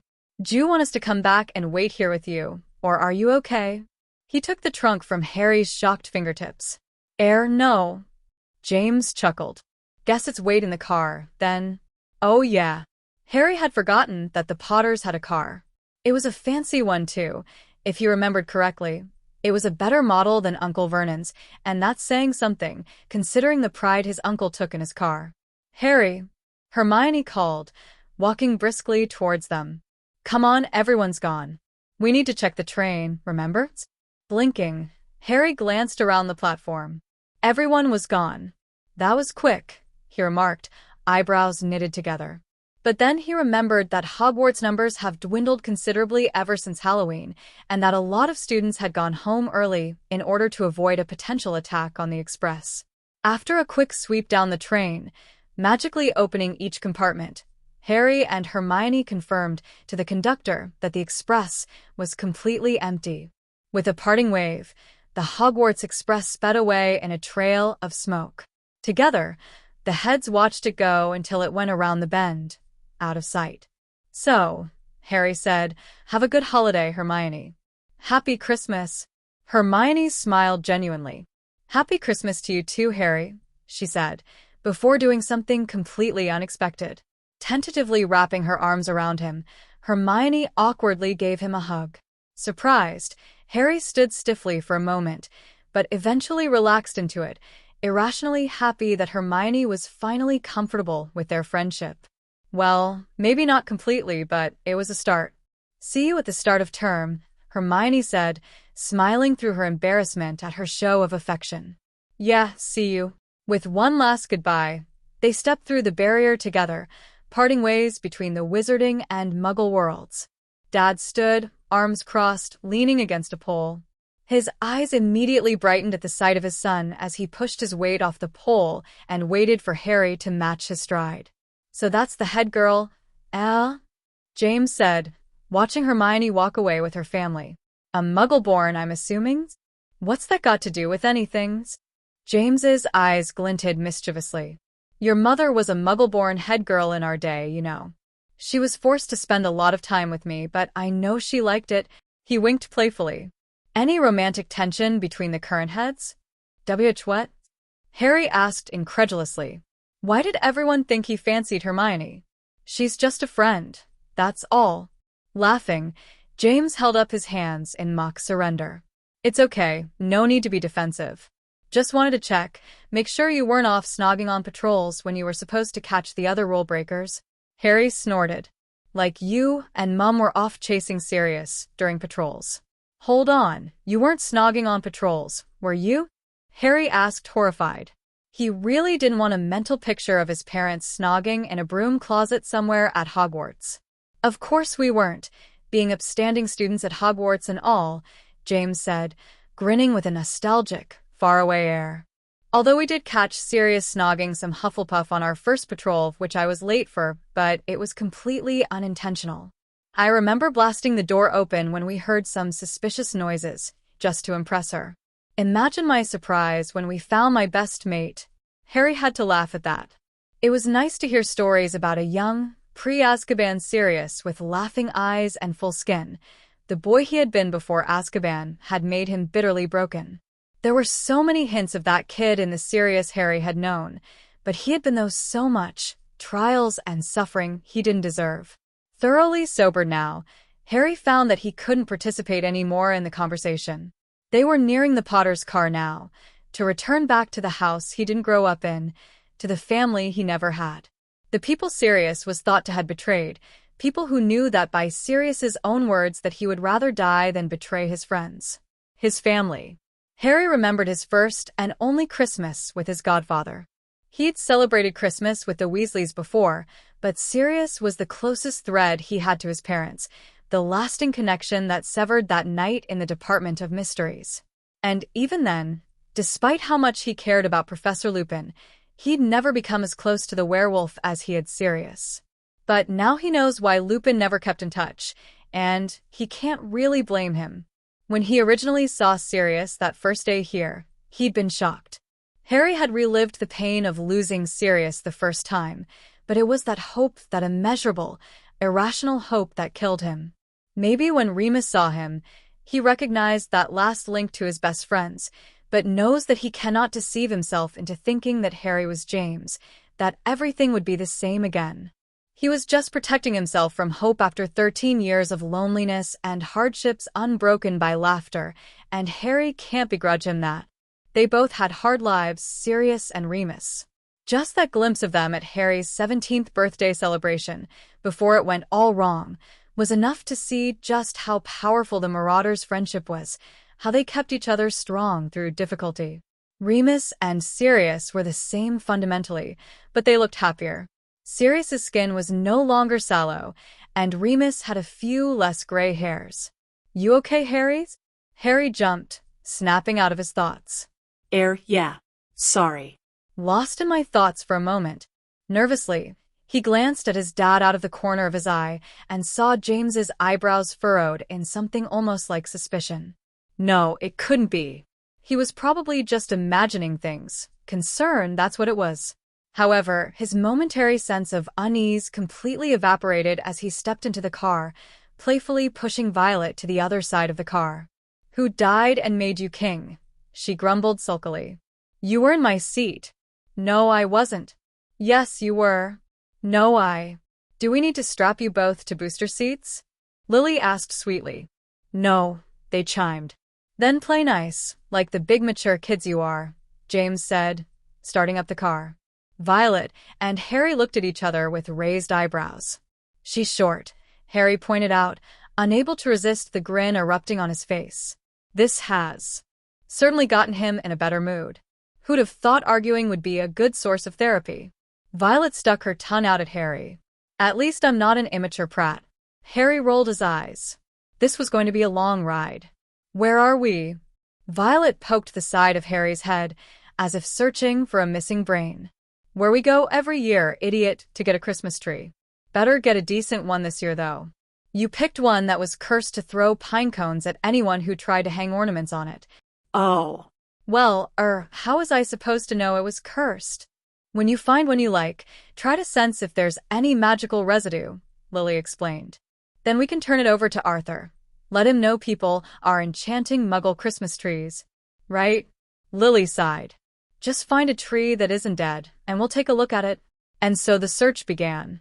Unfortunately, Harry had never gone tree hunting before, so he had absolutely no idea what he was supposed to be looking for, and whatever he did suggest always seemed to have something wrong with it. "This one?" Harry asked tiredly, pointing to a perfectly green tree. Violet took one glance at it. "Looks grassy." "What's wrong with you, Harry? You know we're looking for a deep forest green." Harry wanted to tear his hair out. How was he supposed to tell the difference between grass green and deep forest green? He didn't normally notice those kinds of things. "Not that one either, it's too teal." "For Merlin's sake, Vi, I can't tell the difference." Violet frowned. "You're usually much better at picking out the healthy, green ones than I am. Did you suddenly go colorblind?" "Yes, that's it." "I'm colorblind," Harry groaned. "Can we go now?" "But you've liked picking out Christmas trees ever since you discovered that you could pull the branches to dump snow on my head," Violet pointed out, but now her teasing sounded forced. "I would never do that," Harry said carefully, watching her reaction. Violet blinked in surprise. "You're right," she mused, "you wouldn't." "Way too damn protective." Harry breathed out a sigh of relief. Looks like he passed the test. Vi. "Harry, I think we've found one." Violet's face lit up as she eagerly ran towards their parents, dragging Harry by the arm. Fake snow crunched underneath their feet as the Potters' yearly Christmas-time ritual slowly came to an end. "I think this is it." "Healthy, strong," James said, ticking off his fingers with each word. "Nimble, not too much shedding, tall, manageable, green." "Forest green," Lily coughed. "Forest green," James corrected himself, grinning. "And no magical residue whatsoever." "James," Lily exclaimed, slapping her husband's arm. "Not in public, please. Do you want to be personally responsible for the renewing of the witch trials?" "To be honest, I'm more scared of you than I am of them." "Come on, Torag," Lily said affectionately, slipping her arm through his. "Let's get this Christmas thing up and running." Harry and Violet looked at each other, identical grins plastered to their faces, and gagged.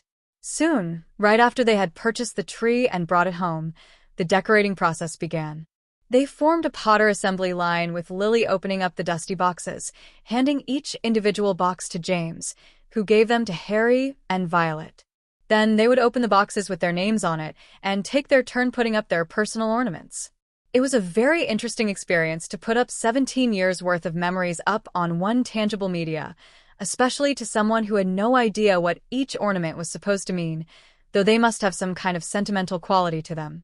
The first one Harry picked up was clear enough, Baby's First Christmas. Harry smiled at the figurine, a baby bear riding merrily on a rocking horse. Innocence. He'd never had any ornaments to claim as his own at the Dursleys, but they did have a Christmas tree ritual similar to this that Harry wasn't allowed to participate in, not truly. At the Dursleys, Harry had been demoted to the box opener, and when they were really young, Dudley would try to reach up on the tips of his toes to carefully put up each ornament. As they grew older, however, Dudley began hanging the ornaments on Harry, trying to stab the hooks into him instead of onto the tree. But finally, as the teenage years rolled by, Dudley refused to participate in such a childish game, and the ritual ceased. Nowadays, Aunt Petunia hung the ornaments alone, long slender fingers lingering on each ornament as it evoked memories long lost in the past, with green light and darkness. Harry remembered watching her one night, as he snuck out of his cupboard to grab some food when he thought everybody was asleep. He'd almost died of a heart attack when he heard noises in the family room, but nervously peeked around the corner to check it out anyway. Harry closed his eyes and remembered the distinct smell of pine, the constantly simmering kitchen. His mind's memory recalled the soft, painful sound of Aunt Petunia's choked sobs. 10 and lonely, Harry had been surprised to find his normally frightening, cold aunt with her legs collapsed on the floor, clutching something to her flat chest. Knowing Aunt Petunia, with her almost fanatic obsession with normality, weakness seemed to fall into the category of things she hated as much as she hated Harry. Snapping himself out of his musings, Harry realized with sudden clarity that Aunt Petunia and Remus Lupin may have something in common. The iciness and unloving environment Aunt Petunia had provided for him had been done out of love, but out of love for her sister. Perhaps it was too painful to look at her nephew, see the man she regarded as having taken her sister away from her, from anything a Muggle could understand. Lily Evans, in Aunt Petunia's perspective, had been whisked away into a fantasy that she couldn't reach, something so intangible that she began distancing herself away so she wouldn't feel lonely and abandoned. Harry was the product of that abandonment, and perhaps looking into his eyes, Lily's eyes, was too painful, because then Aunt Petunia would have to admit to the very thing she had been fiercely denying for 10 years. She had a sister, and she was dead. Aunt Petunia could no longer hide under the facade that she didn't care, so instead she turned to hatred, convinced herself that she hated her stray sister, wanted nothing to do with her. But that night, when Harry became the only witness to a very private moment, he saw that she really did love her sister. Because Harry had watched carefully to see where Aunt Petunia placed that ornament, determined to see what it was that had made his aunt seem so human. So, the next morning, as the Dursleys were fast asleep in their beds, Harry had crept out of his cupboard for the second time, reaching deep behind the Christmas tree for the ornament hidden out of sight. Bristles brushed against Harry's cheek painfully and knocked his glasses askew, but that hadn't deterred him. Finally, his fingers grazed cool ceramic as he carefully unhooked the ornament, making sure he remembered exactly where Aunt Petunia had originally placed it. In his scrawny 10-year-old hands, Harry had held what was possibly the only trace of Lily Evans Potter that Aunt Petunia had dared to keep.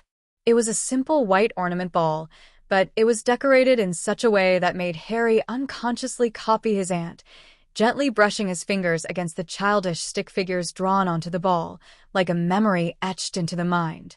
A red-headed stick lily had her arm around a taller Petunia, both with large smiles that took up their whole faces. In a child's scrawl, it read, "Happy Christmas, Petunia, the bestest sister ever." He wasn't sure what possessed him, but Harry turned around to look at his mum, only to find another deceptively ordinary ornament ball in her hands. She was looking at the innocent image with the same deep sadness Aunt Petunia had looked at it 7 years ago. Carefully, Lily stretched up so that the ornament was high up, in full view of everyone. Harry got a good look at it and realized that on this particular ornament, the lines of the drawing were cleaner, the handwriting more controlled and mature. From Petunia to Lily, sisters now and forever. Neville was bored. A minute more of this, and he was going to croak and die where he sat. "It's not even a comfortable chair," he grumbled to himself. "You'd think that, as a special guest, I'd at least have a chair that doesn't stick me in the arse." He froze, reminded of Bellatrix Lestrange's jeers, and he immediately turned his attention back to the current item being auctioned off. The first, I tell you, witches and wizards magic carpet ever made in the whole of Britain. It doesn't work anymore, but it makes an excellent coffee table rug. Pretty, intricate details charm the robes off your in-laws when you sit them down. They'll even be too absorbed with it to notice that you've spilled your tea all over yourself. Bidding starts at 50 galleons. Any takers? Neville yawned. It probably wasn't even authentic at all. Wouldn't it be more careworn if it were? He had come with the intent of buying the first thing that had interested him and bolting out of there, but so far he'd found nothing and had suddenly felt horrible about his plan when he'd seen the minister, who'd thanked him heartily for coming. Why was he such a pushover? So here he was, bored out of his mind. Should he pretend to have gone mental, so they would want him out of there? That probably wouldn't work. Maybe Grams would like a new rug, especially the authentic first magic carpet. Neville raised his number to put up his bid. "We have won," the auctioneer announced loudly, sounding relieved that someone was bidding. "Any contenders?" A couple of people bid after that, but Neville was determined to buy his one item and hurry to the Potters' Christmas dinner. Eventually, his bidding rivals ceased, leaving Neville with the Ministry's money victorious. As soon as the auctioneer announced a break with refreshments, Neville sprang out of his seats towards the podium. "I'm leaving early," he said. "Can you express owl that magic carpet back to my house?" "Of course," the auctioneer said pleasantly. "Happy Christmas. Don't you need to know my address?" He waved that fact aside. "Don't worry. The Ministry gave me an address listing of everyone at this auction." Neville beamed. That was nice of them to take care of that for him. However, just as he had been about to make his escape, the minister limped into his path. "Neville," he called. "Leaving so soon? We've barely seen any of you." Shifting his feet nervously, Neville found himself unable to look at the minister in the eye. There was something incredibly intimidating about him, even through the kindness. Neville had learned long ago that crossing the minister was not a good idea. I've got a Christmas party to go to," he mumbled. "I thought your Grams was busy." "She is, but a friend invited me over. I bought something," Neville added hopefully. "That magic carpet." The minister nodded. "Good choice." He paused, looking thoughtful. "Can you manage to stick around a little longer?" he asked, eyes glinting in a way that scared Neville. "I think there's a little item that might interest you." Soon. Soon. What is it?" That'd be spoiling the surprise, wouldn't it? He had to admit he was intrigued. "I guess I could wait a little before going to the Potters."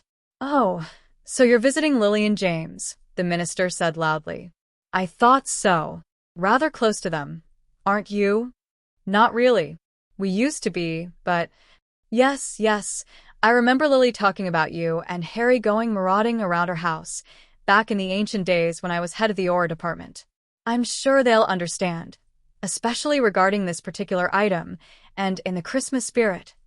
Now curiosity got the best of him, and Neville knew that he would torture himself wondering what exactly this item was if he didn't go back in that tedious auction room. "It's coming up next, yeah? I can move it up for you." "That'd be great. Thanks, sir," Neville said politely, excusing himself back to the auction room, feeling the minister's piercing gaze on his back the whole way. Neville took his seat in the front again as the chatter began to die down. He nervously looked around, wishing they would hurry it up. He didn't want to be late for the Potters. "We're changing up our schedule a bit," the auctioneer said, glancing at Neville with something akin to sympathy. "So next is this wonderful, moving photo album of who are arguably the most famous family in Britain. Spanning from their own childhood and teenage years until the very day they died, Alice and Frank Longbottom had left behind this memento of their lives, found in the ruins of the greatest victory and tragedy of this century." The whole room turned around to eagerly gawk at a sheet-white Neville, his private emotions on display to everyone in the room. He stared in shock at the auctioneer, who was looking more apologetic every moment. Bidding starts at 75 galleons, he announced weakly, looking torn. But that got Neville's brain moving again as shock was suddenly replaced with a much stronger emotioned anger.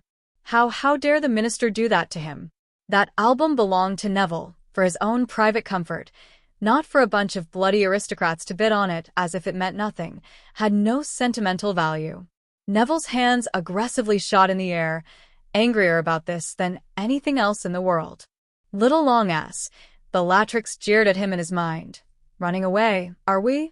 Cowards, like your parents? Or are you so weak that you've already expired?" He wasn't running away now. Neville was pissed, and nobody else was going to get their grimy hands on the very last thing he had of his parents, now that his father's wand had snapped. Also thanks to Bellatrix. He was not going to lose them again. Nobody else will flip through the album, watching a friendship turn into love solidify into marriage, and innocent, baby Neville playing around on the floor, hardly extraordinary and nobody's hero. 100 galleons, Neville said violently, glaring around the room as he dared anyone else to try and match his bid. The room stared back at him, but nobody did anything, not even breathe. No other bids? Going, sold, to Mr. Longbottom for 100 galleons. As soon as the album became officially his, Neville knew that he need not have worried. Every single pair of teary eyes in the room reassured him that nobody would have bid against him, even if he had only added one more canute to the pot. Neville stood up in his chair and walked over to the podium. Would it be too much trouble if I got that album now? He asked, pushing down the urge to turn around and hex the minister. Of course not, the auctioneer said kindly, handing it to him. Happy Christmas. Neville could tell that he meant it, in the most heartfelt way. Thank you, he said sincerely before turning on his heel. He had a Christmas party to get to.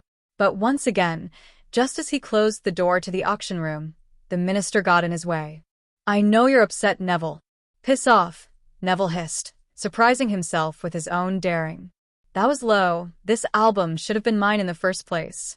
Why haven't I ever seen it? The minister looked perfectly calm, a fact that infuriated him. We were going to give it to you when you turned 17 and officially inherited the remains of your parents' items, he explained slowly. But we saw a political opportunity. The people are starting to doubt you, Neville. People like Rita Skeeter are out to ruin your reputation, everything we've carefully built. You may not have noticed, but believe me, we have. They think you're just an unimpressive brat who hasn't done anything to stop Voldemort. So, you put up my photo album for an auction and made sure I would come? Neville asked skeptically. How's that help my image? He sighed. Didn't you see their faces? There wasn't a single dry-eyed or unmoved witch or wizard in that room, and we made sure to place many of the well-known gossipers so they'll tell all their friends about it. Congratulations, Neville. You're back in the public's good grace. The sympathy card always works. So all of this is all just a publicity stunt? Politics is a dirty business, Neville. Nobody's hands are clean of manipulation. Neville stared. He couldn't believe this. I don't know what to think. But I'm going to go enjoy my Christmas while it lasts, he said harshly, so, excuse me. I have a party to get to. Happy Christmas, Neville, the minister called at his back. Reluctantly, Neville stopped at the minister's almost commanding tone. Happy Christmas, Minister Scrimgeour. And then he was gone, swallowed in the shadows of the night. But the bright red family photo album remained in sight for a ways until it too disappeared. How was the auction, Neville? Boring. Harry grinned. Buy anything? Oh, yeah. The first ever authentic magic carpet? And yeah. Neville suddenly looked uncomfortable. And what? Harry pressed. What's that in your hand? Nothing, Harry, Neville snapped, looking as though he regretted coming now. Just drop it. Harry held his hands up in mock surrender. All right, Neville, calm down. Neville's face relaxed, apologetic. Sorry, Harry, didn't mean to snap, just been a tough night. A familiar snort came off to their right, and both boys turned around to find Violet leaning against the stairs, an eyebrow raised. Tough night? What did you do? Choke on caviars? Violet. Harry snapped, watching Neville's face flush in anger. I know, I'll be good, Violet responded, walking back to the kitchen. Sorry about her, Harry said. She's a bitch. Hey, I'll be good, Neville said in a high-pitched voice, imitating Violet. But he seemed to realize how ungrateful he was being and instantly looked ashamed. Sorry again. It really has been a tough night. I don't want to ruin your Christmas. But can you get Violet off my back, please? I'll try, but no guarantees. The doorbell rang again. I got it, Harry shouted, grinning as Sirius's had poked in the window, revealing their remaining guests. He eagerly swung the door open, greeting, Happy Christmas, Sirius, Remus. And a very happy Christmas to you too, Sirius said cheerfully. Where's your dad? Prongs. Remus shook his head at Sirius's antics. He's happy to see you too, Harry, he said, ruffling Harry's hair affectionately. Oh, hello, Neville. James said you'd be joining us today. Happy Christmas, Professor. I'm not your professor anymore, like I've told you before. Neville blinked. What am I supposed to call you? The elder man laughed. Remus, of course. Not Mr. Lupin, though. Makes me feel old. But I can't call you Remus, Neville said, sounding scandalized. My Grams would flay me alive. Harry grinned as Remus laughed again. It was good to hear the werewolf laughing instead of staring into the fire solemnly. "Call me Remus. We'll keep it a secret from your Grams." Neville smiled uncertainly. Okay. Don't worry, Neville. Goods ol' Mooney is good at keeping secrets," a new, familiar voice assured.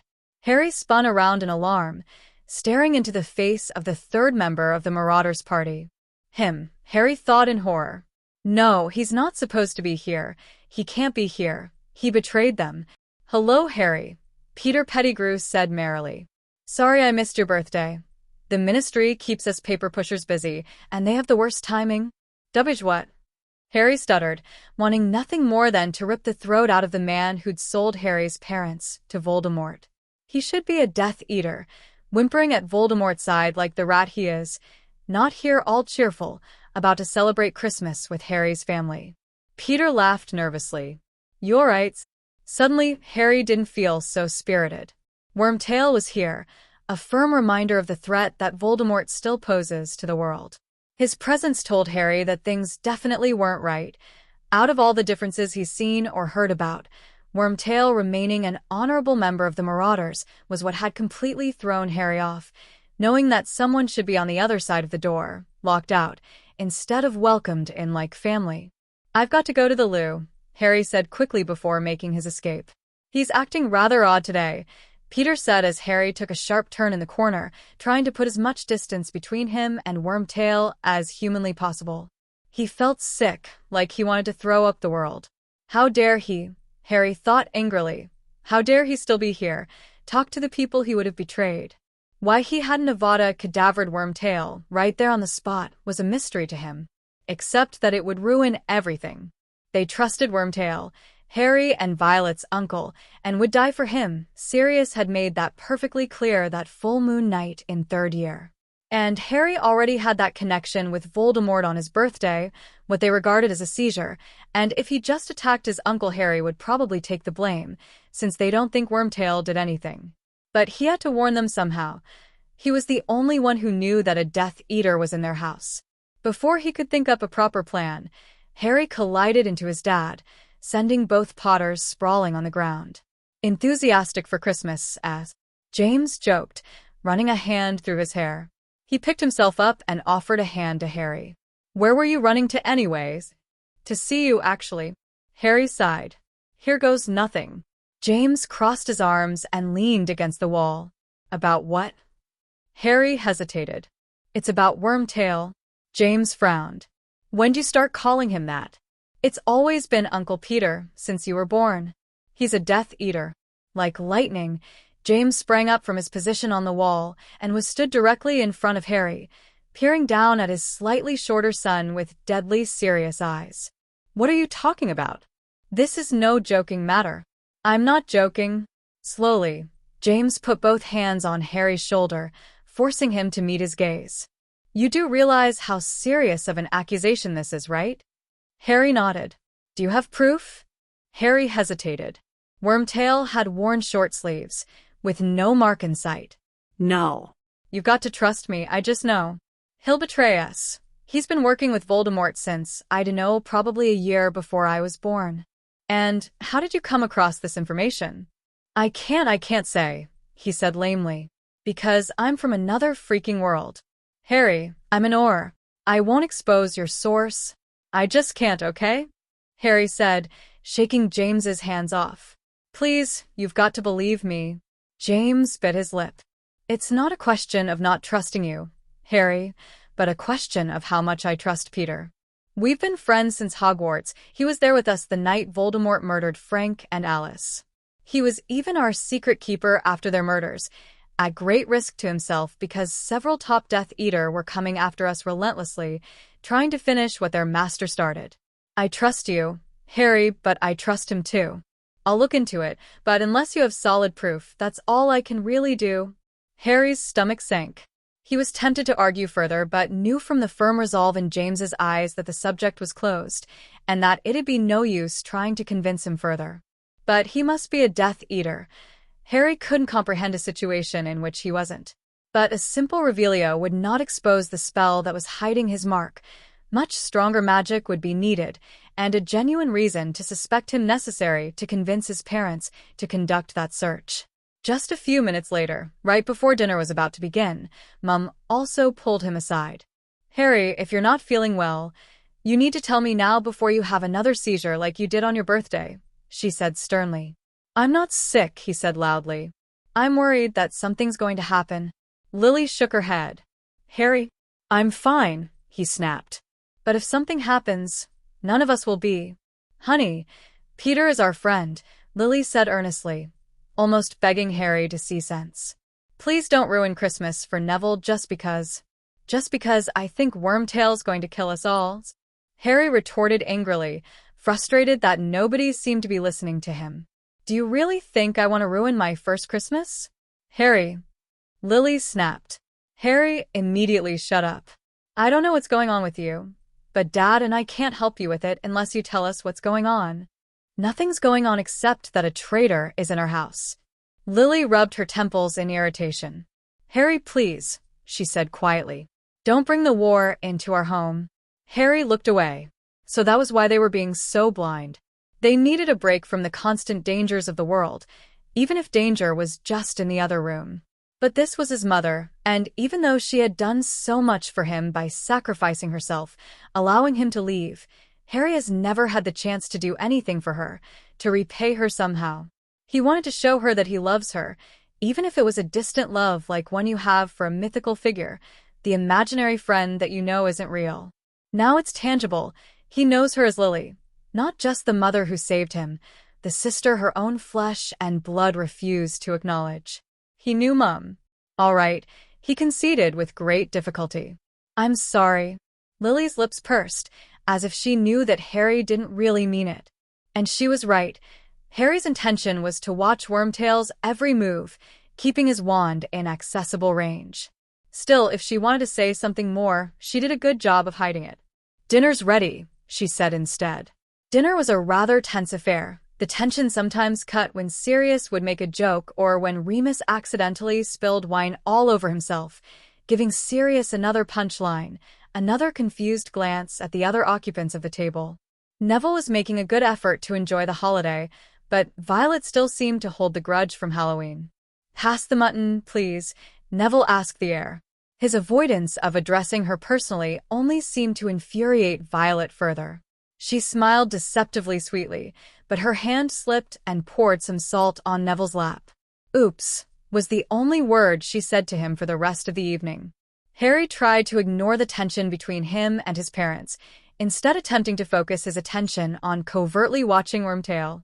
The only people who didn't seem to be having a row were the other three marauders, who kept on glancing at each other all night, puzzled at their host's strangely distant behavior. Needless to say, no one was particularly disappointed when the last plate was licked clean. "So," Lily said as people began to stand up. "The big kids can stay up late, but the little ones," she stared pointedly at Harry, Neville, and Violet, "need to go to bed. And no peeking at the presents." Harry and Neville exchanged grins as they began to walk out. "Reckon we should try to sneak a peek?" Neville whispered. Nah. "Wouldn't put it past them to set booby traps or something." "Harry's?" James asked from behind. "Could you stay behind for a moment?" "Go on, Neville. Harry will meet you upstairs." Suddenly feeling apprehensive, Harry nervously followed his dad back to the dinner table, the only other occupant in the room being Mum, who cast a silencing charm on the room to give them privacy. "We want to apologize for yelling at you earlier," Lily said once they sat down.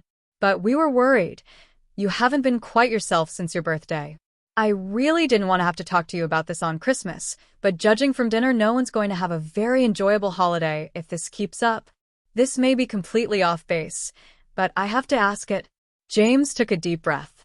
"Harry, are you taking drugs?" What? "No," Harry exclaimed indignantly. He didn't even know there were magical versions of Muggle drugs. Well, from Violet he learned that abusing potions exist, but still. "You're absolutely sure?" Lily pressed. "I think I'd know," Harry said dryly. "We're trusting your word on this, Harry," James said. "I'm not lying." "So, you didn't do anything to trigger that seizure and increased paranoia?" "Increased paranoia?" Harry asked weakly. Your accusations about Peter? For Aurors, they were really stupid. The only thing that triggered that increased paranoia was Wormtail choosing to work for Voldemort. Harry shouted, anger and frustration boiling in his veins. Merlin, why can't you just trust me on this? I've proven myself, haven't I? Diagon Alley, Halloween, why isn't that enough for you to trust me? He knew that feeling rejected was irrational, but he couldn't help it. He was suddenly very aware of how much of a tourist he was in a way. He had been thrust into these people's lives, disrupting their daily life and causing change, good or bad. Still, they were his family, his mum and dad and sister. All things he could never have. And why not? He thought angrily. Why can't I have them? Ron has a huge family, but mine is dead. Hell, Violet doesn't even exist. He wanted this. Even with the fighting and the trust issues, he knew deep down that this was better than nothing. Oh, honey, Lily said softly, noticing her son's distress. Her chair made no noise on the ornate carpet as she got up and sat on Harry's left, enveloping him in a tight hug. You've always been a good kid, James said, and you've certainly earned our respect lately. But take a moment to really think about what you're asking of us. Is it so hard to understand being reluctant about even thinking that a man who's as good as a brother to me betraying us? He had a point. If anyone told him that Ron was planning on murdering him, Harry'd probably sock the accuser right then and there. I understand, Harry said truthfully, but that doesn't make me any less right. Lily drew out of their embrace, looking solemn. We love you, Harry. I love you. I'd throw myself into a pit of snakes for you, and I'll consider what you're saying about Peter, horrific though it is. Harry looked at his dad. James sighed. It's hard for me to even consider it, because it was painful enough 16 years ago when nothing came out of our suspicions, but I agree with your mum. We'll investigate it, but not now, not during Christmas. We can't just kick him out. Does that sound like a fair compromise to you? That sinking feeling in Harry's gut told him that no, it was not, but his heart told him differently. Yeah, that sounds fair. Both parents smiled as James walked over to his wife and son. Group hug, anyone? They complied, and Harry felt that distance between them ebbing away. Something inside him warmed, knowing that by those 3 words, I love you, that they've accepted him, and there was no better feeling than that. Get to bed, Harry, or Father Christmas won't come. James winked. And don't eat the cookies, because Father Christmas really loves Mum's gingerbread men. Harry grinned. I think I can resist the temptation. Good night. However, right as he was about to shut the door behind him, something occurred to him. He'd never said it to them, but he couldn't help but feel that emotion so powerfully in that moment, having had his first lecture, fight, and make up with his parents. Say it now, idiot, before you lose the chance, Harry scolded himself. Taking a deep breath, Harry opened his mouth to express the sentiments he'd never said to anyone else, not even Ginny. Love you, Mum. Dad. Draco. Wake up, Draco. Now. Bloody hell, Goyle. It's 7 o'clock in the bloody morning. Not your back-waxing appointment, Draco mumbled, slapping the hand on his shoulder away and throwing his pillow on top of his head. I don't think Goyle Sr. would appreciate your sarcasm. The wheels clicked in place as Draco realized he wasn't at Hogwarts anymore, sleeping in his 4-poster with his fellow 7th years. To his surprise, Lucius didn't frown and berate him again on what virtues the proper Malfoy heir should exhume. Quickly, get dressed in the Death Eater garb, he said instead. We have a new mission. Draco suddenly found himself very awake. Who, where, and when, he asked as casually as he could. Lucius eyed his son with an expression Draco couldn't identify. This will be your 3rd task. Almost broke your mother's heart last time, when you were caught. Don't let it happen again. Yes, father. As for your question, the hit will be our esteemed, chosen one at the Potter residence. Take Longbottom. Execute the rest. Draco's heart raced. The first time he got useful information, and it was a major attack. Great. He needed to get father out of his room, send word to the order, and hope he doesn't get caught. Draco wasn't stupid. He would never flirt with the idea of telling father he was a spy. Father would turn him over to Voldemort. He knew it, the Dark Lord was the only person Lucius was more loyal to after himself. Then Draco realized he hadn't completely answered his question. "When is the attack again?" he asked carefully. Lucius turned around, hand resting elegantly on the doorknob. His cold gray eyes met his son's as his lips parted to answer. "Now." "Presents." Violet squealed as she leaped onto Harry's bed, narrowly avoiding crushing Neville underneath her feet. "Merlin, Vi, is that all you think about?" Harry grumbled as he swatted her hands away in an attempt to stop her from shaking his shoulders. "I think nearly murdering me is on her agenda every day," Neville said loudly, yawning and stretching from his sleeping bag on the floor. Violet spared him a disgusted glare, but otherwise ignored their guest. "So," she said to Harry, fiddling with her frizzy, unkempt hair. "You ready for a surprise or what?" "No," Harry groaned. "I'm ready to go back to bed." "Go away." But just as he pulled the covers over his head, Violet yanked them away with surprising strength, flinging them over a protesting Neville. "Hey!" Harry growled, sleepily reaching for his glasses on his nightstand. "No fair." Smirking, Violet also pulled out Harry's pillow from under him, chucking it hard at Neville's head, which had just emerged from under the offending blanket. "Clearly you enjoy violence." Violet only smiled. "All necessary in the pursuit of good." "What's good about waking us up at 6 in the morning?" Neville asked grumpily, rubbing his head. "Presents," Violet repeated, throwing her arms out wide. "Can't deny her that, can we?" Harry said to Neville. "I reckon we can." Neville disagreed. Violet raised a quizzical eyebrow. "Now, boys, do I really need to flip over your mattress?" Harry and Neville exchanged glances. "As if you could," Neville said. In response, Violet slipped off the bed on the other side. Grinning, she whipped out her wand and, with a flick, sent Harry's mattress flipping over. Anticipating this, Neville scrambled out of the way as Harry landed in the exact place Neville had just been. Groaning, Harry got up from his place on the floor to see Violet clutching her side, laughing hysterically. "Oh, you think that's funny, do you?" Harry said mischievously as he stalked over to his sister. She seemed to realize his intentions, because her eyes widened as she tried to escape, but found her way blocked by Neville. Harry caught Violet in a headlock and started fiercely tickling her. "Stop. I surrender. I surrender," she shrieked as Neville began laughing at the sight. The door banged open aggressively as the adults ran in, looking worried. "Merlin, you three, it sounded like someone was being murdered," Lily exclaimed, pocketing her wand and rubbing her eyes tiredly.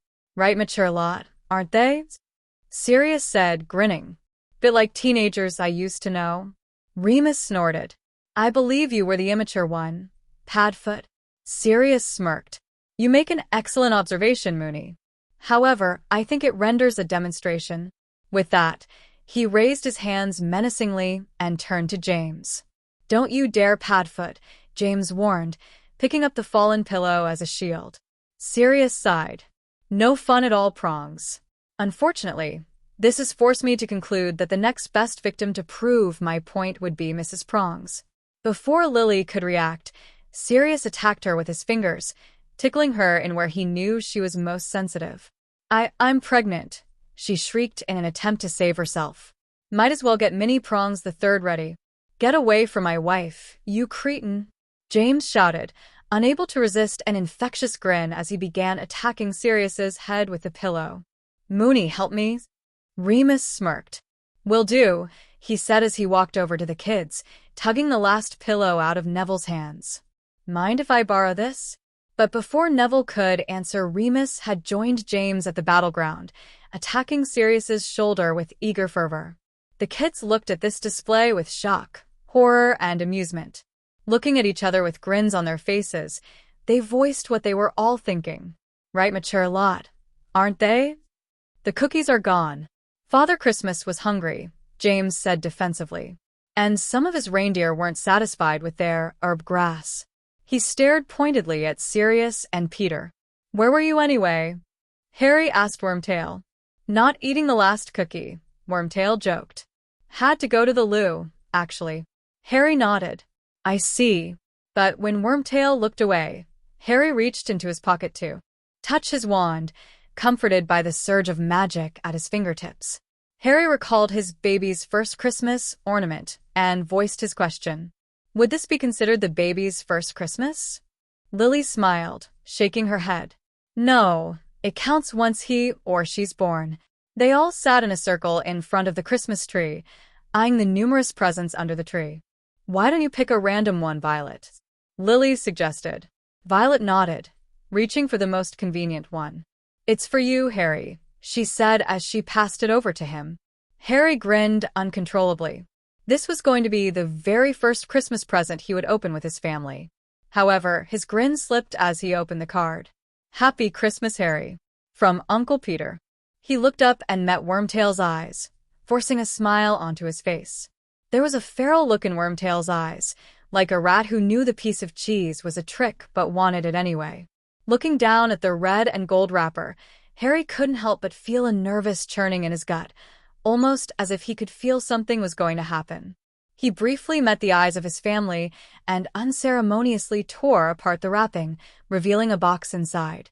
Carefully, Harry lifted the lid to reveal a glass rendering of Harry's firebolt. Wormtail watched his reaction. Surprise? Bang.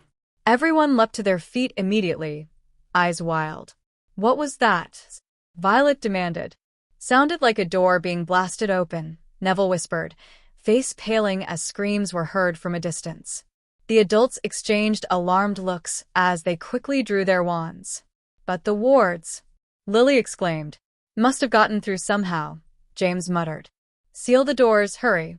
Should buy us time. Sirius, the portkey. Where's Peter? Remus asked as he finished the sealing charm. James looked around wildly, cursing under his breath. We have to leave him. Sirius's eyes widened as he returned with the emergency portkey. James, we can't. James looked away, eyes hard. No choice. He can transform and escape. They can't, he said, pointing to his family and Neville. They're our first priority. No time to argue, Lily said, ushering everyone around the portkey. But with another booming bang, both the wards and walls were shattered by a combination of spells that seemed to come from both inside and outside the room. Dark cloaks and white masks filled the room as everyone struggled to rise from the ground where the blast had scattered them. Protego! Lily shouted, a large, powerful shield surrounding them all. Get over here. James bellowed, portkey in hand. Everyone scrambled to reach James, but the force of Lily's shield being broken only pushed them further away. Dad! Violet screamed as blue lights streaked towards him. James leapt aside as the light grazed his leg. Crying out in pain, James stunned the Death Eater and crawled towards Violet, his leg utterly useless. Violet got out her own wand and brought up a shield around them, trying to stun the surrounding Death Eaters. Remus reached them just as more Death Eaters joined the fray, helping Violet fend them off. James, Lily's voice said urgently. She's used the connection charm again. Activate the portkey now. I can't leave you, James answered stubbornly. Injuring a Death Eater, I won't. First priority, James. You're my first priority. Get Violet and Remus to safety. Stop trying to be a bloody hero. James, go. We'll take the flu. James bit his lip. He didn't want to leave, but he can't do much, and he was keeping his daughter in danger the longer he stayed. I love you. I love you, James. He inhaled, letting his wife's voice wash over him, allowed it to linger. Now go. With one last look at Lily Potter, James activated the portkey. He, Remus, and Violet were gone. Meanwhile, Harry and Sirius were back to back, dueling their respective opponents while ducking spells from the others. Harry tried to apparate again, but found himself blocked by the anti-apparation wards, which they were unable to remove despite their greatest efforts. Some Death Eater must be constantly reapplying it.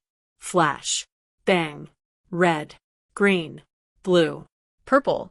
A flurry of spells and colors were fired and ducked in a quick succession of instincts as Harry's Quidditch-trained muscles saved him numerous times from harm. Suddenly, Harry became aware that it was only him and Sirius with Lily and Neville, who seemed very uncertain of himself and only sent occasional stunners. "Damn it, Neville, do something!" Harry screamed over the wave of seemingly endless black cloaks. Their order guard, the wards, it was all gone. They were all that's left. The flu, Sirius. Lily's voice echoed in their minds. Order network. To buy him some time, Lily cast another giant shield over them, Harry and Neville following her lead by strengthening it with layers of their own shields. Sirius grabbed the fistful of flu powder and threw it into the fireplace.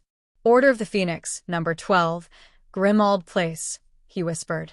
"Password, Bumblebee." Green fire roared in the fire as their collective shield began to weaken. "Go Sirius!" Lily shouted. "Ladies first," Sirius retorted, waving Harry and Neville over. "No, Sirius, you first," Lily said, flicking her wand to force Sirius into the fire. The shield was cracking. They only had a few seconds before it completely broke. Neville stepped into the fire without hesitation, gone right after Sirius, but Harry remained. "Mum, come on," he shouted.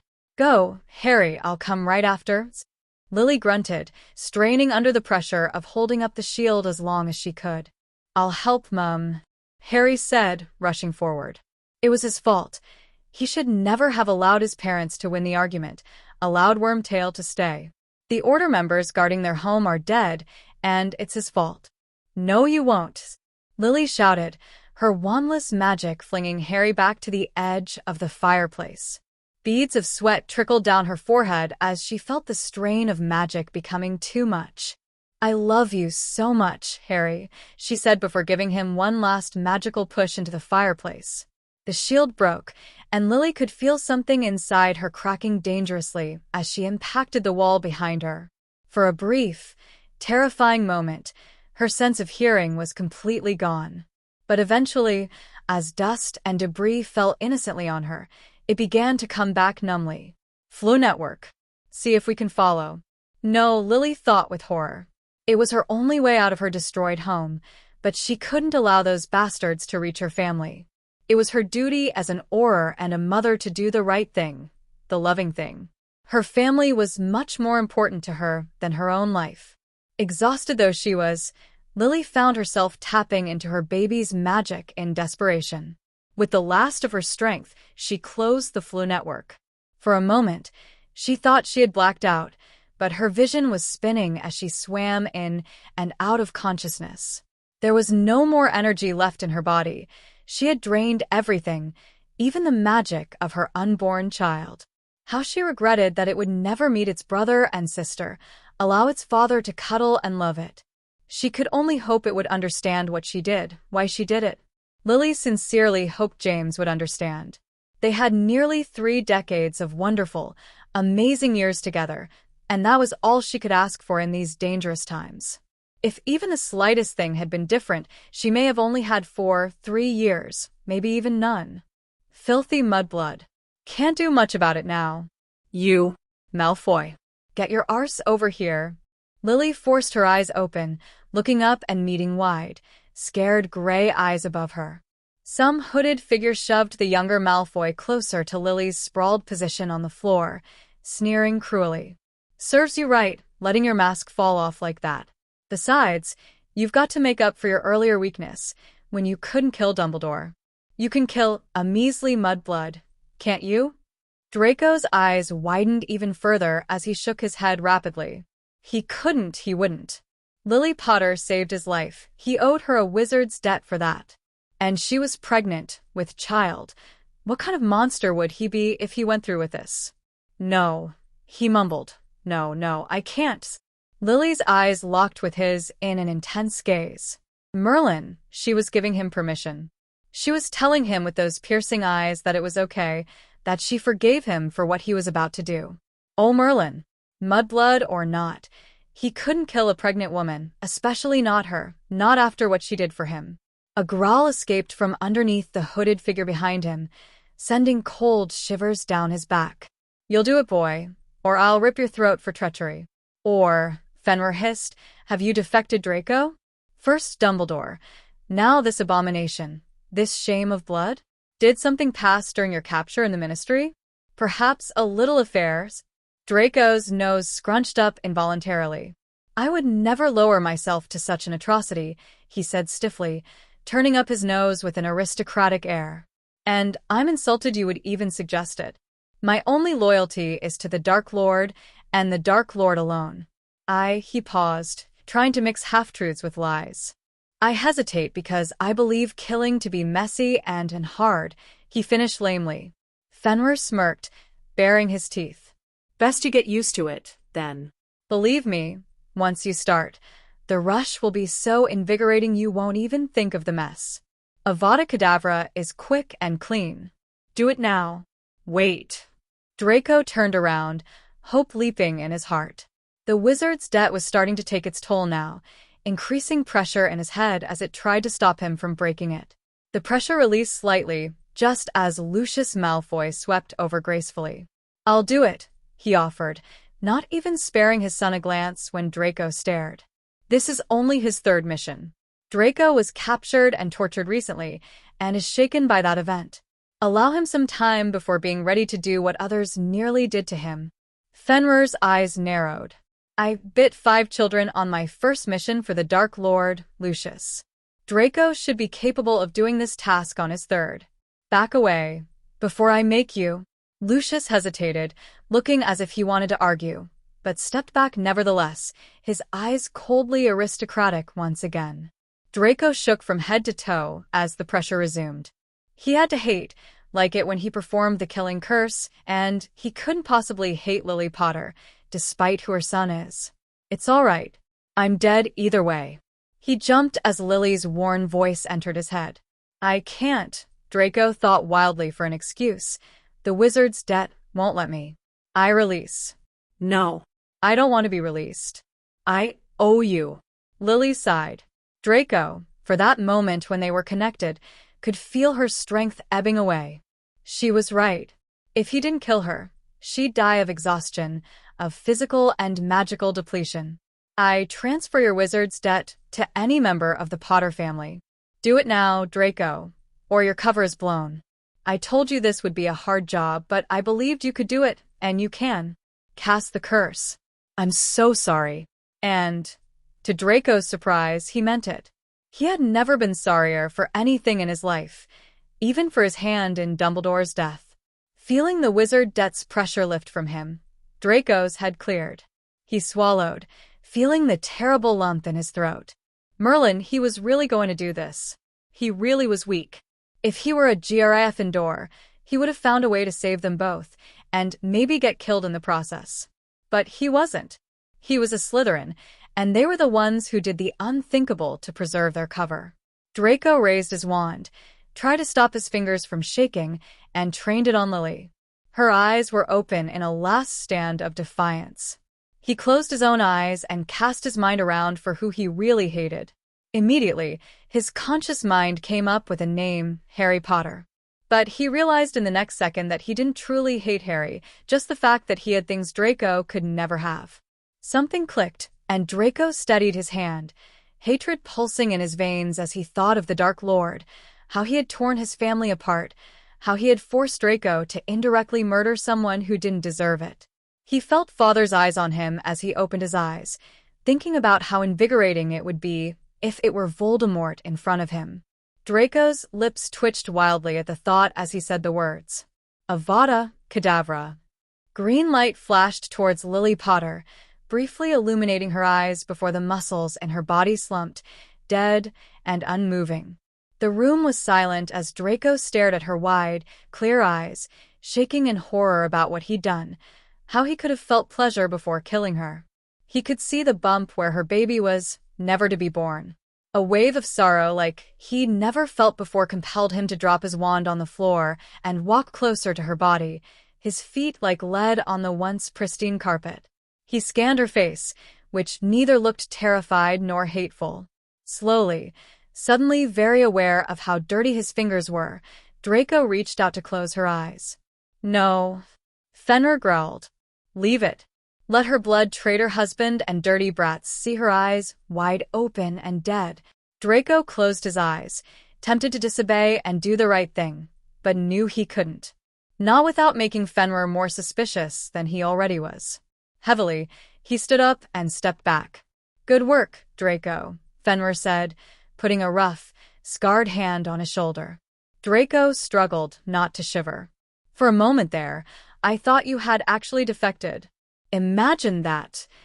He threw his head back and laughed wildly, the chorus of Death Eaters behind joining him. Draco managed a weak laugh, but refused to give him any more satisfaction than that. "Let's go, everyone," Lucius snapped. "There's nothing more we can do here. Draco, finish up." Draco nodded numbly and watched as Pettigrew removed the anti-apparition wards, allowing everyone to apparate back home or to headquarters to inform Voldemort about the results. However, he stayed behind, waited until they had all gone, except Pettigrew. The traitor walked over to Lily, staring down at his friend with the utmost sorrow and regret. Glancing at Draco, and realizing he would not tell, Pettigrew reached down and closed Lily Potter's eyes. "I'm sorry, Lily," he whispered in her ear, lowering his voice so that it was inaudible to Draco. He knelt there for a few moments, whispering his goodbyes or excuses to his friend. "But Snape was right, Lily, I'm no Gryffindor. I never meant you to die for my own survival." Draco caught the last part, and he wondered about the irony of this statement. Pettigrew had every chance to turn himself over to the Order, to his friends, but instead he chose betrayal, and he was asking for her forgiveness? With a pop, Pettigrew was gone. Draco bent down to pick up his wand, panicking when he found it no longer there. "Looking for this, Draco?" Draco jumped at the familiarly dry voice. He thought everyone had left. "Professor Snape?" Harry slumped in an armchair in front of the fire, his head in his hands as he replayed every second in his head. Why the hell had he shouted at Mum? Hadn't he distracted her rather than help her? Stupid sodding idiot. Why had he gotten so lazy? Why had he forgotten that there was a bloody war going on outside of his little fantasy? Why had he gotten so wrapped up in his personal issues that he'd forgotten the big picture? Because you were afraid you'd never get this chance again. He remembered the fire, fighting tooth and nail inside the flow network to get back. Unfortunately, he had found something blocking him and eventually tumbled out of Grimmaild's fireplace, facing a stricken James, who had tried to jump back into the fire where Harry had just fallen out to no avail. "Where's Lily?" he asked, eyes wild. "Where is she?" That sinking feeling in the pit of Harry's stomach was making him sick. He sneaked a glance over at Violet and Neville, who were sitting close together in stiff, stony silence, each deep in thought. Neville's hands kept on twitching, grasping and releasing, like there was something he should have that was missing. A slammed door echoed throughout the house, alerting the room's occupants to James and Sirius's return. Immediately, Violet sprang up from her seat and ran clumsily across the room. "Daddy," she said, screeching to a stop in front of him. Nervously, she looked behind him but found no one except Sirius. "Where's Mum?" she asked, her voice quietly breaking. James looked as if he wanted to look anywhere else but at his daughter's face, but he kept a steady gaze on her. She's gone." Violet's eyes widened, staring at James in disbelief, slowly shaking her head in denial. Her whole body racked with emotion until her knees buckled from underneath her and she fell onto the 1,000-year-old carpet, hair falling into her eyes. Harry, however, stood up and slowly walked towards his dad, his steps sluggish. Thoughts, memories, smells, and colors flashed through his mind as he tried to comprehend this piece of information. He couldn't. "Dad," he begged. It couldn't be true. Mum couldn't have died for him twice. It was physically impossible. Harry felt cold. Shivers racked at his body as that terrible detachment set in. His fault. His responsibility. His mistake. It was because of him, because he was the boy who lived, the chosen one, the one who constantly caused the deaths of those he loved. But he wasn't any of those things here. Sharp tears pricked the edge of his eyes as an angry, desperate question rose up inside of him. Why, when things were so different, was everything the same? People still died. People still left him once he began to think that maybe, just maybe, he could be normal, that his power the Dark Lord knows not would actually prevent the people he loves from dying. Sacrifice was noble and all, but what about the people who were left behind? How could he think about this of his mother? She had died for him, and he'd wasted it by not being able to save her this time, perhaps even holding her up during the battle, losing precious seconds when she could have escaped.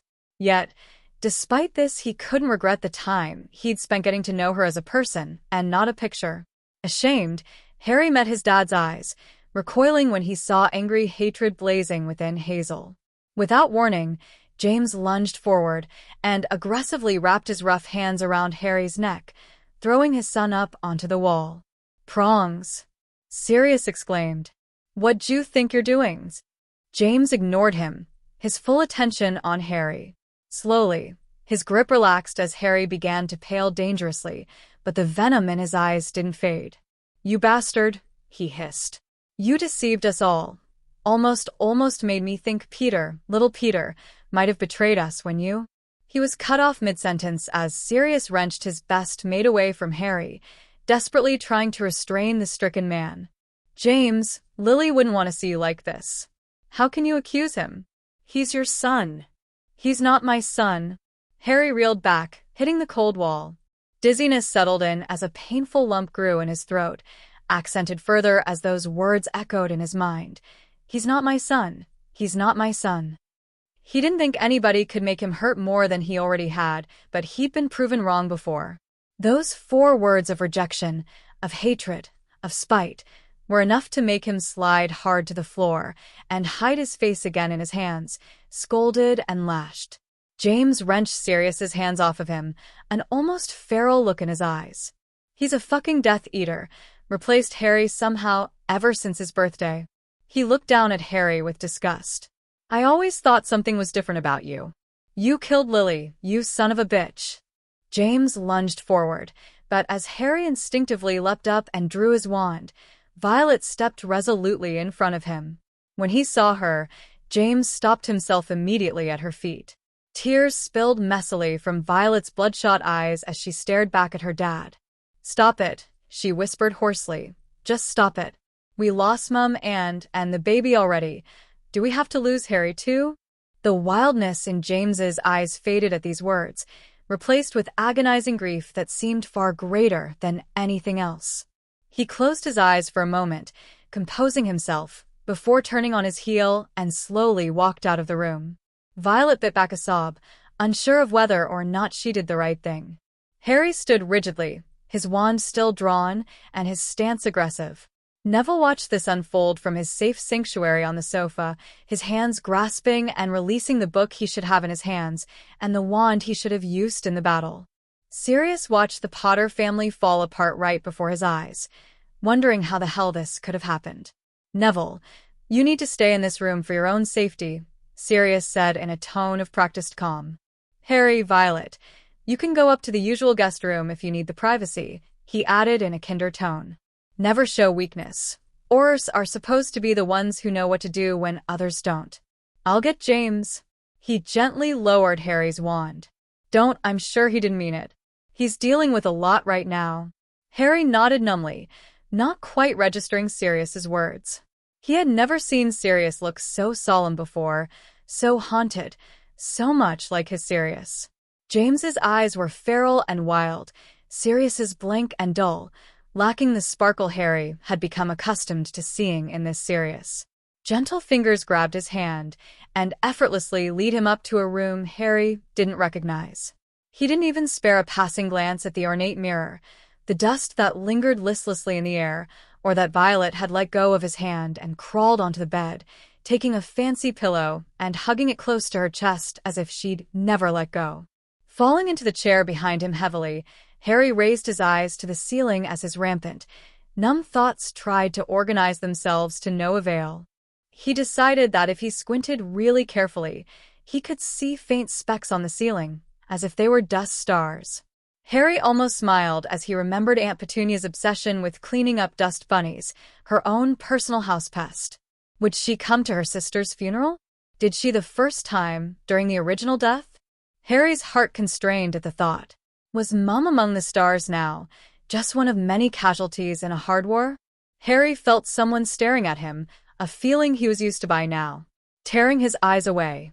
From the star-speckled ceiling, his eyes found Violet's, who peered at him from behind her pillow defense. Hiding behind a comforting object, her legs tucked behind her, Violet looked unusually small and vulnerable. For a long time, brother and sister just stared at each other, a distancing stalemate between them. Harry didn't know if he was imagining it or not, but he could have sworn there was a hint of fear in Violet's eyes, fear of him. "I didn't," he croaked. "You know I didn't. I would never." Violet breathed out a long sigh, gently placing the pillow to the side and sitting on the edge of the bed, her arms crossed and defensive. Her eyes were hard now, as if she was protecting herself from something she had been expecting. "I want answers now," she snapped. "No bullshit, no getting around it, nothing. I want the truth, and nothing else." Harry couldn't have lied to her even if he wanted to. After all he's done to her family, she deserves his honest answers. "All right," he said quietly, dread growing in his stomach. Violet took a deep breath, steeling herself. "You're not my brother, are you?" 14 gone. Harry blinked. What? Violet narrowed her eyes. "You're not my brother, I know that much." Indignant anger gnawed at Harry as his father's accusing words cut into him again. "So, you think I'm a Death Eater too?" he sneered. "Think I did that to Mum?" She hesitated. "No," she said truthfully. "No, I don't think so. But I know you're not Harry. Are you a changeling?" "No," Harry said tiredly, sinking back in the armchair. He stopped as a frightening realization hit him. Until now he had managed to keep his identity secret from both his family and friends, but now that the moment was here, when he would be declared a fraud, Harry felt rather hesitant about telling the truth. After all, who would believe him if he said he came from another world? Then again, this is the magical world, and Harry felt obligated to tell Violet the truth. He owed her that much. He opened his mouth, but no sound came out. Despite whatever resolve he had, Harry just couldn't find the words. He would speak honestly, but there were some things he didn't want her to know. He'll give her the bare minimum, just that he came from another world, but that's it. He didn't have the heart to tell her that Mum and Dad were dead, that she didn't exist. It would be hard, but he'd find a way around it. He had to. Violet must have noticed his struggle because she decided to help out. "What's your name?" she asked quietly, afraid of the answer. "Harry Potter." Violet frowned. She didn't look like she believed him. "You said you'd give me the truth." "It is the truth." "Give me Veritasrum, if you're not sure." It was a dangerous game, but he knew it was what it took for Violet to be reassured about his honesty.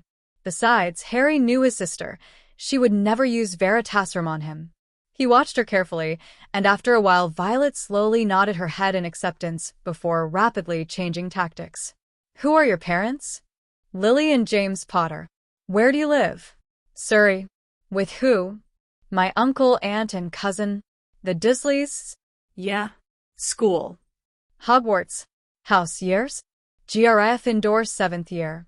"Best mates?" "Ron and Hermione." "That explains a lot," Violet muttered under her breath. "Favorite class?" "Defense against the dark arts," Harry replied, unsure why she was asking this. "Teacher?" "Professor Lupin, 3rd year." "Food." I dunno." The questions flew out faster. "Chocolate frog or fanged frisbee?" "What?" "Play Quidditch?" Yeah." "Seeker and captain." "What's your broom?" "A firebolt." "Patronus?" "Stag." "What are all of the Marauders' animagus forms?" "Stag, dog, rat." "Do you like Professor Snape?" "No." "Potions?" "Not really." "Ever worn a kilt?" "When did Mom and Dad die?" "Halloween. When I was 1." Harry answered automatically, Violet's rapid questioning preventing his brain from properly catching up. His eyes widened in horror as he realized his slip-up. Damn, she was good. Violet stopped her interrogation, hugging the pillow closer to herself. 1 year old, huh? Guess I was never born. But how? You said you lived with the Dursleys. "Oh, right." Silence elapsed between the siblings as Violet struggled with all this information and that for Harry, she didn't exist. Harry didn't know what to say or think, so he sat in his armchair, watching the dust constellations on the ceiling and wishing life were as simple as connecting the dots. "Everyone's gone?" Violet asked finally. "Mum, Dad, the Marauders?" "Almost," he replied, a heavy lump throbbing in his throat. "Who's still there?" "Remus." Me. "Wormtail," he added with a sneer. "Are they happy?" "I think so." "Good." They fell silent again. "So you didn't know Mom and Dad?" "No," Harry admitted with a pang of sorrow. "I didn't. I'm glad you got to know them here." "Me too." Harry heard sniffling, looking up to see fresh tears in Violet's eyes. Blurrily seeing Harry's gaze on her, Violet tried to stifle her sobs, fiercely wiping her eyes, only for more tears to flow. "I miss Mum," she cried, burying her face in the pillow. "I want her back." Without warning, she began laughing, choked, hysterical laughter of someone who didn't want to cry anymore. "Selfish, isn't it, to want my mummy when I've had her for 15 years but you for a year? Isn't it unfair to you? I only lost her once. You did twice." "It's not selfish," Harry said quietly. He had never felt more connected with his sister before that moment. They both just lost their mother, united with more than blood. With a single, universal loss, they found themselves understanding each other perfectly, because no one else lost their mum. James lost a wife, Sirius a friend, but Lily was a mother only to Harry and Violet. Harry was not a particularly affectionate person by nature, but something compelled his feet to carry him to Violet, his arms to wrap themselves around her in a hug, a comfort to both. Hesitantly, Violet returned the hug, knowing that even though it wasn't her Harry, it was Harry nonetheless, and she was glad he was here. Her mind was still reeling from all of this Harry, from an alternate universe. It was probably one of the most ridiculous things she'd ever heard, and quite frankly, she was a bit afraid for her own sanity. Only a complete loon would believe that. But she thinks she'd always known, in a way, with all the things he knew and shouldn't, or should know but didn't.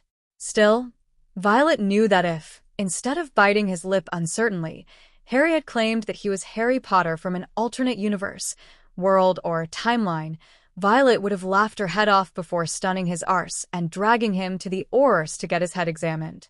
Hell, she should get her head examined. But the crazy thing is, she believed him.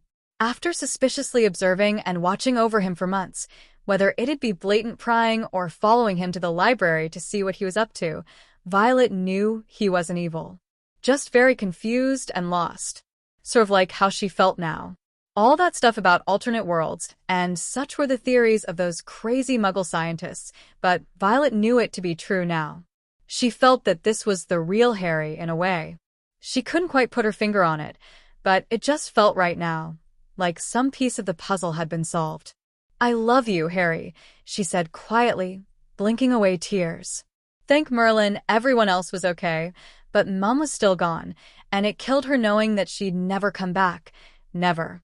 Yell at her kids to stop fighting, never disgustingly make up with Dad when they thought they weren't looking, never ruffle her hair again, never wave goodbye with teary eyes every year when she sent her babies off to Hogwarts to make memories of their own. Funny about the things she missed the most. The door hesitantly creaked open after a low knock, but neither dared to break out of their embrace. For a terrifying moment, Harry thought it was Voldemort back to finish them off, but wasn't particularly relieved to see James Potter standing at the door, eyes red and puffy, his stance haggard and defeated. Reluctantly, Harry broke apart from his sister and crossed the room back to his armchair beneath dusty constellations, feeling that distance ending the comforting understanding he reached with Violet. James sighed loudly, relieving some of the tension in the room. He slowly forced his exhausted body to turn towards his son, his eyes unreadable. "I'm sorry, Harry," he said. I didn't mean to hurt you, accuse you. I don't know what I was thinking. I know you lost her too. Please forgive me," he added, a pleading note in his tone. But Harry knew he was lying. Though he did seem sincerely sorry, James had known exactly what he was saying when he attacked Harry, calling him an imposter. Which, in a way, he was. He must have talked to Sirius, who probably laid out all the reasons why Harry wasn't a Death Eater, and James allowed himself to be talked out of his suspicions because denial was a hell of a lot easier than facing the truth. "It's okay," Harry muttered. His throat suddenly felt very dry. James nodded awkwardly, making Harry painfully aware of how everything fell apart. Just a week ago, James was picking him up from the Hogwarts Express, happily telling him nostalgic stories about Lily and James in their youth. After a few beats of uncomfortable silence, James crossed the room and sat down heavily on the bed next to Violet, who immediately wrapped her arms gently around her dad, shooting a sympathetic glance at her brother. James returned the embrace and kissed the top of Violet's head, unsure about what to say. He'd seen a lot of death in his life and dealt with it, but he'd never felt this hollow before, not even when his parents died of dragonpox or when the Longbottoms were murdered instead of them. Lily was everything to him, the woman he loved more than life itself. He would die for her, but instead left with the poor key, stranding her there with a flu network. She probably sealed herself so he couldn't follow her back. Oh, the irony. For years he followed her around, trying to win her over. Ironically, this was the first time he couldn't follow her, and she's gone. Just gone. Forever. She made a vow after the lake incident 5th year, but she never snogged the giant squid. Maybe fate came back to claim her? James shook the ridiculous thought from his mind. He needed to get a hold of himself, knew it was selfish to get lost now. He had children who were innocent when it came to death, confused and hurting, and he had just snapped. Her eyes had been blissfully closed, but James longed to see those sparkling green eyes again. But he wouldn't be able to bear it if he opened her eyes to see dull, lifeless emerald, the solidifying evidence that his Lily was dead. So when he saw his son's eyes peering across the room, all of his suspicions surfaced again, the anger, confusion, frustration, audacity of accusing Peter came rushing back, and like a petulant teenager, he lashed out. He looked over at Harry now, sitting quietly, almost defeated, in the armchair with a strange, longing look in his eyes. He was in no way involved with Lily's death. James could see that now. There was too much anguish there. For a brief moment, their eyes met, and understanding passed between them. Somehow, James got the feeling that Harry knew this empty feeling and that he'd lost loved ones before. How, James didn't know, but right now he didn't particularly care. He's got a tear-streaked face buried in his shoulder, responsibility, a need to try and make things better, make the monster in the closet go away with a banishing charm. With a pang of regret, James realized that his accusation had really wounded Harry. His son's eyes were now averted to the carpet, away from James's scrutiny. He was afraid his dad was going to reject him again. James knew all about rejection. It wasn't a nice feeling, but he'd never been falsely accused of being a Death Eater before. Harry, a messy black head reluctantly looked up, obviously expecting the worst. James patted the spot next to him. "Come here," he said as gently as he could. "Enough damage has been done today." Harry hesitated, but did sit down stiffly beside James, looking more uncomfortable than James had ever seen him. He put a comforting arm around Harry's shoulder, sighing when Harry flinched at his touch. Not that he could blame him. After all, he had his hand on his son's throat today. "I really am sorry," James said seriously, forcing Harry to look at him. "I'm your dad. What I did was unforgivable, and I apologize for that more than anything else." Harry's eyes flickered to the dusty ceiling. "I know," he said quietly. I get it, really, I do. They're both gone now, Mom, and the baby." In the sky, James choked back the heavy lump in his throat. The baby. Kids were supposed to bury their parents, not the other way around. Except now, James would bury the person he loved the most, and the baby he never got a chance to know. It was only an idea now, a ghost of something that might have been a kid with green eyes, messy red hair, or knobby knees. He shifted as Violet snuggled closer to him, something she hasn't done since she was 10. James leaned his head on hers, his arms still around Harry, and tried to take comfort in the fact that they were still here. It didn't help much. "Daddy, I'm scared," Violet said softly. "I'm scared of forgetting Mom. How her hugs feel, how the kitchen smells when she cooks, everything. I don't want to forget. James felt his heart breaking further, into minuscule pieces. He realized quite suddenly the extent of everything. Like his parents, like the Longbottoms, Lily was truly gone. Like the rest, he'd never again see her smile, hear her laugh, taste her lipstick as his lips brushed against hers. He didn't want to forget either, and the only thing he could do to remedy the situation was the one thing he didn't want to do: talk. Talk about your feelings, James. Tell the world how it feels to have lost everything.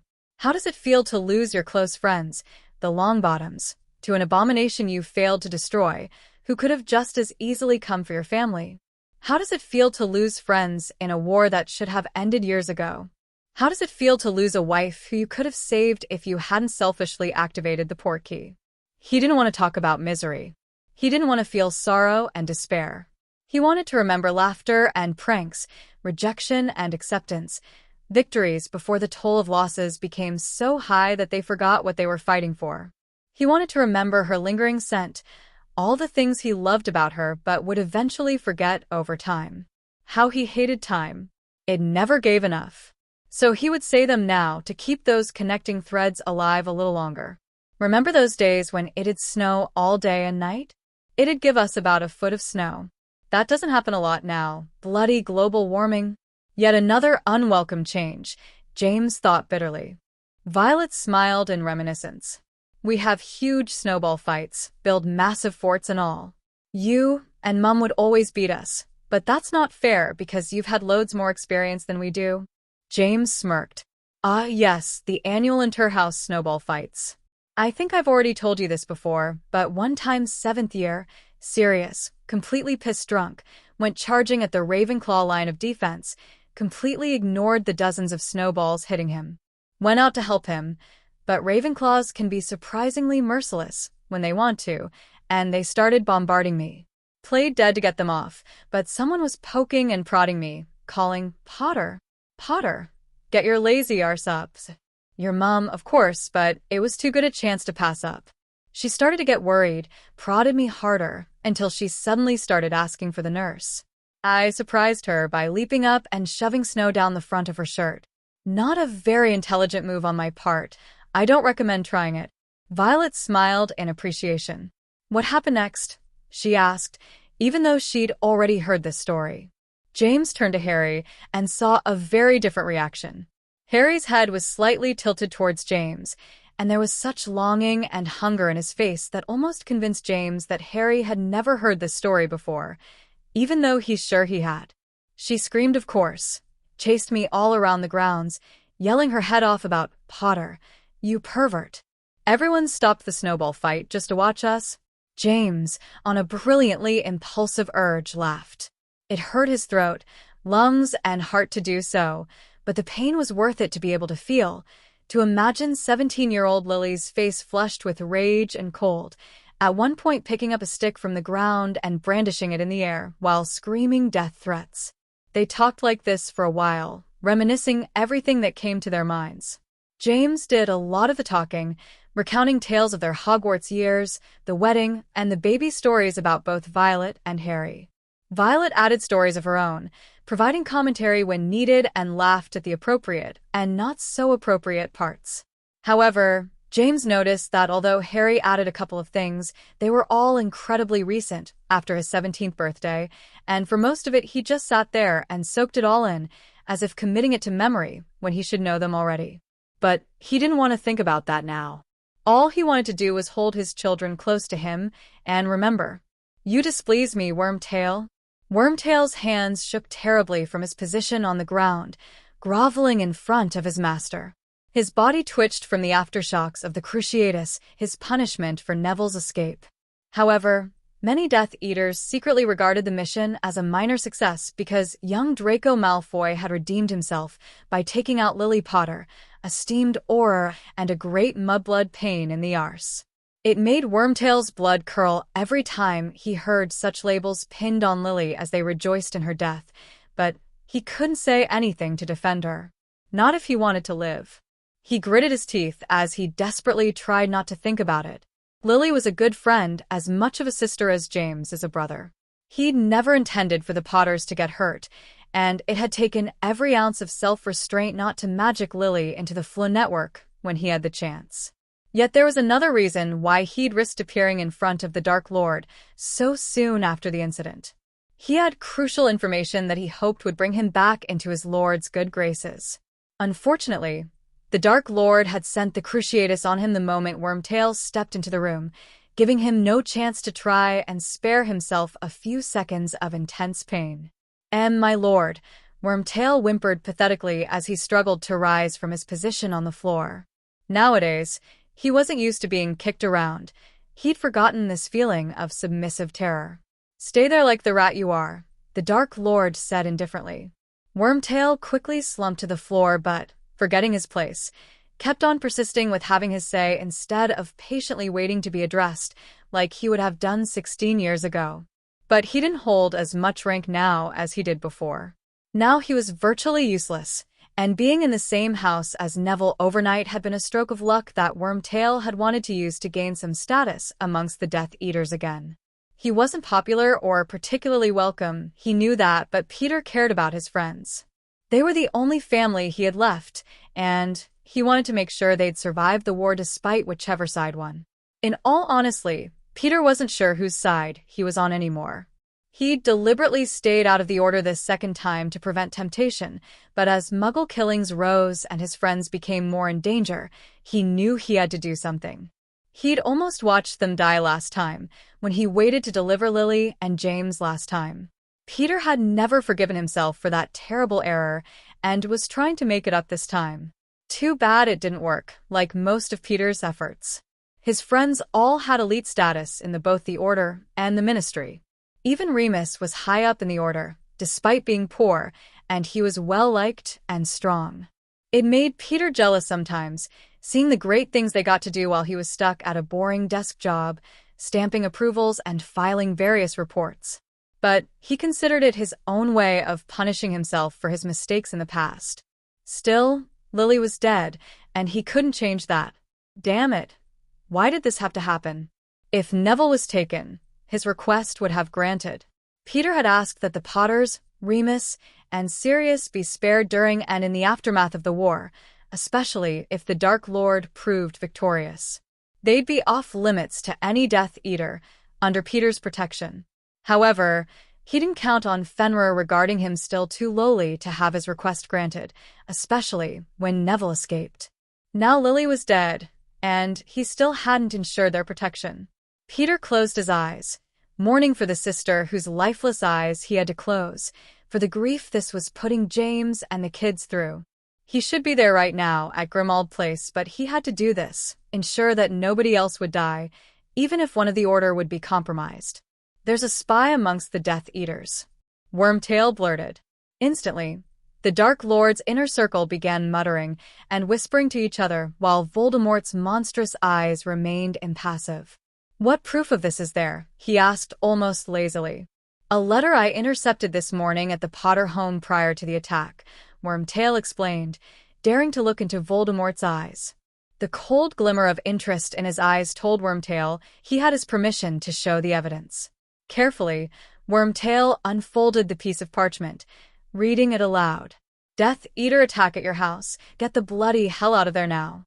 "I tried tracing it," Wormtail said after a few beats of silence. "No luck." The spy didn't seem to have a lot of time to send the message, but managed to use a dictation charm to hide their handwriting and identity. "Severus?" Voldemort said silkily. "Care to explain this?" A hooded Snivelius looked up. "I can assure you I had nothing to do with this, my lord," he said coldly. For a moment the two just stared at each other as Voldemort assessed the truthfulness of Snape's statement. "Very well," he said finally. "Wormtail, find out who this traitor is and consider yourself returned to the fold. Failure is unacceptable." "Why, yes, lord," Wormtail squeaked before hightailing it out of there. As Wormtail hurried out of the chamber, quickly apparating back to the friends who needed him, he failed to notice the hiding eavesdropper in his haste. Draco Malfoy stepped out from the shadows, his face pallid with fear. "Shit," he whispered. He and Professor Snape were in deep trouble now.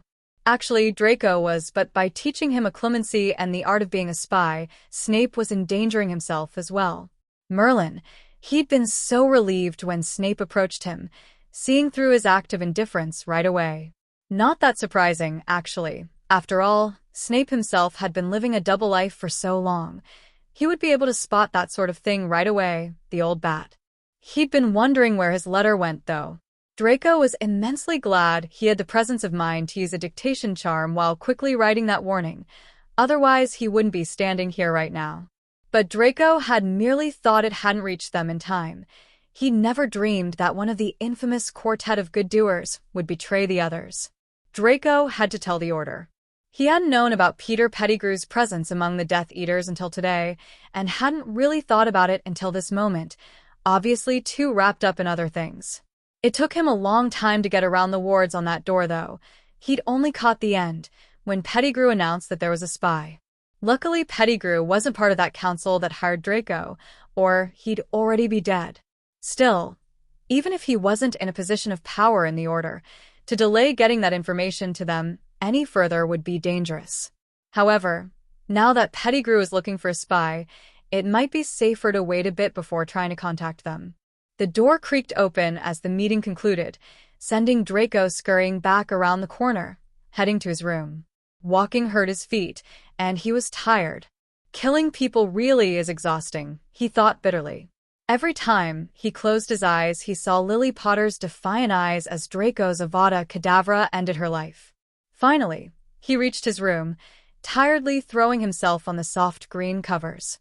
However, he found no comfort in them because recurring images of green light and eyes kept on plaguing him, despite being wide awake. Draco glanced down at his traitorous hands.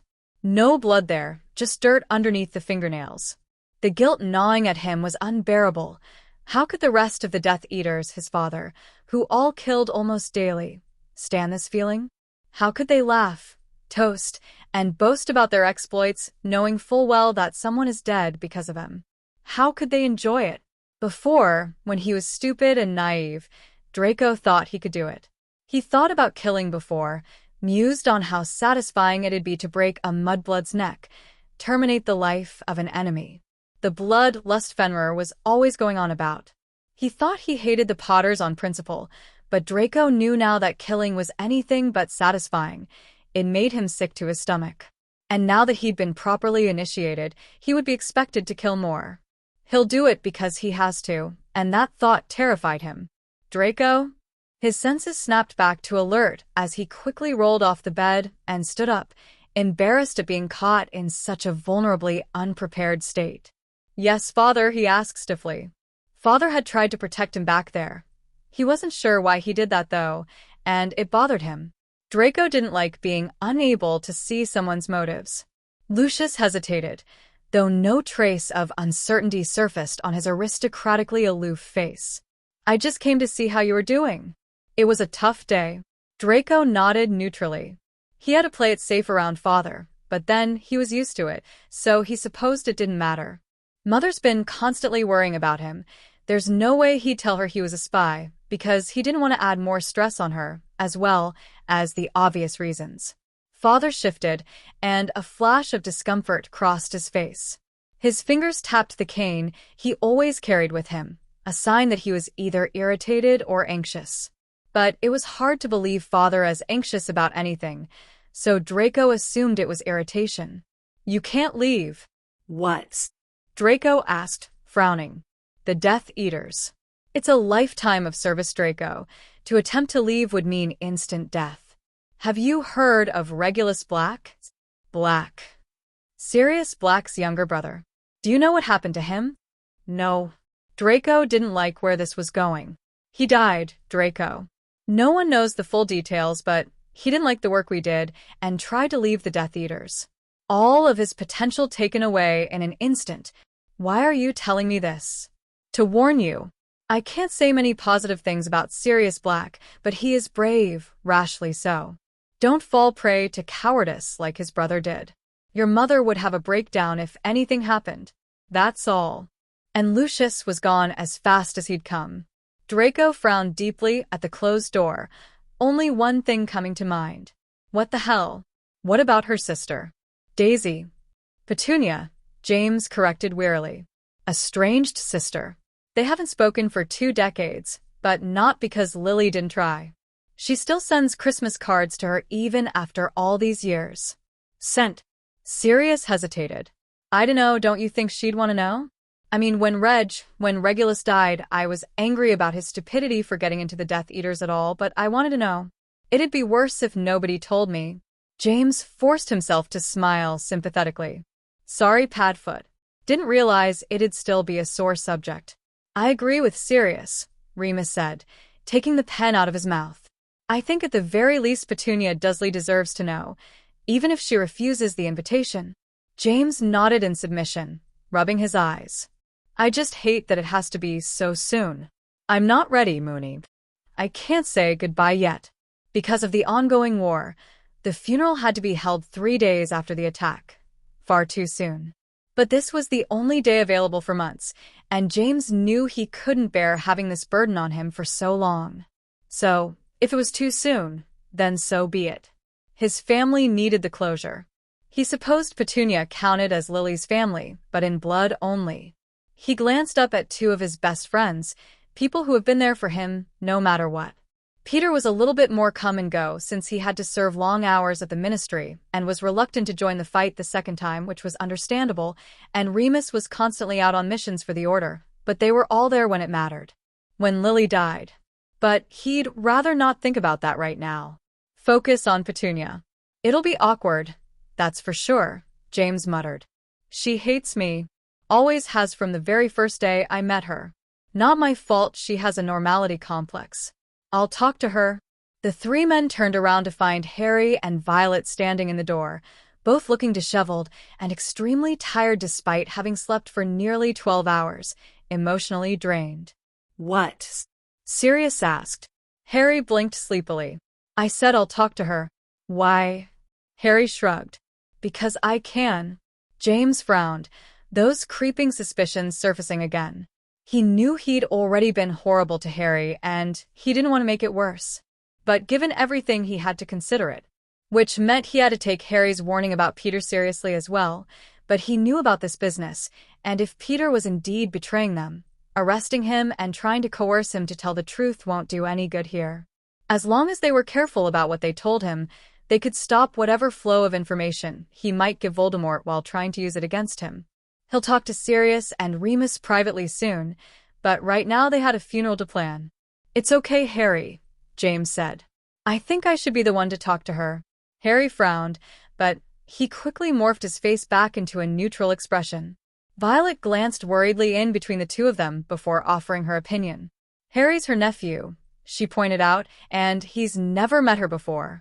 Maybe she'll respond better than she would with you. James shifted his gaze to Violet, who looked curiously defiant for some reason. Luckily, he didn't see Harry's surprised expression as he glanced at his sister with shocked eyes. He thought about this for a moment. Vi did have a point. Petunia doesn't have anything against Harry yet. Maybe seeing Lily's son might actually convince her to acknowledge her sister again. Okay, he said. Harry can go.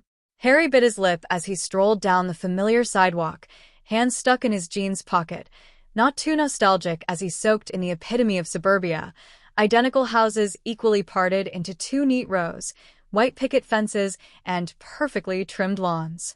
However, Harry recognized the faint dent in the curve of the Dursleys' driveway without even glancing at the gold "4" emblazoned on the house. He knew well the various patches of lilies, petunias, daisies, and poppies lined up beneath the windowsill and along the path to the front porch, having meticulously weeded them in both cold rain and scorching shine. Why did I volunteer again? Harry thought for the 100th time that day. It's not like he was scared of coming back, just that he had no desire to. It's not like he owed the Dursleys anything. But he did, in a way, despite whatever horrible mistreatment he had to endure under them. They did take him in. Even if they didn't love him, they still saved him from an orphanage, from possibly turning into the monster Voldemort became. Though they kept him in the cupboard under the stairs, they still gave him a home. Now that he has a real family, actually known what it's like to have a mom, dad, and sister, he started wondering things that's never even crossed his mind before. Questions that were drilled out of his head from the very moment he crossed the traitorous welcome mat. Did Aunt Petunia come to the funeral the first time? Did she feel this grasping pain in her heart, that aching for something she couldn't have? Did she care? Ring. Harry stepped back and waited for someone to answer the door. Instinctively, he glanced around self-consciously, just waiting to hear one of the neighbors point and whisper about that dark, hoodlum Potter boy, judging him like they always do. But he didn't hear anything, couldn't even feel eyes staring at his back. Here, he was nobody, just some random kid who was probably asking for a church donation or selling magazines for his school.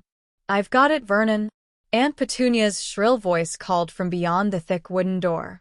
Harry couldn't help but tense up as she opened it, unconsciously ready for an onslaught about how he neglected to weed the garden or cook breakfast for Dudley. But when she opened the door, it was as if it were nothing. As if her estranged nephew wasn't on her front porch. Aunt Petunia didn't even open the door completely before moving to close it again.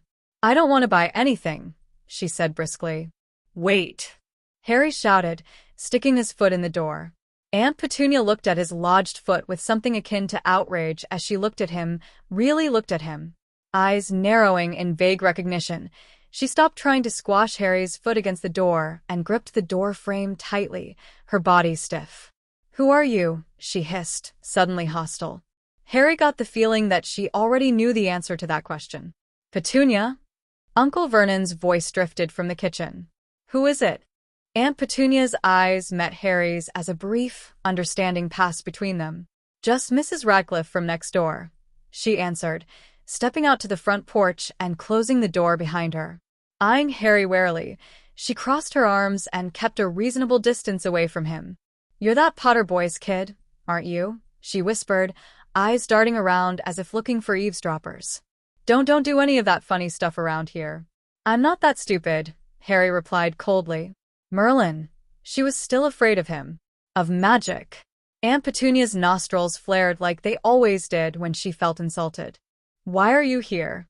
Shouldn't you be in your world, doing freaky things like you people do?"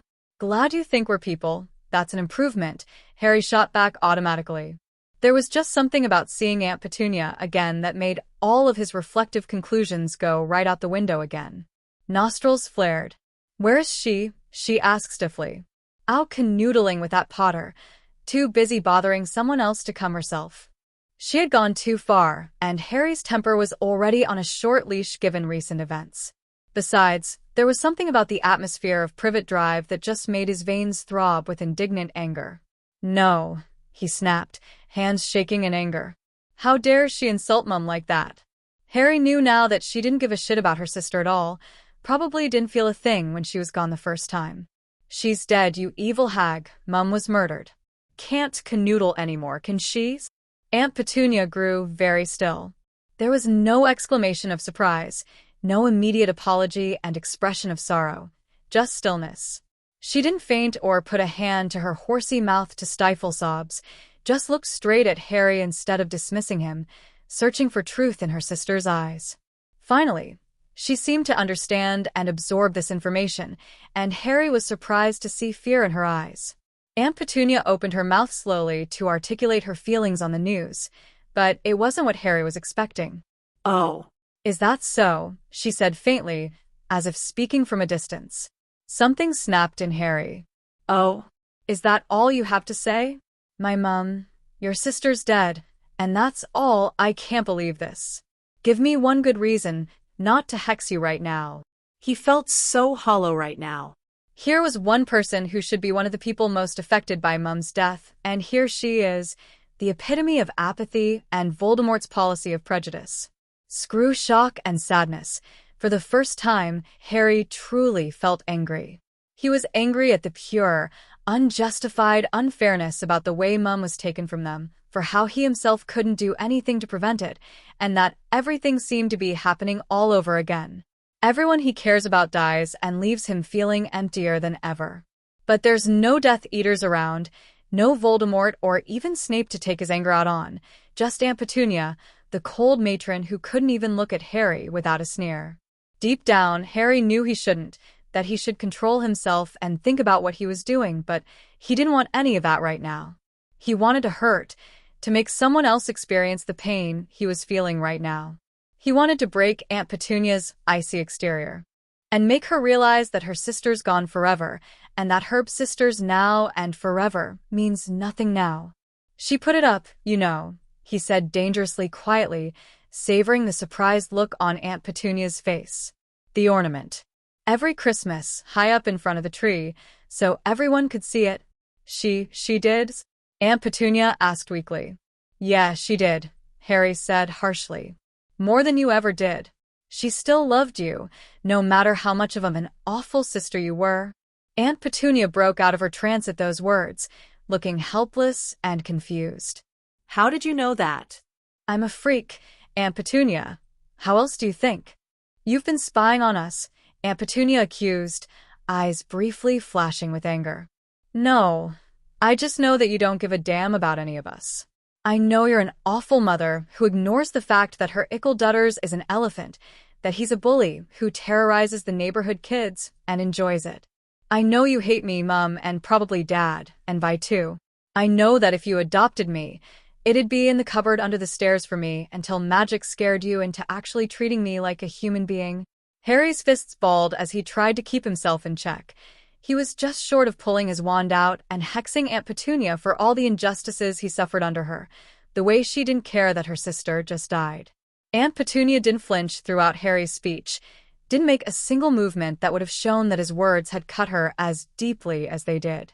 But her weak, vulnerable voice, the same sorrow that possessed her that night 7 years ago as Harry watched her mourn her sister's death, returned, showing more than any wailing could have. I don't hate her, she whispered. Why don't you ever say her name, then? Harry demanded half-heartedly, the fire that prompted him to insult and injure waning quickly. How could he possibly further hurt someone who looked that vulnerable, that human? Don't ask that question, she ordered, her voice tightening. Why? Harry asked curiously. Does it hurt too much to say her name? Are you ashamed of her? Or, he stopped, eyes widening with realization. Are you jealous of Mum? Aunt Petunia's eyes flashed with life again. Get out, she said quietly. I don't want to see you here again, freak. Harry's mouth dropped open. How could she have changed moods so quickly? Get out, she hissed, enraged. Gladly, Harry said coldly, any sympathy he had held for his aunt lost. Here's your invitation to the funeral. Come if you loved her. Otherwise, don't bother. Ideally, Harry would have walked away feeling satisfied that he had given Aunt Petunia exactly what was coming to her. But if this were an ideal situation, he wouldn't be coming to her at all, bearing news about her sister's death. He would be enjoying the aftermath of Christmas with his family, clinking glasses and exchanging stories while sitting by the fire as they chatted about meaningless things. Instead, he trudged along the familiar path again, confused and feeling as if he'd accomplished nothing. We have gathered here to mourn the loss of a beloved wife, mother, friend, and comrade. Lily Potter was. Harry sat behind the man speaking with the rest of his family, along with Sirius and Remus, who were basically family. He'd been suspicious of Wormtail's absence and kept on scanning the crowd, looking for him so he could rip him apart limb by limb. James had initially wanted it to be a small, private funeral, but Lily was well-loved, and many of their former classmates and her co-workers also wanted to come, so they increased the size. Harry was starting to get really sick of funerals. Like Dumbledore's service, the speech about Mum's life sounded so generalized, so impersonal. Several people who actually knew Lily were going to speak, including James, but it made his stomach churn listening to this man. He hated this. He hated how he lost his mum right when he found her again, hate the fact that it hurts so much knowing she was dead. Before he came here, it was a fact that she was dead, that she and James both died years ago when he was 1. But now she wasn't a fact, but reality, and seeing the devastation her death brought on so many people just made this burning in his heart grab onto him tighter. No one else is going to die because of this stupid destiny, not even if it wasn't his. The funeral flew by quickly to Harry, his mind in a complete haze of thoughts, of guilt and determination. People stood at the podium, talked, and sat back down. As hard as he tried, Harry just couldn't pay attention to the talking, all the sobs and crying and mourning. Unease filled him, and all he wanted to do was get up and do something. He knew Mum wouldn't want anyone to have a breakdown over her, but use it to drive them to increase their efforts in the war, to make sure nothing like this ever happened again. He almost couldn't bear it. The open coffin seemed like such a long distance away from him. He didn't want to say goodbye. It was too soon, too sad to even try to comprehend it yet. But he took a deep breath as he approached Mum's coffin, the lily he held in his trembling hands giving him strength. Familiar guilt swirled around in his stomach, making him feel nauseous. "I love you, Mum," he said quietly. "Glad to have been able to tell you that in person finally. I'm sorry for letting this happen. I'm not going to let anyone else die. Thank you for showing me that, and for my first Christmas, even if it was cut short. When I beat Voldemort, it'll be for you." Goodbye. Carefully, Harry placed the lily next to Mum's head. Almost deliriously, he thought it was a nice contrast to her hair before realized that this would be the last time he'd ever look at that hair, at the face that seemed kind and peaceful even in death. Harry sniffed, but found his eyes empty of tears. Mum wouldn't want him to be destroyed over her death. She'd want him to fight. Violet passed him on the way back to his seat, and they glanced at each other briefly. He wasn't surprised to find tears absent in his sister's eyes as well. Like everyone close to Mum, they had already been spent. Finally, after many mourners took their turn to say goodbye, after that hollow coffin was closed and laid into the ground, it was over, and Harry was already planning his course of action for the minute he returned from school, all the information Professor Dumbledore gave him swirling in his mind as he tried to figure out what to do. "Harry?" Harry? What? Harry asked, snapping out of his thoughts. Violet narrowed her eyes, clearly displeased with his lack of attention. "It's over. We need to go to the reception." "Oh," Harry said distractedly. "What's going on?" she asked suspiciously. "You've been staring off in space during the whole thing. Don't you care that this is Mum's funeral?" "That's not fair," Harry snapped as everyone slowly gravitated away from them, leaving the siblings alone. "I was just thinking. Preferred that to listening to that bloke drone on about someone he doesn't know, like with Professor Dumbledore." Violet nodded, looking sobered. "Sorry," she muttered, "but I dunno, every time you do that, it's like you're not here. It just reminds me that I'm—" Violet paused, cutting herself off mid-sentence, suddenly self-conscious. "You're what?" "That to you, I don't exist." Damn sentimentality, Harry thought half-heartedly as that ache in his heart came back full force. He didn't really realize just how hard it must be for her to accept that, how much she trusted him to believe the impossible. "You exist to me. I know you now. I think that's enough." "Too bad I missed the days when you were little and cute though," Harry joked, attempting to lighten the mood. Both siblings offered weak smiles at that, but their hearts weren't in it. It was supposed to be a somber day after all. Harry had forgotten that during the actual funeral, but maybe for him this was the type of thing better appreciated in silence, with just the bitter wind reminding them of what they've lost. They hadn't had much time to talk after that day, too busy with the funeral and trying to reconcile their feelings, and with Violet's discovery about her brother. They stared at each other for a moment like two opponents sizing each other up. "I saw Mum's sister here today," Violet noted, giving Harry a significant look. Harry found it odd that she didn't call her Aunt Petunia, but she'd never been a figure in Violet's life, so why would she bear a title? "Oh, really?" He really was surprised.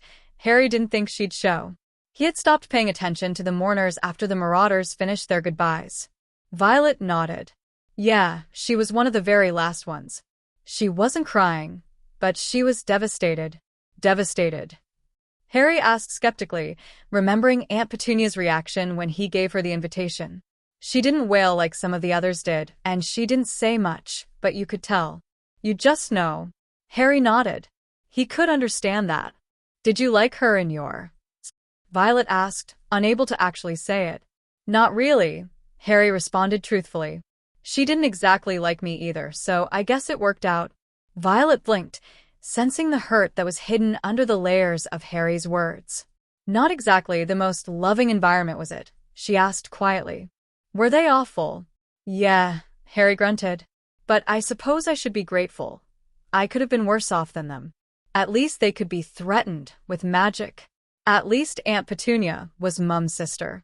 You don't deserve them, Violet stated confidently. But I suppose you wouldn't quite be the same if you had been raised by someone else, right? I mean, Harry, my Harry, is different than you. Violet frowned, as if just realizing something. You know, it's strange. I don't think of it as being two Harrys. It's just you. A you before and after. But you all the same. I don't think my Harry is gone. He's just a more immature you, I guess. Violet's logic gave him a headache, but he did agree with her on one thing. Looking now at the boy who lived here, Neville, and how he was weaker than his counterpart because he grew up in the spotlight, manipulated and showcased, Harry realized that growing up with the Dursleys did at least save him from that. Still, he wouldn't have traded that if he had the chance to grow up with his family, his mum, dad, and sister. Come on, we've got to get back to the reception, Violet said, or Dad'll get worried. Harry nodded as the two of them walked off to the flue, the grass crushing somberly beneath them. However, Harry felt compelled to look back one more time at his mother's grave, and could have sworn he saw a glimmer of a red-haired woman leaning on her gravestone, watching her children walk away. Harry blinked several times to try and get this apparition out of his head, and when he opened his eyes again, it was gone. Must have been the trick of the light, he concluded, but as he and Violet joined Dad at the fireplace, throwing the powder into the fire, Harry couldn't shake the feeling that what he saw was real. But he thought no more about it as he went spiraling down the flue network, spinning and turning while licked by green fire. As he clumsily stumbled out of the fireplace, he noticed that many of the mourners had also come to the reception, though it appeared that Aunt Petunia chose not to come. Still no sign of Wormtail, though. Harry narrowed his eyes as he scanned the crowd for the traitor, but his search was abruptly ended by a pair of arms that were suddenly thrown around his shoulders. Ginny, he asked, surprised. He hadn't seen her at the funeral, but then, he hadn't really paid attention for the most part. Sorry for attacking you like that, she muttered, suddenly embarrassed. I've just been worried. Ginny smiled at him, a sad, familiar smile of someone who knew exactly what you were feeling at the moment. It was then that Harry remembered that Bill died here, that death has always been a tender subject for the Weasleys, who may lose a family member or two by the end of the hard war. Here, they already have. But from Ginny, he didn't hear a single awkward, I'm sorry for your loss, and he was sure he loved her for that. It was nice to have someone know that silent understanding spoke, more than words. Harry. Both Harry and Ginny turned around at the familiar voice. Sure enough, bushy brown hair was visible as Hermione pushed her way through the crowd to her fellow Hogwarts students. Hermione stopped. I read about it in the obituaries. I'm sorry. Then, looking extremely awkward, she pulled Harry into a hug. Oh, thanks, Harry responded, patting Hermione on the back. For coming, I mean, both of you. It means a lot. And it did. He didn't think he'd ever been more touched by anything than this simple act of just coming. It was something their counterparts definitely would have done. With a whoosh behind them, the rest of the Potter family arrived at the reception, the quietest of everyone present. They'd all said goodbye, but felt Lily's presence with them more than ever.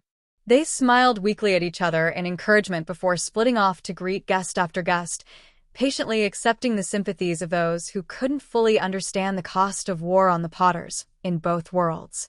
Peter waited until Harry, Violet, and James had all entered the flue before daring to approach Lily's grave.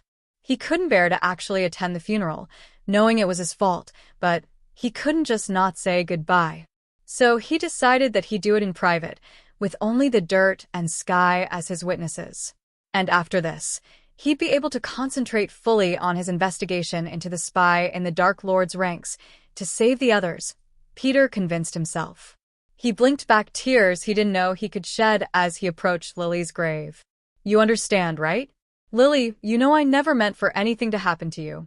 I was a coward, but I'm fixing it. I'm going to make sure nothing happens to James or Sirius or Remus or the kids.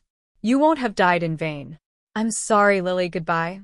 Peter wiped his eyes and turned around, prepared to start his investigation before a familiar, chilling voice made him pause. You do realize just how ironic your little eulogy is, right? No, he thought, his body freezing. No, it can't be. It's not possible. Very slowly, Peter grabbed his wand out of his pocket and spun around, brandishing it at the speaker. Now really, Peter, Lily Potter said dryly. I've already died twice because of you. Do you really think you can do it a third time now that I'm already gone? "Which what?" he stuttered. Twice. Lily smirked mischievously. Yes, Peter, twice. But you wouldn't understand, so I won't bother to explain it. She pushed off her own tombstone, her high heels barely making any sound as she briskly crossed the dirt that separated them. Stay away from me, ghost.